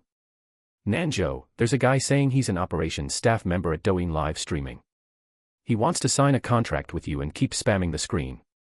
Jiang Nanzhou knew that some anchors signed contracts with platforms, and then the platform would push traffic to them, but it seemed there were requirements specifying how long to broadcast and when to broadcast. He was a person who didn't like being bound. Back when he was working, he had no choice, but now he could completely ignore those things. Chapter 55 signed. I won't sign the contract, and I don't earn money through live streaming, so there's no need to sign. After hearing Jiang Nanzhou's words, Li Dupeng kept spamming the public chat screen. Fisherman brother, I've added you on WeChat. Once you accept, I'll send you the contract content. Take a look at it then, and I believe you'll be satisfied. Zhang Wei helped relay the message to Jiang Nanzhou. Let's talk on WeChat after the stream ends, stop spamming the screen. Right as Jiang Nanzhou finished speaking, he heard the swishing sound of the fishing reels line running out. Damn, Fisherman brother, did you hook another fish? Watching Fisherman brother fish is truly too satisfying. I also really want to go see fishing. Fisherman brother, are you still giving out lucky bags for this fish? It was another beautiful coral trout. Looking at this coral trout, Jiang Nanzhou saw that it was much bigger than the first one. He unhooked it and weighed it in his hand. It had to be at least 12 or 13 Jin. Jiang Nanzhou put the fish into the live water tank and said to Zhang Wei. Send them another lucky bag. Weigh all the fish in a bit so they don't get mixed up later. All right, you can rest assured. When I sent out the last lucky bag, I wrote down the weight for each. Zhang Wei sent out another 10-minute lucky bag. Oh my, Buddy is quite fast this time. Ha ha ha, Buddy is getting closer and closer to being a qualified little assistant. No crabs for me, no spiny lobster for me, and still no bluefin tuna. No matter what, it should be my turn today, right? User upstairs, wait a bit longer, this time it's my turn. As a result, the moment the lucky bag opened, the public chat screen became lively again. Li Dupeng didn't expect to win the lucky bag, he was just joining in on the fun. Thank you, Fisherman brother. I didn't expect to win, I'm so happy. That Li Dupeng who wets his pants every day, what kind of dogshit luck did you step into? Pants wetting brother, did you not wash your hands after going to the restroom? Why is your luck so fierce? Originally, Li Dupeng quite hated netizens teasing him about wetting his pants. But now that he had won a prize, he let them tease away. It wasn't until evening that Jiang Nanzhou finally put away his fishing rod. A total of 15 lucky bags were given out. That's it for today's live stream. Since I'm not sure how many days it will take this time, once I go back, I'll send them out to you at the first opportunity. Jiang Nanzhou didn't care about the tens of thousands of people in the live stream room, he directly turned it off and packed away the drone. Go prepare the dishes, I'll go put the fish in the freezer. Right, cook those barnacles tonight too, to give everyone an extra treat. After saying this, Jiang Nanzhou carried the live water tank to the freezer. After dinner in the evening, Jiang Nanzhou video chatted with Lichu for a while on the deck. Just as he was planning to go back and relieve second Uncle Jiang, he suddenly saw a large group of lobsters at the seabed of the waters ahead. Since he had run into them, how could there be any reason not to collect them? Jiang Nanzhou went to the wheelhouse. Coincidentally, second Uncle Jiang had gone to the restroom, and the Nanwan ship was currently on autopilot. He parked the Nanwan ship at the location of the lobster group and notified them via the walkie-talkie to drop the lobster traps. Second Uncle Jiang came back from the restroom and asked puzzledly, "Why did we stop here? Didn't you say we would travel overnight? Stopping here for the night allows us to get a good rest, and it's just right to drop the lobster traps here." "That's fine too, I'll listen to you. Although I've been to the high seas before, I've never been to such a distant place. I hope we can haul back some big catches." Seeing that today's fish catch wasn't very large, second Uncle Jiang was somewhat worried for Jiang Nanzhou that their harvest this time in the high seas wouldn't be good. After all, whenever the Nanwan ship went out to sea, it was burning money. "Second Uncle, you can rest easy. We just came out today, don't worry." "Yeah, right, I asked your brother. He agreed to set up that company for you, but he said we need to register a company, which is better than directly opening a physical store to wholesale seafood. He can be discharged from the hospital tomorrow, and the doctors say his recovery speed is astonishing." "That's great. By then, let my brother pay all your salaries. Second Uncle, in the future, you'll also have to get your expense claims for the Nanwan ship reimbursed by South China Sea. I'll just be a hands-off boss." "Ha ha ha, how could you possibly not worry about anything at all?" Jiang Nanzhou returned to his exclusive room, lay on the bed, and carefully read the content of the signing contract sent to him by Li Dupeng. Jiang Nanzhou opened the file and took a look. To his surprise, it turned out to be a Class A contract. It seemed that the little operations staff member from Douyin was full of sincerity. Originally, he wanted to tell him through WeChat that he didn't want to sign, but that Li Dupeng kept sending him voice messages, all of which were 30 seconds long. Some of them Jiang Nanzhou didn't even click to listen to. Jiang Nanzhou sent him a message saying, "I'll read the contract, I'm going to get busy first," and only then did things quiet down on WeChat. Jiang Nanzhou quickly browsed through the contents of the contract, and the benefits and treatment were indeed quite good. Especially the gift split. Normal streamers in the platform split gifts 50-50, but the contract stated an 80-20 split, with the platform taking 20% and Jiang Nanzhou taking 80%. Plus, there was an annual signing fee of 2 million.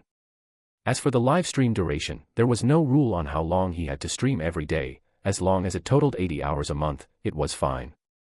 Jiang Nanzhou calculated 80 hours, it should still be considered quite relaxing. Because live streaming was the fastest way for him to earn prestige points. Jiang Nanzhou replied to Li Dupeng on WeChat, telling him he could sign. At this moment, Li Dupeng was slurping luosafen in his rented room when he saw the 3 words sent over by Jiang Nanzhou. He stood up from his chair in excitement. The pathetic fellow accidentally knocked over the luosafen he had just taken a bite of. Instantly, the whole room was filled with the smell of luosafen, with that sour and refreshing aroma. Li Dupeng was in no mood to care about the luosafen right now and hurriedly sent a link to Jiang Nanzhou, telling him they could sign online. The operation was very simple, and the signing was finished in no time. Within 3 working days, the signing fee would arrive in his account. When Jiang Nanzhou got up the second day, the crew members had already finished pulling up the lobster traps. Seeing that they were all busy sorting, Jiang Nanzhou quietly went to the live water hold. He exchanged for a bottle of marine organism nutrient solution in the system and poured it into the live water hold. With so many lobsters, who knew how many days it would take to go back? He didn't want to end up dragging a boatload of dead fish and rotten shrimp back. After eating breakfast, the Nanwan ship continued sailing. In the current waters, they could occasionally encounter fishing boats from other countries and fishing boats from their own country. Fishing boats from various countries all flew their respective national flags. Jiang Nanzhou was currently on the deck blowing in the sea breeze. Fortunately, there was a sunshade here, so it wasn't too sunny. Jiang Nanzhou connected the drone live streaming equipment to his phone and opened the live stream room. Today, Zhang Wei also consciously came over to act as Jiang Nanzhou's little assistant. Good morning, friends in the live stream room. This morning, a shiny golden avatar frame appeared on the avatar of Jiang Nanzhou's Douyin account. Chapter 56. This avatar frame is exclusive to contracted streamers on the Douyin platform. Holy moly, look at Fisherman Brother's avatar frame. Fisherman Brother has signed with the Douyin platform. That's amazing, that's amazing. Does this mean Fisherman Brother can live stream every day now? Does Fisherman Brother have any lucky bags today? Today was Jiang Nanzhou's first live stream after signing his contract. Zhu Nan happened to have free time, so she and Li Duping watched Jiang Nanzhou's live stream data together in the conference room. Watching Jiang Nanzhou's streaming data soar right as the broadcast began, Li Duping smiled so hard his eyes were practically squinted shut, feeling quite proud of himself. Jiang Nanzhou took out his fishing rod. He was going fishing again today because he didn't know what else he could do during a live stream besides fishing. I'll fish for you all again today. I'll send out a lucky bag first thing as soon as I catch the first fish today. Come on, I'll hold the phone for you. Zhang Wei proactively took the phone and waved at the drone's direction. Hello everyone, today I will continue acting as Fisherman Brother's little assistant. By this time, Jiang Nanzhou had already cast his first line of the day. However, his gaze remained fixed on the distance. What is Fisherman Brother looking at? What on earth is out there in the distance? The camera can't see it either. I'm dying of suspense.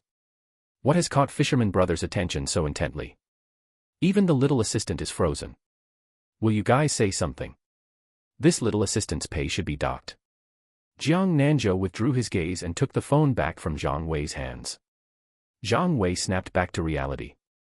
Holy crap, is that a whale? Yeah, tell second Uncle Jiang to stop the boat here. Zhang Wei quickly picked up the walkie-talkie to notify second Uncle Jiang to stop the boat. Hearing their conversation, the netizens in the live stream grew even more anxious. Fisherman Brother, hurry up and let us see. Oh my god, whales aren't that easy to encounter. I specifically took a boat to go whale watching before, but I didn't see any and it's always been a regret. I want to see. Fisherman Brother, I want to see. Seeing this, Zhu Nan immediately had Fisherman Brother's live stream featured on the official website's homepage with heavy traffic push. Meanwhile, the viewer count in Jiang Nanzhou's live stream continuously shot up rapidly. Jiang Nanzhou flew the drone live streaming equipment above the whale, turned on automatic whale tracking, and zoomed in the lens so the netizens in the live stream could see the whale more clearly. The whale arched its back and leaped out of the sea, soaring straight up into the sky with splashing water droplets, and then rotated gracefully. Like a scroll painting, this blue whale was gigantic and magnificent, its body tracing a graceful arc through the air. Sunlight shone on the splashing water, forming rows of fleeting little rainbows. The public chat screen of the live stream was flooded with various wishes and blessings. That's right, what kind of whale is that? This is too magnificent. It's so big, could it be over 10 meters long? I took a boat so many times and didn't see any, yet I never expected to see one in Fisherman Brothers live stream. Why do I feel like this is a humpback whale? If you don't understand, upstairs, step down. This is a humpback whale. The one who should step down is you, upstairs, you can tell just by looking at the black markings on its back. Listening to the ethereal sounds emitted by this humpback whale from the boat, Jiang Nanzhou felt as if he were listening to a love song. This must be the sound of a male whale courting, there must be a female whale nearby. Looking closely, Jiang Nanzhou indeed spotted another female whale not far away. The male whale swam quickly toward the female whale, trailing closely behind her. When they swam further away, Jiang Nanzhou flew the drone live streaming equipment back and notified second Uncle Jiang to resume navigation. Ah, I haven't seen enough yet. Whoa, there's actually another whale. Was that whale just now courting? Did I just witness their romance? Jiang Nanzhou popularized some knowledge for the netizens in the live stream. That's right. The first one we saw was a male humpback whale, and the one that appeared later was a female humpback whale. Judging by the sizes of those two humpback whales we just saw, they should both have reached adulthood not long ago. My guess is that the male whale is currently pursuing the female whale. Their temperaments are relatively gentle, often expressing affection through touching. And humpback whales are strictly monogamous. Hearing this, Zhang Wei couldn't help but sigh with emotion. Humpback whales were monogamous just like humans, but that male humpback whale was about to have a partner, while when would he ever end his single life? Meanwhile, ever since the whale's figure appeared on the live stream screen, gifts had never stopped flowing. There were truly quite a few wealthy big shots in Jiang Nanzhou's live stream who didn't care about money. It was estimated that by the end of today's broadcast, Jiang Nanzhou's earnings surpassing 1 million would be an absolute breeze. How annoying, I got moved again today. I'm really envious of them, being able to live so freely and unfettered. Even whales know how to fall in love, what about everyone sitting here? What a jerk, upstairs, I'm gonna beat you up. Seeing that it was almost time, Zhang Wei went back to prepare ingredients and cook. Jiang Nanzhou's live stream room had now gone back into idle mode. Yesterday, right when Jiang Nanzhou was about to fish, it was delayed due to the appearance of the big sea turtle. Today, fishing was delayed once more because of the humpback whale's courtship. Jiang Nanzhou thought to himself that anyway, he didn't plan on fishing tomorrow. The last cast was voided, this present one was truly his first cast. It wasn't until Zhang Wei came to call him for dinner that Jiang Nanzhou reeled in his rod. He caught a total of 4 fish, 2 silver pomfrets, 1 parrotfish, and 1 red snapper. I'm going to eat first. Whether you guys want to stay here and look at the scenery or go stroll around is fine. Let the lucky draw start at 2 p.m. After speaking, Jiang Nanzhou turned around and walked toward the cabin. Today Zhang Wei made big tray chicken, garlic oil roasted romaine lettuce, stewed beef brisket with tomatoes, a spicy marinated baby octopus, and the soup was winter melon soup. This was prescribed by Jiang Nanzhou. Every meal had to consist of 4 dishes and 1 soup, and all had to include meat and vegetables to ensure the crew members' dietary health. Jiang Nanzhou packed 2 portions of food, carried both meal trays, and headed to the captain's wheelhouse. During the time the Nanwan ship was navigating, Second Uncle Jiang basically never left the wheelhouse except to go to the restroom. Second Uncle Jiang, open the door for me.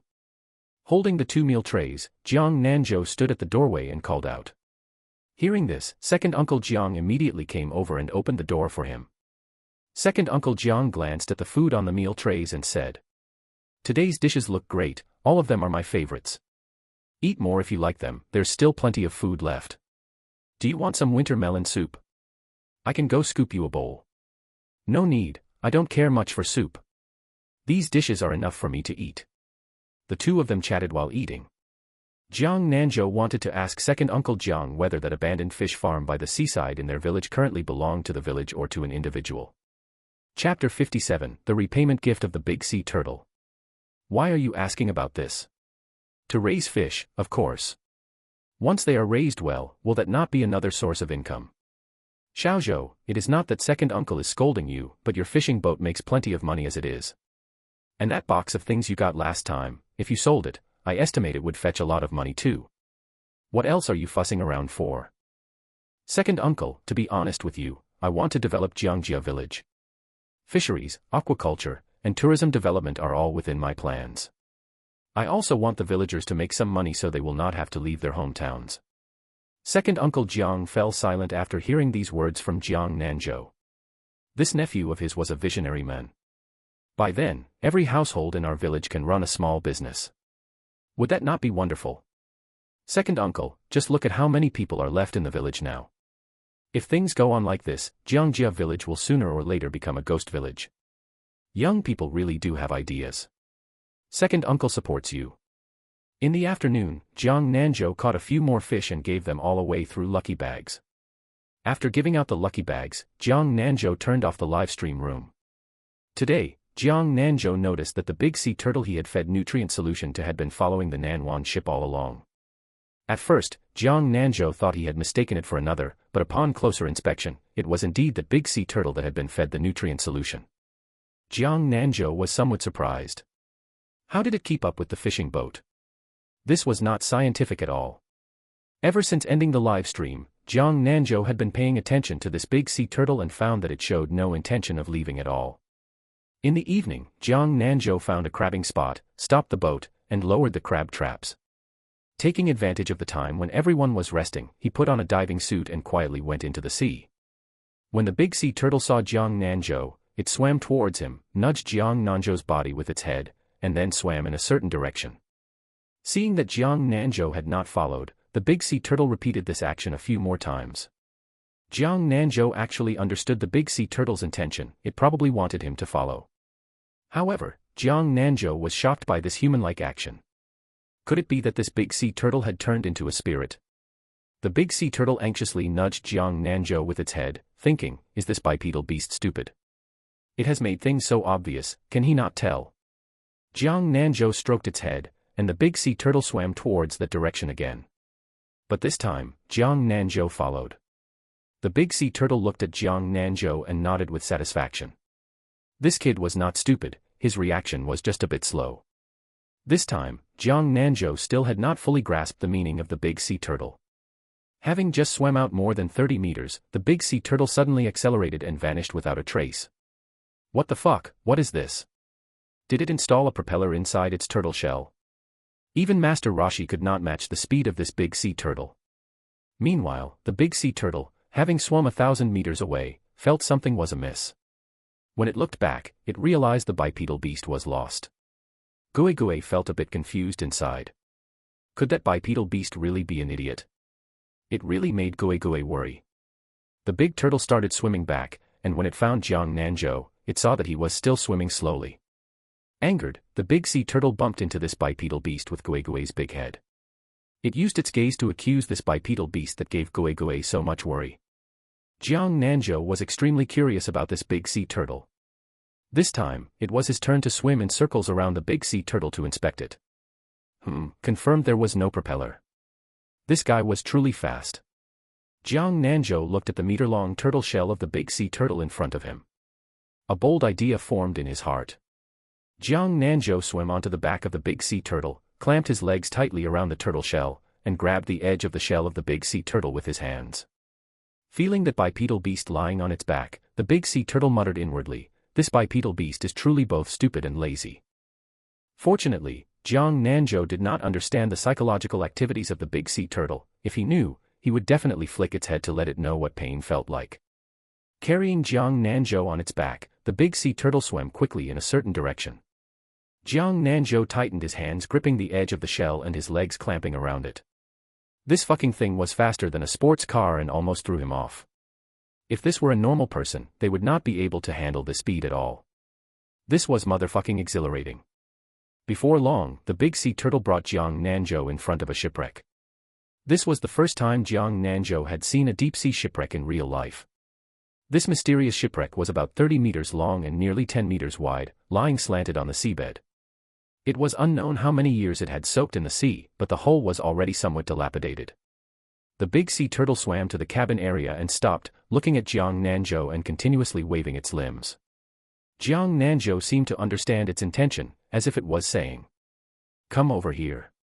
Jiang Nanzhou swam over and saw quite a few small fish and octopuses in the cabin, along with several boxes inside.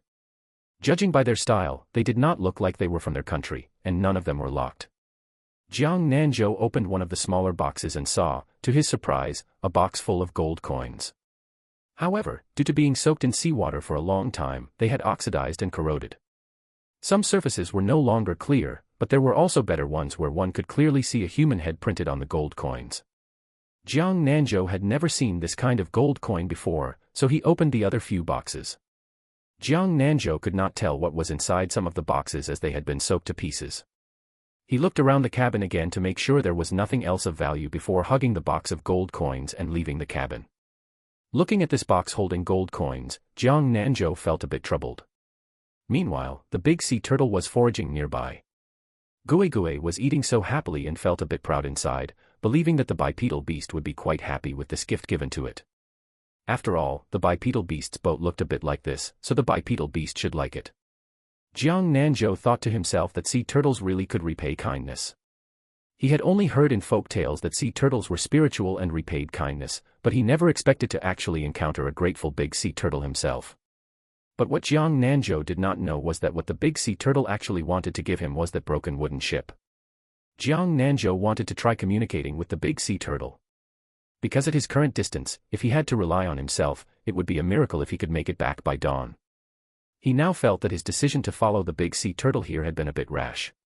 If second Uncle Jiang and the others found out he was missing, they would all worry. Jiang Nanzhou stood right in front of the big sea turtle and stroked its head with his hand. Jiang Nanzhou made a gesture of swimming away quickly, then put on a stern face, shook his head at it, and waved his hands. The big sea turtle shook its head along with him. Jiang Nanzhou was overjoyed inside, it must have understood. Afterwards, he made a slower gesture, smiled at the big sea turtle, nodded, and gave a thumbs up. The big sea turtle nodded along as well. Jiang Nanzhou felt it was truly smart. Carrying the box, he rode on the back of the big sea turtle, but the big sea turtle showed no intention of setting off at all.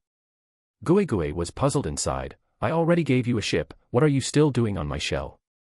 Drive it back yourself. Chapter 58, Master, please ride the turtle. Jiang Nanzhou climbed down from its back again and repeated the same action as before. The big sea turtle still shook and nodded its head along with him. After gesturing to it repeatedly for several times, Jiang Nanzhou finally felt that it should understand what he meant. But when he mounted the big sea turtle's shell, this big sea turtle just spun around in place a few times and did not set off. Jiang Nanzhou had a bit of a headache. How on earth was he supposed to communicate with it? Gui Gui was even more puzzled in its heart. What was this bipedal beast doing?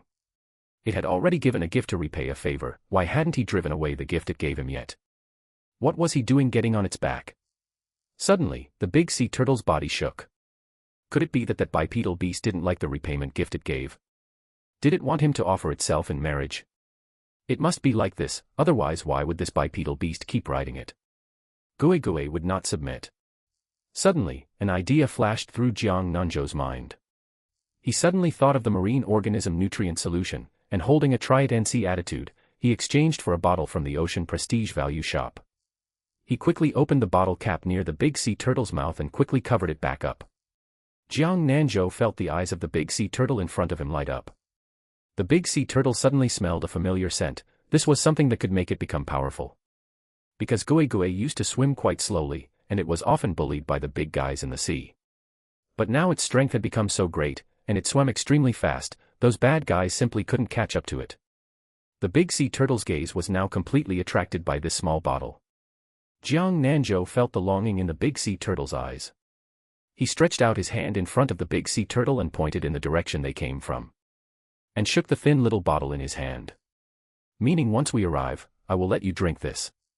But what the big sea turtle understood was, you go back with me, and in the future become my turtle, and I will let you drink this every day.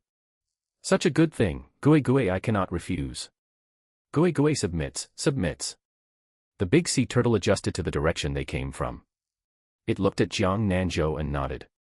If the big sea turtle could speak at this moment, that would definitely be, Master, please ride the turtle. Seeing the big sea turtle's instantly changed attitude, Jiang Nanzhou was very satisfied. This time he hugged the box and rode on the big sea turtle's back. As soon as he sat down, the big sea turtle rushed out with a whoosh. Fortunately, his reaction was fast, and his legs clamped tightly onto the shell, otherwise he would have fallen off. They arrived very quickly. When Jiang Nanzhou climbed down from under the big sea turtle, he felt his whole body somewhat numb. This dummy was even faster than on the way there. He could barely bear it anymore. Thankfully they arrived quickly. Jiang Nanzhou still patted its head and poured that bottle of marine organism nutrient solution into its mouth. Watching it dive into the sea, Jiang Nanzhou then hugged the box and returned to his own room. Jiang Nanzhou took a shower and went to sleep. Early the next morning, everything was as usual during breakfast. It seemed that not a single person knew he went into the sea last night, which was very good. After finishing breakfast, everyone went to do their own busy work. Jiang Nanzhou looked at the crab cages today, which were filled with flower crabs, and they were all quite large in size. He hadn't eaten them for quite a long time either. Let's use these to add a meal today. Jiang Nanzhou said to Jiang Ming. Jiang Ming, take 2 baskets of crabs, pick the big ones, and let Brother Jiang weigh at a meal for everyone at noon today. Hearing Jiang Nanzhou's words, Jiang Ming and the other young ones cheered out loud. Nanzhou brother, I will send them over right now.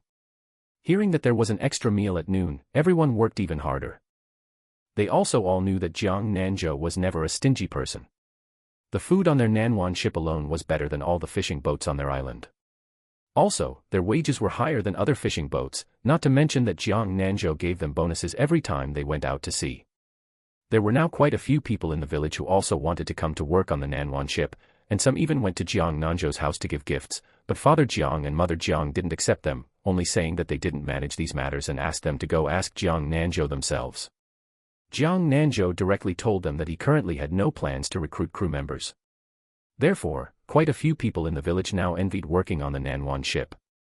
This job was not only in Jiangjia village now, even on the entire island it was a hot commodity. According to the current sailing speed, it was estimated that they would arrive at that island tomorrow afternoon. Jiang Nanzhou turned on the live broadcast as usual today. He planned to continue fishing today and distribute benefits to the netizens in the live broadcast room. Anyway, being idle was still being idle. Might as well fish to pass the time. The moment the live broadcast room was opened, tens of thousands of people poured into the live broadcast room. Jiang Nanzhou greeted them, and the public screen instantly became lively. But Jiang Nanzhou had already turned on AFK mode.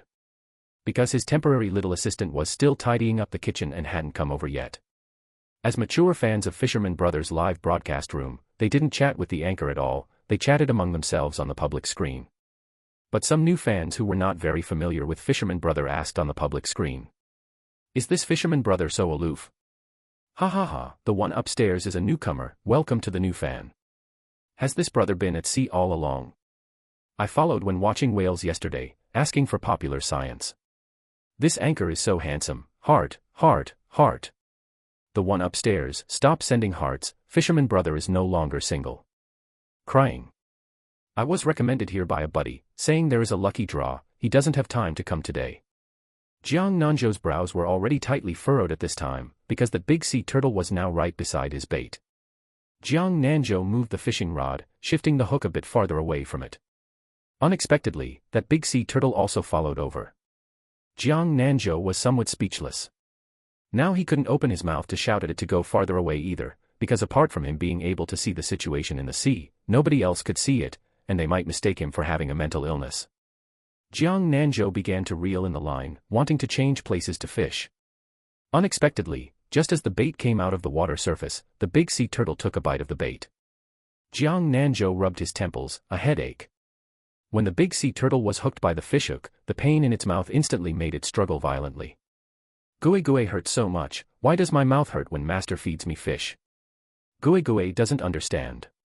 Looking at the big sea turtle opening its mouth continuously and shaking its head, Jiang Nanzhou knew it wanted to spit out the hook, but there was simply no possibility for it to spit it out by itself. Jiang Nanzhou found a fishing net and scooped the big sea turtle up. Oh my god, Fisherman Brothers' strength is so great. This sea turtle is so big. Don't you guys feel the sea turtle looks a bit familiar? This seems to be the one Fisherman Brother saved last time. Is Fisherman Brother the number one person to fish a sea turtle? I've never heard of anyone fishing up a sea turtle. The big sea turtle is really unlucky. Chapter 59 Food Anchor.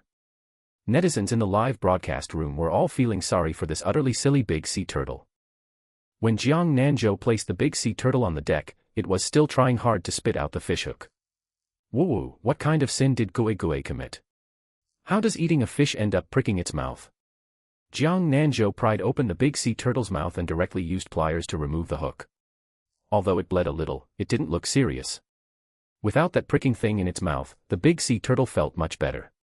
Avoiding the drone, Jiang Nanzhou poured a bottle of marine organism nutrient solution into the big sea turtle's mouth. Gui Gui doesn't hurt anymore, Gui Gui is awesome, Gui Gui feels like eating a few more pricking fish. The big sea turtle figured out a logic. If it eats pricking fish, will the master give it that magical little drink? Io, why is Gui Gui taking off? Seeing that the big sea turtle was fine, Jiang Nanzhou directly picked it up and threw it back into the sea. The big sea turtle surfaced and still kept following the Nanwan ship. Jiang Nanzhou was somewhat speechless. What are you following me for? Don't you know you're delaying my fishing? He shouted at the big sea turtle. Big sea turtle, stop following the boat, goodbye. But the big sea turtle couldn't understand these words. Instead, the big sea turtle used its small brain to imagine things. Is the master saying not to run off and get lost, and to follow him closely? Looking at the big sea turtle that kept following him, Jiang Nanzhou had no choice either. He had no choice but to take his fishing rod to the deck on the other side. As soon as he cast a line, Jiang Nanzhou saw the massive figure of that big sea turtle. Taking advantage of the time before the big sea turtle dove down, Jiang Nanzhou hurriedly reeled the line back in. He helplessly said to the live broadcast camera. We won't fish today after all. In a bit, I'll take you to watch the net being hauled in. When the netizens in the live broadcast room saw the big sea turtle, they laughed like crazy. Holy shit, does this big sea turtle want to bite the hook again? Ha ha ha ha ha, big Gui Gui is so cute. Oh god, I also want such a cute turtle. To the person above, they are 5 yuan each in the park. After sending off a few generations of people, it can also grow this big. That's the truth. The turtle at my house was raised by my great-grandfather when he was a child, but my great-grandfather has been gone for more than 30 years. Since Fisherman brother isn't fishing today, is there still a lucky bag? Same question. I was just waiting to draw lucky bags today. Seeing many netizens spamming about drawing lucky bags on the public screen of the live broadcast room, Jiang Nanzhou simply decided to check what kind of catch the trawl net would haul up today. I'll arrange it for you before logging off, but what the prizes are depends on what catch the trawl net hauls up. Jiang Nanzhou carried the drone's live broadcast equipment and strolled around the ship. The big sea turtle in the sea would dive and surface to look up from time to time, but it never saw Jiang Nanzhou's figure. Master, why did you stop fishing for gui gui? The big sea turtle was so anxious that it spun around in circles. When he strolled to the kitchen, Jiang Wei had already finished prepping the dishes and intended to start making today's lunch. Why are you over here? Aren't you fishing? Yeah, I brought the netizens to see what delicious food the chef on our Manhwa ship is going to make for us crew members this noon. What, are you planning to become a food anchor? I often scroll through videos of people filming themselves getting food at their workplace cafeterias. I've scrolled through those kinds too. Today, I'll just act as a food anchor. Jiang Nanzhou looked at the drone's live broadcast camera and said to the netizens in the live broadcast room. Do you guys like watching food live streams? Jiang Wei put several trays filled with rice into the steamer and said. They might not necessarily want to watch me cook, but if you do it, that might not be the case. Dear family members, tell me, am I right? At this moment, the public screen was neatly spamming right. Alright then, I'll show you all a skill today. Jiang Nanzhou looked at Jiang Wei's planned menu for today, which consisted of 4 dishes and 1 soup.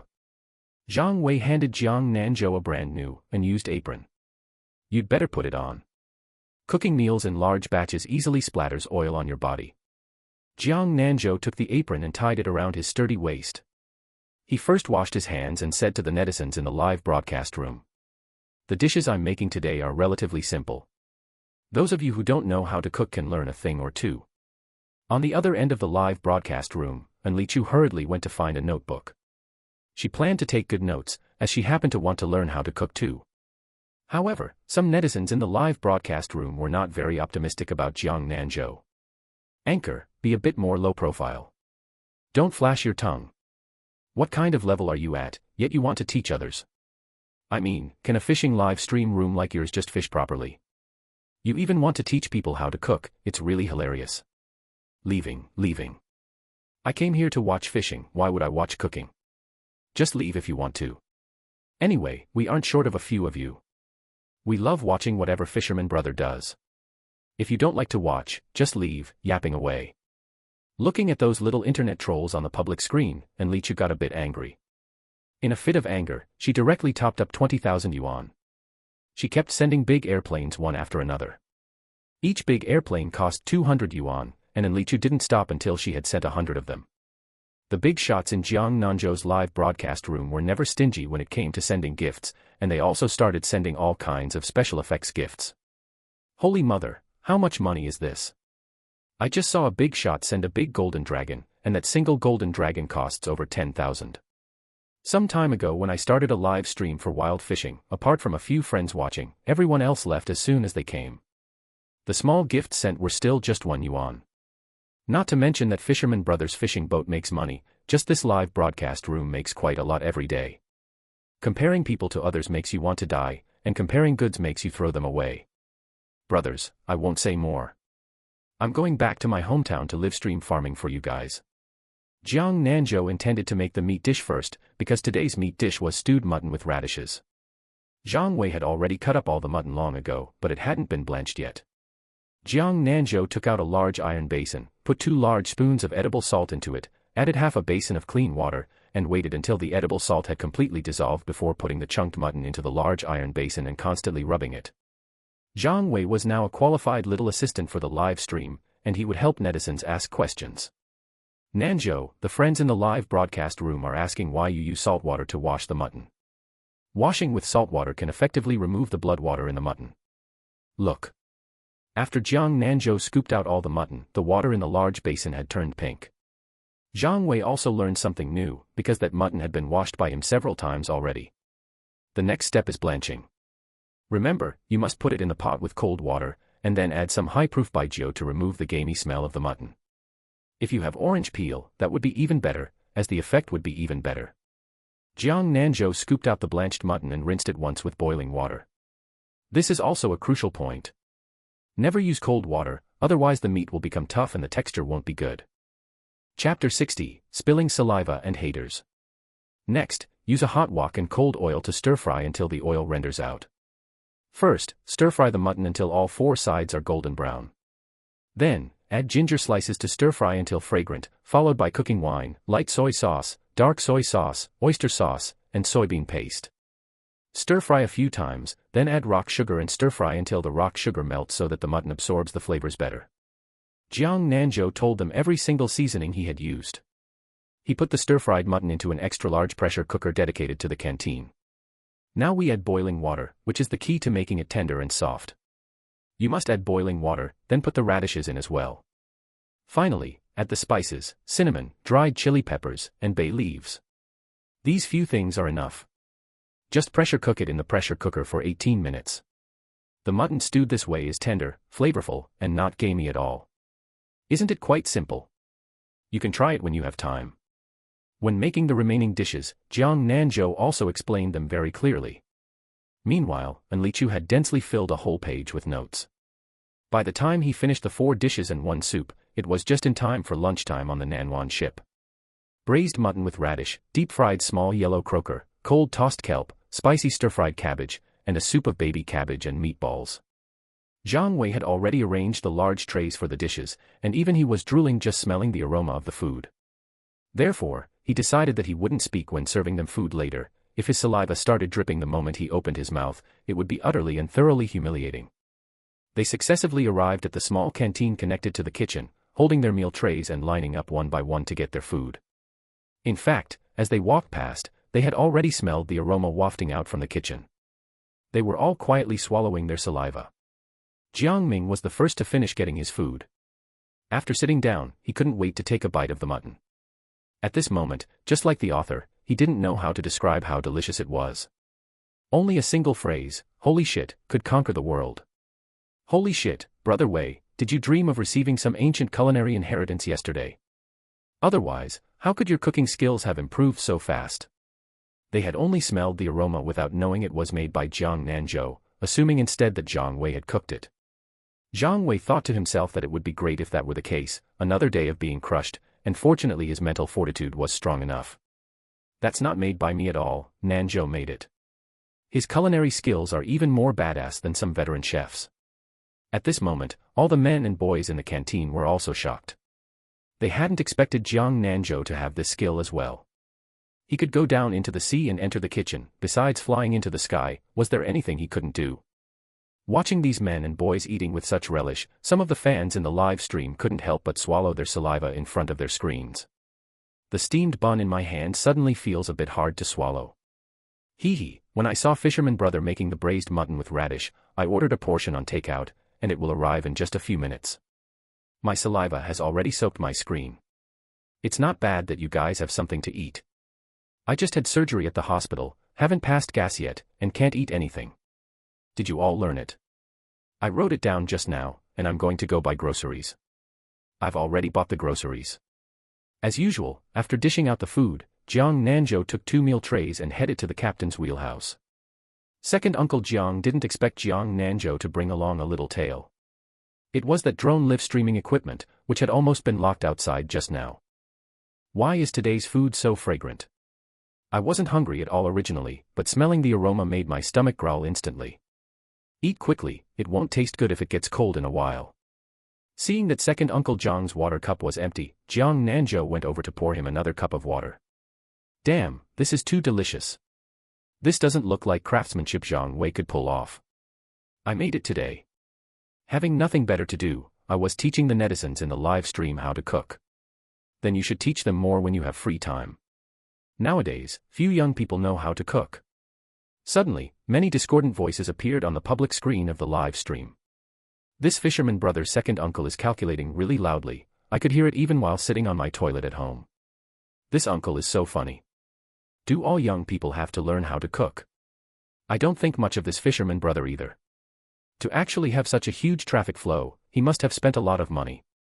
What kind of thing is he, teaching people how to cook here under the guise of an outdoor streamer? There were even harsher words. Jiang Nanzhou's fans wouldn't stand for this. They had plenty of saliva right now, and they refused to believe they couldn't flame those little trolls. Meanwhile, Li Dupeng at Douyin's headquarters wore a grave expression. Furthermore, those people's accounts were all new ones, and their IPs were scattered all over the country. This matter definitely wasn't simple. They all left right after hurling abuse. After Jiang Nanzhou and second Uncle Jiang finished eating, Jiang Nanzhou returned both of their meal trays to the kitchen. After flaming away the little haters, the public screen of the live stream returned to its previous harmony, discussing what Fisherman Brothers' lucky bag would have them draw today.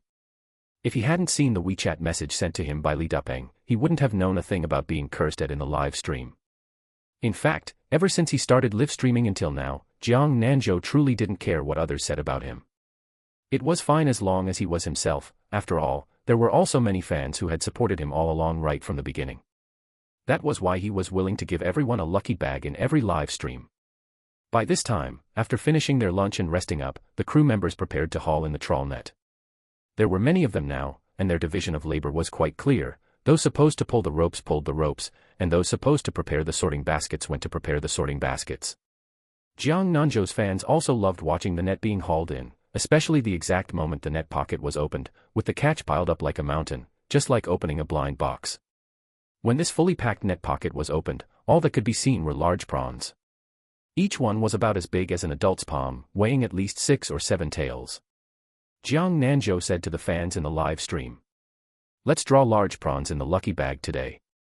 Each quota gets 5 prawns, which should be enough for a family to eat."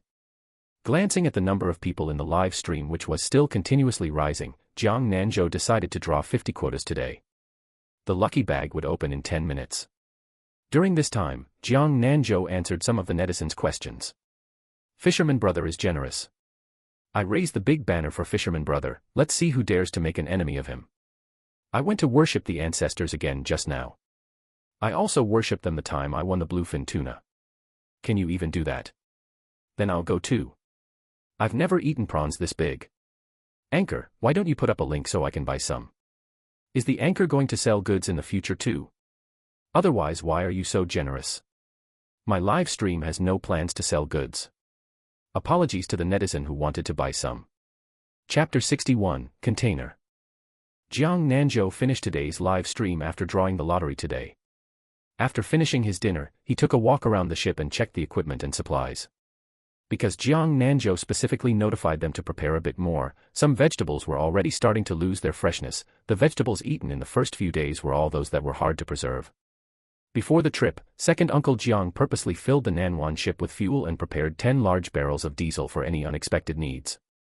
Standing on the deck and feeling the sea breeze while looking out into the sea, there were many rare catches, which explained why so many fishing boats wanted to venture into the high seas. Just at that moment, a familiar turtle shadow burst into Jiang Nanzhou's line of sight. Jiang Nanzhou couldn't quite understand either, had this somewhat silly yet spiritual big sea turtle latched onto him. It seemed better to go to sleep early today. They should reach that island tomorrow. He had no idea what that prince was thinking, hiding so much gold, silver, and treasure on such a distant island. Jiang Nanzhou also hadn't expected that island to have remained unflooded over the course of several centuries. Seeing that Jiang Nanzhou ignored it, the big sea turtle couldn't quite understand either. Why was this bipedal master completely ignoring Gui Gui? Could it be that Gui Gui didn't do well enough? Or was the master unsatisfied with the gift it sent? The master must be unsatisfied, which was why he was ignoring Gui Gui. The big sea turtle swam in another direction, intending to go find another gift for the master. Early in the morning, right after Jiang Nanzhou finished washing up, Jiang Tianfu's voice came through the walkie-talkie, telling him to hurry up to the deck. When he arrived, the crew members were also gathered by the side of the ship, discussing something. Do you guys think this big sea turtle came to repay a favor? Definitely. I saw it push this container to the side of the ship and stop right there. I've heard the older generation say that creatures like sea turtles are spiritual, but I've never heard that they understand human nature as well. Ain't that the truth? Even sea turtles know how to repay favors, making them better than some people nowadays. I wonder what kind of stuff is packed in this container. Jiang Nanzhou was also quite interested in this container. He had previously heard that containers could be salvaged at sea, and some even had cars inside them. He never expected that this big sea turtle would come to deliver another surprise for him today.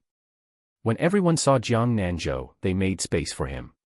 When the big sea turtle saw Jiang Nanzhou, it purposely pushed the container a bit forward with obvious intent. It was a gift for Jiang Nanzhou.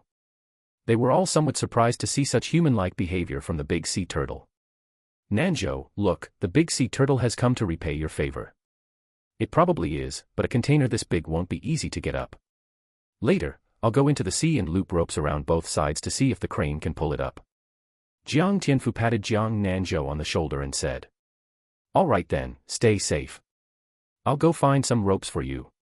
Jiang Nanzhou thought to himself that the favor had already been repaid, and he had no idea why this big sea turtle was still sending him gifts. When he returned to his room to change into his diving suit, Jiang Nanzhou also took out the drone live streaming equipment.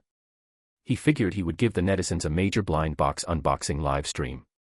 After turning on the live stream, he greeted the netizens in the live stream room as usual and then went idle. Good morning, Fisherman brother. I didn't expect Fisherman brother to start broadcasting so early today. Still browsing Douyin in bed when suddenly a notification popped up that Fisherman brother started broadcasting. What a surprise. Don't you guys have to go to work? This corporate slave is already on the bus. I'm currently sitting on the toilet straining, hee. Anyone want to push together? Yes. To the person above, I'll count to 3 and we'll exert strength together. Look quickly everyone, what is that in the sea? Wow, the big sea turtle is here again. No, didn't you guys see the container? Chapter 62, Umbrella. Raincoat. Seeing Jiang Nanzhou enter the sea, the big sea turtle swam directly to his side and gently nudged Jiang Nanzhou with its big head. Jiang Nanzhou reached out and stroked its head. The big sea turtle looked at Jiang Nanzhou without blinking. Jiang Nanzhou seemed to see a hint of anticipation in its gaze. The two-legged biped master has finished petting Guigui's head. Is the next step to give me that magical little drink? Guigui is so looking forward to it. However, Jiang Nanzhou swam over to the side of the container instead, leaving Guigui all alone in sadness. Jiang Nanzhou shouted towards the ship. Throw the rope down, toss it over to my side. Jiang Tianfu had to throw it several times before finally getting the rope into the right position. It landed on the outside of the container. Jiang Nanzhou took the rope, dived underneath the container, and looped the rope under it. After looping both sides, Jiang Nanzhou finally got back on the ship. After boarding, Jiang Nanzhou took a few small fish and threw them to the big sea turtle. After eating, the big sea turtle was still there looking at Jiang Nanzhou. Jiang Nanzhou suddenly understood. No wonder, with so many fish and shrimp in the sea, it couldn't have been following him just for a few fish. It must have set its sights on his marine organism nutrient solution, but with so many people around right now, he had no way to feed it, so he could only wait until later to secretly give it some. Using the crane, the container was easily hoisted up. It seemed that the things inside shouldn't be very heavy. By this time, this side of the deck had been cleared out, making space for the container. After the container landed, everyone impatiently waited to open the box. Jiang Nanzhou faced the live broadcast camera and said, "This is the container discovered by the big sea turtle today. It hasn't rusted yet, so it probably hasn't been drifting at sea for too long. Today, I'll treat you all to a blind box opening." The live broadcast room. Wow, I watched someone before open up cigarettes from a container found at sea, and then sell them on the sea, and get sentenced for smuggling, facepalm. Ha, what's that compared to? I've seen someone open up weaponry, that guy was scared out of his wits. Why do I have a bad premonition? Not long ago, I watched a movie about smuggling people in a container, and the people inside all. You upstairs, don't mention it, seriously don't. I watched that one too, and now I have the creeps. Jiang Nanzhou directly pried open the lock and opened the door, only to see large cardboard boxes wrapped in plastic film everywhere. He picked up a box and felt that it was quite light. The large cardboard boxes were all printed with Japanese text. Jiang Nanzhou felt it looked a bit familiar. The live broadcast room. The moment I opened the container door, my breath almost stopped. Seeing that it was just boxes, I finally breathed a sigh of relief. Me too. Just now I didn't even dare to look, it's all that netizens' fault for making it sound so terrifying. Look at the Japanese text on the boxes, isn't it very familiar? I took a glance, and it's the same as the one on my bedside table. I also checked mine, exactly the same, facepalm. Jiang Nanzhou opened a box to take a look, and inside were densely packed small red boxes. On top of the small red boxes were the 3 numbers 001. He opened a few more boxes to check, and they were all small red boxes of 001, and all of them were packs of 2. Jiang Nanzhou had no desire to keep looking. Several of the younger sailors knew what these were, but the older ones didn't know at all. Jiang Ermao looked at Jiang Ming's blushing face and asked, "Why are you blushing? What is inside here? Do you know? Is this stuff worth money? It's just little umbrellas. A single box costs dozens, so a whole container must be worth quite a bit of money." Hearing Jiang Ming's words, Jiang Ermao was a bit dumbfounded, and his voice became a bit louder. "What the heck? Little umbrellas? Are you punking your uncle, kid? What kind of umbrella can be this small? It'd make more sense if it were those disposable raincoats." Jiang Ming was somewhat speechless. Yes, that's right, calling them disposable little raincoats wasn't wrong either. This time, Jiang Ming whispered right into Jiang Ermao's ear to tell him what this actually was. After listening, Jiang Ermao was amused. The kid was still blushing over this kind of stuff, he was truly young. Jiang Ermao went over to explain what this was to those who didn't know, and everyone laughed out loud. The netizens in the live broadcast room were also amused to roaring laughter by the two of them. "Oh my god, I'm laughing so hard my tears are coming out. Ha ha ha, what he said is completely right, it's just little raincoats. I really give up, are there actually people who don't know about this? Geez, you upstairs, you're so worldly.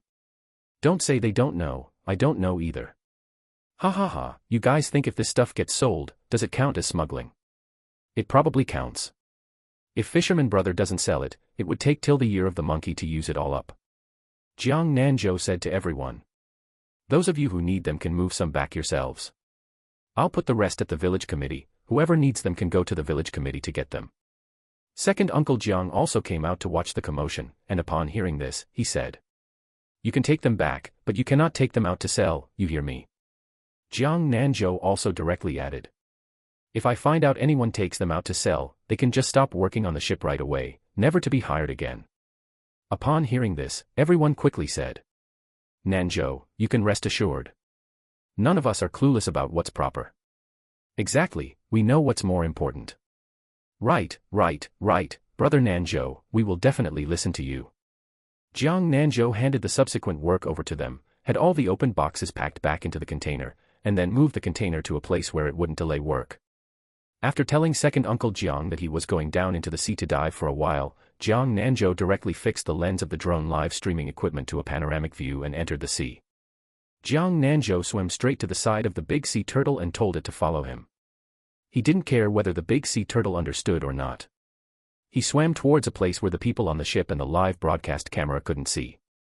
Seeing Jiang Nanzhou swim away, the big sea turtle swam along with him. #63 Chapter 63, Saving a Ghost. Jiang Nanzhou redeemed a bottle of marine organism nutrient solution from the system, and the moment he got it in his hand, he felt that the big sea turtle's eyes lit up a lot. It kept nudging Jiang Nanzhou with its head, making him feel that this big sea turtle was now like a not-so-smart doggy. After Jiang Nanzhou gave it the marine organism nutrient solution to drink, the big sea turtle happily swam around in circles in the sea. Gui Gui was happy to have drunk the magical little drink, feeling refreshed all over, and Gui Gui's head felt much clearer too.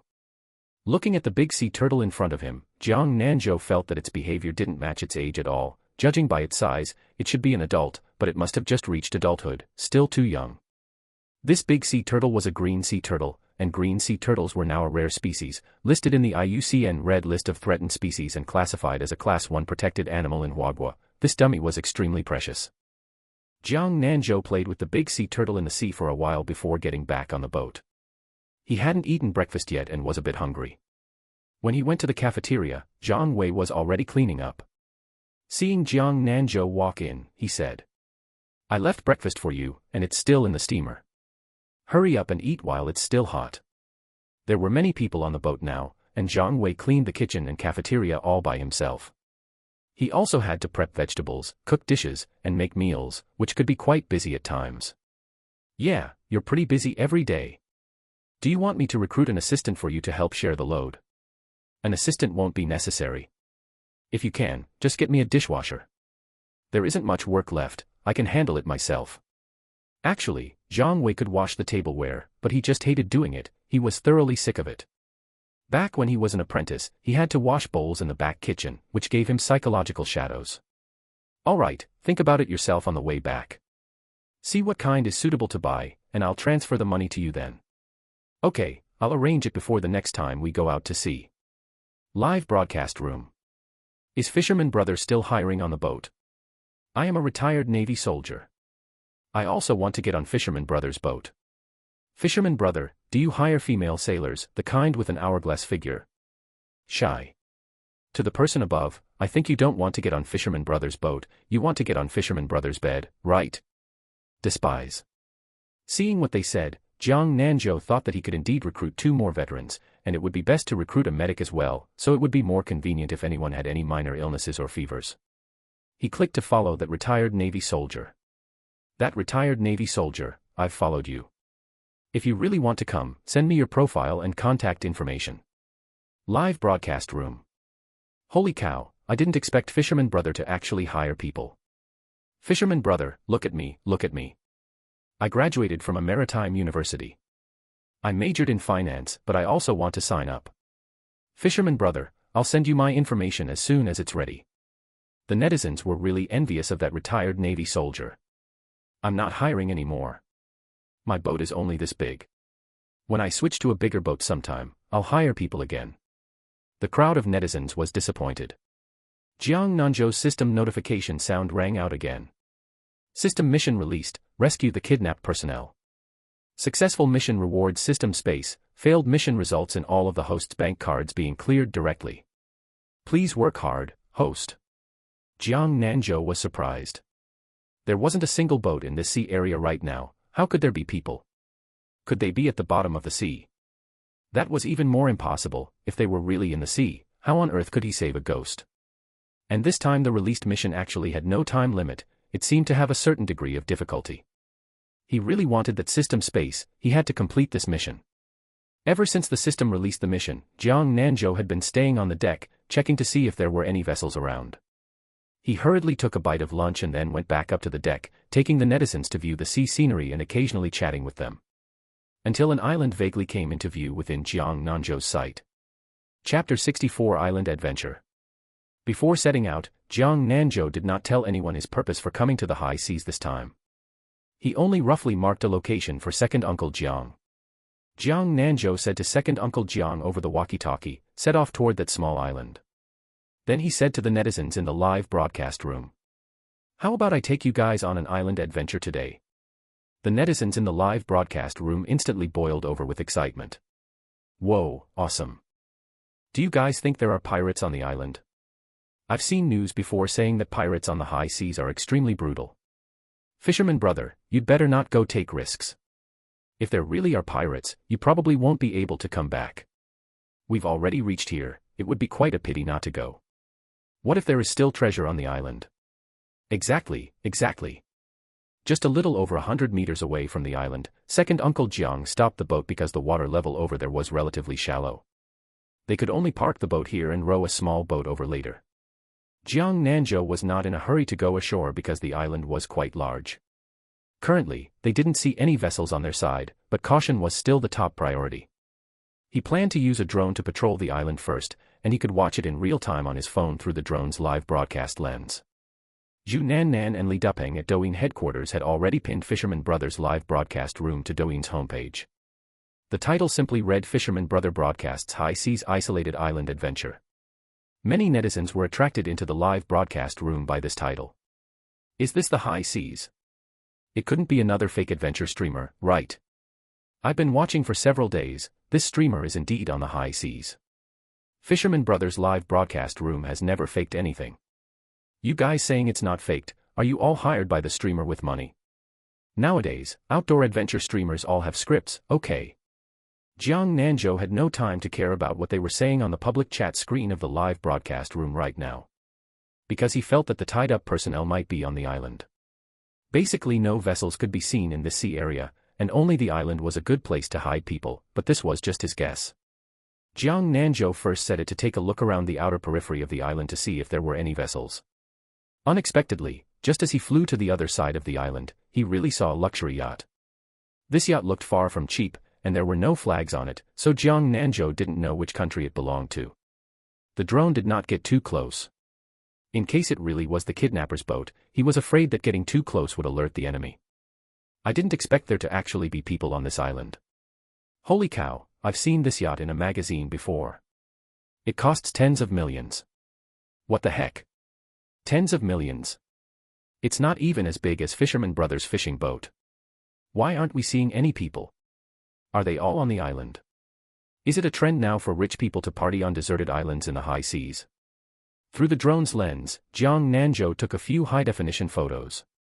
Jiang Nanzhou zoomed in on the photos, but still didn't see a single person. Moreover, the glass on the boat was anti-peeping, making it impossible to see any situation inside the cabin. The drone began to fly inward toward the island to conduct a careful search. Unexpectedly, it saw two large camping tents inside the woods, with several people outside the tents surrounding a camping table, drinking and eating. These people were all Asians, but the drone was far away and couldn't hear the sound of their speech, so it was still impossible to distinguish which specific country they were from. After taking a few photos, Jiang Nanzhou zoomed in and shockingly saw a pistol prominently placed beside the hand of one person at the table. Jiang Nanzhou secretly moved the drone closer, relying on the cover of tree branches, and turned the sound pickup to maximum. Surprisingly, they were speaking Chinese, though Jiang Nanzhou couldn't make out where their specific accent was from. A skinny guy with dyed yellow hair looked at Scarface and said, "Big brother, do you think this rich second-generation's family will obediently wire the money?" Scarface didn't know what he was thinking. He downed the wine in his cup in one gulp and didn't take up the conversation. The red-haired guy wearing glasses sitting on the other side of Scarface said, "Third brother, just rest assured, they definitely will. I even saw one of those kids on the news before, constantly bickering online. His old man has money to burn, he's among the top 3 on some rich list." Scarface poured himself another glass of wine and said to the red-haired guy, "Second brother, is that bank account of yours reliable? Will it be tracked?" The red-haired guy pushed his glasses and said, "Big brother, you can rest easy. Those foreign accounts are all virtual, they can't trace them at all." The yellow-haired guy said somewhat sorrowfully, "I don't know if I'll ever get to see my mom and dad again in the future." Scarface patted the yellow-haired guy's shoulder and said, "We have already passed the point of no return on this matter. As long as the money hits the account, when there's a chance in the future, I'll find a way to bring all your families over." The red-haired guy asked another question. "After their families wire the money, are we really going to let them go? I don't want to let them go back, after all, they all know what we look like." Scarface picked up the pistol and shook it. "How is that possible? When the time comes, we'll just throw them into the sea to feed the sharks." Hearing the answer he wanted, the red-haired guy laughed out loud, "Ha ha ha." Meanwhile, the few people tied up inside the tent looked ashen-faced, their mouths blocked, and they could only emit mmm sounds. The netizens in the live broadcast room felt their scalps go numb at this moment. Jiang Nanzhou carefully observed through the lens. This gang of theirs had about a dozen people, and at a glance, you could tell they were all desperados. "You guys say, is this a script arranged by the streamer? Holy crap, this is like a movie plot. Whether it's real or fake, I've already called the police. I called the police just now too. This is too terrifying. The streamer has gone too far with this joke. Fisherman brother, I believe you. Unscrupulous streamer, if you don't have good live broadcast content, just chat. You really have no bottom line just to gain followers." The police arrived very quickly. A verified account of Beijing Public Security spoke on the public chat screen of the live broadcast room. "Beijing Public Security requires your cooperation. Please reply if you see this." Seeing Beijing Public Security's verified account constantly spamming the screen, the netizens didn't type anything on the public chat screen anymore. Upon seeing this, Jiang Nanzhou followed Beijing Public Security at the first instance and sent the island's coordinates to them in a private message. After sending it, Jiang Nanzhou directly closed the live broadcast room.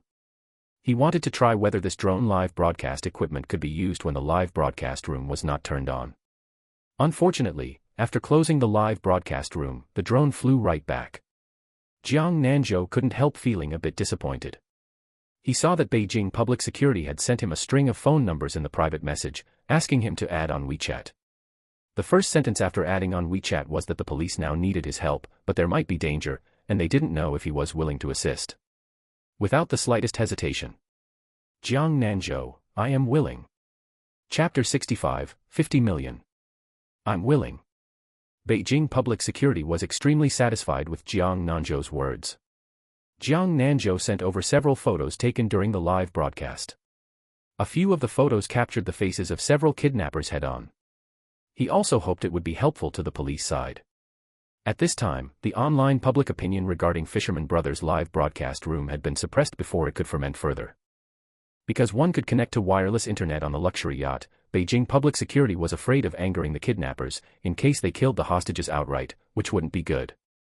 However, the public security system had not yet received any missing person reports from the family members of anyone, likely out of fear that the kidnappers would discover it and harm the victims. Meanwhile, when the people on the boat heard Jiang Nanzhou say that there were kidnappers on the island who had kidnapped several people, they all panicked a little. Although they were all Huagua people and it wasn't easy to run into compatriots on the high seas, they were all ordinary people and could do nothing about it. Some people immediately said, "How about we just leave? Yeah, they still have guns in their hands, and we're just ordinary folks. This is not our business to manage." Jiang Nanzhou frowned and said to second uncle Jiang, "Second uncle, I'll go over and take a look by myself tonight." "That won't do. How about I go with you? Don't look at me just because I'm old, I was really fierce at fighting when I was young." Jiang Tianfu and Jiang Wei spoke up at the same time. "I'll go with him." Jiang Ming, Jiang Dumao, Jiang Ermao, and a few young lads also said that they would go too. "You guys just wait for me on the boat. I can go by myself. Having too many people go will easily startle the snake. If there's nothing going on, I won't act rashly, so you guys can rest assured." However, they still weren't at ease letting Jiang Nanzhou go alone. Jiang Wei and Jiang Tianfu talked for a long time, but Jiang Nanzhou still didn't agree to take the two of them. Second uncle Jiang was truly worried about him and also wanted to go along, but Jiang Nanzhou didn't agree. If anything happened, it would be hard for him to explain to third uncle's family.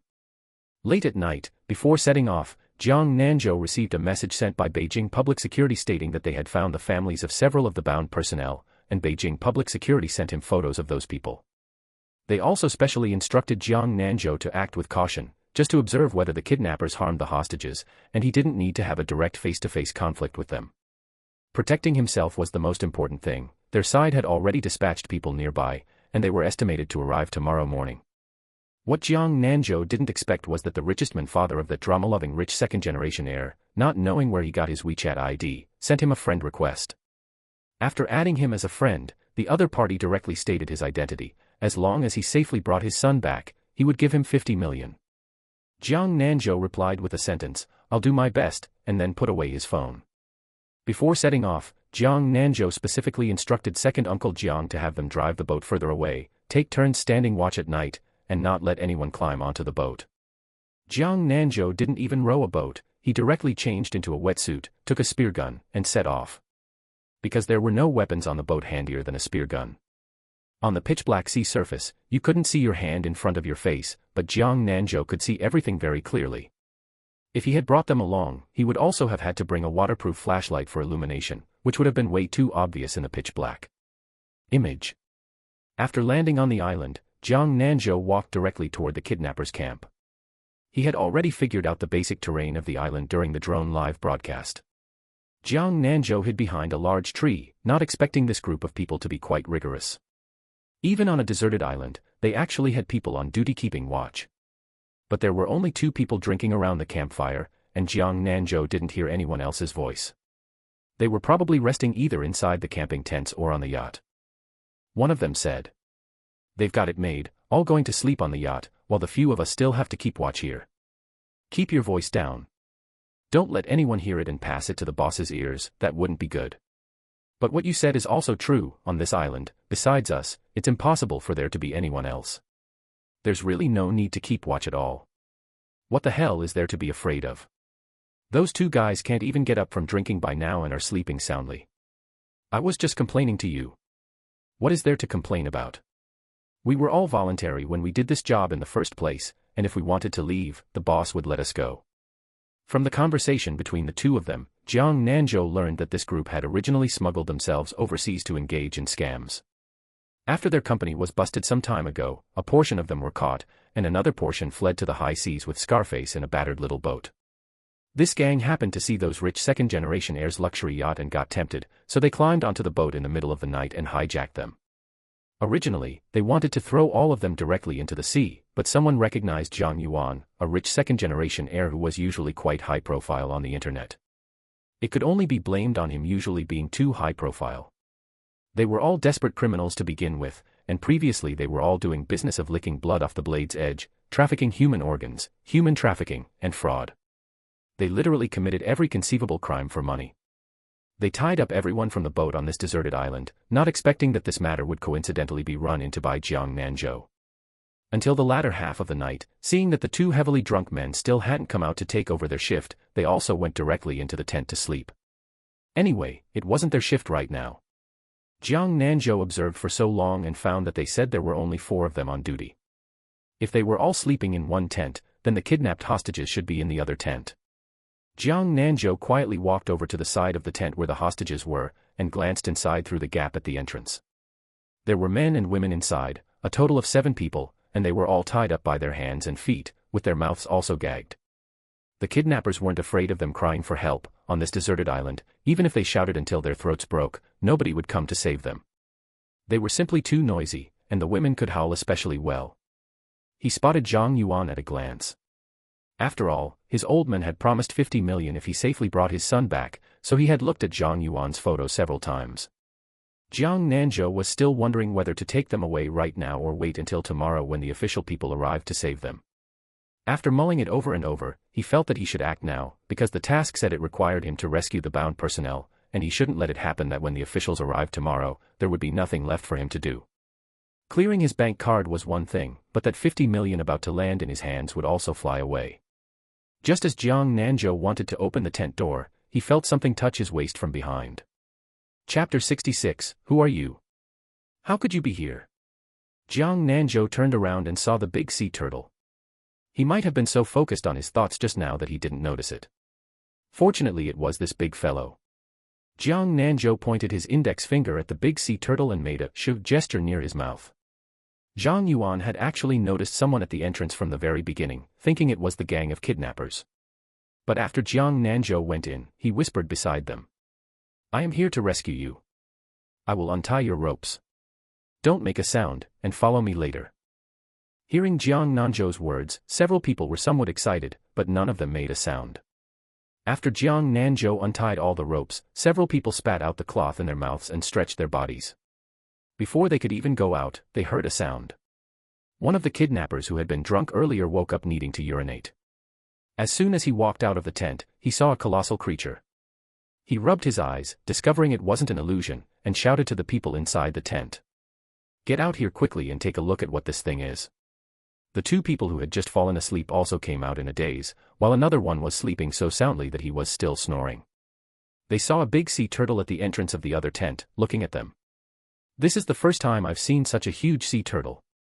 Do you guys think this thing can be sold for money? Don't ordinary sea turtles only hang out on the beach? How did this one end up in the woods? Who knows, maybe it got lost. You guys quickly check if there is any rope and tie it up first. The complexions of the people inside the tent began to turn pale, and cold sweat streamed down their foreheads. Jiang Nanzhou knew that the big sea turtle swam very fast in the sea, but he didn't know what it would be like on land. He didn't want this derpy big sea turtle to get hurt, especially since it had brought him quite a few surprises. Seeing that its bipedal master had gone inside and hadn't come out yet, the big sea turtle also wanted to go in and take a look. Those 3 people directly looped a rope around the big sea turtle's neck and pulled it to one side. But no matter how hard they tried with all their might, they couldn't make the big sea turtle budge an inch. Gui didn't quite understand what these 3 bipeds were doing, so it ignored them and directly pushed open the tent's door curtain with its head. Jiang Nanzhou had just learned from Zhang Yuan and the others that this gang only had one gun, which was the one in Scarface's hand. Everyone else's weapons were machetes and the like. Hearing this, Jiang Nanzhou felt relieved. He patted the big sea turtle on the head, picked up the spear gun, and walked out. Several rich second-generation heirs immediately followed him out. There were only 3 people outside, With so many of them, they should still be able to fight a bunch. Only 2 burly men coweringly walked behind the 2 girls, being even less brave than the 2 girls. The 3 people who were intently pulling the rope were all startled when they saw Jiang Nanzhou walk out of the tent. "Who are you? How could you be here?" Jiang Nanzhou didn't want to waste words with them and directly rushed forward. In just a few moves, he knocked several of them down. One of them climbed up, grabbed a machete, and tried to hack at Jiang Nanzhou's back. Zhang Yuan and the others shouted, "Watch out, there's a knife behind you." Before Jiang Nanzhou could turn around, he felt a gust of wind sweep past his side. Immediately afterwards, a scream was heard, and the man holding the knife was sent flying from the impact. When he landed on the ground, he spat out a lot of blood and instantly stopped breathing. After sending that person flying, the big sea turtle rushed towards Jiang Nanzhou. This move really terrified Zhang Yuan and the others. They all broke out in a cold sweat for Jiang Nanzhou simultaneously, not even daring to breathe. As a result, the big sea turtle abruptly slammed on the brakes right in front of Jiang Nanzhou. It even nudged Jiang Nanzhou with its head. "Bipedal master, hurry up and praise Goe Goe. Goe Goe is awesome, right? Will there be a reward?" Jiang Nanzhou reached out and patted its head, thinking to himself that when they got back, he must give this big sea turtle another marine organism nutrient solution. Zhang Yuan and the others all let out a sigh of relief at the same time. The other 2 kidnappers didn't expect that this big sea turtle was actually in cahoots with this bizarre man. They wanted to escape secretly, but Jiang Nanzhou discovered their intention and said to Zhang Yuan and the others, "Take out the ropes, gag their mouths directly, tie them up, and take them away." Jiang Nanzhou led them toward the other side of the mountain, wanting to settle them in the cave where the prince's treasure was hidden first. Seeing Jiang Nanzhou lead them to hide in a cave, Zhang Yuan and the others asked perplexedly, "Aren't we going to the beach? Let's find a place for you to hide first." "My boat isn't at the beach, I'll go back shortly to drive the boat over to pick you up. You guys just hide here for now." A burly man shouted emotionally to Jiang Nanzhou. "You're going to abandon us here? How can you be like this? Be careful or I'll go back and report you." Another burly man and a middle-aged man also chimed in. "They have weapons in their hands after all, and we're just ordinary people. It's not safe for you to let us hide here." That's right, that's right." Jiang Nanzhou smiled. "What are you going to report me for?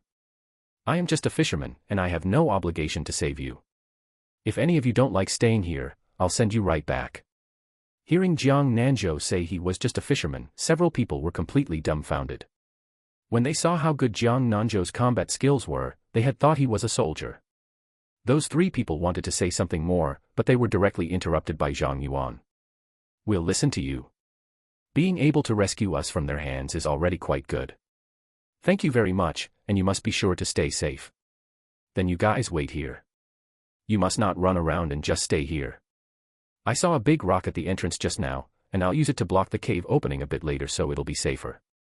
Just after Jiang Nanzhou blocked the cave entrance and left, a rich second-generation heir with dyed blue hair said to Zhang Yuan, "Yuan Bao, do you think he will come back?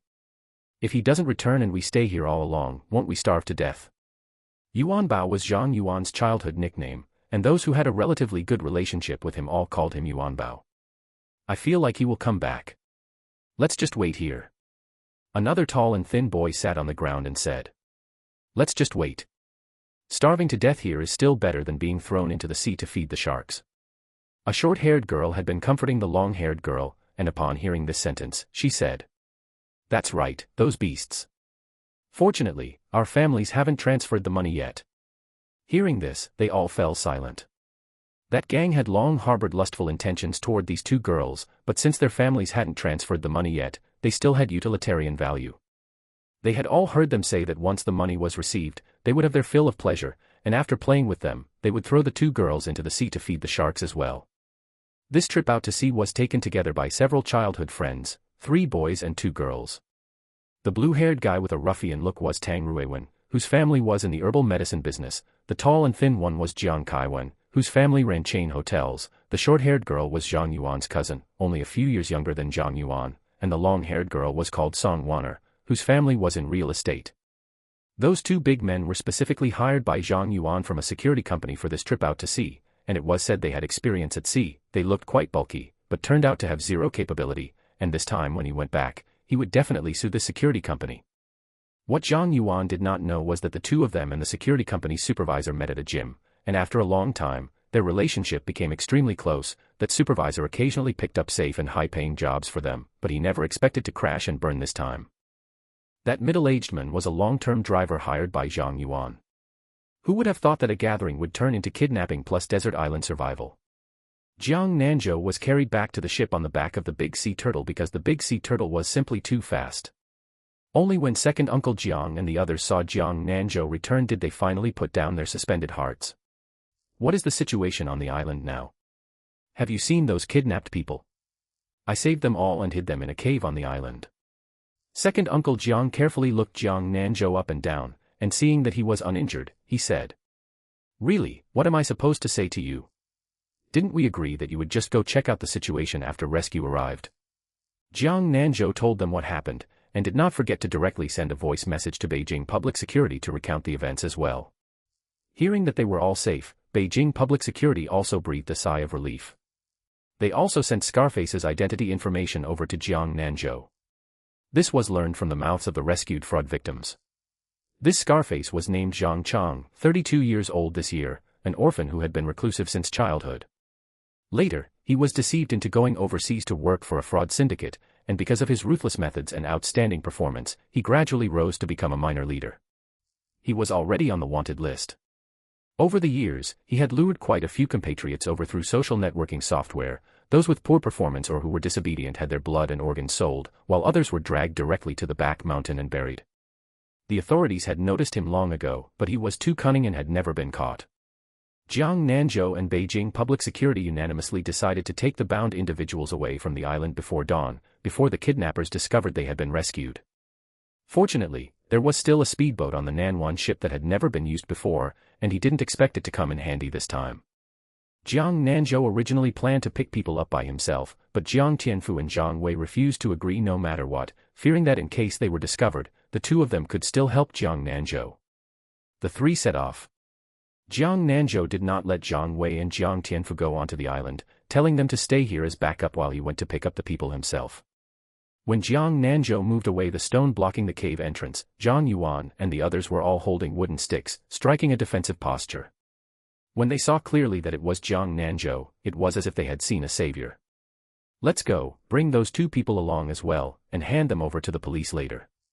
Let's go, let's hurry up and leave this ghost place." When they saw the speedboat, tears welled up in the eyes of several people. They were finally saved. At the very moment they boarded the speedboat, Jiang Nanzhou heard the system prompt. "Congratulations to the host for completing the mission and obtaining the system space, with a special reward of a lucky draw X2. Carrying these people on the speedboat was already the limit, so Jiang Nanzhou did not get on board, because he still had his mind on the gold, silver, and treasures in the cave. "You guys go back. I'll go continue observing the kidnappers' whereabouts. I'm afraid that if they find out tomorrow morning that these people have been rescued, they will run away." These people truly could not feel at ease leaving Jiang Nanzhou alone on the island. Jiang Tianfu said with a serious expression on his face. "No way. What will happen if something happens to you?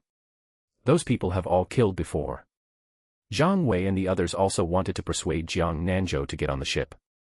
Before they could speak, Jiang Nanzhou said that Scarface cheated his own compatriots abroad and harmed quite a number of people, and many others were driven to suicide by his telecommunications fraud.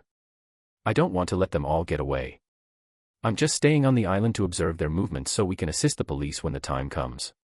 Hearing Jiang Nanzhou's words, everyone on the ship felt itching with hatred toward this gang, so angry that Zhang Sihan kicked the two bound kidnappers with her foot. Jiang Tianfu said to Jiang Nanzhou, "You must pay attention to your safety. We'll wait for you on the ship." While walking towards the cave, Jiang Nanzhou studied the system space in his mind.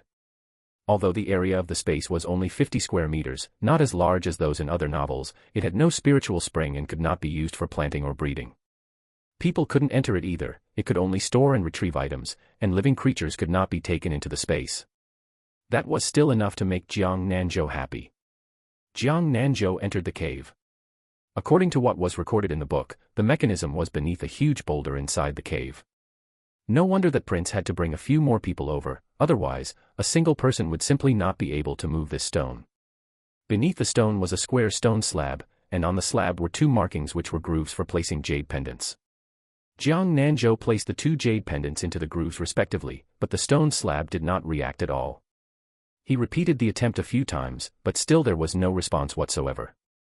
Jiang Nanzhou directly used his spear gun to pry up the stone slab. Jiang Nanzhou put the stone slab aside and waited for a while to let the air circulate a bit before going down the stone steps. He wondered if the mechanism was down below. As a result, when he went down, he saw dozens of large boxes piled directly together. Jiang Nanzhou looked around again to make sure there were no mechanisms before examining those boxes. Some boxes were filled entirely with gold bars, some with gold ingots and silver ingots, and others were entirely filled with jewelry and jade. Jiang Nanzhou counted them. There were 88 boxes in total. He didn't know if the prince deliberately placed these 88 boxes or if it was just a coincidence that there were 88 boxes. Storing all 88 large boxes into the space, he inspected it once more from bottom to top, confirming that this was indeed the treasure hiding location of that prince and that there were no mechanisms. Jiang Nanzhou was left completely baffled. What Jiang Nanzhou did not know was that the prince had intentionally written about that mechanism in his own book. He thought that if his rebellion succeeded and he successfully became emperor, this handwritten notebook of his would serve as an autobiography, and when it spread among the common people, writing about mechanisms and such would make it look rather high-end. However, these were things Jiang Nanzhou would never know. After finishing his business, Jiang Nanzhou went to the kidnappers' camp and hid in a relatively concealed tree. Until dawn, the person who had drunk too much wobbled out of the tent and saw that the people who had kept watch with him were all gone. He went to the tents of those rich second-generation heirs again, but what he saw was merely a mess of ropes on the ground, instantly sobering him up. Stepping out of the tent, he was about to go to the speedboat to tell the boss about this matter, and then he saw the corpse of the companion he had been drinking with last night. Terrified, he ran toward the speedboat, screaming as he ran. Chapter 68 Warship. When they ran to the speedboat, Scarface and his men were eating breakfast. Hearing the lackey's words, Scarface was so angry that he flipped the table over. He pointed at the lackey and cursed him profusely. The lackey trembled with fear, and Scarface directly told another person to take the lackey outside to be dealt with. Scarface hurriedly arranged for people to search the island and sent a few more people to check the seaside. Because he felt that these people had untied the ropes themselves and escaped. If it were the police coming to rescue them, they would have been able to sneak directly to the yacht side. But there had been no movement for a long time, so the escaped people should still be on the island. Jiang Nanzhou watched them go out to search, leaving only one person on the yacht. It seemed like a good opportunity. He planned to drive the yacht away and trap those people on the island. No sooner said than done. Jiang Nanzhou quietly sneaked onto the boat and saw that person holding a cigarette in one hand and flipping through a colorful European and American adult magazine in the other. Jiang Nanzhou walked behind the men and, taking advantage of the fact that he hadn't reacted yet, directly chopped him unconscious with a hand blade. He tied him to the chair with rope. Jiang Nanzhou directly drove the yacht away, heading towards the coordinates of the Nanwan ship. Jiang Tianfu, who had been on the deck all along, saw a yacht driving towards them and immediately called out to the people on the boat to pick up their weapons and be on guard. Zhang Yuan and the others had eaten something and rested for a while. By now, they felt much better, and they were all guarding the deck with spear guns and harpoons. Everyone was extremely nervous. Even Zhang Wei took out 2 kitchen knives. If those bastards dared to come up, he would chop them all into pieces. The yacht stopped beside the Nanwan ship. As Jiang Nanzhou came out of the cab, he saw the scene of them holding weapons with serious expressions. When they saw it was Jiang Nanzhou, they all breathed a sigh of relief. When Jiang Nanzhou got on the boat, everyone gave him a thumbs up. Zhang Wei hurriedly went back to the kitchen carrying the 2 kitchen knives. He planned to go cook a bowl of noodles for Jiang Nanzhou. By the time Jiang Nanzhou finished eating the noodles, the official rescue had also arrived. China directly dispatched a warship, and seeing this behemoth, everyone looked at it with awe and respect. A few people came over from the warship, all wearing military uniforms and fully armed. Walking in the middle was a middle-aged man with half-white hair, who looked like a leader at a glance. Jiang Nanzhou and second uncle Jiang were both extremely familiar with the person walking beside him. It was precisely second uncle Jiang's younger brother, Jiang Bei, who frequently lost contact. Although the other fishermen all lived in the same village, Jiang Bei had joined the army since he was an adult, and the number of times he came back could be counted on one hand. Now his face was still smeared with camouflage paint, so they couldn't recognize him at all. But second uncle Jiang and Jiang Nanzhou both recognized him. However, neither of them called out to Jiang Bei, because Jiang Bei was currently executing a mission. Second Uncle Jiang had heard him say before that their work was confidential. Even if they saw him on the street one day, as long as he didn't step forward actively, they had to pretend not to know him. Seeing this younger brother whom he hadn't seen for many years, Second Uncle Jiang's eyes turned a bit red. They came to understand the current situation on the island with Jiang Nanzhou. After boarding the Nanwan ship, they first saluted the fisherman on the Nanwan ship. Then the leading middle-aged man introduced himself. I am Lu Tianwang, company commander of the China Jiaolong Special Operations Assault Team. You must be the kid who rescued the bound hostages this time, right? When we go back, I will apply for a reward for you and won't let you risk your life in vain. Lu Tianwang's latter sentence was said to Jiang Nanzhou. Most of the people present knew about the Jiaolong Special Operations Assault Team. Their reputation in China was extremely big. They were special forces subordinate to China's Marine Corps.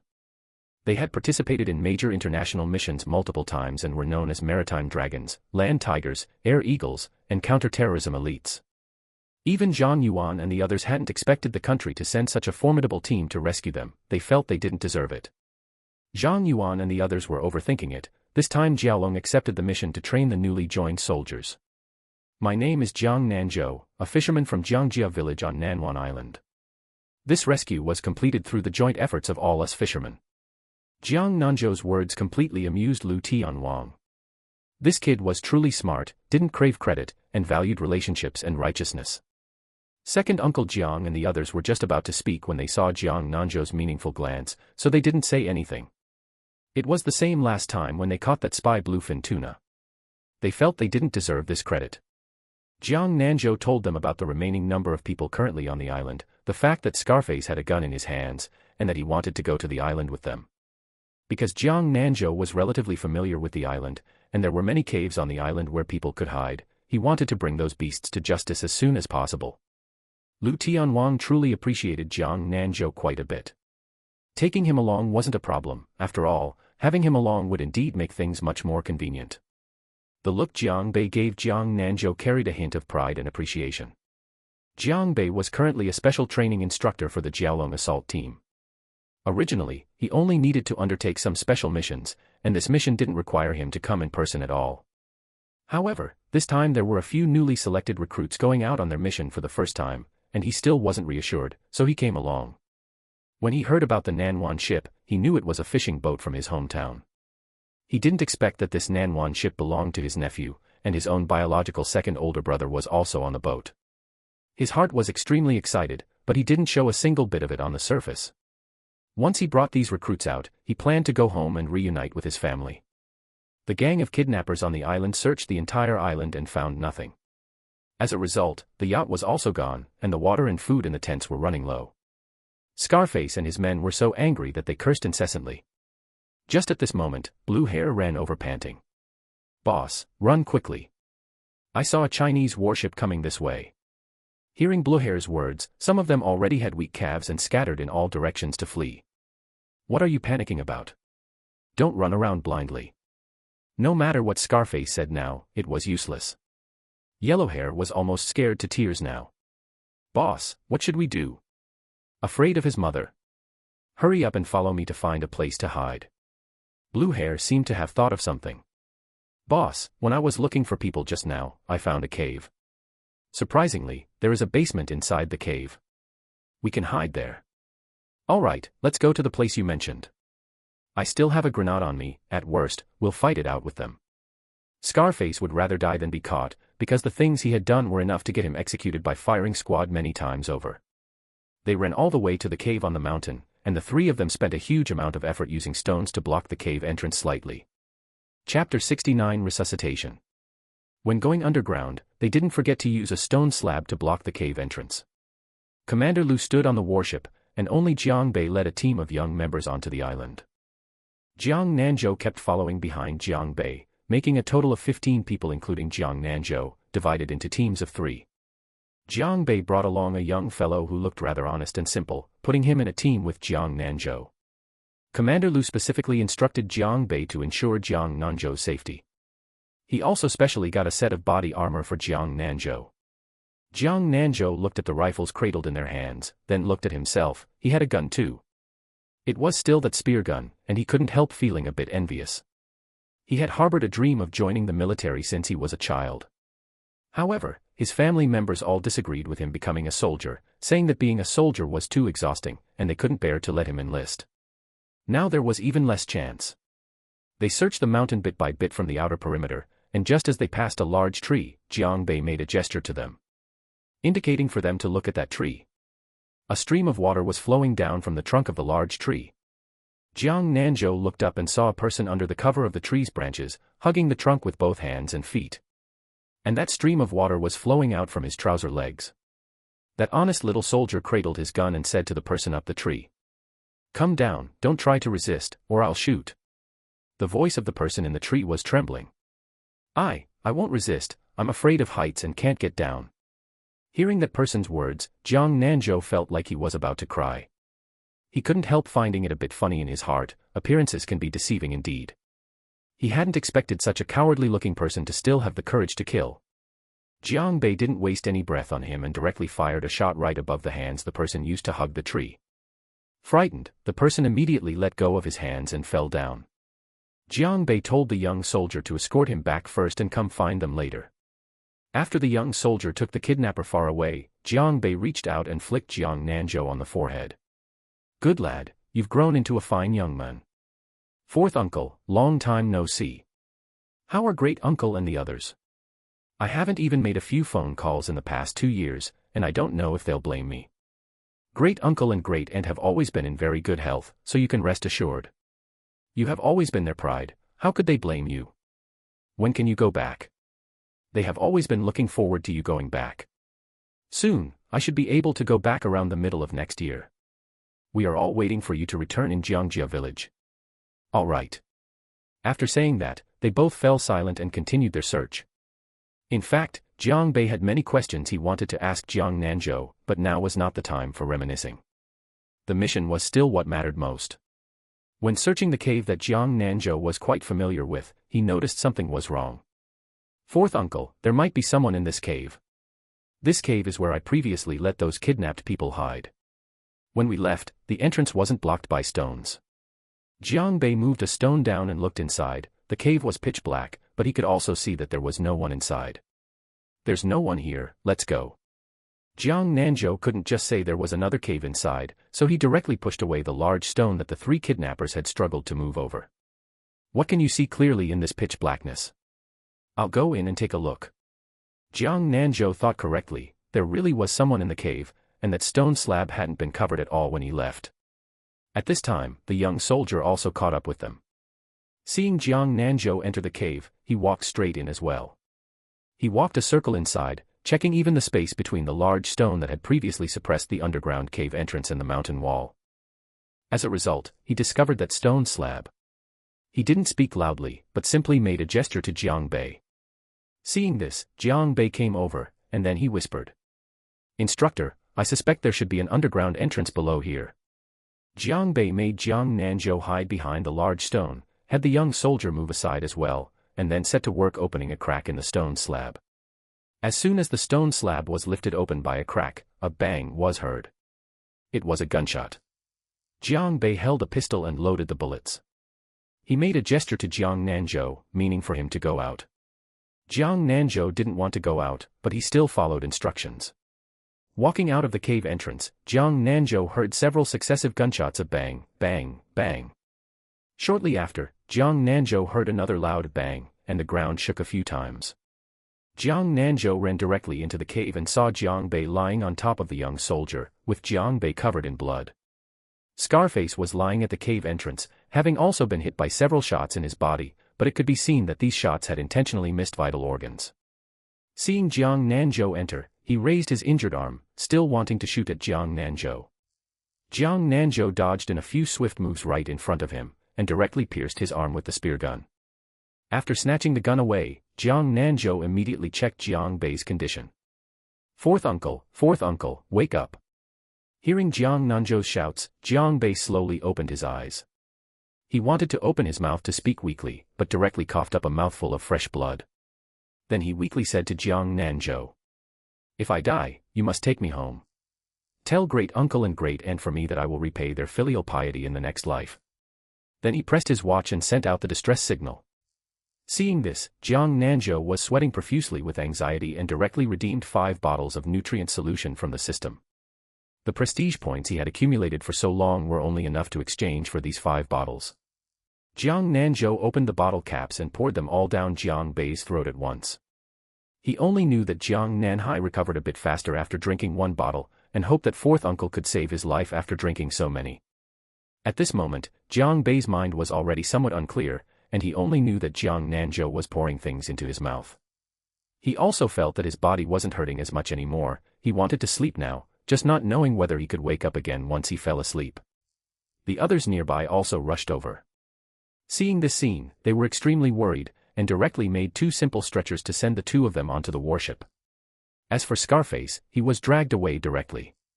Blue Hair's body had already been blown to pieces, and the little yellow hair had been hiding underground all along without daring to come out. When he was brought out, he had already peed his pants from fright. Jiang Nanzhou also followed them onto the warship all the way. Commander Lu came over to ask Jiang Nanzhou what the situation was like at that time. Jiang Nanzhou truthfully told what he knew, but once he came out of the cave, he didn't know anything else. The young soldier was only blasted unconscious and suffered only superficial injuries. Jiang Bei was still undergoing resuscitation, and fortunately the facilities on the warship were relatively complete, so the military doctor could perform surgery directly here. Chapter 70 100,000 per person. Commander Lu said to Jiang Nanzhou. "In a moment, I will have someone bring those kidnapped individuals onto the warship, and then your fishing boat can leave." In fact, Commander Lu was also extremely anxious because Jiang Bei was trained by him single-handedly. Even though there was an age gap of over a decade, he had always raised Jiang Bei like a son. Originally, after completing an important mission last year, Jiang Bei had already submitted his retirement application, but Commander Lu did not approve it and told him to help train one last squad of soldiers before letting him retire. Now he regretted it. He should have just let him retire last year. "I am not leaving. I want to wait until he is out of danger. Rest assured, he will be fine. As long as there is a sliver of hope, we will not give up. You go back first." This time, Commander Lu's tone carried a hint of firmness. "Commander Lu, to tell you the truth, he is my 4th uncle, and the other captain on our Nanwan ship is his biological second brother. If you tell me to go back, how am I supposed to explain this to my second uncle? I didn't expect you to be Jiang Bei's family, and that kid didn't even mention it to me. Then you can wait here." "Thank you, Commander Lu." After more than 4 hours, a military doctor finally came out of the operating room. Commander Lu hurriedly stepped forward and asked, "How is Jiang Bei?" "Commander, rest assured. He is now out of danger, though he suffered massive internal bleeding and multiple fractures across his body. Being able to save his life is nothing short of a miracle. Just now, when he regained consciousness for a brief moment, he specifically instructed that his nephew must not tell his family." "Good, good, good. As long as his life is saved, that's all that matters." Commander Lu said "good" 3 times in a row, and then turned to say to Jiang Nanzhou. "You heard it too. Jiang Bei is out of danger now. You should go back first and not let his family worry." Hearing that Jiang Bei was out of danger, Jiang Nanzhou also breathed a sigh of relief, nodded, and said, "Okay, I know. I won't tell anyone else." "Thank you, Doctor, thank you, Commander Lu." Just as Jiang Nanzhou was about to turn and leave, he saw the foolish little soldier whom Jiang Bei had shielded beneath him running over in tears, stumbling along the way. Commander Lu frowned and said sternly, "Why did you run over here? Go back and rest immediately." "Commander, it's all my fault. If the instructor hadn't saved me, he wouldn't be like this. It's all my fault," the little soldier said while crying. What actually happened at that time? After Scarface was wounded, I wanted to go and grab the gun from his hand. I didn't expect a kidnapper to rush toward me with a grenade. At the very moment of the explosion, the instructor threw me down and shielded me beneath him. Looking at this little soldier rescued by Jiang Bei, Jiang Nanzhou ultimately didn't say anything. After the warship dropped Jiang Nanzhou off at the Nanwan ship, it headed back. It was already dark, but second Uncle Jiang had been keeping watch on the deck the entire time, and seeing that only Jiang Nanzhou boarded the Nanwan ship, he inevitably felt a bit disappointed. "Xiaozhou, those beasts have all been caught, right?" They've all been caught. They will face the judgment of the law and pay the price for everything they've done." That's good. Let me tell you, my heart started pounding with anxiety in the afternoon, and I only felt a bit better when I saw you come back. Is your fourth uncle all right? They still need to quickly take those people back, but I heard fourth uncle say he will be back soon. It's good if he comes back. Your fourth uncle has been mischievous since he was little. Neither great uncle nor great aunt could ever control him, he would only listen to me a little bit. He is nothing like your third uncle, who gives people peace of mind. He has never given anyone peace of mind since he was a kid. When fourth uncle comes back, I will set up a welcome banquet for him. Good, we will wait for him to come home in Jiangjia village. When I get home, I still need to tell great uncle and great aunt that I saw fourth uncle this time and that he is doing well, so they can cheer up too. Alright, it's time for us to go home. Set sail for the return trip. Jiang Nanzhou should have had a good rest, but lying in bed, he couldn't fall asleep. He picked up his phone and saw that Enlichu had sent him many messages. Jiang Nanzhou glanced at the time. At this hour, Enlichu probably hadn't gone to sleep yet, so he directly dialed a voice call to her. Hello. You finally remembered to reply to my message. I've been a bit busy these past 2 days, and the signal on the boat wasn't very stable. You don't have to lie to me. I've already guessed it. You definitely went onto the island, right? Nothing can ever be kept from you. How did you know? I haven't missed a single one of your live streams. Besides, I have an informant on the ship. Our Shaoli is so amazing. You've already planted an informant right by my side. It seems I'll have to do bad things behind people's backs from now on. Stop running your mouth. You have no idea how worried I was about you. Aren't I fine? You can rest assured. I almost forgot to tell you. There's some business over at my dad's company, so he has to go back early, and I'm leaving with him. When are you leaving? Have the plane tickets been booked? Booked. Tomorrow noon's flight. I originally planned to wait until you came back before leaving, but I didn't expect it to be moved up. Good thing you didn't come with me. Then when you come back, I'll go pick you up. I won't talk to you for now. I haven't finished packing my suitcase yet. Alright, then go to sleep early after you finish packing. After hanging up the voice call, Jiang Nanzhou looked through a few design drawings sent to him by Li Hao. From these drawings, Jiang Nanzhou could tell that Li Hao's level was exceptionally high. Jiang Nanzhou directly sent the design drawing he was most satisfied with to Li Hao, telling him to contact Jiang Tianxiang to give him a direct quote. Building construction, interior decoration, and courtyard landscaping would all be contracted out to him completely. That way, he could save himself some worry. Once he went back, he would research that fishery and figure out how to lease it. On the way back, Jiang Nanzhou didn't plan to stream for the next few days. He planned to wait until the official announcement came out before streaming, otherwise, netizens would definitely ask him about the kidnapping. After going back this time, Jiang Nanzhou planned to give everyone 3 days off before heading out to sea again. Everyone had exhausted themselves on this trip, and even though they were worried and scared when Jiang Nanzhou went onto the island, they didn't let it delay their primary duties. The bonuses this time couldn't be skimped on either. Jiang Nanzhou truly hoped Jiang Nanhai would recover soon so that all these bookkeeping matters could be handed over to him. Looking at these things right now gave him a headache. He might as well just go to sleep. They arrived at the dock of Guanhai Pavilion in the morning this time. Jiang Nanzhou had contacted them in advance and stated the approximate quantity. Manager Yang directly dispatched several large trucks, and after receiving the goods, they were delivered directly to the shops in various cities. The revenue this time was close to 20 million. Jiang Nanzhou was not stingy either, directly giving a bonus of precisely 100,000 yuan per person. When everyone heard this, they were thrilled. Chapter 71, Secret Money. Originally, they had come just to earn a fixed salary, but none of them expected that the fixed salary was merely a drop in the bucket compared to how amazing the bonuses were. It seemed that it wouldn't be long before several new houses would pop up in Jiangjia village. When they arrived at Jiangjia village, quite a number of people were already waiting at the dock. As soon as Jiang Nanzhou saw that his family had all come, even Aunt Jiang and her family, along with the crew members' families. There was also someone who took Jiang Nanzhou by surprise, Jiang Nanhai, who looked ruddy and whose overall state was exceptionally good. He was now a bit afraid that he had given Jiang Bei 5 bottles, worrying that he might get taken away for dissection and research. He also didn't know whether Jiang Bei's consciousness had been clear that day, and hoped desperately that he wouldn't remember him feeding him those things. Even if he did remember, Jiang Nanzhou would deny it to his dying breath. When the crew members' families heard that Jiang Nanzhou had distributed a bonus of 100,000 to each of them, they all came forward to thank Jiang Nanzhou. As for the onlookers, their eyes turned green with envy. That was 100,000. How many people could only make 20 or 30,000 yuan the entire year? They were all extremely envious that they could work on the Nanwan ship. Jiang Nanzhou and the others went straight back to the old ancestral home. Grandma Jiang and the others had long since prepared a large table of dishes, just waiting for him to return.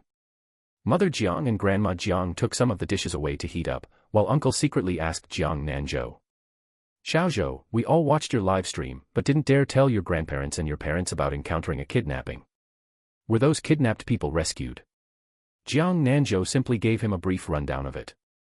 He didn't mention that Jiang Bei was injured and almost kicked the bucket, nor did he mention his trip to the island.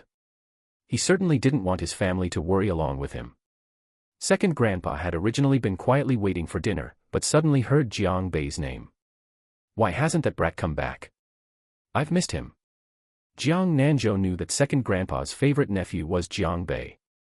Although Jiang Bei was mischievous, he treated Second Grandpa exceptionally well. Second Grandpa, my fourth uncle said he will be back soon. When he comes back, I'll treat you all to soda. Second Grandpa, you shouldn't show favoritism. I'm already back, so can you go buy me some soda first in a bit? Upon hearing Jiang Nanzhou's words, Hu Mingzhu and Hu Mingho joined in to tease Second Grandpa. Second Granduncle, we want to drink soda too. After Jiang Baoshan counted how many bottles of soda he would have to buy in total, he didn't want to deal with them anymore. With so many people, how much money would it cost to buy soda? He'd better just quietly wait for dinner to be served. He hadn't heard anything at all. They were all amused by this little old man. Aunt Jiang gave Hu Mingzhu and Hu Mingho each a light hit. You guys are truly lawless, even teasing your second granduncle. Afterwards, she grabbed a bottle of cola for Jiang Baoshan, opened it, and handed it to him. Second uncle, ignore them. Didn't you love drinking this beverage? I specially brought a case back for you this time, but you can't drink too much of it. At most, drink 1 bottle a day. I won't drink too much. I still have quite a few boxes of milk you brought me last time. Aunt Jiang was somewhat speechless looking at her second uncle. The milk she brought him last time was from half a month ago. A box of milk only had 12 cartons, and she had told him to drink 1 a day. It was obvious he didn't like drinking it, yet this time she brought him another case. Second uncle, milk is meant to be 1 carton a day. If you don't drink it every day, I won't bring you beverages anymore in the future. Jiang Baoshan felt that milk really didn't taste good at all, but in order to drink his beverages, he still agreed. I will definitely drink milk every day. Jiang Baoshan went and got each of them a bottle of cola. Treat this as my treat to you guys, don't make me spend money to buy it. He still had to save his money, though he didn't know what specific purpose he was saving for. He only knew that when his parents were still around, they had told him he must save money. Today's meal was the last one before the old ancestral home was torn down. After finishing lunch in the afternoon, they would move to Jiang Nanzhou's house. In the afternoon, Jiang Tianxiang sent his quotation over to Jiang Nanzhou, tentatively set at 6.3 million. Because the materials Jiang Nanzhou requested were all the best, the construction cost was extremely high. Along with the interior decoration and courtyard landscaping, this price was very reasonable. Jiang Nanzhou directly transferred the entire sum of money to Jiang Tianxiang. Looking at the newly printed contract which still stated that only a portion of the deposit should be paid first, Jiang Tianxiang decisively threw this copy into the trash can and printed a new one. In the afternoon, Jiang Nanzhou helped with the move while throwing away some of their things at the same time, which made Grandpa Jiang and Grandma Jiang's hearts ache terribly as they watched. Grandma Jiang picked up a floral quilt and said, I don't need your help cleaning up, you're just throwing everything of mine away. This quilt hasn't even been used much, it was made for your aunt when she got married. She thought it was too thick and didn't take it with her, and it's still completely new. Looking at the quilt with its white lining and bright red satin surface, Jiang Nanzhou thought to himself that Aunt Jiang definitely hadn't left it behind because it was thick, it must have been because it was too tacky. Holding a white undershirt whose sleeves had been mended several times, he asked. Fine, leaving this one not thrown away is okay, right? Then throwing away this undershirt of my grandpa's should be fine, right? Grandpa Jiang snatched it right back. This is already mended, and it's not like it can't be worn. Don't you throw away my things either. Fine, you guys keep all of it. I'll go clean up that storage room, is that okay? When I find the chance, I'll secretly throw all of it away for you guys and replace them with a batch of new clothes. Grandpa Jiang and Grandma Jiang's generation were used to being thrifty, they couldn't bear to throw away anything. While the old couple was still picking up the clothes Jiang Nanzhou had tossed all over the floor, Grandpa Jiang slapped his thigh and said, "Oh no." As soon as he finished speaking, he hurried off to the storage room. But it was still a step too late. He saw that the 750 yuan he had hidden in the storage room had been rummaged out by Jiang Nanzhou. Jiang Nanzhou hadn't expected that while he was tidying up the old fishing net, he would dig out money from a plastic bag at the very bottom of the net. These 700 plus yuan were secretly saved by Grandpa Jiang himself, consisting of pocket money given to him by his own daughter. Every time, he would hide a little bit away to save for buying wine and cigarettes. Grandpa Jiang hurried over, snatched the money back in one go, and stuffed it into his pocket. "Don't you say a word to your grandma, or else she'll definitely fly off the handle at me." Jiang Nanzhou hadn't expected that his grandfather, who had maintained the image of a good man his entire life, actually secretly kept a private stash of money. He just didn't know if his dad could hide money, but probably not, his mom wouldn't give his dad that kind of opportunity at all. "All right, I won't say anything." Seeing that the fishing net was broken beyond repair, Jiang Nanzhou packed it straight into a bag, intending to collect it all and give it to second grandpa so he could take it to sell. "I haven't mended this fishing net yet. Once it's mended, it can still be used, it can't be thrown away." Just as Grandpa Jiang was about to reach out and snatch the bag, he heard Jiang Nanzhou say, "How can you still mend it when it's broken like this? You might as well weave a new net." "What broken? In any case, it can't be thrown away." "Fine then. If you won't let me throw it away, I'll tell my grandma that you're hiding money." Grandpa Jiang threw the bag down in anger and walked away. Let him throw it away if he wanted to, as long as he didn't look at it, out of sight, out of mind. Chapter 72 Full Payment. When Jiang Nanzhou finished cleaning up the utility room, Grandpa Jiang looked at the several large bags Jiang Nanzhou cleaned out and felt truly heartbroken. But in order to keep his private stash of money, he still didn't say anything. Early the next morning, Jiang Tianxiang brought a construction team over. After setting off a string of firecrackers, construction officially began. After construction started, there was nothing much left for Jiang Nanzhou to do. Jiang Nanzhou went to second Uncle Jiang's house. When second Aunt Jiang saw Jiang Nanzhou coming, she washed some fruit for him and was about to get some dried fruits. "Second Aunt, you don't need to busy yourself, I'm not an outsider either." "Xiaozhou, if you're not an outsider, why are you still being so polite with second Aunt? You guys go talk about your business, you'll eat here at noon today, I'll go make a few signature dishes." "Second Aunt, don't prepare too many dishes, just keep it simple with a couple of them will do." When second Aunt Jiang went out, she also thoughtfully closed the door to Jiang Nanhai's room to make it convenient for them to discuss things. "Brother South China Sea, how does your body feel right now?" "My body feels much better than before. I don't know if it's because I've rested too well during this period, without work, I feel incomparably relaxed, but now I'm also getting a bit tired of being idle and can't stay put anymore. You still need to recuperate your body well. I'll go to the town tomorrow to see if there are any large storefronts, and rent one directly. When everything is settled, you can take over directly. Xiaozhou, you mentioned last time that you wanted to open the first aquatic wholesale and retail store in the town. I'm a bit puzzled, why not open it directly in the city? Brother South China Sea, in the future I will open shops all over the country, but the first one must be in the town. Let me tell you. Jiang Nanzhou directly told Jiang Nanhai his future planning ideas for Jiangjia village and Nanwan Island, and the two of them chatted with burning passion. Whether it was fisheries, aquaculture, or tourism, they talked about all of it. When second Aunt Jiang called them to eat, second Uncle Jiang even had a little drink with Jiang Nanzhou. After eating, the two of them continued discussing. This small meeting between the two of them didn't end until past 3 o'clock in the afternoon.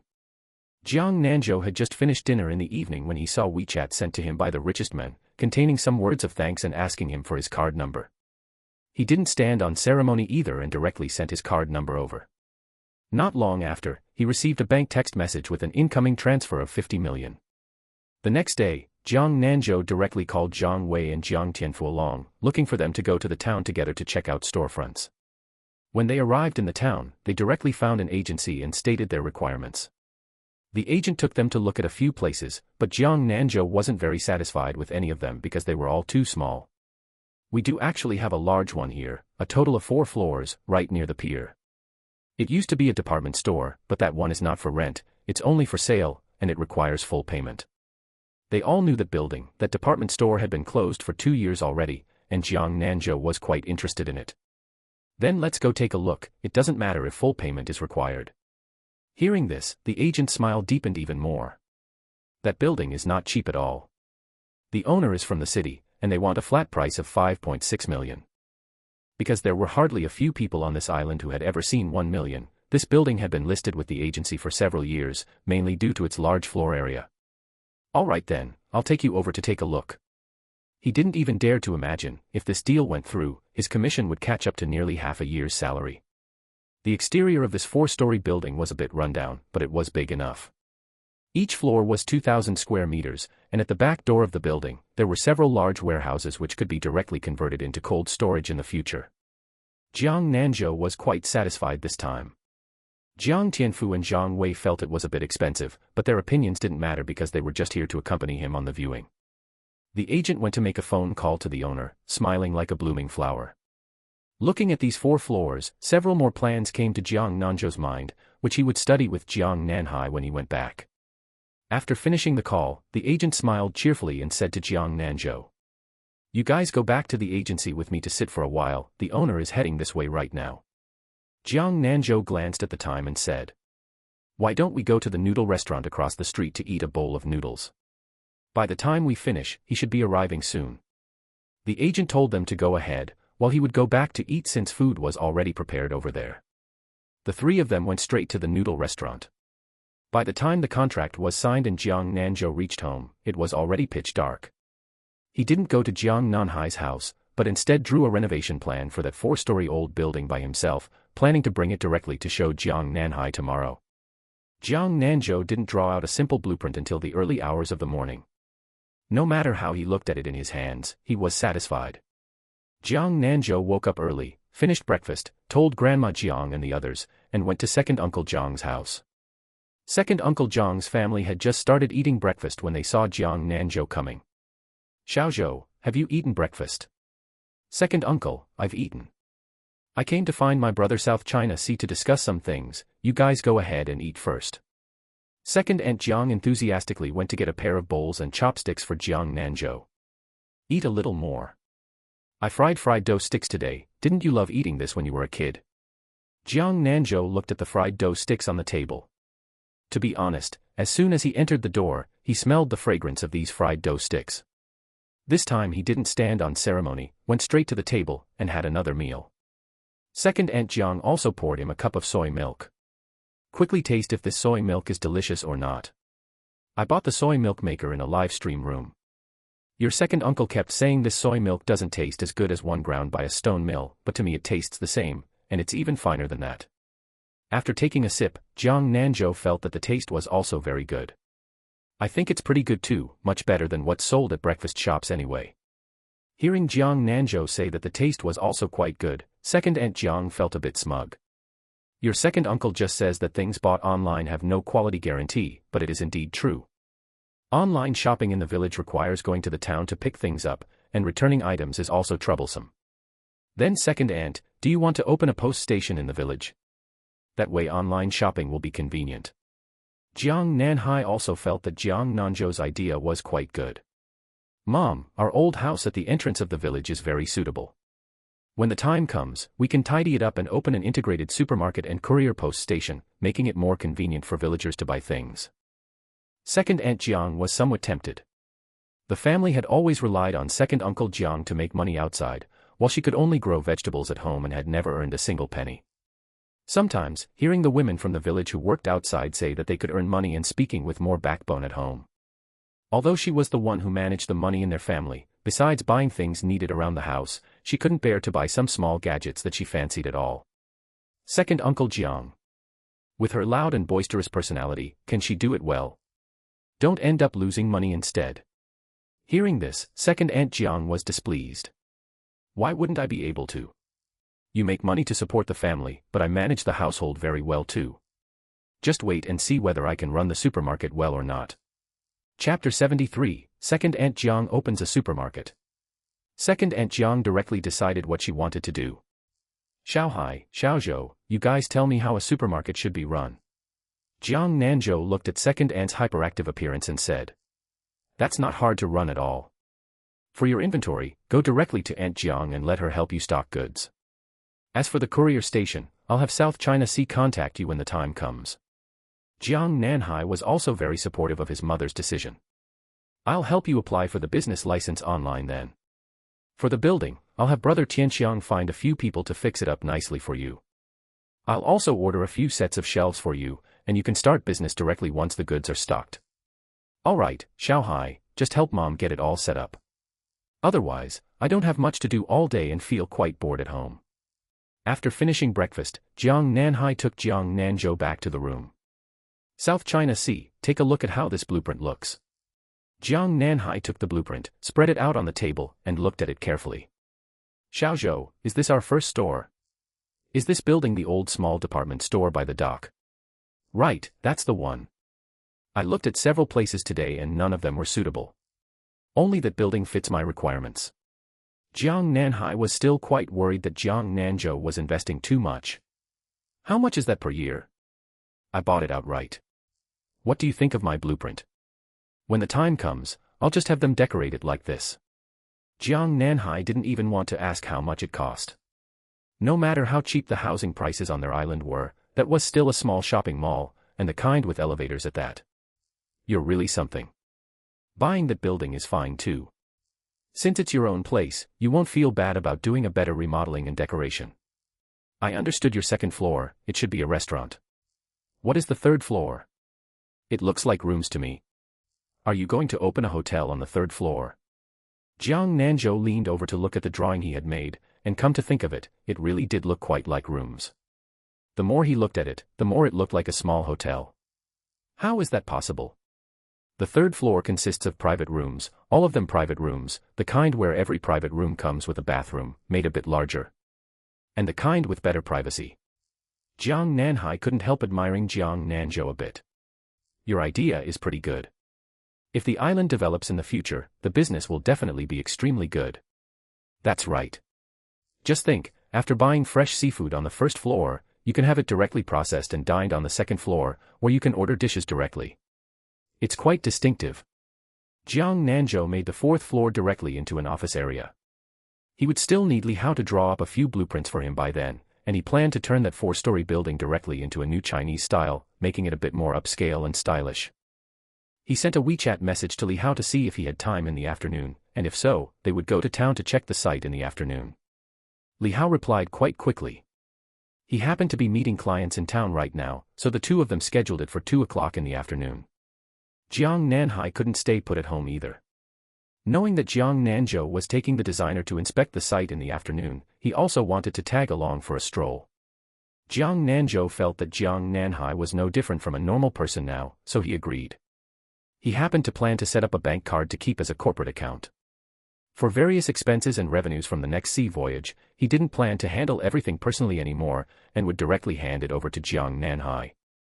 At noon, Jiang Nanzhou ate at their house again. He felt like he had returned to his childhood. When he was little, he loved playing with Jiang Nanhai and spent all day at their house. When Mother Jiang called him to eat, he wouldn't go back. Mother Jiang finally ran out of ways, so whenever the family made something delicious, she would send it over here. Therefore, the relationship between Mother Jiang and Second Aunt Jiang was exceptionally good. After finishing lunch, they went straight to town. First, they went to the bank to handle the card, and Jiang Nanzhou directly transferred 20 million into that bank card. South China Sea, this card is for you. From now on, the money used for decoration here, paying the crew's wages, and expenses for the Nanwan ship will all come from your side. When the time comes, I'll directly have Guanhage Private Kitchen deposit the money into this card. Alright, I'll give you a statement every month. Jiang Nanhai was someone accustomed to big money, but seeing his cousin directly allocate so much money, he was still somewhat shocked. After finishing the card, they went to the Administration for Industry and Commerce to register a company named Nanwan Island Trading Company, Ltd. For the business scope, the two of them selected everything they could, even choosing general merchandise. When Jiang Nanhai came, he brought all the documents of the old family house and also registered a business license for his mother. Handling business nowadays is really fast. If it's a business license, it can come down the same day, and registering a company takes only 3 working days, but it usually comes down earlier, and they will call to notify you when it does. When they finished handling everything, it was almost 2 o'clock. As soon as they got in the car and before starting it, they received a WeChat message from Li Hao saying he had arrived. Jiang Nanzhou replied with "Be right there" and headed straight in the direction of the dock, arriving in just a few minutes. Li Hao was holding a camera taking pictures of the building when he saw Jiang Nanzhou and the others arrive. Jiang Nanzhou introduced them to each other, and they got acquainted. He took out the key, unlocked the padlock on the main door, and led the two of them on a tour. "Brotherly, take a look first to see if you can take on this job. The style I want is still new Chinese. Currently, this shopping mall has 2 elevators, but I want to add 3 more. One of them is for employees to use, placed directly near the back door. Moving on are the private rooms on the 3rd floor. I want something grand and atmospheric, but not too cumbersome." Li Hao precisely got Jiang Nanzhou's point. "I understand what you mean. Simple, atmospheric, and high-end, right?" "That's right. The 3rd floor is relatively high-end. Although the 2nd floor has booth seating, the decoration style must still correspond with the 3rd floor. So this time, please put in more effort and help me draw a few more blueprints." "All right, Boss Jiang, you can rest assured. I'll have to trouble you to come over again tomorrow. I'll come over tomorrow to take measurements." Jiang Nanzhou directly sent Li Hao a location pin. "I'll leave the key at this wholesale supermarket. If you need the key, just go over and get it." "All right, then I'll head back first today." After Li Hao left, they went straight to Aunt Jiang's wholesale supermarket. The family was organizing goods in the supermarket when they saw them coming. Aunt Jiang put down the inventory sheet in her hand. Lately, a lot of goods had been sold, and some hadn't been scanned into the computer, making the inventory all messy. Taking advantage of not being busy today, she was doing an inventory count. "Xiaohai, Xiaozhou are here. Xiaohai, you've recovered really fast." Jiang Nanhai himself didn't expect to recover so quickly. His former boss rested for more than 2 months after surgery. "I must have been recovering well during this period. Aunt Jiang, my mother plans to open a small supermarket in the village, so I'll have to trouble you to help stock some goods." "Why are you talking about trouble with me? Your second aunt's matters are my matters. Rest assured, leave the stocking issue to me. I'll also haul a few freezers over for her. You just need to give the partners a deposit of 200 for each freezer. Don't buy freezers yourselves, that's not cost-effective." Chapter 74, Second Grandpa Jiang's Instant Noodles. "All right, little aunt, please help put in some extra effort with these things, and when it comes to pricing later on, I'll still have to trouble you." "What trouble is that? We're all family, why are you being so polite with me?" After chatting for a while, he threw the keys at the supermarket and returned to the village. After finishing his meal, Jiang Nanzhou received a WeChat message from that retired Navy serviceman, saying that he had already booked his flight and would be able to arrive at Jiangjia village tomorrow afternoon. He needed to arrange a place for him to live, so he asked Father Jiang. "Dad, do you know if anyone in the village has a house for rent?" "What? Are you planning to move out?" The few people watching TV all looked over at Jiang Nanzhou. "Why would I move out? It's just that I recruited a retired Navy serviceman, and he's arriving tomorrow. I forgot to find a place for him to stay.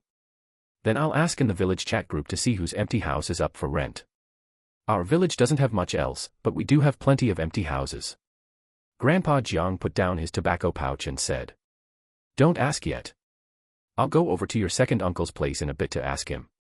He still has several empty rooms over there, and if he rents them out, he can make a little money." "Grandpa, let me go ask. It would be pretty good for someone to live with him, after all, second Grandpa Jiang is getting up there in age." Jiang Nanzhou grabbed some fruits he bought when he came back today from home and headed over to second Grandpa Jiang's small courtyard. As soon as he pushed open the door to the main room, he saw him eating. The wattage of the light bulb in the main room was a bit small, making the room look somewhat dim. Jiang Nanzhou thought about coming tomorrow to change a light bulb for him. Seeing Jiang Nanzhou walk over, Jiang Baoshan asked, "Why are you here? Do you want to eat something?" Looking at the plate of pickled cowpeas on his table and the large bowl of boiled dried noodles, Jiang Nanzhou said, "I've already eaten." "Do you eat this every day? Didn't you stir-fry a dish before?" "I wanted to eat instant noodles, but Big Brother took all my instant noodles away, so I just boiled some dried noodles to eat instead, pretending they're instant noodles." I even put instant noodle seasoning packets in here, and it's also very delicious. Eating instant noodles all the time isn't good. Taking your instant noodles away is the right thing to do. One day previously, when Jiang Baoshan passed by his elder brother's house, he even saw his elder brother and sister-in-law eating his instant noodles, with eggs added inside. When he wanted to eat some, his elder brother wouldn't let him, saying he ate too many instant noodles and only let him eat the eggs. Great uncle wouldn't let you eat them, isn't that for the sake of your health? He said that too, but he can eat them himself while not letting me eat any. I'm never going to his house again. Watching this grown-up child sulking over there, Jiang Nanzhou said. Then how about coming over to our house for hot pot tomorrow night? I'll buy more of those fish balls you love to eat. Hearing this, Jiang Baoshan instantly became happy. All right, buy some of those rolled ones too. Mingzhu bought them before. Meat rolls. Not meat rolls, just those rolled yellow ones. Jiang Nanzhou had no idea what kind of rolls those were, so he decided to ask Mingzhu when he went shopping tomorrow. All right, I'll buy you those tomorrow. Second Grandpa Jiang, I came to ask you, is it okay if I rent out your small room? I'll give you 500 yuan a month. Jiang Baoshan didn't understand what renting it out meant at all, he only understood that Jiang Nanzhou said he would give him 500 yuan a month. Fine, fine, fine. When are you giving the money? Looking at how happy this grown-up child was, Jiang Nanzhou didn't know whether he understood what he meant or not. I don't have cash with me, I'll give it to you tomorrow. It's just that starting tomorrow, someone will be living in the small room, living with you in this courtyard. Is that okay? Who is coming to live here? It's a crew member I recruited. He used to be a soldier, a serviceman just like my fourth uncle Jiang Bei. Hearing that he was just like Jiang Bei, Jiang Baoshan agreed immediately. Jiang Bei had said he went to fight the Japanese devils, so was this one coming back from fighting the Japanese devils? He wondered when Jiang Bei would be back. All right, then let him come. You'll have to give me the money, right? Yeah, I'll give it to you tomorrow. You can buy whatever you want. Hearing this, words couldn't describe how happy Jiang Baoshan was inside. Then I'll go buy 10 bags of instant noodles. The bagged ones are cheaper than the bucket ones. That won't do, you can't buy instant noodles. If you buy them and great uncle sees them, he'll just take them away from you again. Right as he finished saying that, he heard the voice of Jiang Nanzhou's great uncle, Jiang Baoquan. What stuff did I take away? Great uncle, why are you here? I came to see if second Grandpa Jiang has eaten yet. He hasn't come over to my house these past few days, and I can't even catch a glimpse of him during the day. Seeing his elder brother arrive, Jiang Baoshan ignored him because he was still angry. He directly carried his bowl of noodles into the bedroom to eat. Jiang Baoquan smiled. Is your second Grandpa Jiang sulking with me? Jiang Nanzhou also said with a smile. Yeah, second Grandpa Jiang said you took all his instant noodles away, and he's unhappy. Mentioning this matter made Jiang Baoquan angry. Jiang Nanzhou was covered in black lines, he never could have imagined that second Grandpa Jiang's instant noodles were actually bought by Grandpa Jiang. When I get home, I have to talk to Grandpa. Next time, we definitely can't let him buy instant noodles for second Grandpa Jiang anymore. He didn't expect that after Grandpa got some secret stash of money, he would actually buy instant noodles by the box. Then go back and tell him, don't forget.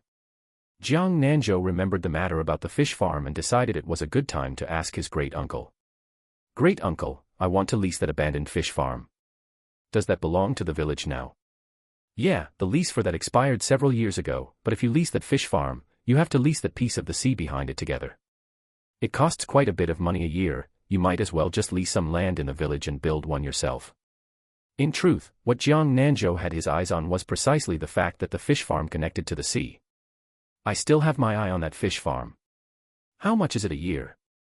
That one is 22,000 a year, with a minimum signing period of 10 years. Every household will also be able to get a small share of the money. Then I'll sign for 20 years directly. Great uncle, can we sign the contract tomorrow? We can sign. I'll have the village secretary draft the contract tomorrow, but Xiaozhou, you'd better think it over. Why don't you sign for 10 years first? Let's still sign for 20 years. I want to tidy up that fish farm properly. All right then, do you need to discuss it with the family? No need, I talked to them about this before, they don't have any objections. The next day when signing the contract, Grandpa Jiang and Jiang Nanhai both went together to the village committee. Jiang Nanzhou managed the accounts, so all this money had to come out from his side. Not long after returning home, before eating lunch, he had already drawn up the renovation blueprint for this fish farm. Mother Jiang and Grandma Jiang went today to tidy up that small room at second Grandpa Jiang's place, and also gave Jiang Baoshan's room a thorough cleaning. The bedding and some daily necessities for the small room would be bought together when Jiang Nanzhou went to town to pick someone up. Chapter 75, Dong Yi arrives. Jiang Nanzhou came up with another aquaculture plan for the fish farm, intending to have a few experienced people manage it later on, while he would only drop by occasionally. When the time came, he would provide them with unified training on aquaculture technology issues. After all, anything produced by the system must be of top quality, and his aquaculture skills were now maxed out directly. When Jiang Nanzhou arrived at the town, he first went to the wholesale supermarket to pick up Hu Mingzhu and Hu Mingho. Hearing that they were having hot pot tonight, both of them wanted to go. Uncle Jiang and Aunt Jiang had a dinner engagement tonight, so they wouldn't go back to have hot pot with them. Coincidentally, Aunt Jiang's wholesale supermarket had some of the ingredients, so Hu Mingzhu and Hu Mingho directly pushed small carts to gather the goods. Mingzhu, your second Grandpa Jiang said those rolled things you brought back last time were delicious, and they were yellow. I don't know what they are, but go grab 2 more packs of those. Ah, I know, it should be crispy bell rolls. I took 1 pack, and I'll go get another one. They also grabbed some daily necessities from the supermarket, gathering everything in one stop. The bedding was bought directly at the bedding store next door. Dong Yi was 26 years old this year and was discharged from the army last year. He was an orphan with a sum of money in his hands after discharge, but he didn't spend it recklessly. Most of it was donated to the orphanage where he grew up. To earn more money, he had been delivering food before. Because of a minor car accident some time ago, he resigned, and after accidentally seeing Fisherman Brothers' live broadcast, he decided to give it a try and looked for a job in the public chat, not expecting that Fisherman Brother would actually see it. The treatment offered by Fisherman Brother was also very good, and just as his rented house's lease expired, he directly packed up all his belongings and came over. Jiang Nanzhou received a WeChat message from Dong Yi saying that he had boarded the ship, so he took Hu Mingzhu and Hu Mingho directly to the port to wait for him. Passing by the 4-story building that Jiang Nanzhou had bought, Hu Mingzhu asked, "Brother, can I come to your place for my internship when the time comes?" Hearing Hu Mingzhu's words, Hu Mingho chimed in as well. "Brother, I'm coming too, I'm coming too." Jiang Nanzhou didn't expect that his younger siblings wanted to stay on the island just like him. "Why don't you guys go try your luck in a big city?" Hu Mingzhu said with a giggle. "I used to really want to try my luck in Magic City in Kyoto, but I heard that interns over there are all quite exhausted. Since you have a company, you can directly issue my internship certificate, isn't this perfect?" Jiang Nanzhou was speechless. Hu Mingho said, "My case is different from hers. Yesterday I heard Brother in South China Sea say that they want to develop Nanwan Island. I feel this idea is really good, so I want to come back and contribute my part." Jiang Nanzhou truly hadn't expected Hu Mingho to say that. His younger siblings had all grown up. "All right, when you guys come back for vacations in the future, go straight to the company to help out, learn more from South China Sea Brother, and in the future, let's expand our Nanwan Island seafood retail nationwide." Hu Mingzhu just wanted to live like a Buddha-like salted fish, and she didn't want to work so hard to make it big, so she felt going home was the best. Seeing that the time was about right, Jiang Nanzhou told the 2 of them to wait in the car while he went to pick up Dong Yi. Jiang Nanzhou spotted Dong Yi in the crowd at a glance. Perhaps due to his military background, he had a buzz cut, looked quite handsome, stood around 1.8 meters tall, and was built with solid muscles. Dong Yi also spotted Fisherman Brother at a glance and hurried forward with his luggage. "Hello Fisherman Brother, I am Dong Yi." "Dong Yi, stop calling me Fisherman Brother, my name is Jiang Nanzhou." "Then I'll call you Brother Nanzhou." "All right, as long as it's not Fisherman Brother." Jiang Nanzhou helped him put his luggage into the trunk. He had him sit in the front passenger seat and introduced them to each other. Hu Mingho secretly poked her arm, and Hu Mingzhu finally snapped back to reality. Jiang Nanzhou drove Dong Yi straight to his house. He planned to drop him off at second Grandpa Jiang's courtyard after dinner. When they arrived home, Dong Yi asked Jiang Nanzhou to open the trunk. "No need to get the luggage yet, I'll take you to your place after we finish eating. Brother Nanzhou, I specially brought some local specialties from our side for you." Jiang Nanzhou opened the trunk, and Dong Yi took out 2 exquisitely packaged boxes of pastries from a large luggage bag. As soon as they entered the courtyard, Jiang Nanzhou's family all came out to welcome them, seeing as Dong Yi had come from afar. After introducing them, Mother Jiang and Grandma Jiang took the hot pot ingredients that Jiang Nanzhou brought back and went to prepare them. Most people around here ate seafood hot pot, but after Jiang Nanzhou went away to school, he bought a dual-flavor hot pot for the family, spicy hot pot on one side and seafood hot pot on the other. Jiang Nanzhou bought many kinds of hot pot dipping sauces and asked Dong Yi, "Do you eat spicy or non-spicy?" Dong Yi was someone who couldn't live without spicy food. "Brother Nanzhou, I eat spicy." Father Jiang couldn't eat spicy food, and he felt that most young people nowadays loved spicy food. "Little Dong, make sure to try our seafood hot pot in a while, it's also delicious." "Can you drink alcohol?" "Okay, uncle, I will definitely try it." "I can't drink a single drop of alcohol, a single bottle of beer would knock me out." Hearing this, Grandma Jiang praised Dong Yi. "It's good that way too. What's so good about drinking? Once your Grandpa Jiang starts drinking, there's no end to it," and he rambles on annoyingly.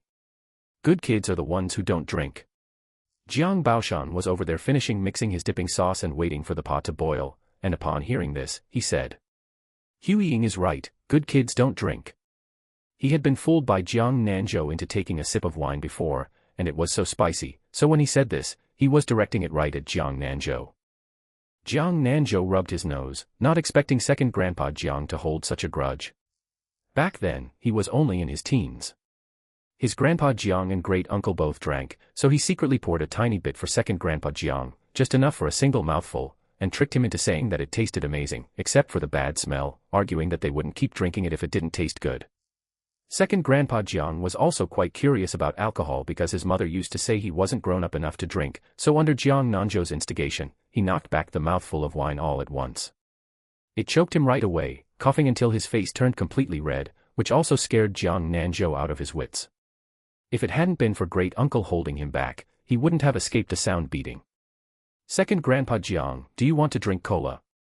Hearing about cola, Jiang Baoshan became happy because the first time he ever drank cola was also bought for him by Jiang Nanzhou, and he had fallen in love with it ever since. "Drink, I want to drink a big bottle." If he couldn't finish it, he would pack it and take it away. Jiang Nanzhou had indeed brought back a box of medium-sized bottles of cola today. He directly handed a bottle to second Grandpa Jiang.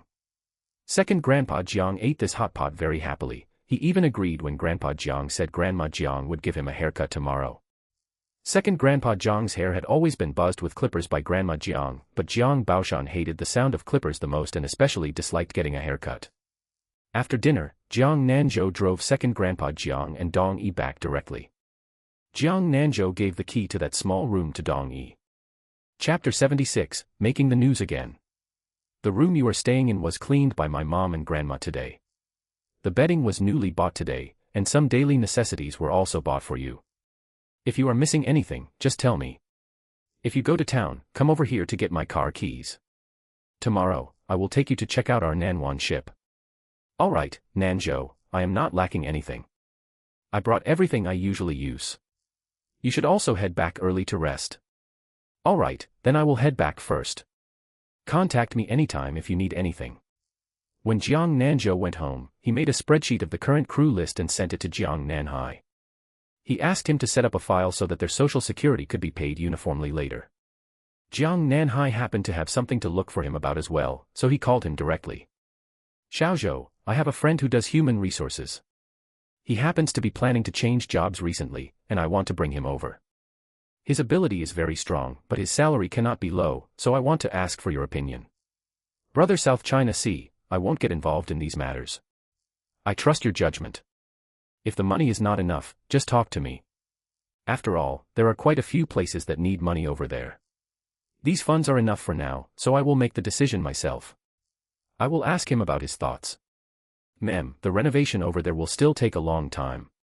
You don't need to rush too much into anything, your health is the most important thing. Rest assured, your brother here is in great health right now." Jiang Nanzhou opened Douyin, and the comments under his few videos were about to explode. They were all urging him to live stream, and some netizens said they didn't expect that the ones who got kidnapped turned out to be Zhang Yuan and his group. He had been busy these past 2 days and hadn't been online. Just at that moment, Hu Mingho sent him an image. Jiang Nanzhou clicked on the picture to take a look, and it turned out to be a Weibo post published by Zhang Yuan. "Zhang Yuan, I never expected to be kidnapped while going out to sea with friends. I truly never expected this to happen around me. I was very fortunate to encounter the fishing Nanwan ship. Captain Fisherman brother of the Nanwan ship rescued us. I am extremely grateful to him, and also grateful to the comrades of the Liberation Army of Huagua for promptly capturing all those kidnappers and bringing them to justice. Furthermore, the official account of Huaxia News also reported on this matter, and Fisherman brother became popular all over again. Jiang Nanzhou planned to take advantage of this opportunity to host a live stream tomorrow. Meanwhile, the female anchor fishing queen, who had spent money hiring internet trolls to smear Jiang Nanzhou last time, was so angry that her teeth itched. Ever since this Fisherman brother started broadcasting, the traffic on her side had decreased significantly. It seemed she still had to think of some ways after the popularity of Fisherman brother died down, otherwise the people in her live stream room would all run away. Early the next morning, Jiang Nanzhou sent the list of equipment that needed to be purchased for the fishery to Jiang Nanhai. He sent the blueprints of the fishery to Jiang Tianxiang, asking him to arrange people. Jiang Tianxiang had been busy and happy these past few days, and he even took on the work for Jiang Nanhai's family supermarket. Since he didn't have enough manpower, he had already started looking for people from the city. After finishing his meal, Jiang Nanzhou went to Jiang Baoshan's home. When he arrived, Jiang Baoshan had already gone out. Dong Yi was practicing boxing in the courtyard. Your boxing style is quite good. Have you had breakfast yet? Good morning, Nanzhou. I am used to getting up early, so I finished eating early. How was your rest yesterday? I rested very well. That's good. Seeing that you are sweating all over, wash your face and I will take you to check out the Nanwan ship. Dong Yi washed his face, changed his clothes, and followed Jiang Nanzhou toward the pier. Boarding the Nanwan ship, Dong Yi felt a little excited. This was the place where he would work in the future. Jiang Nanzhou took him to look around various parts of the ship for a tour. Afterwards, he let Dong Yi go back to rest for 2 days before going out to sea the day after tomorrow. After Dong Yi went back, Jiang Nanzhou greeted Li Dapeng and started his live stream. In a short while, there were already quite a few people in the live stream room. Hello everyone, friends in the live stream room. Have the winning friends received their express deliveries? On the public chat screen. Thank you, Fisherman brother. I received it last night and plan to put it on the table this noon. I envy the person above. Mine will probably arrive tomorrow. Ahahaha, I just received a call, mine has arrived too. How can you all win the draw? I participate every time and have never won once. Feeling sad. Fisherman brother, you made the news. Did you see it? Fisherman brother, is there still a lucky draw today? Jiang Nanzhou said directly. There is no lucky draw today. Today's main theme is picking up some trash, taking you to appreciate the sea view, and taking you to check out the fishery I leased. Jiang Nanzhou grabbed 2 large bags and a long tong from the Nanwan ship and turned on the idle mode. The drone live streaming equipment automatically followed along. Jiang Nanzhou walked along the pier toward the fishery. Now there was very little trash around the pier. Whoever saw trash in the village now would casually pick it up and take it away. It was just that some drifted over from the sea from time to time. But the scenery on the beach of Jiangjia village was truly very beautiful now, and the seawater was also extremely clear. When passing by the reef beach, Jiang Nanzhou also picked up quite a few large conches, sea cucumbers, crabs, and octopuses, which made the netizens in the live stream room extremely envious. I also want to go beachcombing, but the beaches around our place where you can find things have all been contracted out, and the open ones don't yield much. Do you guys know where Fisherman Brothers' home is?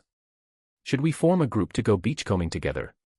Maybe we can even run into Fisherman Brother. I'll think about asking Fisherman Brother later. Brothers, isn't Fisherman Brother's fishing boat called the Nanwan ship? I just found an island on the map called Nanwan Island in Nanhai City. I'm going to book a plane ticket. I remember Fisherman Brother was on the local news before. I'm going to search for it. I want to go too, but I still have to work. I've decided that this May Day I'll go to Fisherman Brother's place. Going anywhere else is just packed with people. Right at this moment, the public chat screen of the live stream room was filled with special effects. They were gifted by Zhang Yuan's personal verified Douyin account, instantly causing a crowd of netizens to take screenshots and group photos. In no time at all, over 1 million was brushed in, and he kept on brushing without any intention of stopping. Zhang Yuan's childhood friends also joined in to gift. They had to show support for their savior's live stream room. Our President Yuan has miraculously appeared. President Yuan, why didn't you bring any female internet celebrities with you on this trip out to sea? Female internet celebrities, don't you come over here. Ha ha ha ha ha, does President Yuan have a shadow over going out to sea from now on? I think it's not that serious. In domestic waters, as long as you don't go to the high seas, it's still quite safe. Zhang Yuan also replied on the public chat screen. Domestic waters are truly very safe. I don't know what kind of madness possessed my brain this time to go to the high seas. I won't go there ever again. Zhang Yuan himself was truly terrified, just a little bit more and the few of them would have been thrown into the sea to feed the sharks. The few of them also planned to visit Fisherman brother in a few days to personally go over and express their gratitude properly. Chapter 77 Savior Turtle. The closer Jiang Nanzhou walked toward the sea area he had contracted, the more garbage there was. Because this place was quite remote, usually almost no one came over. The area of the fish farm was quite large, but the inside was dilapidated. It would still cost a lot of money for him to clean up this fish farm and replace it with the most advanced equipment. He took the netizens in the live streaming room for a tour inside before coming out, sat down by the seaside on the beach, took out his phone, and chatted with the netizens. He saw on the phone screen that Zhang Yuan and a few others were still continuously showering him with gifts. Thank you for your gifts, stop sending them. Because he had already received 50 million given by Zhang Yuan's father, he would almost feel embarrassed if Zhang Yuan and the others continued to gift him. However, Zhang Yuan and the others were still continuously gifting, with no intention of stopping at all. He followed Zhang Yuan back and told him via private message. Your father has already given me compensation, stop sending gifts. Zhang Yuan replied in a second. That's what he gave, if not for you, we wouldn't have been able to wait for rescue at all. What is this little bit of money? Big brother, can I add your WeChat? Jiang Nanzhou directly sent his WeChat ID to him. After adding each other as friends, Jiang Nanzhou told him again to stop sending gifts, and the few of them finally stopped their hands. Jiang Nanzhou brought the netizens to look at the seaside scenery when suddenly a familiar big sea turtle rushed into Jiang Nanzhou's line of sight, as well as the camera of the live streaming room. Jiang Nanzhou also didn't expect that this big sea turtle would follow him back. He hadn't expected that the attractiveness of that marine organism nutrient solution would be so great. Seeing Jiang Nanzhou, the big sea turtle bolted straight toward him. The big sea turtle affectionately rubbed its head against Jiang Nanzhou and nuzzled him. Gui Gui had it too tough, it had been wandering around this vicinity for 3 days, but just hadn't seen Jiang Nanzhou all along. It had worried Gui Gui to death. If this bipedal beast master disappeared, its little beverage would be gone. On the public screen of the live streaming room, Zhang Yuan was also continuously typing. Zhang Yuan, ahahaha, this big sea turtle is the one on the deserted island, its combat power is fiercely strong. President Yuan, it's a green sea turtle, not a ninja turtle. Has this big Gui Gui acknowledged Fisherman brother as its master? How magical, it actually followed all the way from the high seas. Speaking of which, don't green sea turtles only come ashore when laying eggs? This big sea turtle is no ordinary turtle. It knows how to repay kindness and give gifts, and a sea turtle acting coquettishly. Fisherman brother, can you give a coordinate? Begging for coordinates, I want to see the green sea turtle too. The public screen was filled with requests for coordinates. If not for being kidnapped, which caused his dad and his grandpa to ban him from going out for a month, Zhang Yuan would have directly booked a plane ticket and gone over. After all, this big sea turtle could also be considered his life-saving savior turtle. Jiang Nanzhou didn't respond to the requests for coordinates on the public screen because he didn't want to drive traffic to his stream yet. He had to take some time to discuss with his great-uncle and the village party secretary. He wanted to spend money to repair the roads in the village, because the roads in their village were still all sandy roads. On rainy days, it was especially muddy and hard to walk on, and it wasn't aesthetic either. He wanted to repair all the roads in the village into bluestone slab roads, clean and tidy, which would be much more aesthetic than asphalt roads. Moreover, most of the houses in their village were Chinese style, which felt like a better match with bluestone slabs and was very distinctive. Seeing that Jiang Nanzhou only stroked its head and didn't give it the magical little beverage, the big sea turtle felt a bit lost. What it didn't know was that Jiang Nanzhou planned to give it a drink after turning off the live stream. While Jiang Nanzhou was live streaming, the big sea turtle lay quietly by his side, basking in the sun. Taking a glance at the time, it was almost time for lunch, so he told the netizens in the live streaming room that he was going home to eat, and then ended the broadcast. He directly exchanged a bottle of marine organism nutrient solution for the big sea turtle. As soon as he got it in his hand, the big sea turtle instantly smelled the scent of that little beverage it loved. It impatiently nudged Jiang Nanzhou's hand with its head. Looking at its anxious appearance, which was just like the big yellow dog at the village entrance seeing poop, Jiang Nanzhou stopped teasing it and directly opened the bottle cap, pouring it into its mouth. Gui Gui felt so awesome. Having a bottle of the little beverage go down made its whole body comfortable and refreshed. If the big sea turtle had expressions, that expression definitely would have been as blissful and soul-stirring as it could possibly get.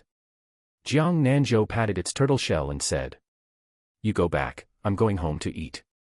After saying that, Jiang Nanzhou took 2 big bags of garbage and went home. Seeing Jiang Nanzhou leave, the big sea turtle thought about it for a moment and followed right behind Jiang Nanzhou. Jiang Nanzhou looked back and found it somewhat speechless that this big sea turtle kept following him. If he didn't care about it, it wouldn't be good if it got lost and some accident happened later. He went back again and sent the big sea turtle back into the sea. But as long as he walked toward home, the sea turtle would still follow him.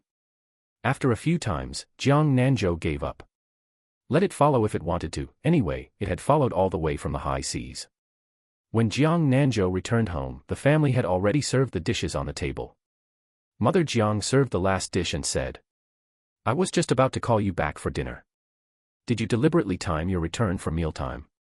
"Ah, is that a sea turtle?" The big sea turtle also followed behind Jiang Nanzhou into the courtyard, giving Mother Jiang a start. Hearing the exclamation, everyone else came out. Grandpa Jiang walked around the green sea turtle in a circle. "Good fellow, it's so huge. Catching this thing is illegal, you better hurry and send it back." How could Jiang Nanzhou not know that catching this thing was illegal, but he couldn't send it back either? "I've sent it back several times, but it won't go back and just follows me. I have no other choice either." Father Jiang used his mobile phone to search online whether sea turtles could survive on land, but the answers given were all that sea turtles only came ashore when laying eggs. But this turtle had even entered the village, and it wasn't known whether it would leave when it got hungry. Then can it leave when it gets hungry? Otherwise, what does it eat? If we feed it random things and feed it to death, would that also be breaking the law? "Dad, you mustn't feed it random things blindly. I'll send it back again in the afternoon. If it follows me back again, I'll prepare some small fish for it." Jiang Nanzhou's family members actually quite liked this big sea turtle, because in their eyes, a big sea turtle represented health and longevity. After finishing dinner, he took the big sea turtle to the seaside again, talked to it for a long time, telling it to stay on the beach or in the sea and not allowed to enter the village. He exchanged for another marine organism nutrient solution, held it up in front of the big sea turtle, and said that if it entered the village, it wouldn't get to drink it. Gui Gui more or less understood this time. Jiang Nanzhou glanced at the time and sent a WeChat to Zhang Wei. They had arranged to go to the town in the afternoon to pick up the dishwasher Zhang Wei ordered online. Living in the village had inconveniences, one being the restroom, and another being online shopping deliveries. But after his house was built, and second Aunt Zhang's supermarket courier station opened, it would be much more convenient. There wouldn't be any need to go to the town to pick up express deliveries. Unexpectedly, as soon as Jiang Nanzhou and Zhang Wei stepped into the doorway of the express courier station, they heard the boss shout "Fisherman brother" at him. Chapter 78 Becoming Famous. "Fisherman brother, you're really popular right now. There's no one on Manhwa Island who doesn't know you." "Boss, how am I that popular? I'm just an ordinary fisherman." Jiang Nanzhou rattled off several phone numbers. These were all the express deliveries he had helped bring back. When he came, he had specifically asked in the village group chat who had express packages. Whenever anyone in their village came to pick up express packages, they would ask in the group chat. Jiang Nanzhou and Zhang Wei moved all the express packages onto the truck, and before leaving, the boss even took a photo with him. When he went to buy other things, passers-by greeted him, and he responded with a smile. When he went to the vegetable market, he didn't even dare to get out of the car. His face was about to go stiff from smiling. When Zhang Wei came back from buying groceries, he was carrying bags of all sizes. "Nanzhou, you did the right thing by not getting out of the car. They all recognized me. Even when I was buying vegetables, they gave me extra scallions, ginger, and garlic. It made me feel so embarrassed. It will get better after a while." After buying the things, they went straight back to the village, first delivering the groceries and express packages to his home. He announced in the group chat for everyone to pick up their express packages at his house, then he and Zhang Wei went to the wharf. After the dishwasher was installed, Zhang Wei looked at it and felt more and more satisfied. He finally didn't have to wash plates anymore. In the evening, Jiang Nanzhou also received a reply from his friend, who agreed to come over and give it a try. Jiang Nanzhou still needed to rent a house on the island for him. After all, the person was coming from afar and was unfamiliar with the place.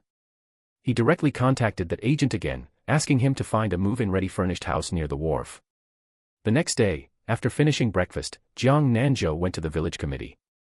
Unexpectedly, all the village leaders were there today. "Great uncle, are you having a meeting today? Is this a bad time for me to come?" Jiang Baoquan said with a chuckle. "How could it be a bad time?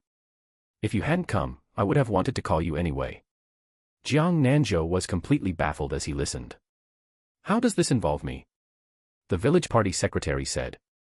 "That's right. Your Nanwan ship saving people made the news, and our Jiangjia village was named an advanced civilized village. The higher-ups allocated funds to build roads for us, an asphalt road, and they even issued a certificate. Jiang Nanzhou really got what he wished for. Secretary, can we build a bluestone slab road instead? What kind of daydream are you having, kid? How expensive is a bluestone slab road, and the labor costs are high too. How could they possibly allocate that much money? Great uncle, secretary, since we're building a road anyway, we might as well do it right the first time. Right now, there are many people in my live stream room who want to come here for tourism. If we build a bluestone slab road, it will have a much better atmosphere." At this moment, the newly appointed women's director said, "I also feel that bluestone slab roads look good. If tourists really come to visit, our village can run homestays, and every household can have a livelihood." The village secretary also felt this idea was very good. "Then I'll communicate about it when I go to the meeting tomorrow. Xiaozhou, if we build a bluestone slab road, how much money will we fall short of? Is this matter reliable?" "Secretary, don't worry, this is certain. When the time comes, however much money we are short of, you can talk to my great-uncle's grandson, Jiang Nanzhou. He's helping me manage the accounts now." "All right, with your word, I can rest assured." It was no longer a secret that Jiang Nanzhou had made a fortune and fished up a box of jewelry from the sea. They also knew that he wasn't short of money now, but they didn't expect him to pay out of his own pocket for the village's construction. Jiang Baoquan remembered today's main business. "Xiaozhou, we discussed it earlier. I wonder if you have any interest in being the village chief." Hearing this, Jiang Nanzhou quickly shook his head and refused. "Great uncle, secretary, I'm busy enough every day. I can't be the village chief." "Great uncle, aren't you doing a pretty good job?" Jiang Baoshan sighed. He was getting old, and his mind couldn't keep up with young people's way of thinking. Sometimes meetings were held online using mobile phones, and he couldn't learn how to use them. "How old am I now? It's time for me to rest and hand this position over to you young people. Then you guys can discuss and find someone else. I'll give my full support." The crux was that there were too few young people in the village suitable to be village chief, which was a headache for them all. After finishing talking about his own matters, Jiang Nanzhou went home. He planned to have a good rest today and go out to sea tomorrow. After formulating his plan for going out to sea, he posted it in the group chat. They would still head to the high seas. After all, going to the high seas made a lot of money. Although the risk was a bit greater, the feeling of going to the high seas was much more awesome.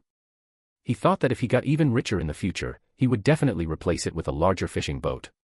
He also wanted to go to more distant waters and catch things like king crabs. In the evening, Jiang Nanzhou went to second Uncle Jiang's house again to find Jiang Nanzhou and talk to him about building the road for the village. This was also contributing to the village after earning some money. Jiang Nanzhou also strongly agreed with his idea. Unlike some people who thought about escaping the countryside once they made money, Jiang Nanzhou wanted to build up the village where they grew up together after making money. Early the next morning, when Jiang Nanzhou arrived at the wharf, Dong Yi had long been there. Without Jiang Nanzhou even needing to introduce them, they were already familiar with each other. They were all gathered around looking at the big sea turtle lying on the wharf, and even taking pictures of it. The big sea turtle cooperated with them, neither dodging nor hiding. Whenever anyone went to touch it, it would give some response, making them adore it to pieces. "All right, it's almost time. Everyone get on board." Seeing Jiang Nanzhou, Jiang Ming said excitedly. "Nanzhou brother, is this the big sea turtle from the high seas?" "Yeah, it's that one. It must be that it followed the Nanwan ship back." Jiang Ming and the others all felt it was magical. Just how fast did it have to swim to keep up with the fishing boat? Hearing Jiang Nanzhou's voice, the big sea turtle headed straight towards him, nudging Jiang Nanzhou's hand with its head. Two-legged beast master Goe Goe has finally seen you again. Quickly give Goe Goe the magical marine organism nutrient solution. Jiang Nanzhou now understood what the big sea turtle meant. It was deliberately waiting for him here. But with so many people watching, he couldn't get at the marine organism nutrient solution. He could only stroke its head. Watching its two-legged beast master and that group of two-legged beasts all board the ship, the big sea turtle was left in utter disarray in the wind. Today, it was once again a pitiful Goe Goe. Until the Manhwa ship sounded its horn and set sail did the big sea turtle snap back to its senses, hurriedly jumping into the sea to follow along. A turtle of the two-legged beast master for a day, a turtle of the two-legged beast master for life. Even if the two-legged beast master didn't give Goe Goe the magical marine organism nutrient solution to drink in the future, Goe Goe wouldn't complain about the two-legged beast master. It must be that Goe Goe didn't do something well enough. Goe Goe constantly comforted itself, but Goe Goe was still sad and wanted to cry. After boarding the ship, Jiang Nanzhou walked around it once. Although they had all inspected it before setting off, he felt at ease only after checking it himself once more. He sat on the deck, enjoying the sea breeze while looking at the system panel. Host name, Jiang Nanzhou. Prestige value, 145677. Marine prestige value, 386901. Draw chances, 2. Prestige shop. Marine prestige shop. System backpack. System space. Jiang Nanzhou didn't expect his prestige value to have increased so much over the past few days. It seemed that becoming famous still had its perks. There was a prompt red exclamation mark located at the Marine Prestige shop.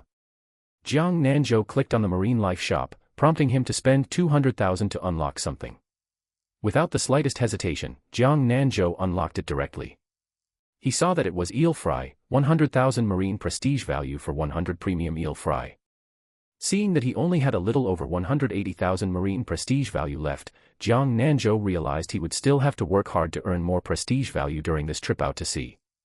Since he hadn't decided what to raise in the fishery yet, this came just in time. He would start with eels.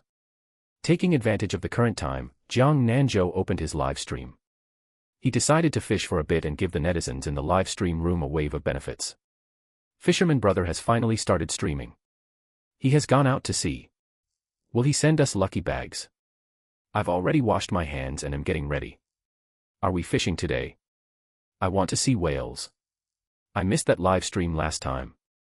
Jiang Nanzhou opened his fishing gear bag and said, I'll fish for you guys today. Same old rules, whatever I catch, I'll send out as lucky bags. Just as Jiang Nanzhou cast his fishing rod, he had a nagging feeling that he had forgotten something.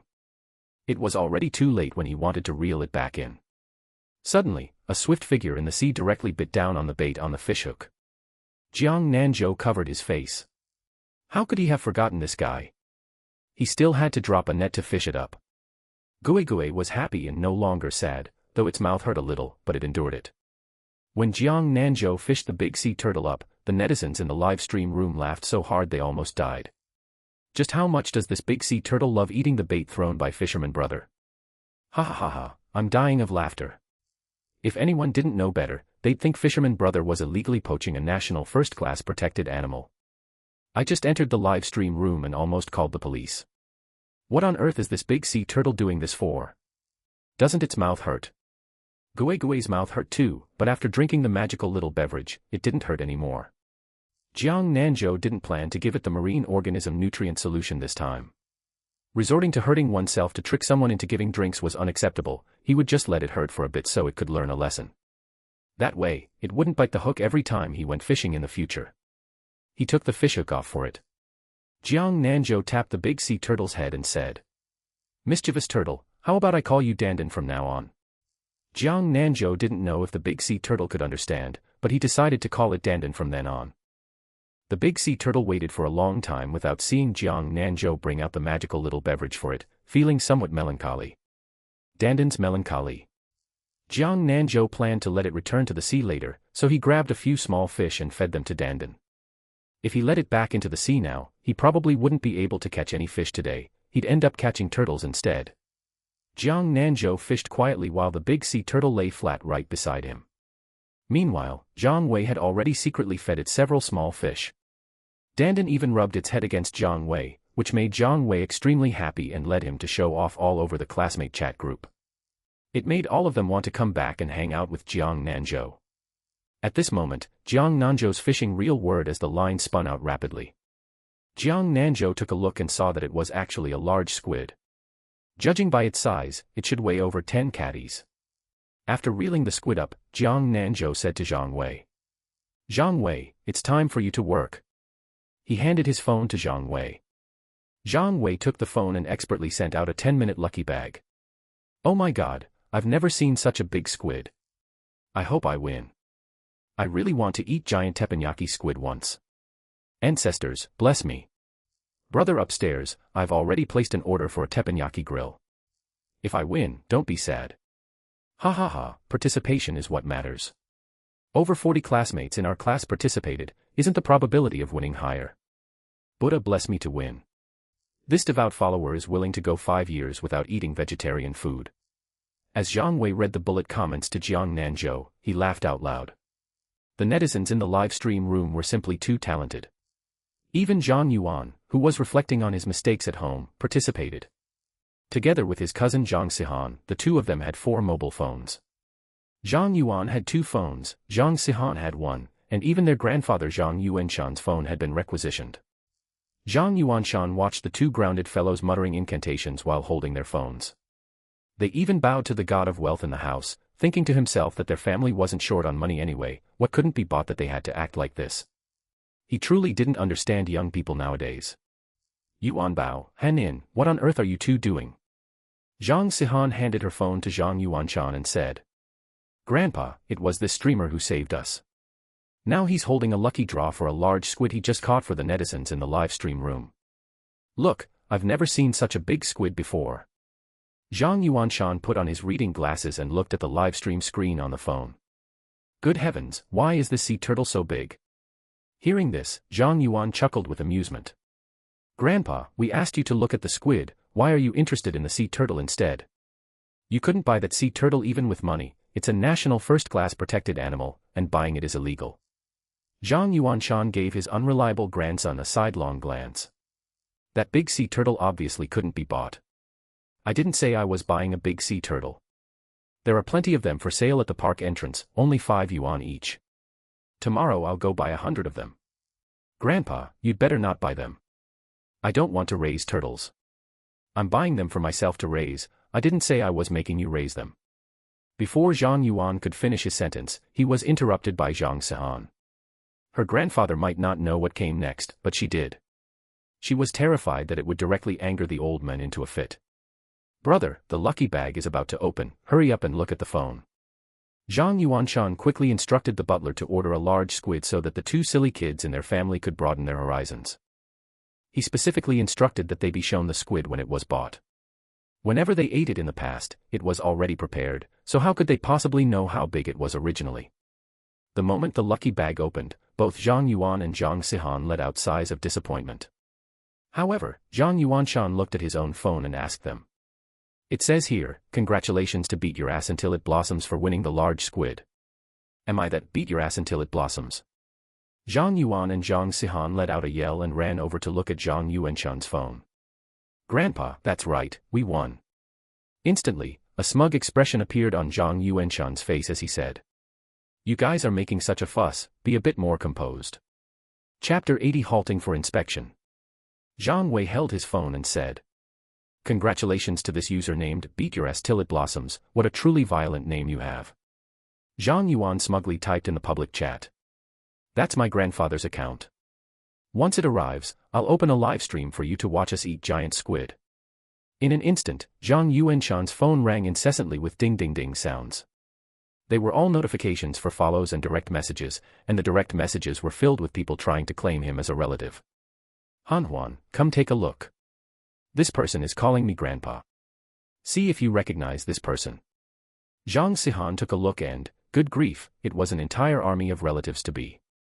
She turned off the old man's direct messages and also turned off Douyin's notifications, and only then did it become a bit quieter. "Grandpa, you don't need to worry about them, these are all just netizens." "Then why are they talking to me? I don't even know them. Do they want to chat with me?" Zhang Sihan didn't know how to explain it, nor could she directly say that his good grandson had exposed him right there in the live stream. Don't worry about them, Grandpa.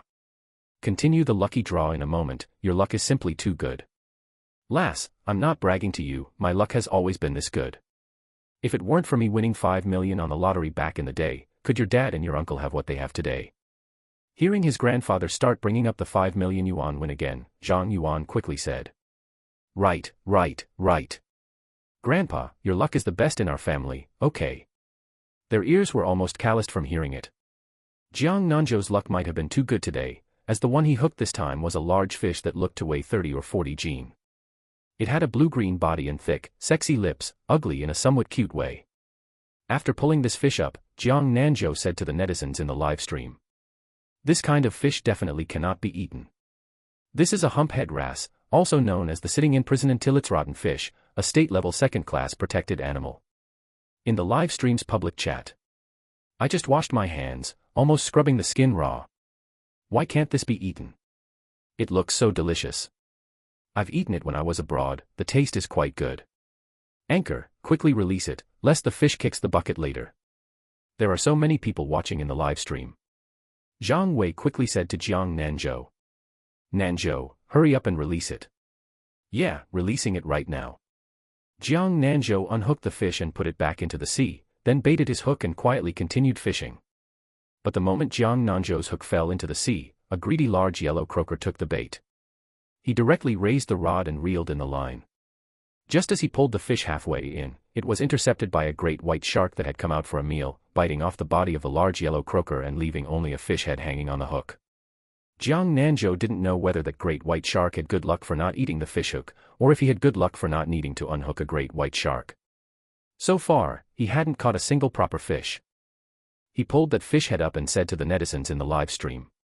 Family members, I tried my best, but it got intercepted. The netizens in the live stream had also vaguely seen that great white shark just now. Sob, my large yellow croaker. With only the fish head, is it enough to make fish head soup? Is Fisherman Brothers' luck not very good today? This live stream is already the one with the highest prize-winning rate across the entire internet, unlike some live streams that even fake it. Exactly. Earlier I guarded a live stream with only 4 people for over 2 hours and didn't grab a single thing. Truth be told, I've won the lucky draw 3 times in Fisherman Brothers' live stream. The person above is truly exceptional. Jiang Nanzhou was left speechless by this and cast his line again. He simply refused to believe in bad luck. Before long, he hooked a fish, a large grouper. Jiang Nanzhou's fishing reel was pulled so hard it made a creaking sound. Jiang Nanzhou glanced at the grouper in the sea, which weighed around 30-something jin. He didn't take it seriously at all and very easily pulled the grouper out of the water. Zhang Wei used a landing net to catch the fish and dragged it up. This fish is pretty good. Netizens in the live stream, hurry up and wash your hands to get ready. Jiang Nanzhou removed the fishhook and said. This is the normal operation. The netizens were all fully prepared this time. How much would a grouper this big sell for? Even if I win it, I wouldn't bear to eat it. I wouldn't bear to eat it either. If I turn around and sell it, next month's mortgage payment will be covered. I'd bear to eat it, I just don't know if I can win. Anchor, are you selling this fish? Willing to pay a heavy price to buy it. What a nice dream the person above is having. They still want to buy some large prawns, but can't even buy those. Jiang Nanzhou genuinely hadn't thought about selling things in the live stream, but once his physical store opened, he could also set up an online store and have someone dedicated manage it then. I don't sell goods in my live stream, but after my physical store opens, I will set up an online store. Netizens can buy from the online store then. Jiang Nanzhou's words blasted out the internet trolls who had been lurking in his live stream all along. Anchor, you're really funny. What's the difference between you opening an online store and selling goods in your live stream? Isn't it still the same, relying on the live stream for traffic? Will you also set up a special account to live stream and sell goods then? That's great. When will Fisherman Brother open the store? I'm getting impatient. Exactly. Don't pay attention to those haters. If you live stream to sell goods, I'll buy too. Seeing the words in the public chat, Zhang Wei was a bit angry. Fisherman Brother already said he won't sell goods via live stream. The live stream is just to share our daily lives with everyone and occasionally provide some welfare. Some people shouldn't try to stir up trouble. Jiang Nanzhou couldn't even be bothered to pay attention to those unpleasant voices, and said to Zhang Wei. Don't mind what they say, we just need to do our own part well. Have the lucky bags been sent out to everyone? Yeah, they've been sent out, and there are 5 minutes left. Those who haven't clicked on the lucky bag, hurry up and click it, and also give Fisherman brother a follow. Little assistant Zhang Wei was becoming more and more competent in his role. Meanwhile, Big Sea Turtle Dandan was staying on the boat and having a very happy time. Because Jiang Tianfu and the others happened to be hauling up today's first net of fish catches right at this moment. Upon seeing this, Big Sea Turtle Dandan started its all-you-can-eat buffet mode right there. Jiang Tianfu felt a bit heartbroken seeing that it had eaten quite a bit, and mentioned it to Jiang Nanzhou, but Jiang Nanzhou simply said to let it eat since it couldn't eat that much. Jiang Nanzhou and the others were about to head out to the high seas at this moment. There were several more Coast Guard ships on the sea than before. Before heading out to sea today, second Uncle Jiang had mentioned that there had been quite a few smuggling boats lately, so inspections on the sea were relatively strict right now. The Nanwan ship was also ordered to stop for inspection. Several Coast Guard officers came aboard, led by a middle-aged Coast Guard officer who brought 4 young junior Coast Guard officers. After coming aboard, the Coast Guard officers saw the big green sea turtle on the Nanwan ship and immediately went on alert. Even the young Coast Guard officers already had their hands placed on the pistols at their waists, and they told Jiang Nanzhou to turn off the live stream. That middle-aged Coast Guard officer sternly said to Jiang Nanzhou, "Do you guys know that illegally catching green sea turtles is a crime?" Chapter 81, Gui Gui takes off. The crew members were also startled. After turning off the live stream, Jiang Nanzhou spent a long time explaining and even showed them the live stream playback before they finally understood the situation. That middle-aged Coast Guard was still a bit skeptical, but the young Coast Guard searched for Fisherman brother online and found all positive news. After showing it to the middle-aged Coast Guard, their doubts were dispelled. Hurry up and release the green sea turtle back into the sea. Private captivity is not allowed. Jiang Nanzhou helplessly stroked Dandan's head. Being petted by its two-legged master now, Dandan thought that its two-legged master had suddenly grown a conscience and was going to give it some magical little drinks. It nudged Jiang Nanzhou's hand with its head. But the next moment it took off, Jiang Nanzhou picked it up and threw it straight into the sea. Wow, Gui Gui took off. But why did they all call Gui Gui before Dandan would get to eat? Gui Gui couldn't figure it out. Splash, Dandan entered the water. Jiang Nanzhou watched as Dandan, with a turtle-faced blank expression after entering the water, stared back at him. Jiang Nanzhou thought to himself, I have no choice either. If I didn't throw it back, I probably would have been taken away. The Coast Guard inspected the Nanwan ship once more. After the inspection revealed nothing unusual, they cleared them to go directly. They also told them that the high seas were not peaceful right now, advised them to be extra careful, and left their contact information so that they could contact them at any time if they spotted any suspicious vessels at sea. The crew members didn't have much of a reaction upon hearing this, because they felt exceptionally secure following Jiang Nanzhou. Fearing that the netizens in the live stream would worry, Jiang Nanzhou turned the live stream back on. Fisherman brother, what was going on just now? Was that the Coast Guard intercepting Fisherman brother earlier? How terrifying. Is Fisherman brother okay? The anchor must still have issues, otherwise why would the Coast Guard stop him? Jiang Nanzhou explained to the netizens in the live stream. That was just a normal routine check by the Coast Guard. Everyone, don't overthink it or let your imaginations run wild. Cooperating with inspections is the duty of a Chinese citizen.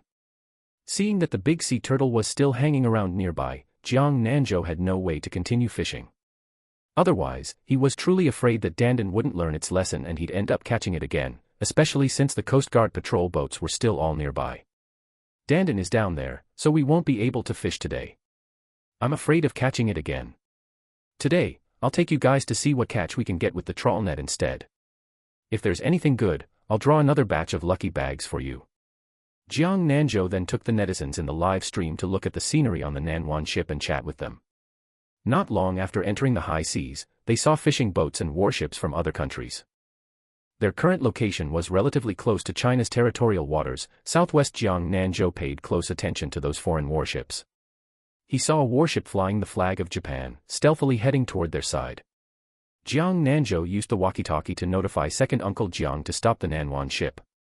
He wanted to see what they were up to. Coming toward China's territorial waters like that, he felt they definitely had no good intentions. Dong Yi had been following behind Jiang Tianfu all day learning how to use various equipment. Seeing the warships of Japan at this moment also caught his attention, instantly awakening his military soul. He came to Jiang Nanzhou's side and said, "Brother Nanzhou, I feel like that warship from Japan has issues." Jiang Nanzhou didn't expect Dong Yi's vigilance to be so high. "Stop the ship here first and see what on earth they're trying to do."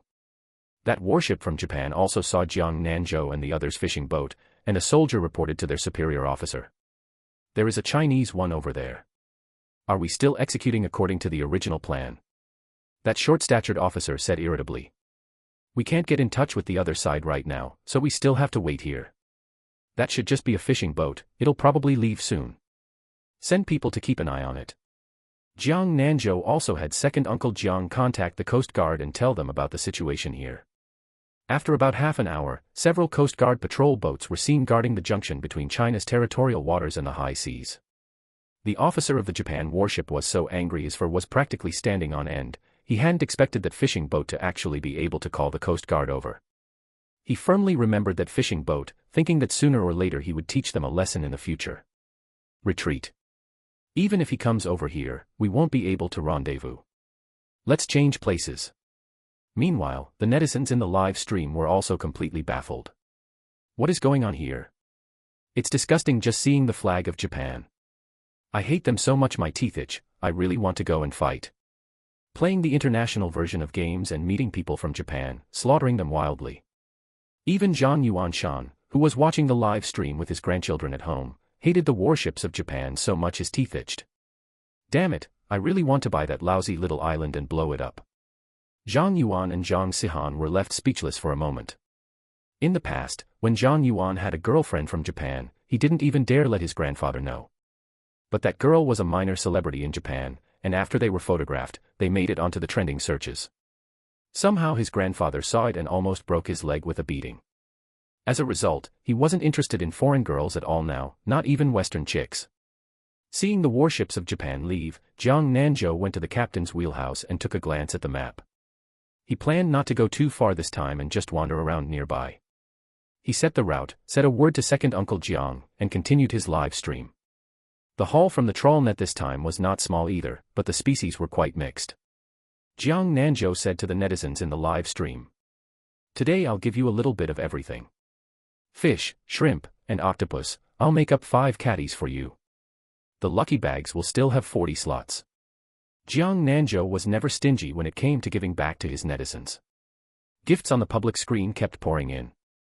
Jiang Nanzhou had another idea and took a long screenshot of his gift ranking board. "Thank you for the gifts you've sent. I'll also send 1 portion each to the top 20 on the gift ranking board. If you also happen to win a lucky bag, I'll send you 2 portions and try my best to give you different items." As soon as Jiang Nanzhou's voice fell, the gifts on the public screen became even more incessant. "Stop, stop, stop. I've already taken the screenshot just now, sending gifts now is too late." But Jiang Nanzhou's words had no effect, and the gift still didn't stop.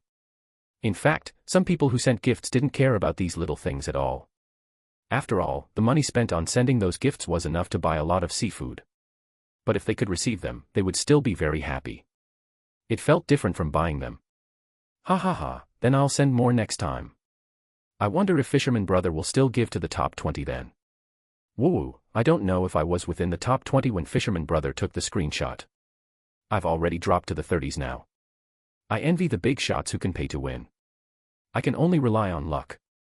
Chapter 82, No Acquisition, Just a Few Shares. All 3 members of Zhang Yuan's family were on the ranking list, and if they could win the lucky bags as well, their family would be able to get several shares. Led by his grandchildren, Zhang Yuanshan had already learned how to send virtual gifts and sent quite a few to Jiang Nanzhou, pushing past Zhang Yuan's top spot and becoming the new #1 benefactor on the rankings. Jiang Nanzhou followed the top 20 on the ranking list and said to the live broadcast camera, "Family members I've followed, please send me your mailing addresses and phone numbers, and I'll arrange to mail them to you once I get back." The moment the lucky bag was opened, the public chat screen of the live stream instantly became even livelier. "Thanks to my family's ancestors for the blessing, man, I won again. My ancestors probably don't like me, woo-woo. Holy crap, if I'm not seeing things, is the winner whose username is, beat your ass into bloom, my grandpa. Have you no shame, upstairs? That is obviously my grandpa. I want to ask, Grandpa, did you acquire Douyin? Zhang Yuanshan, who had been watching the public chat screen, finally saw a child talking seriously. He also replied in the public chat. No acquisition, but I remember having a few shares. Watching his grandpa struggling to write out a reply by hand, Zhang Yuan hesitated whether he should teach him voice input. Forget it, if his grandpa learned voice input, he would frequently see his grandpa's ID on the public chat screen. What Zhang Yuan didn't know was that a new wave of hot searches about his family was about to be released, but this time it wasn't about him. Jiang Nanzhou glanced at the time and saw it was about right, so he ended the live stream. Unexpectedly, just as it was getting dark, they ran into that warship from Japan again. Seeing the Nanwan ship, that warship from Japan didn't linger here and planned to stay far away from this fishing boat. Jiang Nanzhou paid no attention to that warship from Japan, because not far away on the seabed near the Nanwan ship, there were quite a few large mantis shrimp and crabs. The mantis shrimp were as big as a small forearm, encountering them was fate, so he gathered them all directly. After parking the Nanwan ship properly, Jiang Nanzhou notified Jiang Tianfu to lower all the shrimp traps, crab traps, and gill nets. After dinner, a light rain began to fall in the sky, but the wind and waves were calm, and it was estimated that it wouldn't rain for long before stopping.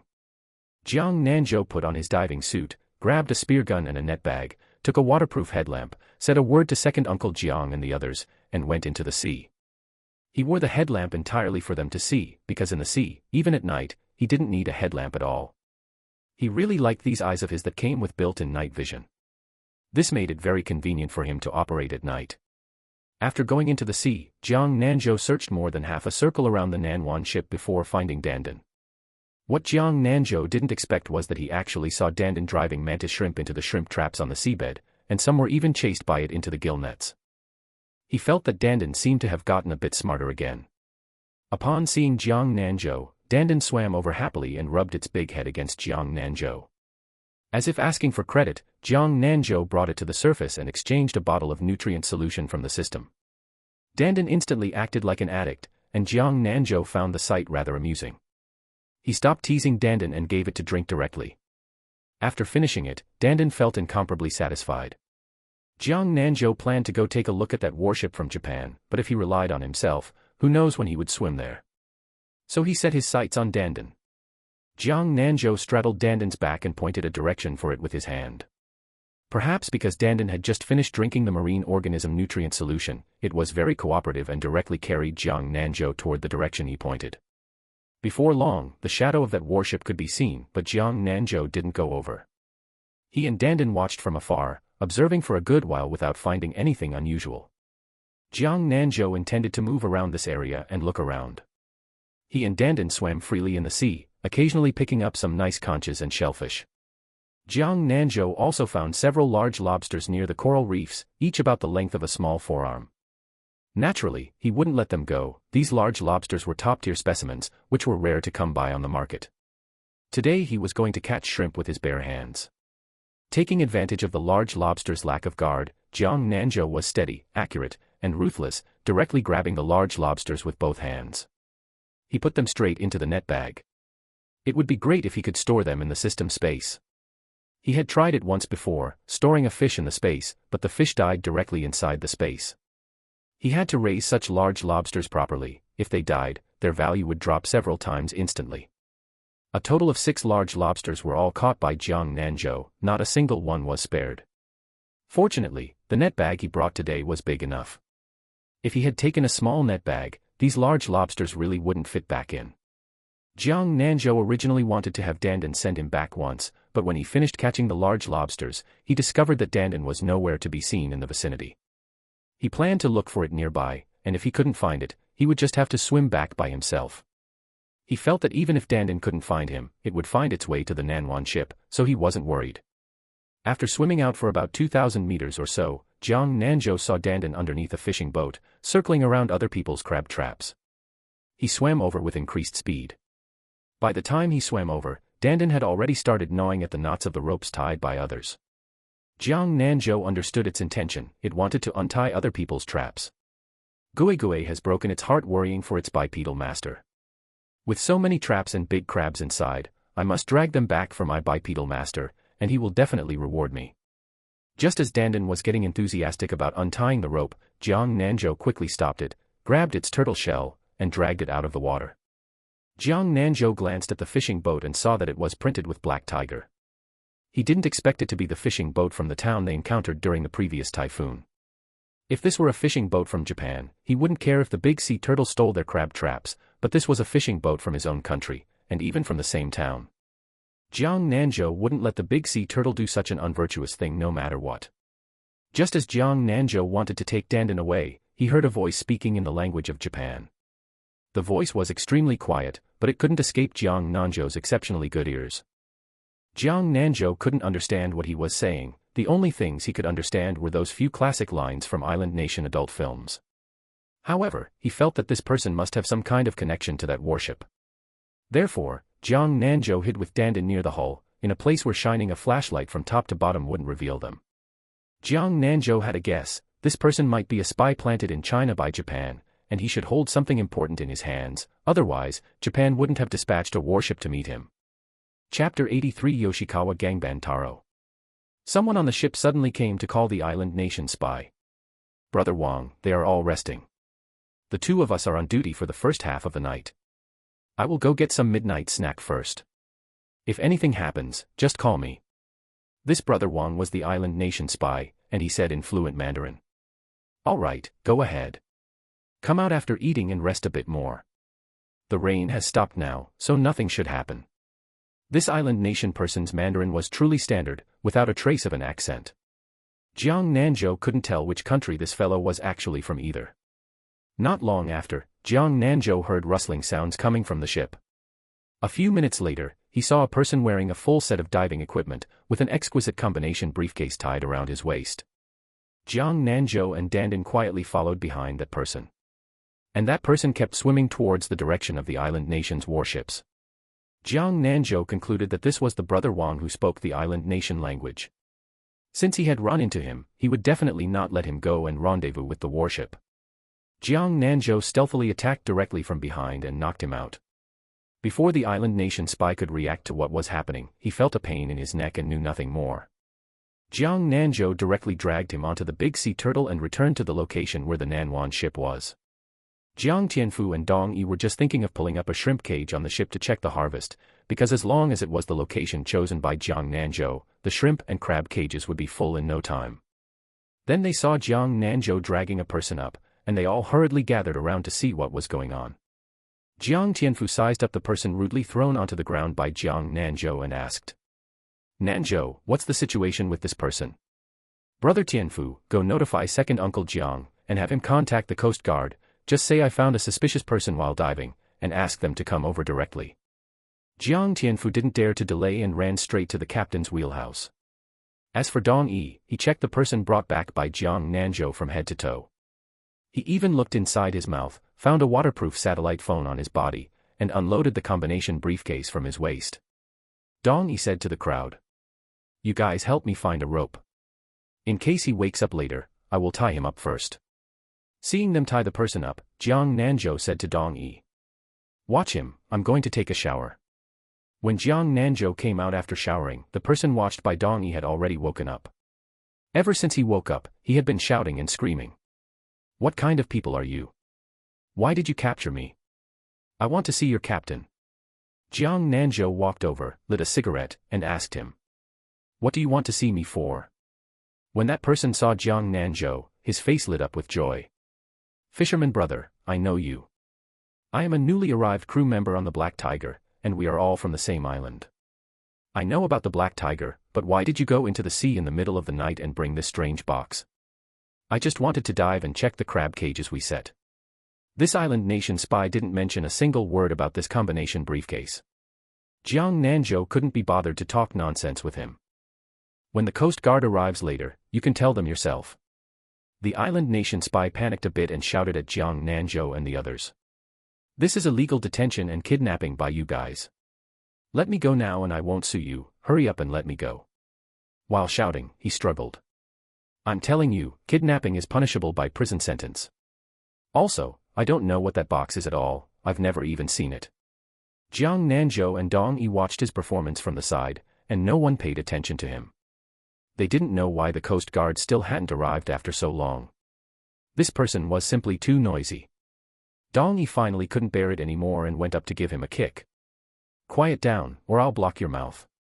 Hearing Dong Yi's words, he finally quieted down. Yet in his heart, he was panicking like crazy. His Chinese name was Wang Guosheng, and his real name was Yoshikawa Gangban Taro. When he was in elementary school, he was selected by the Island Nation Spy Group, which made him feel immensely proud. During middle school, he was planted in Huagua. Now he was 37 years old. For so many years, he had been lurking at the bottom of society, doing odd jobs everywhere, getting married and having children. However, neither his wife nor children knew his identity. He merely used them to cover up his spy identity and had no genuine affection for them. Yet, he always played the role of a good husband and a good father, fulfilling his responsibilities to the family. He was mainly responsible for transmitting messages to his superior leaders. However, this time their partner had successfully stolen important military secrets of Huagua. Before his identity was exposed, his partner handed this combination box to him and asked him to find a way to send it out. Just a few days ago, his partner was arrested, and he had not dared to act rashly. Inspections at all official checkpoints were extremely strict. Just as he was racking his brain, it happened to coincide with the Black Tiger recruiting crew members who could go to the high seas. He thought this was a good opportunity, so he contacted his superior leaders in advance, asking someone to come to the high seas to rendezvous. But he hadn't expected inspections at sea to be this strict as well. He had managed to avoid the Coast Guard's patrol with great difficulty and was about to succeed, only to find himself knocked out and tied up. He glared fiercely at Jiang Nanzhou and asked in a very calm tone. "You were the one who knocked me out, right?" Jiang Nanzhou didn't expect this island nation spy to be so impatient. "That's right, aren't you surprised, aren't you shocked? If you had swum just a bit faster, would you have been able to link up with the island nation's warship?" Yoshikawa Gangban Taro now truly wished he could tear Jiang Nanzhou to pieces. "Let me go, and I will give you wealth that you could never spend in a lifetime." Jiang Nanzhou smiled disdainfully. "Even if you gave me your pathetic little island, I'd still have to ask myself if I even want it. You grossly underestimated our hatred for your country." Dong Yi gave Yoshikawa Gangban Taro another kick. "You guys are truly disgusting, only capable of petty thievery, and you still want to bribe us with money. What a pipe dream." Yoshikawa Gangban Taro thought to himself that this time he was completely done for. Afterwards, no matter what Jiang Nanzhou and Dong Yi said, he simply glared at them fiercely without speaking. If Jiang Nanzhou hadn't stopped them, Jiang Tianfu and the others would have all wanted to go over and give him a kick each. Second Uncle Jiang came out from the captain's wheelhouse and told Jiang Nanzhou that the Coast Guard would arrive soon. Not long after, several Coast Guard patrol boats were seen sailing over the sea surface. That middle-aged Coast Guard officer also arrived and shouted to the Nanwan ship. "Where did you guys find the suspicious person? Can you take us there? I knocked him out and brought him back, and I've tied him up. You guys come over first," and he also brought a combination briefcase. Upon hearing that the person had brought a combination briefcase, a look of relief appeared on the middle-aged Coast Guard officer's face. Chapter 84, Addiction to Lucky Draws. This time, a total of more than 10 Coast Guard officers boarded the Nanwan ship together. Even Li Chu's cousin, and Minghui, was among them. Jiang Nanzhou nodded and greeted him. Then he handed the box over to the middle-aged Coast Guard officer. After confirming that this box was the one they had been searching for, a smile appeared on the middle-aged Coast Guard officer's face. "You've got a lot of nerve. You just tied up a living person like that." This middle-aged Coast Guard officer was Ho Yiming, the director of the Nanhai City Coast Guard Bureau. Their main screening task this time was to find the spy from Japan and recover this box. He didn't know what was specifically inside the box. "I felt it was quite strange to dive in the sea late at night with a briefcase around the waist. I've watched quite a few promotional videos about spies before, and my intuition told me that this person wasn't simple. Weren't you afraid of tying up the wrong person? If I tied up the wrong person, I would apologize and pay compensation, and at worst accept the sanctions of the law. I'd rather catch the wrong person than let one slip through. Listening to you put it that way, he was diving at the time, so why did you go diving in the middle of the night? Can't I want to go diving?" He couldn't possibly say that he went down into the sea to stroll around Japan's warship, could he? Seeing his direct supervisor's face stiffen, and Minghui gave a cough. Regardless, Jiang Nanzhou was essentially his brother-in-law now, so he should introduce who this person Jiang Nanzhou had been talking back to was. "Nanzhou, watch your mouth. This is Director Ho, the director of our Municipal Coast Guard Bureau. You brat, speak more politely. Before Jiang Nanzhou could speak, Ho Yiming spoke first. Shaoan, do you know him? Yeah, my sister's boyfriend. Ho Yiming was an apprentice of An Minghui's father, so he knew quite a bit about their family. He hadn't expected that this young man he thought quite highly of turned out to be An Lichu's boyfriend. He had even wanted to introduce him to his own older, single daughter, but it seemed there was no hope now. Your sister has great taste. Then you take his statement, and I'll take the person back first. Jiang Nanzhou hadn't expected that the city's bureau director would actually turn out in person. It seemed that the contents of that briefcase were truly extremely important. What Jiang Nanzhou didn't know was that it wasn't just Director Ho Yiming who was mobilized today. Bureau directors of Coast Guard bureaus across various cities were basically all dispatched. There were also large numbers of armed police conducting screenings at passenger stations, train stations, high-speed rail stations, and airports. From this, one could imagine just how immense the importance of this briefcase was. However, fearing that it would cause panic, no news of it could be seen on the internet or in the news. And Minghui also had a headache taking Jiang Nanzhou's statement, because the place where Jiang Nanzhou said he found the Japanese spy was quite far from where they were. What normal person would have nothing better to do than to go diving and run that far in the middle of the night? Are you sure everything you said is true? Yes. And Minghui stopped caring. Anyway, he would just record whatever Jiang Nanzhou said. Big brother, does this deposition count as done? Jiang Nanzhou had a headache from being questioned by him about all kinds of details and time points. He could only say that he couldn't remember and didn't check the time. Because diving to such a distant place in such a short time and bringing a person back was simply too unrealistic. He couldn't rat Dandan out either, as he was truly afraid that once they found out Dandan swam so fast and was so strong, they would arrest it for research. This Japanese spy was truly bad luck. When he got back, he would also change his car to a domestically made one, and from then on, he would never use things from Japan again. And Minghui rolled his eyes at Jiang Nanzhou. Who is your big brother? Please call me Officer An. All right, Officer An.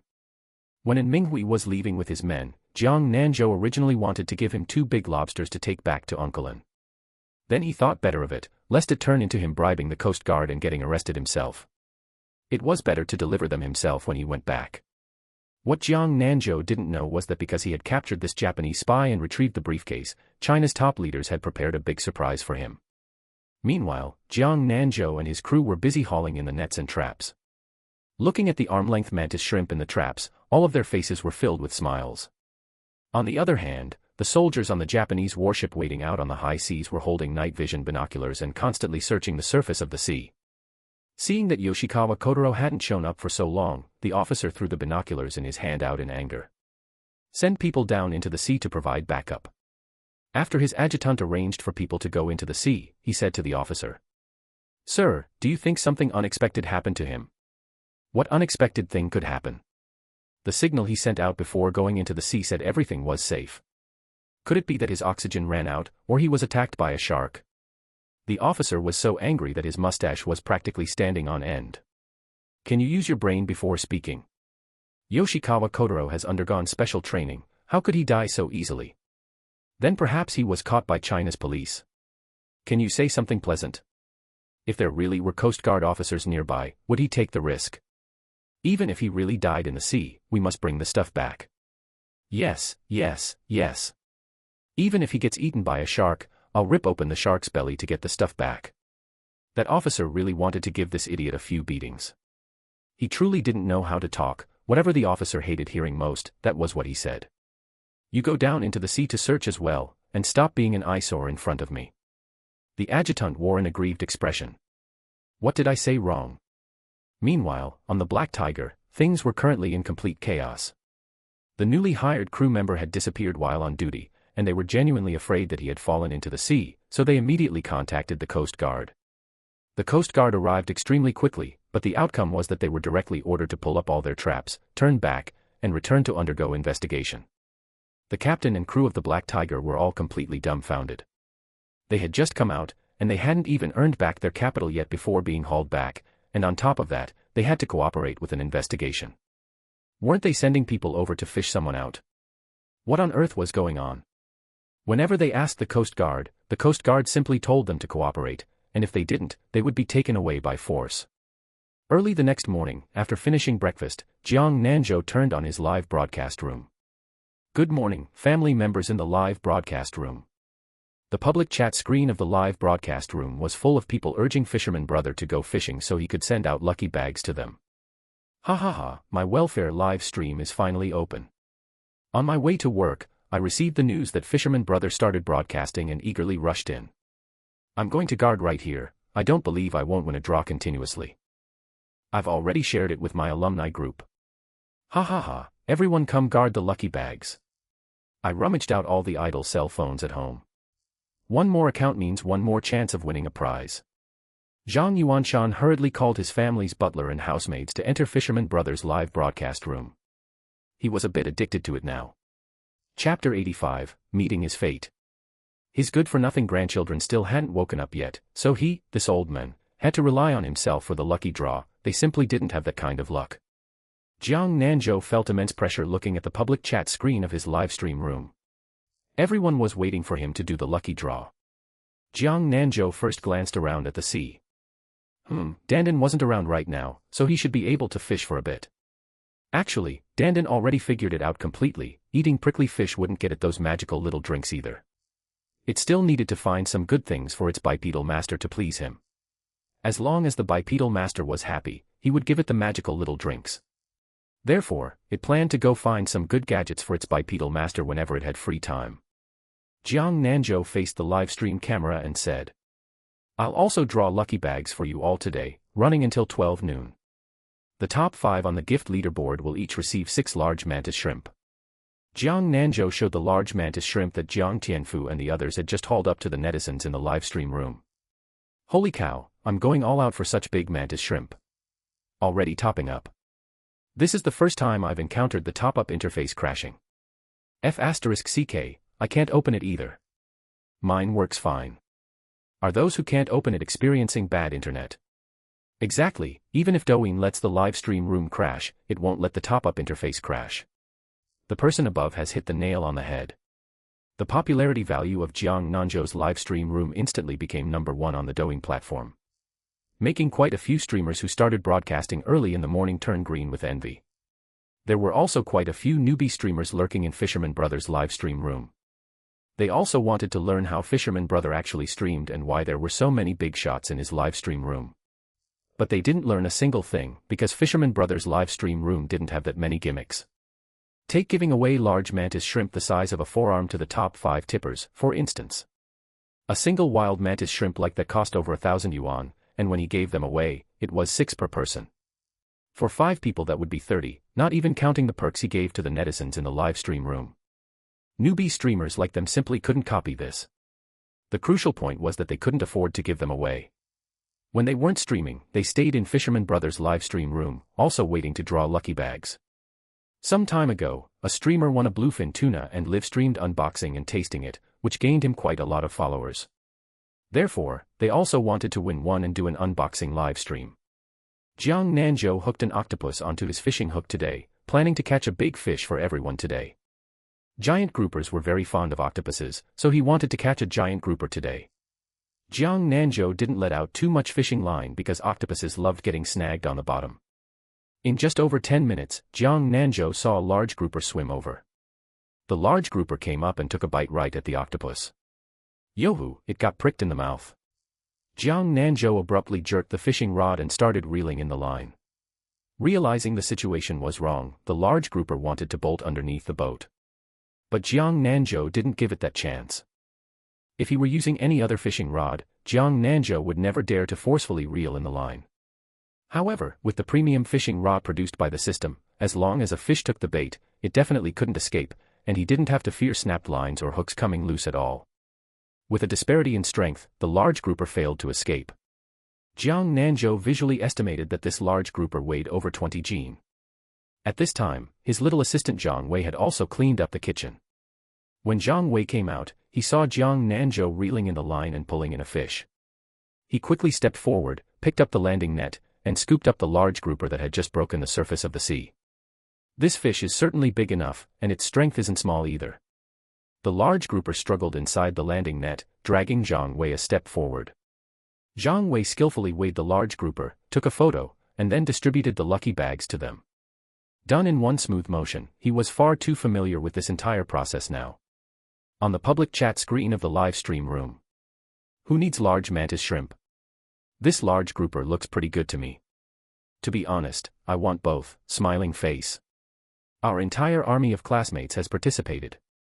First time seeing a lucky bag in a live stream room of over 100,000 people with only one winning spot. The streamer is really stingy to death, might as well not send lucky bags at all. No wonder I don't win. Those anti-fans who eat sh*t, get out, don't take up other people's spots. You dogs don't deserve it. Seeing some disharmonious voices on the public chat screen of the live stream room, Zhang Yuanshan felt somewhat angry and gifted Fisherman brother several more big golden dragons. This operation by the top-ranked Big Brother made the newbie streamers lurking in the live stream room extremely envious. However, this operation of the old man wildly showering gifts in the live stream room made it onto the trending searches for the day once again. Even Fisherman brother ended up hanging on the trending search list as well. Jiang Nanzhou said to the netizens in the live stream room. I don't know if you all sleep at night, but if there are any night owls, I'm going to fish for rocket squid tonight and whip up some perks for you guys too. Jiang Nanzhou remembered yesterday when he went over to the Little Japan warships and encountered quite a few rocket squids. That little assistant who went to deliver goods to Guanhai Pavilion last time said that they were currently quite short on top-quality rocket squids. Since he happened to run into them, meeting his fate, so he definitely had to take them in. But squid fishing had to be done after dark. He just didn't know if anyone would watch his live stream at that time. Definitely. Fisherman brother, just tell us what time. If there are lucky bags, I must be there. I'm going out for drinks with friends tonight, so I'll have to excuse myself. I don't like eating squid, smiling face. I've never seen squid fishing before. I want to watch. As a college girl, I can't leave a fisherman's live stream room anymore. As a fellow college girl, I've already brought my family along to watch together.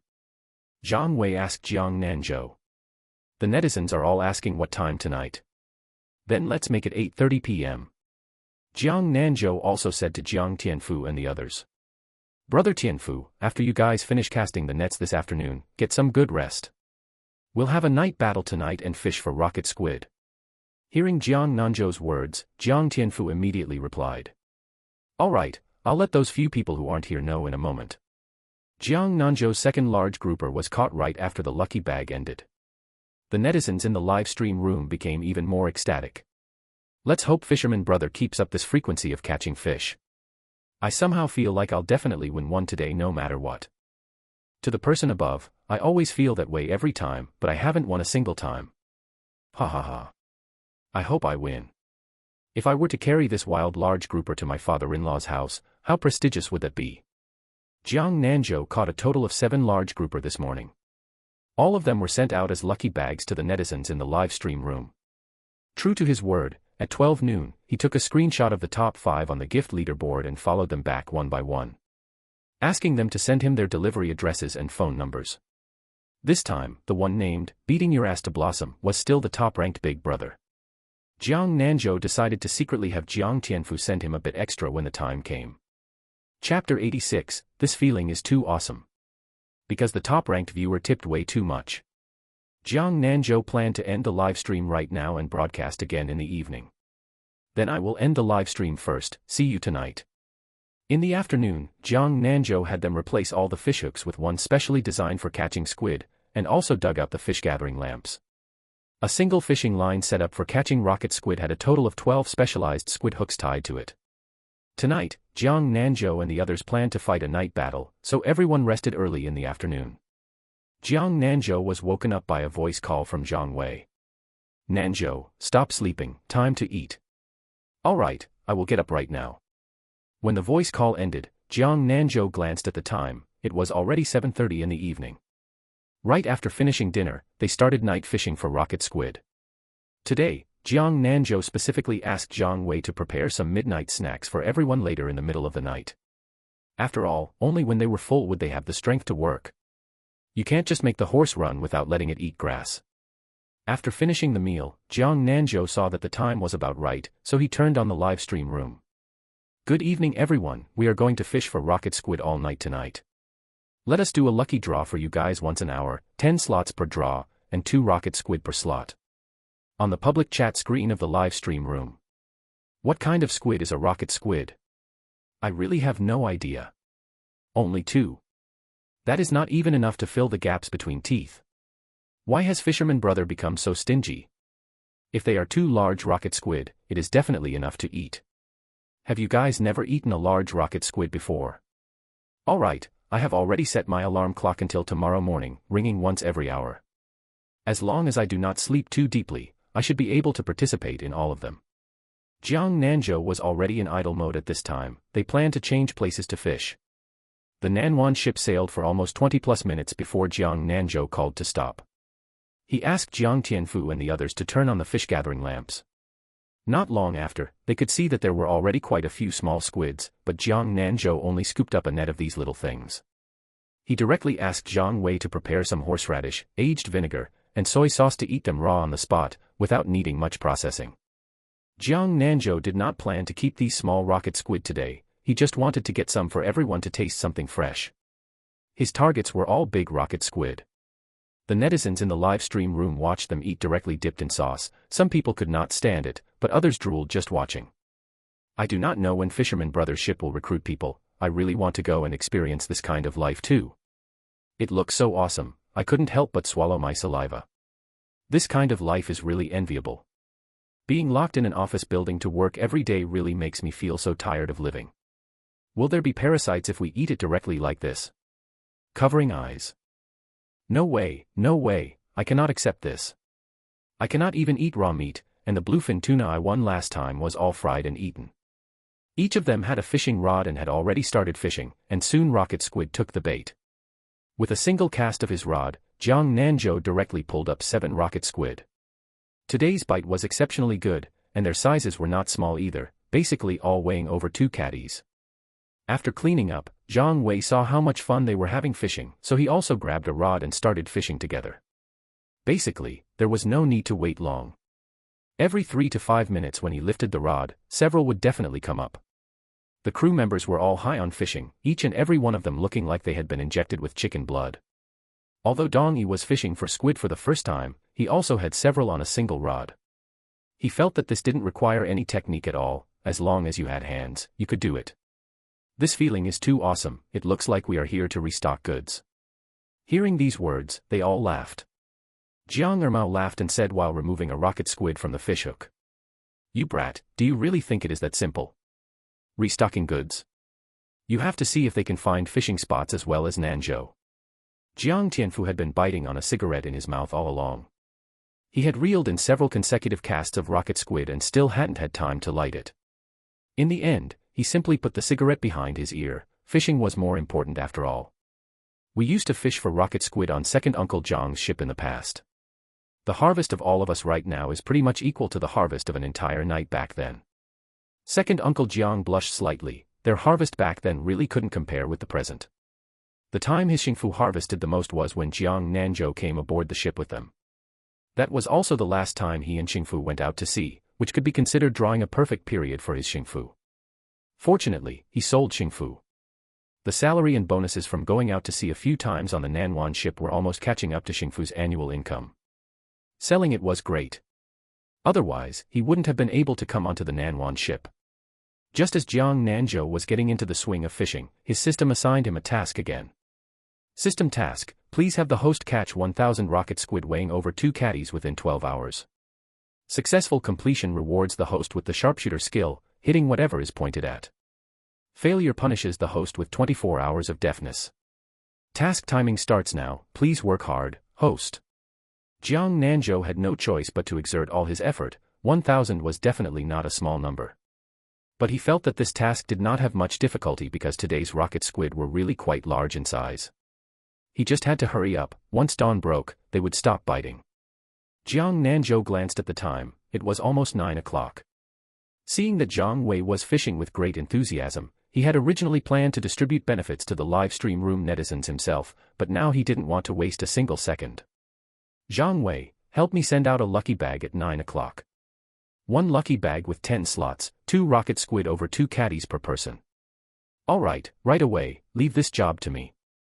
Hearing Jiang Nanzhou's words, Zhang Wei directly reeled in his rod, took Jiang Nanzhou's phone, and operated it skillfully. He said to the live broadcast camera, "You guys get ready, I will send it in 1 minute, still a 10-minute duration."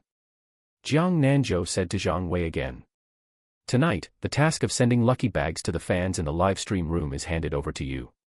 Once every hour, pay attention to the time when it arrives.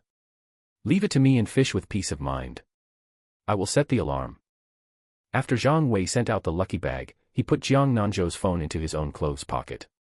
Then he took out his own phone and set several alarms, turning the ringtone to the maximum for fear that he wouldn't hear it. After setting the alarms, he also put his phone into his pocket, picked up his fishing rod again, and continued fishing. On the public chat screen of the live stream room, "Little assistant is not dedicated anymore. Fisherman brother, deduct his pay. I really want to go and be little assistant for Fisherman brother. I opened a dozen alt accounts, hoping to win one. Rocket squid is also very delicious cooked in a hot pot. I just ordered 2 large packs of hot pot base." Jiang Nanzhou checked the task progress, 35/1000. He had caught about 50 or 60 rocket squid by this time, but he didn't expect only 35 of them to be qualified. He still had to work hard. Chapter 87, Deep Sea Diving Live Streaming Equipment. Meanwhile, in a luxury villa in Beijing, Zhang Yuanshan was still holding his phone and watching Jiang Nanzhou's live stream. Zhang Yuan and Zhang Sihan found it somewhat unbelievable. Normally, the old men in their family would go to sleep a little past 8 o'clock and wake up around 5 in the morning to exercise. But today, it was already past 9 o'clock, and he had completely no intention of returning to his room to sleep. The brother and sister exchanged a glance, wondering if they had corrupted the old man. It was one thing to send gifts to the streamer every day, but now he had even started staying up late. If their father found out, would he deal with them? They were a bit scared. Zhang Sihan spoke up. "Grandpa, it's already past 9 o'clock. Hurry back to your room to sleep and stop watching." Zhang Yuanshan didn't have an ounce of sleepiness right now.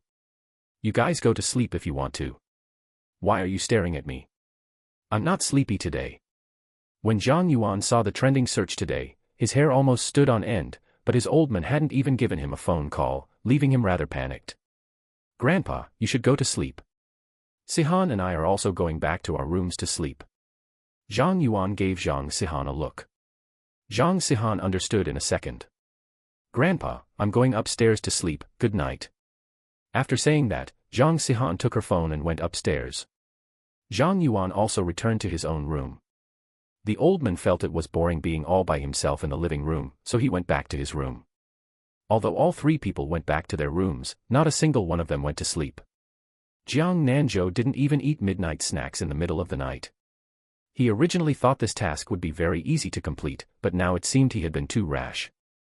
Ever since he got the system, Jiang Nanzhou had basically never felt tired, but now he genuinely felt exhausted.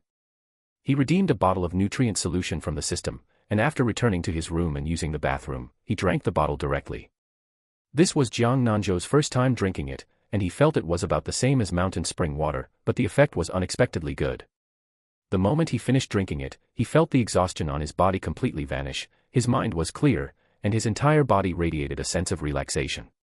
He felt that fighting for 3 days and 3 nights right now would be no problem for him. It wasn't until past 4 o'clock that Jiang Nanzhou finally heard the system's voice.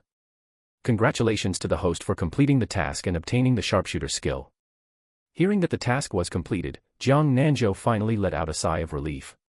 He was truly afraid that the task wouldn't be finished by daybreak, because if he wanted to catch a rocket squid then, it would be difficult. The crew members no longer had their initial state of energy, some were already starting to doze off. "How about we call it a day here? Everyone hurry up and go to sleep." However, the crew members didn't want to rest at all because they also wanted to catch a bit more. These all came with commissions. Jiang Ermao spoke up first. "Let's catch a bit more while we can. In another hour, the fish will stop biting, but everyone can still hold on." "That's right, we can still hold on." This was all money. After all, they couldn't afford to go against money. Seeing that they all wanted to continue fishing, Jiang Nanzhou didn't say anything more. He certainly didn't want to be a boss who mistreated his crew, but since the crew members were willing, there was nothing he could do. Zhang Wei yawned and said, "I'll go make breakfast for you guys. When you guys finish, it will be just right to eat breakfast." Jiang Nanzhou felt that Zhang Wei was swaying even as he walked. He was still too weak. "Hurry up and go wash your face to wake yourself up." Zhang Wei didn't even want to speak right now and directly made an okay gesture toward Jiang Nanzhou. He returned Jiang Nanzhou's phone to him and went to the kitchen. Jiang Nanzhou glanced at the live streaming room. There were still over 30,000 online viewers, but very few people were talking in the public chat. He spoke to the live streaming camera. It's almost dawn. Let's end today's live stream here, and I'll send out one last lucky bag for you all. Jiang Nanzhou's words startled quite a few lurkers in the live stream out of hiding. Still on night shift, didn't expect an unexpected surprise. The winning rate should be higher with fewer people right now. I was almost falling asleep, but suddenly hearing these words instantly woke me up. Isn't this me dreaming? I'll wake you up with a stream of urine, rest assured, this isn't a dream. Zhang Yuan was secretly eating instant noodles at the moment when suddenly he saw his grandfather's ID, beat your ass to blossom, sending gifts in the public chat. He hadn't expected that the old man would actually stay up with them until this hour. Right now, he was only worried whether his old man would make his ass blossom if he found out. He hoped his old man wouldn't know. A gossip marketing account had just fabricated a few pieces of gossip at this moment when he saw that Zhang Yuanshan was actually still sending gifts in Fisherman Brothers' live stream room. He glanced at the backstage. Luckily, his screen recorder had been running all along. A mysterious person had paid a high price to get him to dig up some dirt on Fisherman Brother, and he hadn't expected such an unexpected bonus. He had already thought of the title, "Unscrupulous Streamer Tricks the Richest Man's Elderly Father into Sending Gifts." Although he didn't have evidence, he could make things up. As long as he spun the narrative well, this streamer would be finished. By then, who would care whether the richest man's father was actually scammed or not? At that time, he would also be able to get a generous reward, and he could get a little bit famous. Wouldn't that be wonderful? After the lucky bags were finished, Jiang Nanzhou directly ended the live stream. Up until now, he still felt full of energy. That nutrient solution was truly miraculous to the extreme. It wasn't until the sky began to turn pale that they reeled in their rods. Everyone was so exhausted that they walked as if floating, and they were so sleepy their brains were almost crashing. After finishing breakfast, Jiang Nanzhou told them to go to sleep. However, lying in bed, Jiang Nanzhou didn't have the slightest hint of sleepiness. It was probably due to the reason that he drank the nutrient solution. It seemed next time he could dilute it and drink a little less. Lying there unable to sleep, he suddenly remembered that he still had 2 lucky draws unused. Before using them, Jiang Nanzhou silently prayed in his heart, hoping desperately not to draw a thanks for participating. Congratulations to the host for obtaining a high-tech material diving suit X1, which has been stored in the system warehouse. Congratulations to the host for obtaining a deep-sea diving live streaming equipment X1, which has been stored in the system warehouse. Jiang Nanzhou was happy this time. These were all things he wanted. A few days ago, he had wanted to buy an action camera, but there weren't any styles he liked.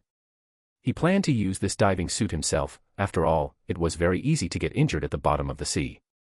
Jiang Nanzhou took the deep-sea diving live streaming equipment out from the system warehouse. He wanted to study it carefully so that he could hold an underwater live stream when the time came. This live streaming equipment could be worn on the body or held by hand, very much like a regular action camera. Just like the drone live streaming equipment, this one also connected to a mobile phone. As long as the phone kept a network connection, the live streaming equipment could broadcast within a certain range. The most awesome part was that these 2 devices could connect to the mobile phone simultaneously, and the live stream room would display footage from 2 lenses. It truly was a high-tech product. Jiang Nanzhou couldn't help but admire it. Today's weather was pretty good, and he could live stream diving in the afternoon. Just right, he could also see if he could spot Dandan.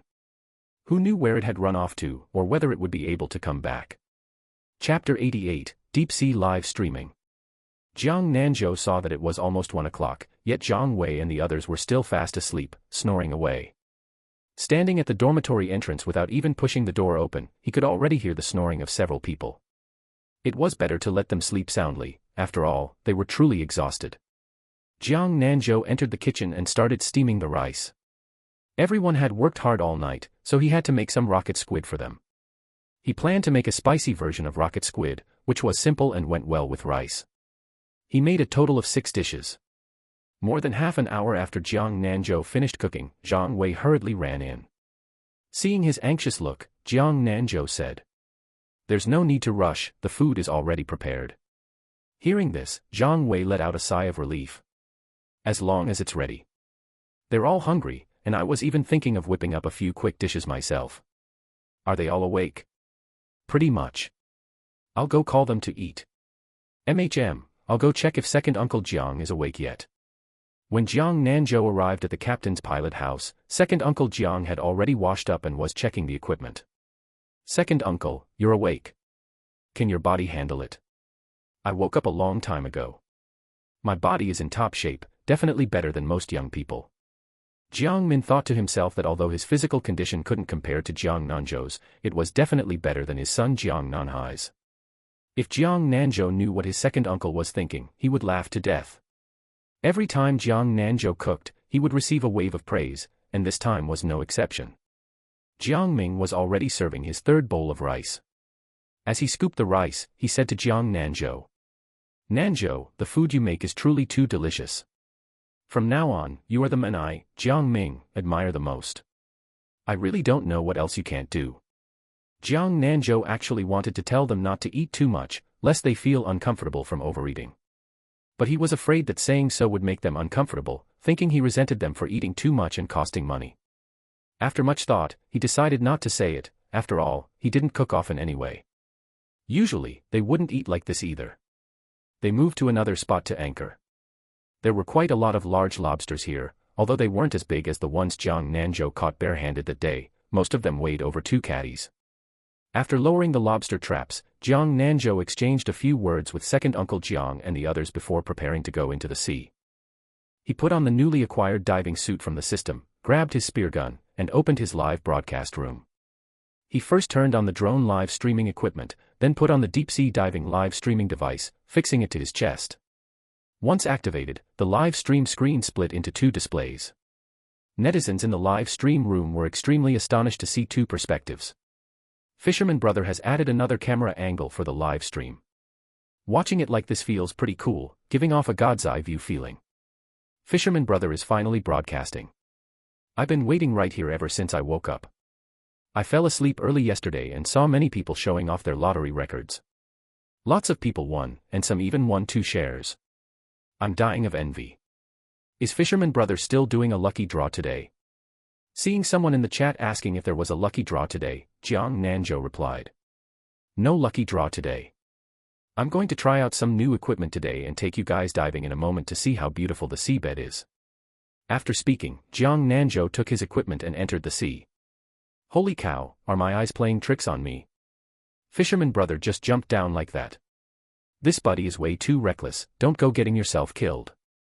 These streamers really dare to do anything risky nowadays just to grab attention.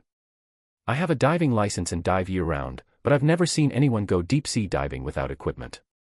Fisherman brother, no matter what, we should at least carry an oxygen tank. However, Jiang Nanzhou couldn't see whatever they were saying now. Jiang Nanzhou kept diving downwards. Seeing that he showed no signs of strain whatsoever, netizens in the public chat started placing bets. I bet Fisherman brother will come back up in another 5 minutes. I reckon it'll be soon too. I guess he can hold on for another 10 minutes. If it exceeds 10 minutes, I'll gift him a big golden dragon. If you put it that way, upstairs, if it exceeds 20 minutes, I'll gift him 5 of them. You guys are really stingy. If he can last half an hour, I'll gift him 50. Ha ha ha, I've written down all your IDs and took screenshots as proof. I took screenshots too. No backing out of the bet, alright. Quite a few other netizens joined in on the fun, stating they would gift items if he exceeded certain time limits. The most exaggerated one said that if he lasted an hour, he would gift 500 big golden dragons. But none of the netizens took it seriously, because there were simply too many internet talkers online.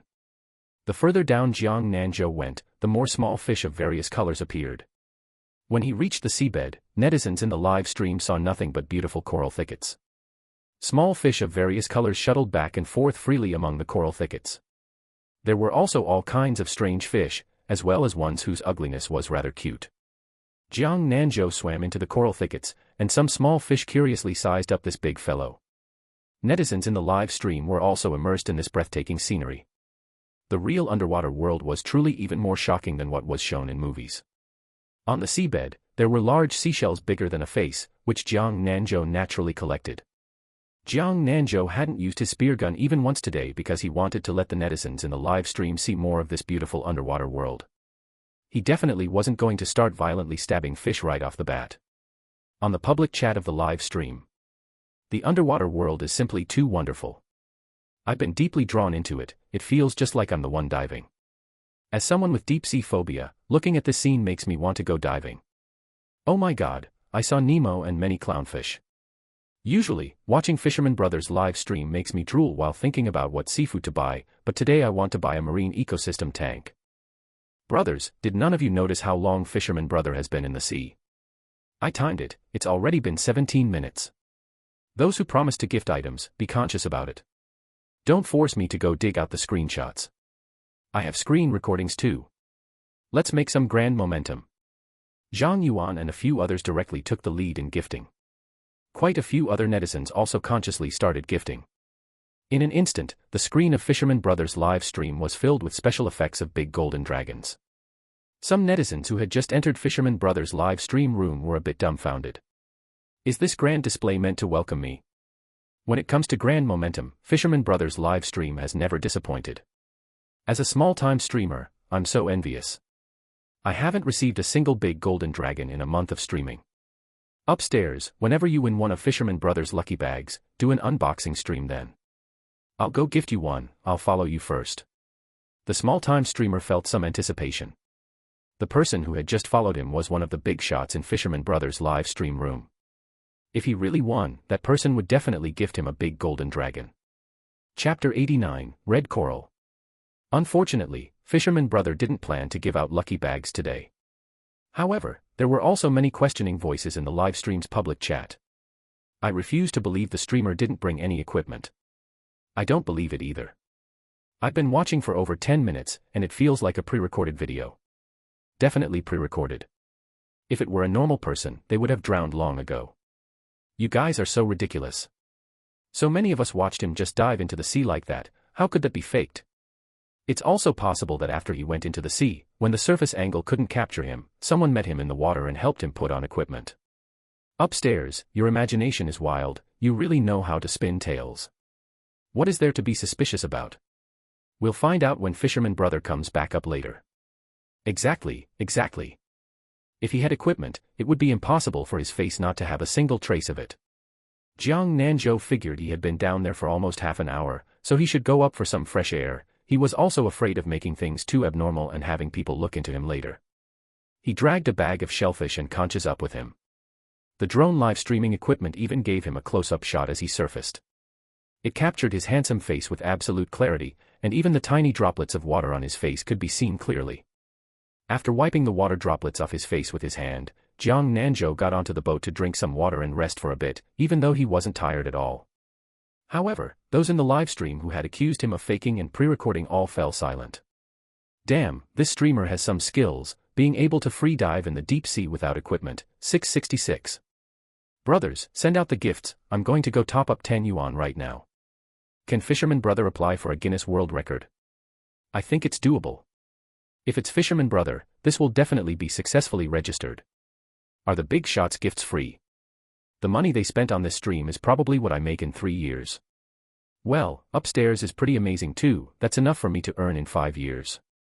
Looking at what the fans were saying in the public chat of the livestream, Jiang Nanzhou turned to the camera and said, "You guys sending gifts must not get carried away, and minors shouldn't send any either. If you want to send me gifts, wait until you grow up and earn your own money."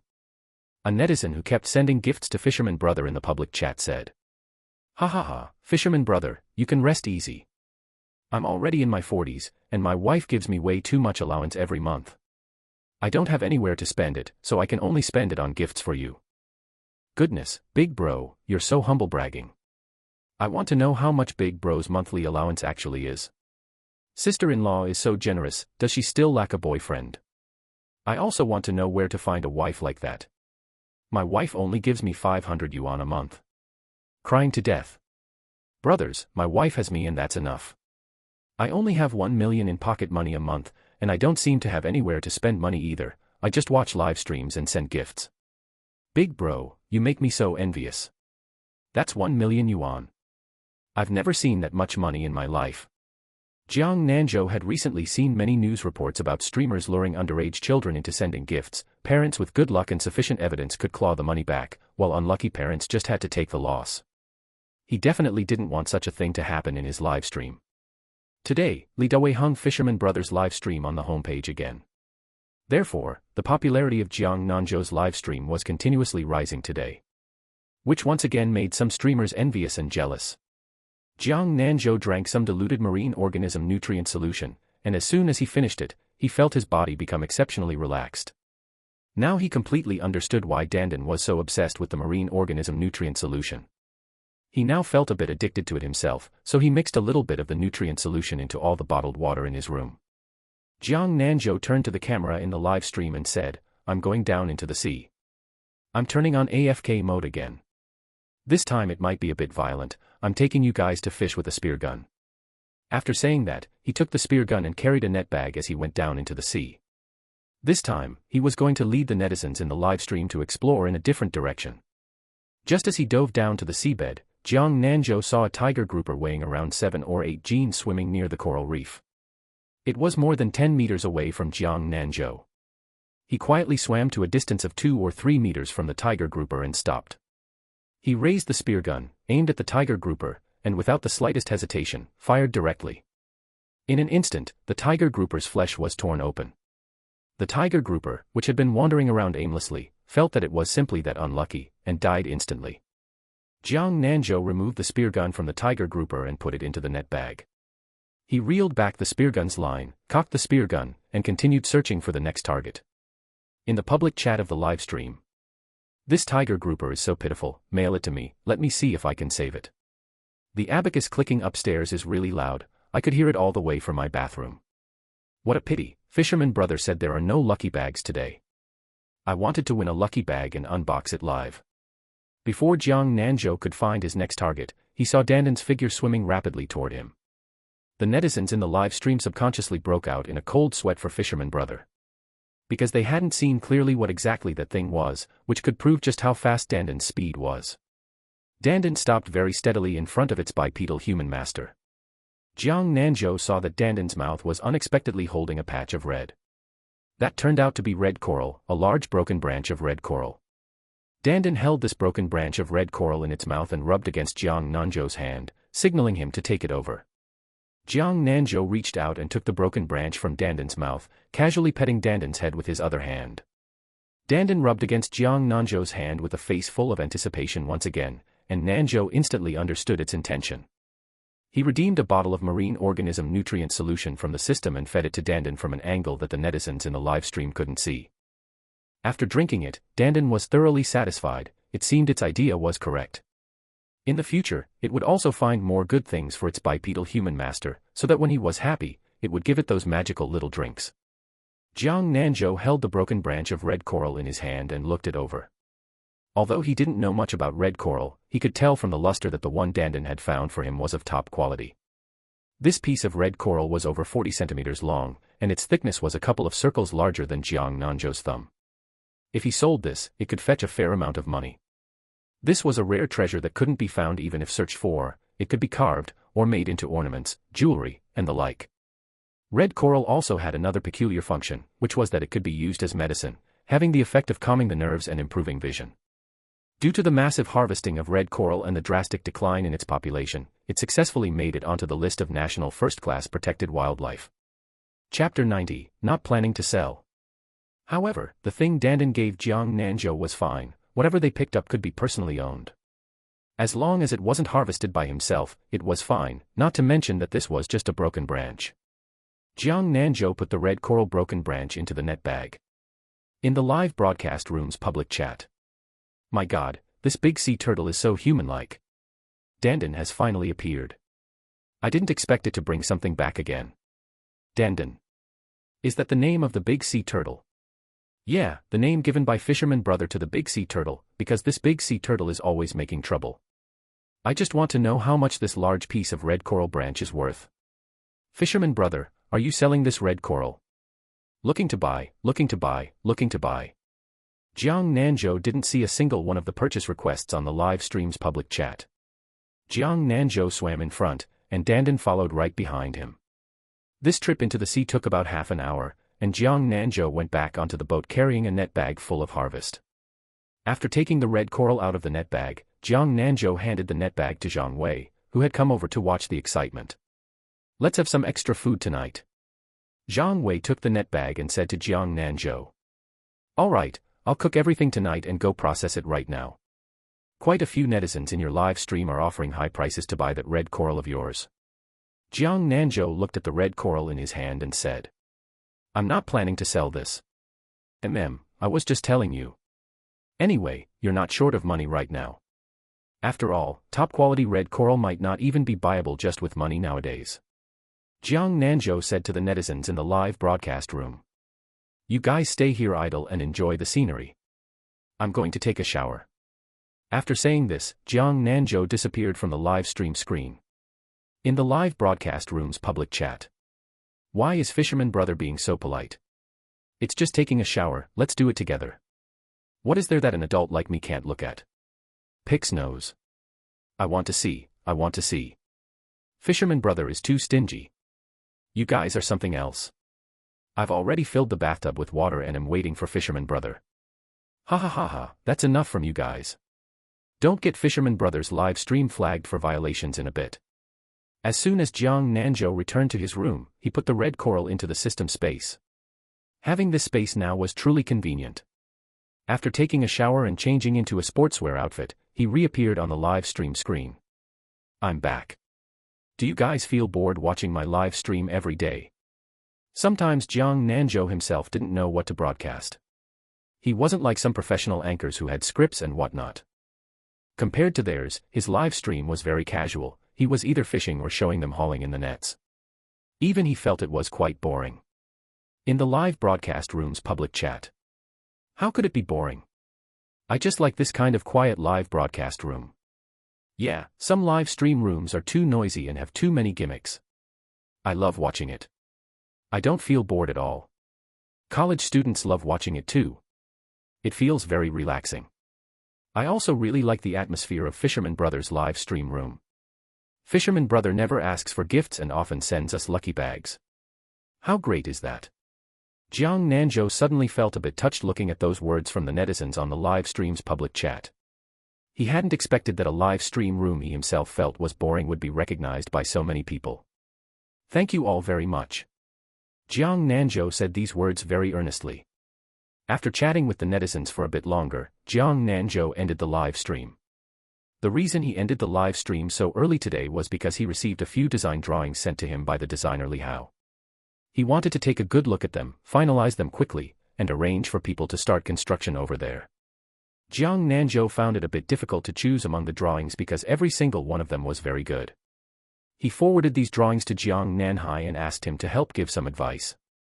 Jiang Nanhai looked at these drawings, selected 3 from them, and asked Jiang Nanzhou to choose again. In the end, the two of them spent quite a lot of effort to pick one out of the 3. Jiang Nanzhou then asked Li Hao to introduce a decoration company that could produce work closest to the design. He had communicated about this matter with Jiang Tianxiang before, but they really couldn't spare anyone over there. The work on building the old house and the fishery couldn't even be finished, so Jiang Tianxiang didn't take on the work for the company side. Originally, Jiang Nanzhou planned to have Jiang Tianxiang introduce a reliable decoration company. Since Jiang Tianxiang couldn't find a suitable decoration company, he told Jiang Nanzhou to talk to Li Hao and have him recommend one. After all, Li Hao had more resources regarding decoration companies. Li Hao recommended one to Jiang Nanzhou, and after communicating with them, Jiang Nanzhou also felt they were very good, so he decided to cooperate with them. He asked them to go measure and provide a quote, and by the time he went back, he could sign the contract. Construction had already started at the fishery, and Jiang Nanzhou just lacked finding a reliable expert in aquaculture. He thought for a long time before remembering a person. This person originally had a very low presence in the village, but later became the focus of the village because of his son. Jiang Donglai's family had only one son. A few years ago, the son stole all the family's savings, left a letter saying he was going abroad to work with someone, and then there was no news of him. His son was a few years younger than Jiang Nanzhou. The couple Jiang Donglai called the police and went out to look for him, but to this day there was still no news at all. The villagers all said that Jiang Donglai's brat either went to prison or was killed abroad. This rumor reached the ears of the couple, and Jiang Donglai's wife couldn't take the shock and directly went mad. Every day at home, she would hug her son's clothes and cry, never stepping out of the front or back doors. She didn't know how to cook, and if they didn't give her food, she wouldn't eat it, nor did she know what hunger was. Jiang Donglai's hair turned white overnight.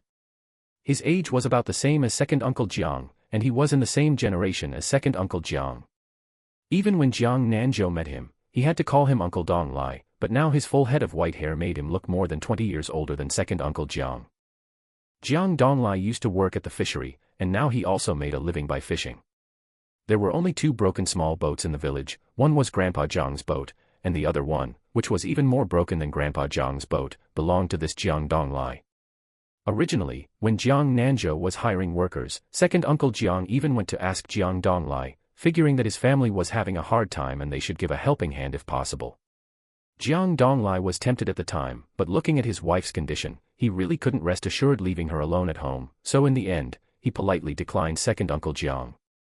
When Jiang Nanzhou went to the captain's wheelhouse, he saw second Uncle Jiang with a beaming face, his eye sockets turning red while he was on a call. Good, good, good, it's good as long as you can come back. I'll be going home in these couple of days too. At that time, second brother will throw a welcome feast for you, and our whole family will wait for you at home. After seeing second Uncle Jiang hang up the phone, Jiang Nanzhou asked, "Is fourth uncle coming back?" Second Uncle Jiang was a bit emotional right now. After calming down a little, he said to Jiang Nanzhou, "Yeah, your fourth uncle is coming back in a few days.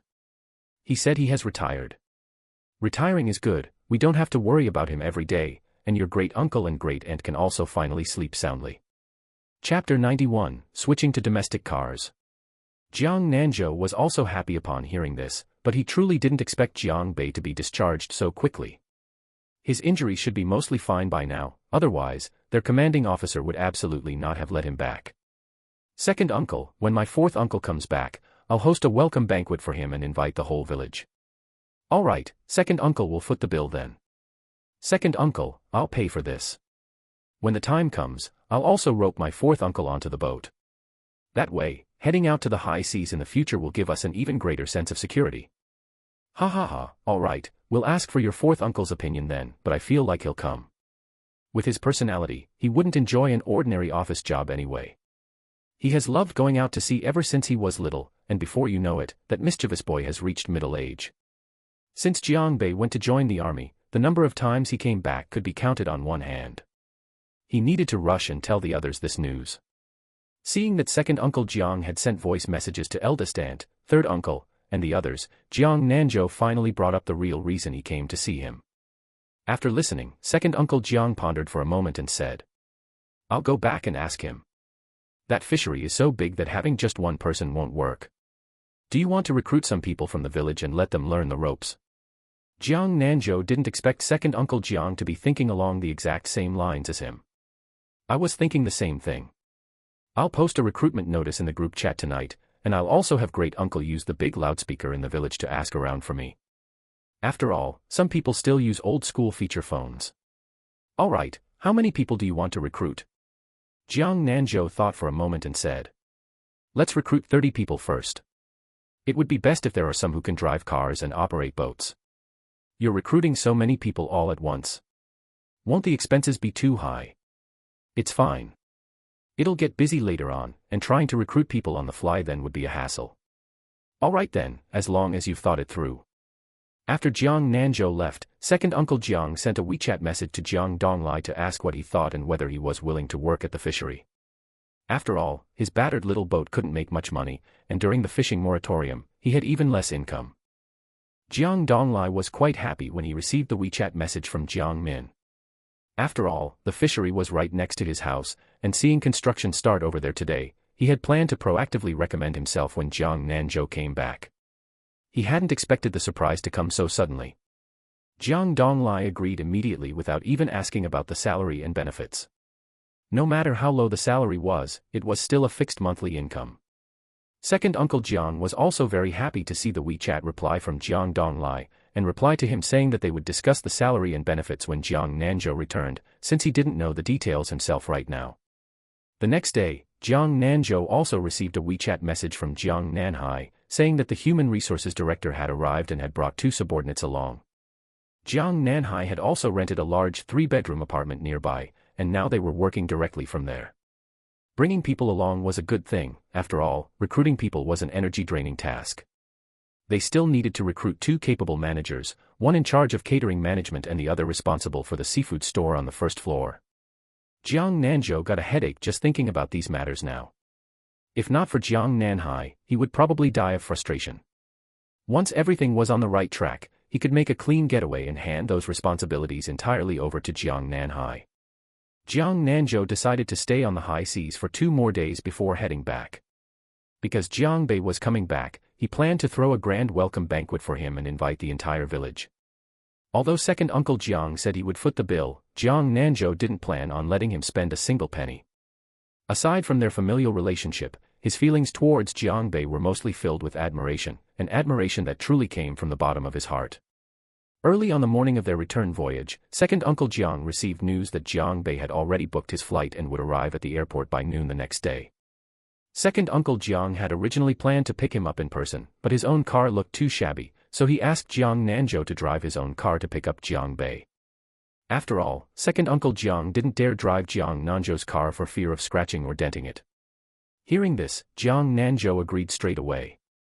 2 days ago, when he decided to change cars, he had already posted an ad online to sell his current vehicle. The price he asked for wasn't high, so someone quickly took an interest and scheduled to inspect the car this afternoon at the town wharf. Afterwards, he also planned to go to the city to check out some cars. Online, he had looked at a Hongqi off-road vehicle, the LS7. Its appearance was far more imposing than the Prado and even handsomer than the Cullinan. As soon as Jiang Nanzhou finished reading the introduction of that car, he instantly fell in love with it. He had to get one, especially since it was a domestic car. Having gone through that mess with Japan this time, Jiang Nanzhou decided he would never use anything from Japan again. As much as possible, he would use domestic products. Because the quality of domestic goods nowadays was no worse than theirs. After delivering the goods this time, Jiang Nanzhou felt immensely relaxed, because as soon as they finished unloading here, the finance department directly coordinated with Jiang Nanhai over there. As for the cruise bonuses, second Uncle Jiang and Jiang Tianfu calculated them and then went directly to Jiang Nanhai to collect them. Before departure, Jiang Nanhai had instructed them to uniformly apply for salary cards, and Jiang Nanhai transferred the money directly into their cards. Unlike before when Jiang Nanzhou transferred everything to them via WeChat, which used to max out his WeChat transaction limits. They no longer needed to withdraw cash to their bank cards themselves. It also saved them a bunch of withdrawal handling fees. They were all quite happy. After all, the majority of them had never applied for a salary card before. It felt quite novel for the first time, and they were all waiting for the bank's deposit text message. Before disembarking from the boat, Jiang Nanzhou held a brief meeting for them. He asked them to give a copy of their ID cards to Jiang Nanhai, and the company would directly pay for their social insurance and housing provident fund. Such benefits were usually only available at formal work units around here. They never expected to get them as well, which made everyone even more overjoyed. In the afternoon, Jiang Nanzhou drove straight to the town wharf. The person inspecting the car was extremely satisfied upon seeing it, directly buying a brand new car at the price of a second-hand one. He transferred the money to Jiang Nanzhou on the spot, and since it was still early, they immediately took care of the paperwork. Jiang Nanzhou didn't dawdle either. After finishing the paperwork, he went to the city and directly picked up the only available LS7 in stock at the specialty store. It cost 1.5 million yuan in full payment. The salesperson mentioned that buying this car required a political background check, but fortunately, it passed after not too long of a wait. Seeing that the H9 was also quite nice, Jiang Nanzhou directly bought one as well and asked the staff member who assisted him to help drive it back home. That staff member had sold 2 cars all at once. Right now, let alone asking him to drive it back, he would even be willing to carry it back. Mother Jiang came back from practicing driving at the driving school and saw 2 cars parked in the courtyard. She thought guests had arrived at home. She didn't expect that one of them was actually bought for her. Jiang Nanzhou handed the H9's car keys to Mother Jiang and said, "Mom, here are the keys. Go sit in the driver's seat and try it out." Mother Jiang took the car keys with a beaming smile while muttering under her breath, "This car looks expensive at first glance. Just buying me a second-hand car would have been fine, why buy a new one? You too, how long has it been since you bought your own car and you're already changing it? How much money is that going to lose?" Father Jiang, watching from the side, was dying of envy. Chapter 92, Jiang Bei retires. Jiang Nanzhou listened to Mother Jiang's nagging, but he could also sense that Mother Jiang was still quite happy. It didn't cost much. Just see if you like this car. If you don't like it, we can buy another one you like later. Hearing this, Mother Jiang wouldn't dare say she didn't like it, since buying another car would cost more money. I like it, I like it. When I pass my driver's license exam, I'll be able to drive it. For now, I can only look at it. Jiang Nanzhou also told them that tomorrow morning, they would host a banquet to welcome Jiang Bei back and treat the whole village. He would cook in person, with Jiang Tianfu assisting him. Grandpa Jiang and the others were all quite happy upon hearing this news. All right, do great uncle and the others know about this? They should know. My second uncle should be able to tell great uncle. That muddle-headed second uncle of yours.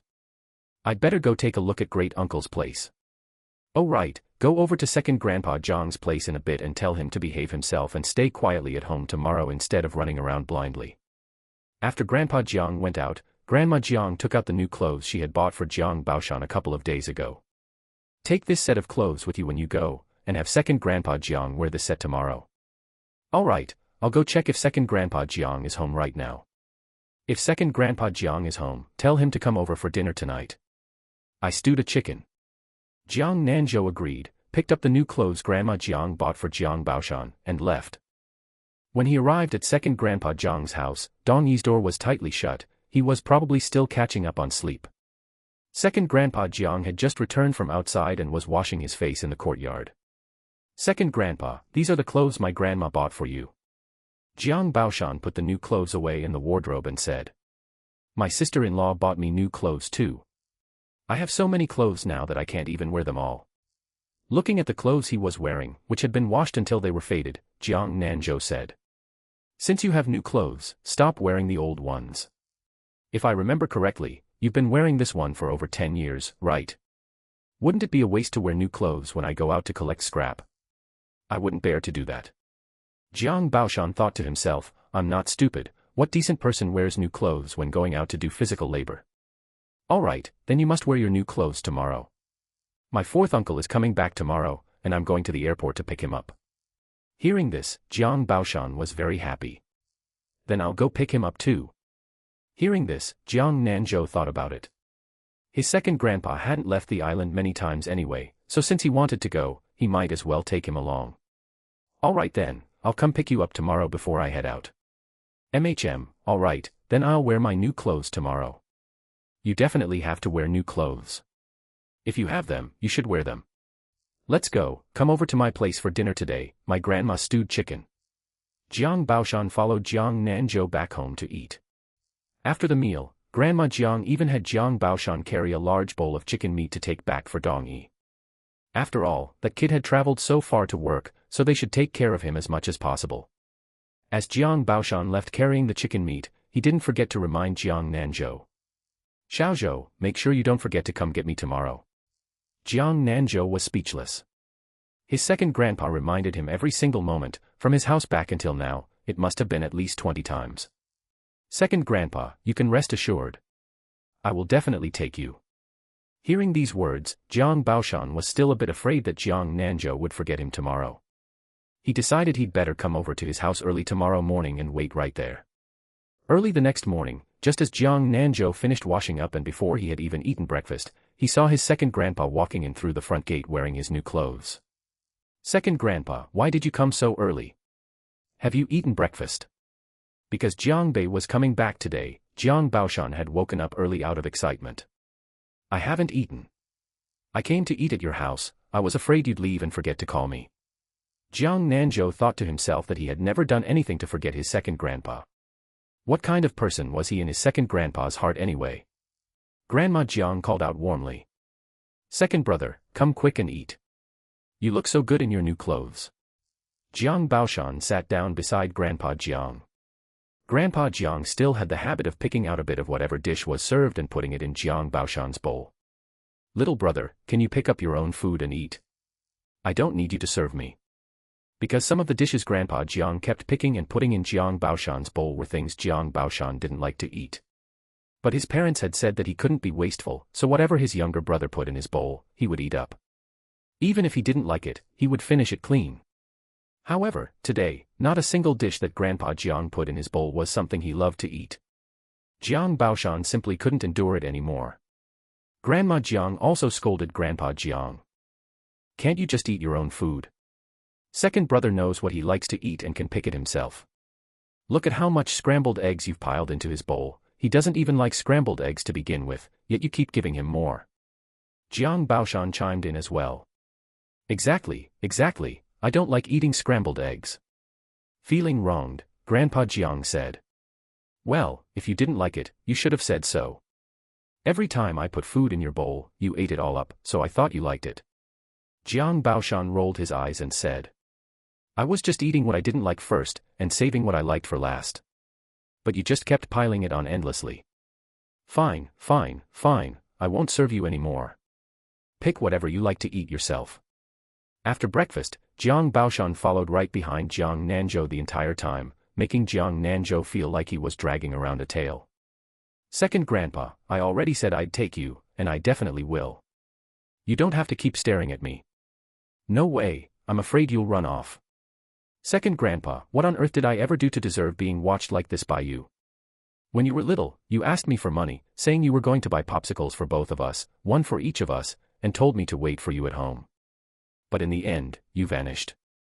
I didn't get to eat any popsicle, and my money was gone too. Jiang Nanzhou tried hard to recall, and it seemed this really had happened. He remembered it. Back when he was still in elementary school, he was right at that mischievous age.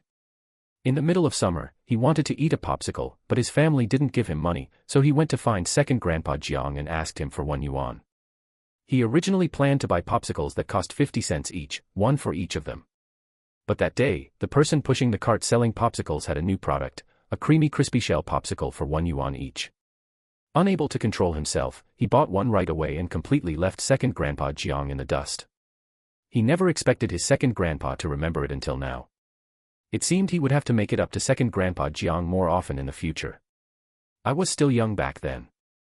How about this, we set off early, and when we get to the airport, I'll treat you to KFC and ice cream. How does that sound? KFC. What kind of chicken was that? He seemed to have heard of it before. All right then, when are we leaving? Jiang Nanzhou glanced at the time and said. Then we'll set off right now. But you can't bring up this matter anymore from now on, all right? Let's turn the page on this incident. Jiang Baoshan thought about it and said. Then we have to eat it twice. Once won't do. Jiang Nanzhou chuckled, not expecting his second grandpa to be quite clever too. All right then, let's go. Get in the car. Jiang Nanzhou asked second grandpa Jiang to sit in the back seat as it would be safer, but Jiang Baoshan wouldn't have it. I see everyone likes to sit in the front when riding in cars. I want to sit in the front too. Hearing this, Jiang Nanzhou had northwest choice but to close the back door and open the passenger side door. Chapter 93 Jiang Bei's Deepest Secret. Fine. You sit in the front then.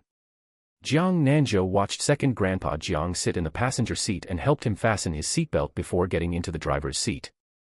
Grandpa Jiang and Grandma Jiang were a bit worried when they saw Jiang Nanzhou taking Jiang Baoshan to the city to pick up Jiang Bei. Xiaozhou, you must keep an eye on second grandpa Jiang and don't let him out of your sight. Second brother, you must stick close to Xiaozhou. Tell him wherever you want to go, and absolutely don't wander off alone. Jiang Nanzhou and Jiang Baoshan both nodded in agreement. Grandpa and Grandma, don't you worry. I'll definitely take good care of second grandpa Jiang. Jiang Nanzhou drove off with second grandpa Jiang. He had already handed over today's grocery shopping to Zhang Wei and Jiang Tianfu. Setting up the stoves was handled by second uncle Jiang and the others. They set up the stoves in the large open space opposite the entrance of the village committee. That area was relatively spacious, and they planned to set up 15 tables in total. After all, there were many more people in the village now than before. Jiang Nanzhou didn't need to worry about any of these matters. He just needed to wait to come back and take charge of the cooking. It was already 2 hours later when Jiang Nanzhou drove to the airport in the neighboring city. There was still an hour left before Jiang Bei's flight arrived. Jiang Nanzhou took second grandpa Jiang around the airport for a stroll. Second grandpa Jiang was somewhat unaccustomed to such a bustling airport and felt very nervous. After all, he hadn't been to the city many times, and he was quite curious about everything. Jiang Nanzhou took second grandpa Jiang to KFC, where they ate burgers, fries, cola, and some snacks. When Grandpa Jiang finished eating, Jiang Nanzhou bought him a sundae. But Jiang Nanzhou asked the waiter for an extra cup and spoon. The two of them shared it half and half.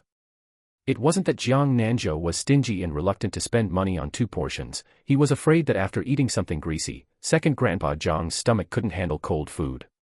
This tasted so much better than popsicles. After the two of them finished eating, Jiang Nanzhou took second Grandpa Jiang for a stroll to help digest the food. Jiang Baoshan saw that many people were holding a cup of a drink in their hands, and he became a bit curious. He tugged at Jiang Nanzhou's arm and asked in a low voice, "What are they drinking?" Jiang Nanzhou looked in the direction of his second grandpa's line of sight and instantly understood, his second grandpa was tempted. Some people were holding milk tea in their hands, while others were holding coffee. Jiang Nanzhou took second Grandpa Jiang to a milk tea shop and bought him a cup of pearl milk tea. After all, he felt that if he gave that coffee thing to his second grandpa might not even be able to drink it. Jiang Baoshan took a sip of the milk tea and was satisfied. He felt this thing tasted even better than cola. It seemed he still needed to hang out with Jiang Nanzhou more often in the future, otherwise he wouldn't be able to drink such delicious milk tea or eat such delicious KFC. When he went back, he would definitely have to show off in front of his eldest brother and younger brother. Jiang Nanzhou found it amusing to watch the old child drinking the milk tea so seriously. So he took out his phone, took a picture of second Grandpa Jiang, and sent it to their big Jiang family group chat. Seeing that it was almost time, he took second Grandpa Jiang to the exit to wait for Jiang Bei. As soon as Jiang Bei's flight landed, Jiang Bei turned on his phone and saw the WeChat message Jiang Nanzhou sent him, telling him which exit to wait at. He came back carrying only a handheld duffel bag with no checked luggage, so he didn't need to wait for luggage and could walk straight out. Jiang Nanzhou and second Grandpa Jiang spotted Jiang Bei walking out with the crowd at a glance. Jiang Bei was wearing a crisp military uniform, which was very eye-catching. After coming out, Jiang Bei saluted his 2 family members before embracing them. "Second uncle, Xiaozhou, you guys too. Didn't I say I could just take a ride back myself? Why did you still come to pick me up? Fourth uncle, isn't this how it should be? Are you hungry? Do you need to eat something before going back?" Jiang Baoshan also said. "Right, do you want to eat KFC? Let Xiaozhou treat." Jiang Baoshan's words made Jiang Bei burst into laughter. "Second uncle, you even know about KFC. Why aren't you treating? I know a lot more than that. I even know about milk tea. I don't have money, didn't bring a single penny." Actually, Jiang Baoshan brought 50 yuan, but he thought that KFC was too expensive and his 50 yuan wouldn't be enough. "No need, I already ate on the plane. Let's go straight back." Jiang Bei was truly eager to return home now, wanting to go back and see his elderly father and mother. He hadn't seen them for several years. Last night, when video chatting with Jiang Nanhai, he saw that their hair had turned even whiter, and they had aged so much. Originally, after his discharge this time, the leaders wanted to arrange a job for him in Nanhai City, but Jiang Bei refused. Because he wanted to spend more time with his family at home, even the city felt a bit too far away. Jiang Nanzhou brought them to the parking lot, and Jiang Bei instantly fell in love with Jiang Nanzhou's car when he saw it. He wanted to get one himself when he had time. This time second Grandpa Jiang took the initiative to sit in the back seat, giving up the front passenger seat to Jiang Bei. On the way home, Jiang Nanzhou inquired about Jiang Bei's physical condition. "Fourth uncle, how has your health been recently?" After all, second Grandpa Jiang was still in the car, and he didn't want to ask how Jiang Bei's injuries were recovering in front of him. Hearing this, Jiang Bei glanced at Jiang Nanzhou and said, "Pretty good, extremely good." In fact, Jiang Bei's memory of Jiang Nanzhou pouring something into his mouth after he was injured was extremely clear. At that time, after his surgery, he recovered at lightning speed, which shocked even the military doctors who performed the surgery on him. They drew 2 tubes of his blood for examination, but nothing was found. And if he remembered correctly, when Jiang Nanzhou went onto the island, he only wore a diving suit and held a spear gun. His athletic shorts also didn't have pockets. Where did he take it out from then? Jiang Bei couldn't figure it out at all. Jiang Bei wouldn't go and ask Jiang Nanzhou what exactly he poured into him or where he took it out from. After all, everyone has secrets. And this would henceforth be the deepest hidden secret in Jiang Bei's heart. As soon as Jiang Nanzhou's car entered the village entrance, the crowd waiting there lit the firecrackers.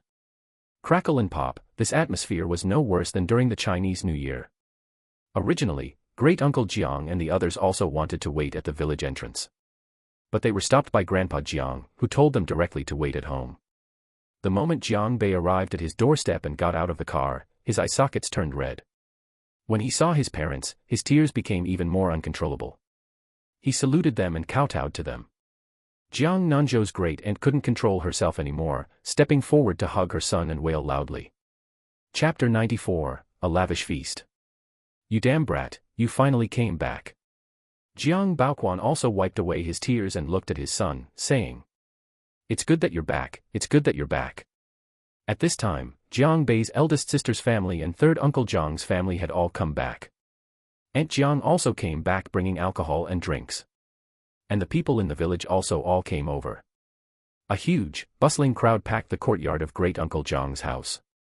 Grandpa Jiang greeted the crowd, saying, Let their family have a good get-together. Let's go over to the village committee first and wait for the feast to start. Jiang Nanzhou also went with them because today he was the head chef. Over at the village committee, the power lines had already been strung up, a few large lights had been set up, and the tables had all been arranged. Melon seeds and drinks were placed on every table. Originally, when the villagers heard about the banquet, they had planned to bring some gifts, but they didn't expect that no gifts would be accepted and they were treating the whole village to a meal. They were also too embarrassed to eat for free, so they all came over early to help. Even the vegetables had been washed by the aunts of the village. They didn't know who had moved the large TV from home, allowing them to watch movies and even sing. A group of young kids were there making demonic noise, and Jiang Nanzhou couldn't understand what they were singing. Normally, if Jiang Nanzhou heard them, he would definitely be very annoyed, but today there was nothing but joy. As soon as Jiang Nanzhou arrived, Zhang Wei tied the apron on him directly. Master Chef Jiang, please begin your performance. Jiang Nanzhou had already prepared the menu beforehand, and today he planned to serve 18 dishes per table. After turning on the drone live streaming equipment, Jiang Nanzhou said to the netizens in the live streaming room, Today we're having a big banquet, and I'm cooking. In a moment, I'll show you what the banquet here looks like. After saying this, Jiang Nanzhou turned on AFK mode. On the public screen of the live streaming room. I thought Fisherman brother wouldn't live stream if he didn't go out to sea, but I didn't expect him to start streaming suddenly. I'll share this to the group chat right away. What kind of banquet is this? It's so lively. The atmosphere in this countryside is just so great. I want to go so bad too. I've never eaten a countryside banquet before. So lively, so lively. With Fisherman brother cooking, today's banquet must be extremely lavish. Zhang Wei had also been running around busily, helping Jiang Nanzhou as an assistant. By the time the dishes were finished, it was already dark. Jiang Bei and the others had also come over, chatting with the fellow villagers. Uncle Jiang drove a truck over today, hauling alcohol and drinks, and brought several large boxes of fireworks. Now that it was dark, he was leading several boys to arrange the fireworks. Seeing that they were going to set off fireworks, Jiang Nanzhou directly switched the drone's camera to free mode, making it film around this area. After the fireworks were lit, the moment they erupted, the lively atmosphere was instantly maxed out. Even Zhang Yuanshan, who lived in a large villa, felt a bit envious. He now wanted to go live in the village too.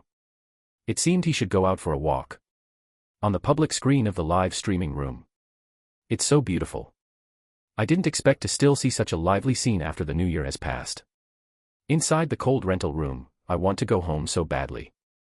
I miss home too, even though I only came back to work a few days ago. Cry. Where is the streamer's home? I feel like the people there are so nice, unlike the people in our village who are terrible to death.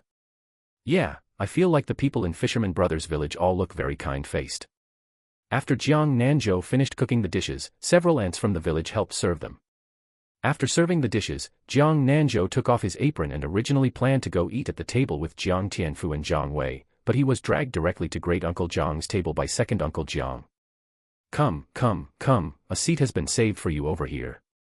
Jiang Nanzhou bit the bullet and sat down, because he was the only junior at this table. Even Jiang Nanhai was at the next table. Jiang Bei wanted to pour wine for Jiang Nanzhou, but Jiang Nanzhou immediately took over the wine bottle. Fourth uncle, I can pour it myself, you should drink less alcohol too. Jiang Bei smiled and said to Jiang Nanzhou. It's fine, it doesn't matter how much I drink. Today, Jiang Bei was truly extremely happy, and he also knew that this welcome banquet was arranged for him by Jiang Nanzhou. Therefore, after Jiang Bei first toasted the elders, he raised his wine glass and said to Jiang Nanzhou, "Xiaozhou, thank you." After finishing, Jiang Bei downed the wine in his cup. In other people's ears, hearing this "thank you," they thought it was Jiang Bei's gratitude for this welcome banquet. What they didn't know was that Jiang Bei's "thank you" was thanking Jiang Nanzhou for saving his life. Because Jiang Bei knew his own situation at the time, if Jiang Nanzhou hadn't been there, he probably wouldn't have been able to come back or reunite with his family. Jiang Nanzhou heard the meaning behind these words and smiled, saying, "Fourth uncle, we are family, this is what I should do." Jiang Nanzhou also downed the wine in his cup in one gulp. At this moment, the netizens in the live streaming room were drooling as they looked at these tables of delicacies. So many dishes, why do I want to eat every single one of them? What I want to know is, do the banquets in your village all have large lobsters, sashimi, and arm-length mantis prawns? Why am I not a person from Fisherman Brothers' village? Is it still in time for me to go buy a house there now? Don't even think about it upstairs. Without the household registration of that village, houses cannot be traded, you can only rent a house. The people in the village ate this meal with extreme happiness. After all, they had never eaten such delicious food before, and they didn't know how Jiang Nanzhou made it. If anyone in their family were to hold a banquet, they would really want to invite Jiang Nanzhou to be the head chef. But they also all knew that wasn't realistic. Jiang Nanzhou was now the richest person in their village, earning a lot every time he went out to sea. Whether he could be invited was one thing, but they were also too embarrassed to invite him to be the head chef.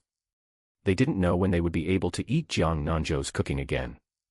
This meal lasted until late into the night, because everyone had drunk quite a bit. Once the alcohol started flowing, the chatter was endless.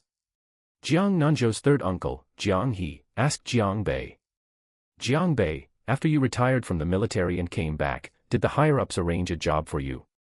Jiang Bei lit a cigarette and said, "They were going to arrange one for me in the city, but I don't want to work in the city, I want to stay on the island." Jiang He's brows furrowed. "Fourth brother, you're such a grown man, how can you still be so muddled? Isn't working in the city much better than on this crappy island?" Jiang Baoquan slammed his wine glass hard onto the table, and everyone was stunned for a moment, then they heard Jiang Baoquan say, "Third brother, don't think you're amazing just because you're in the city. Weren't you also raised on this crappy island? What's wrong with this crappy island? We don't lack food or clothing." Jiang Min looked at his father and said somewhat excitedly, "Dad, what are you getting angry for? Third brother didn't mean that either. He just meant that you can earn more in the city and the job can be better." Jiang Baoquan was too angry to speak. Jiang Bei said to Jiang He, "Third brother, the island is also pretty good. Look at Xiaozhou, hasn't he also made money? He happens to like going out to sea too. When the time comes, I'll go on their boat. Xiaozhou, you can't abandon fourth uncle, right?"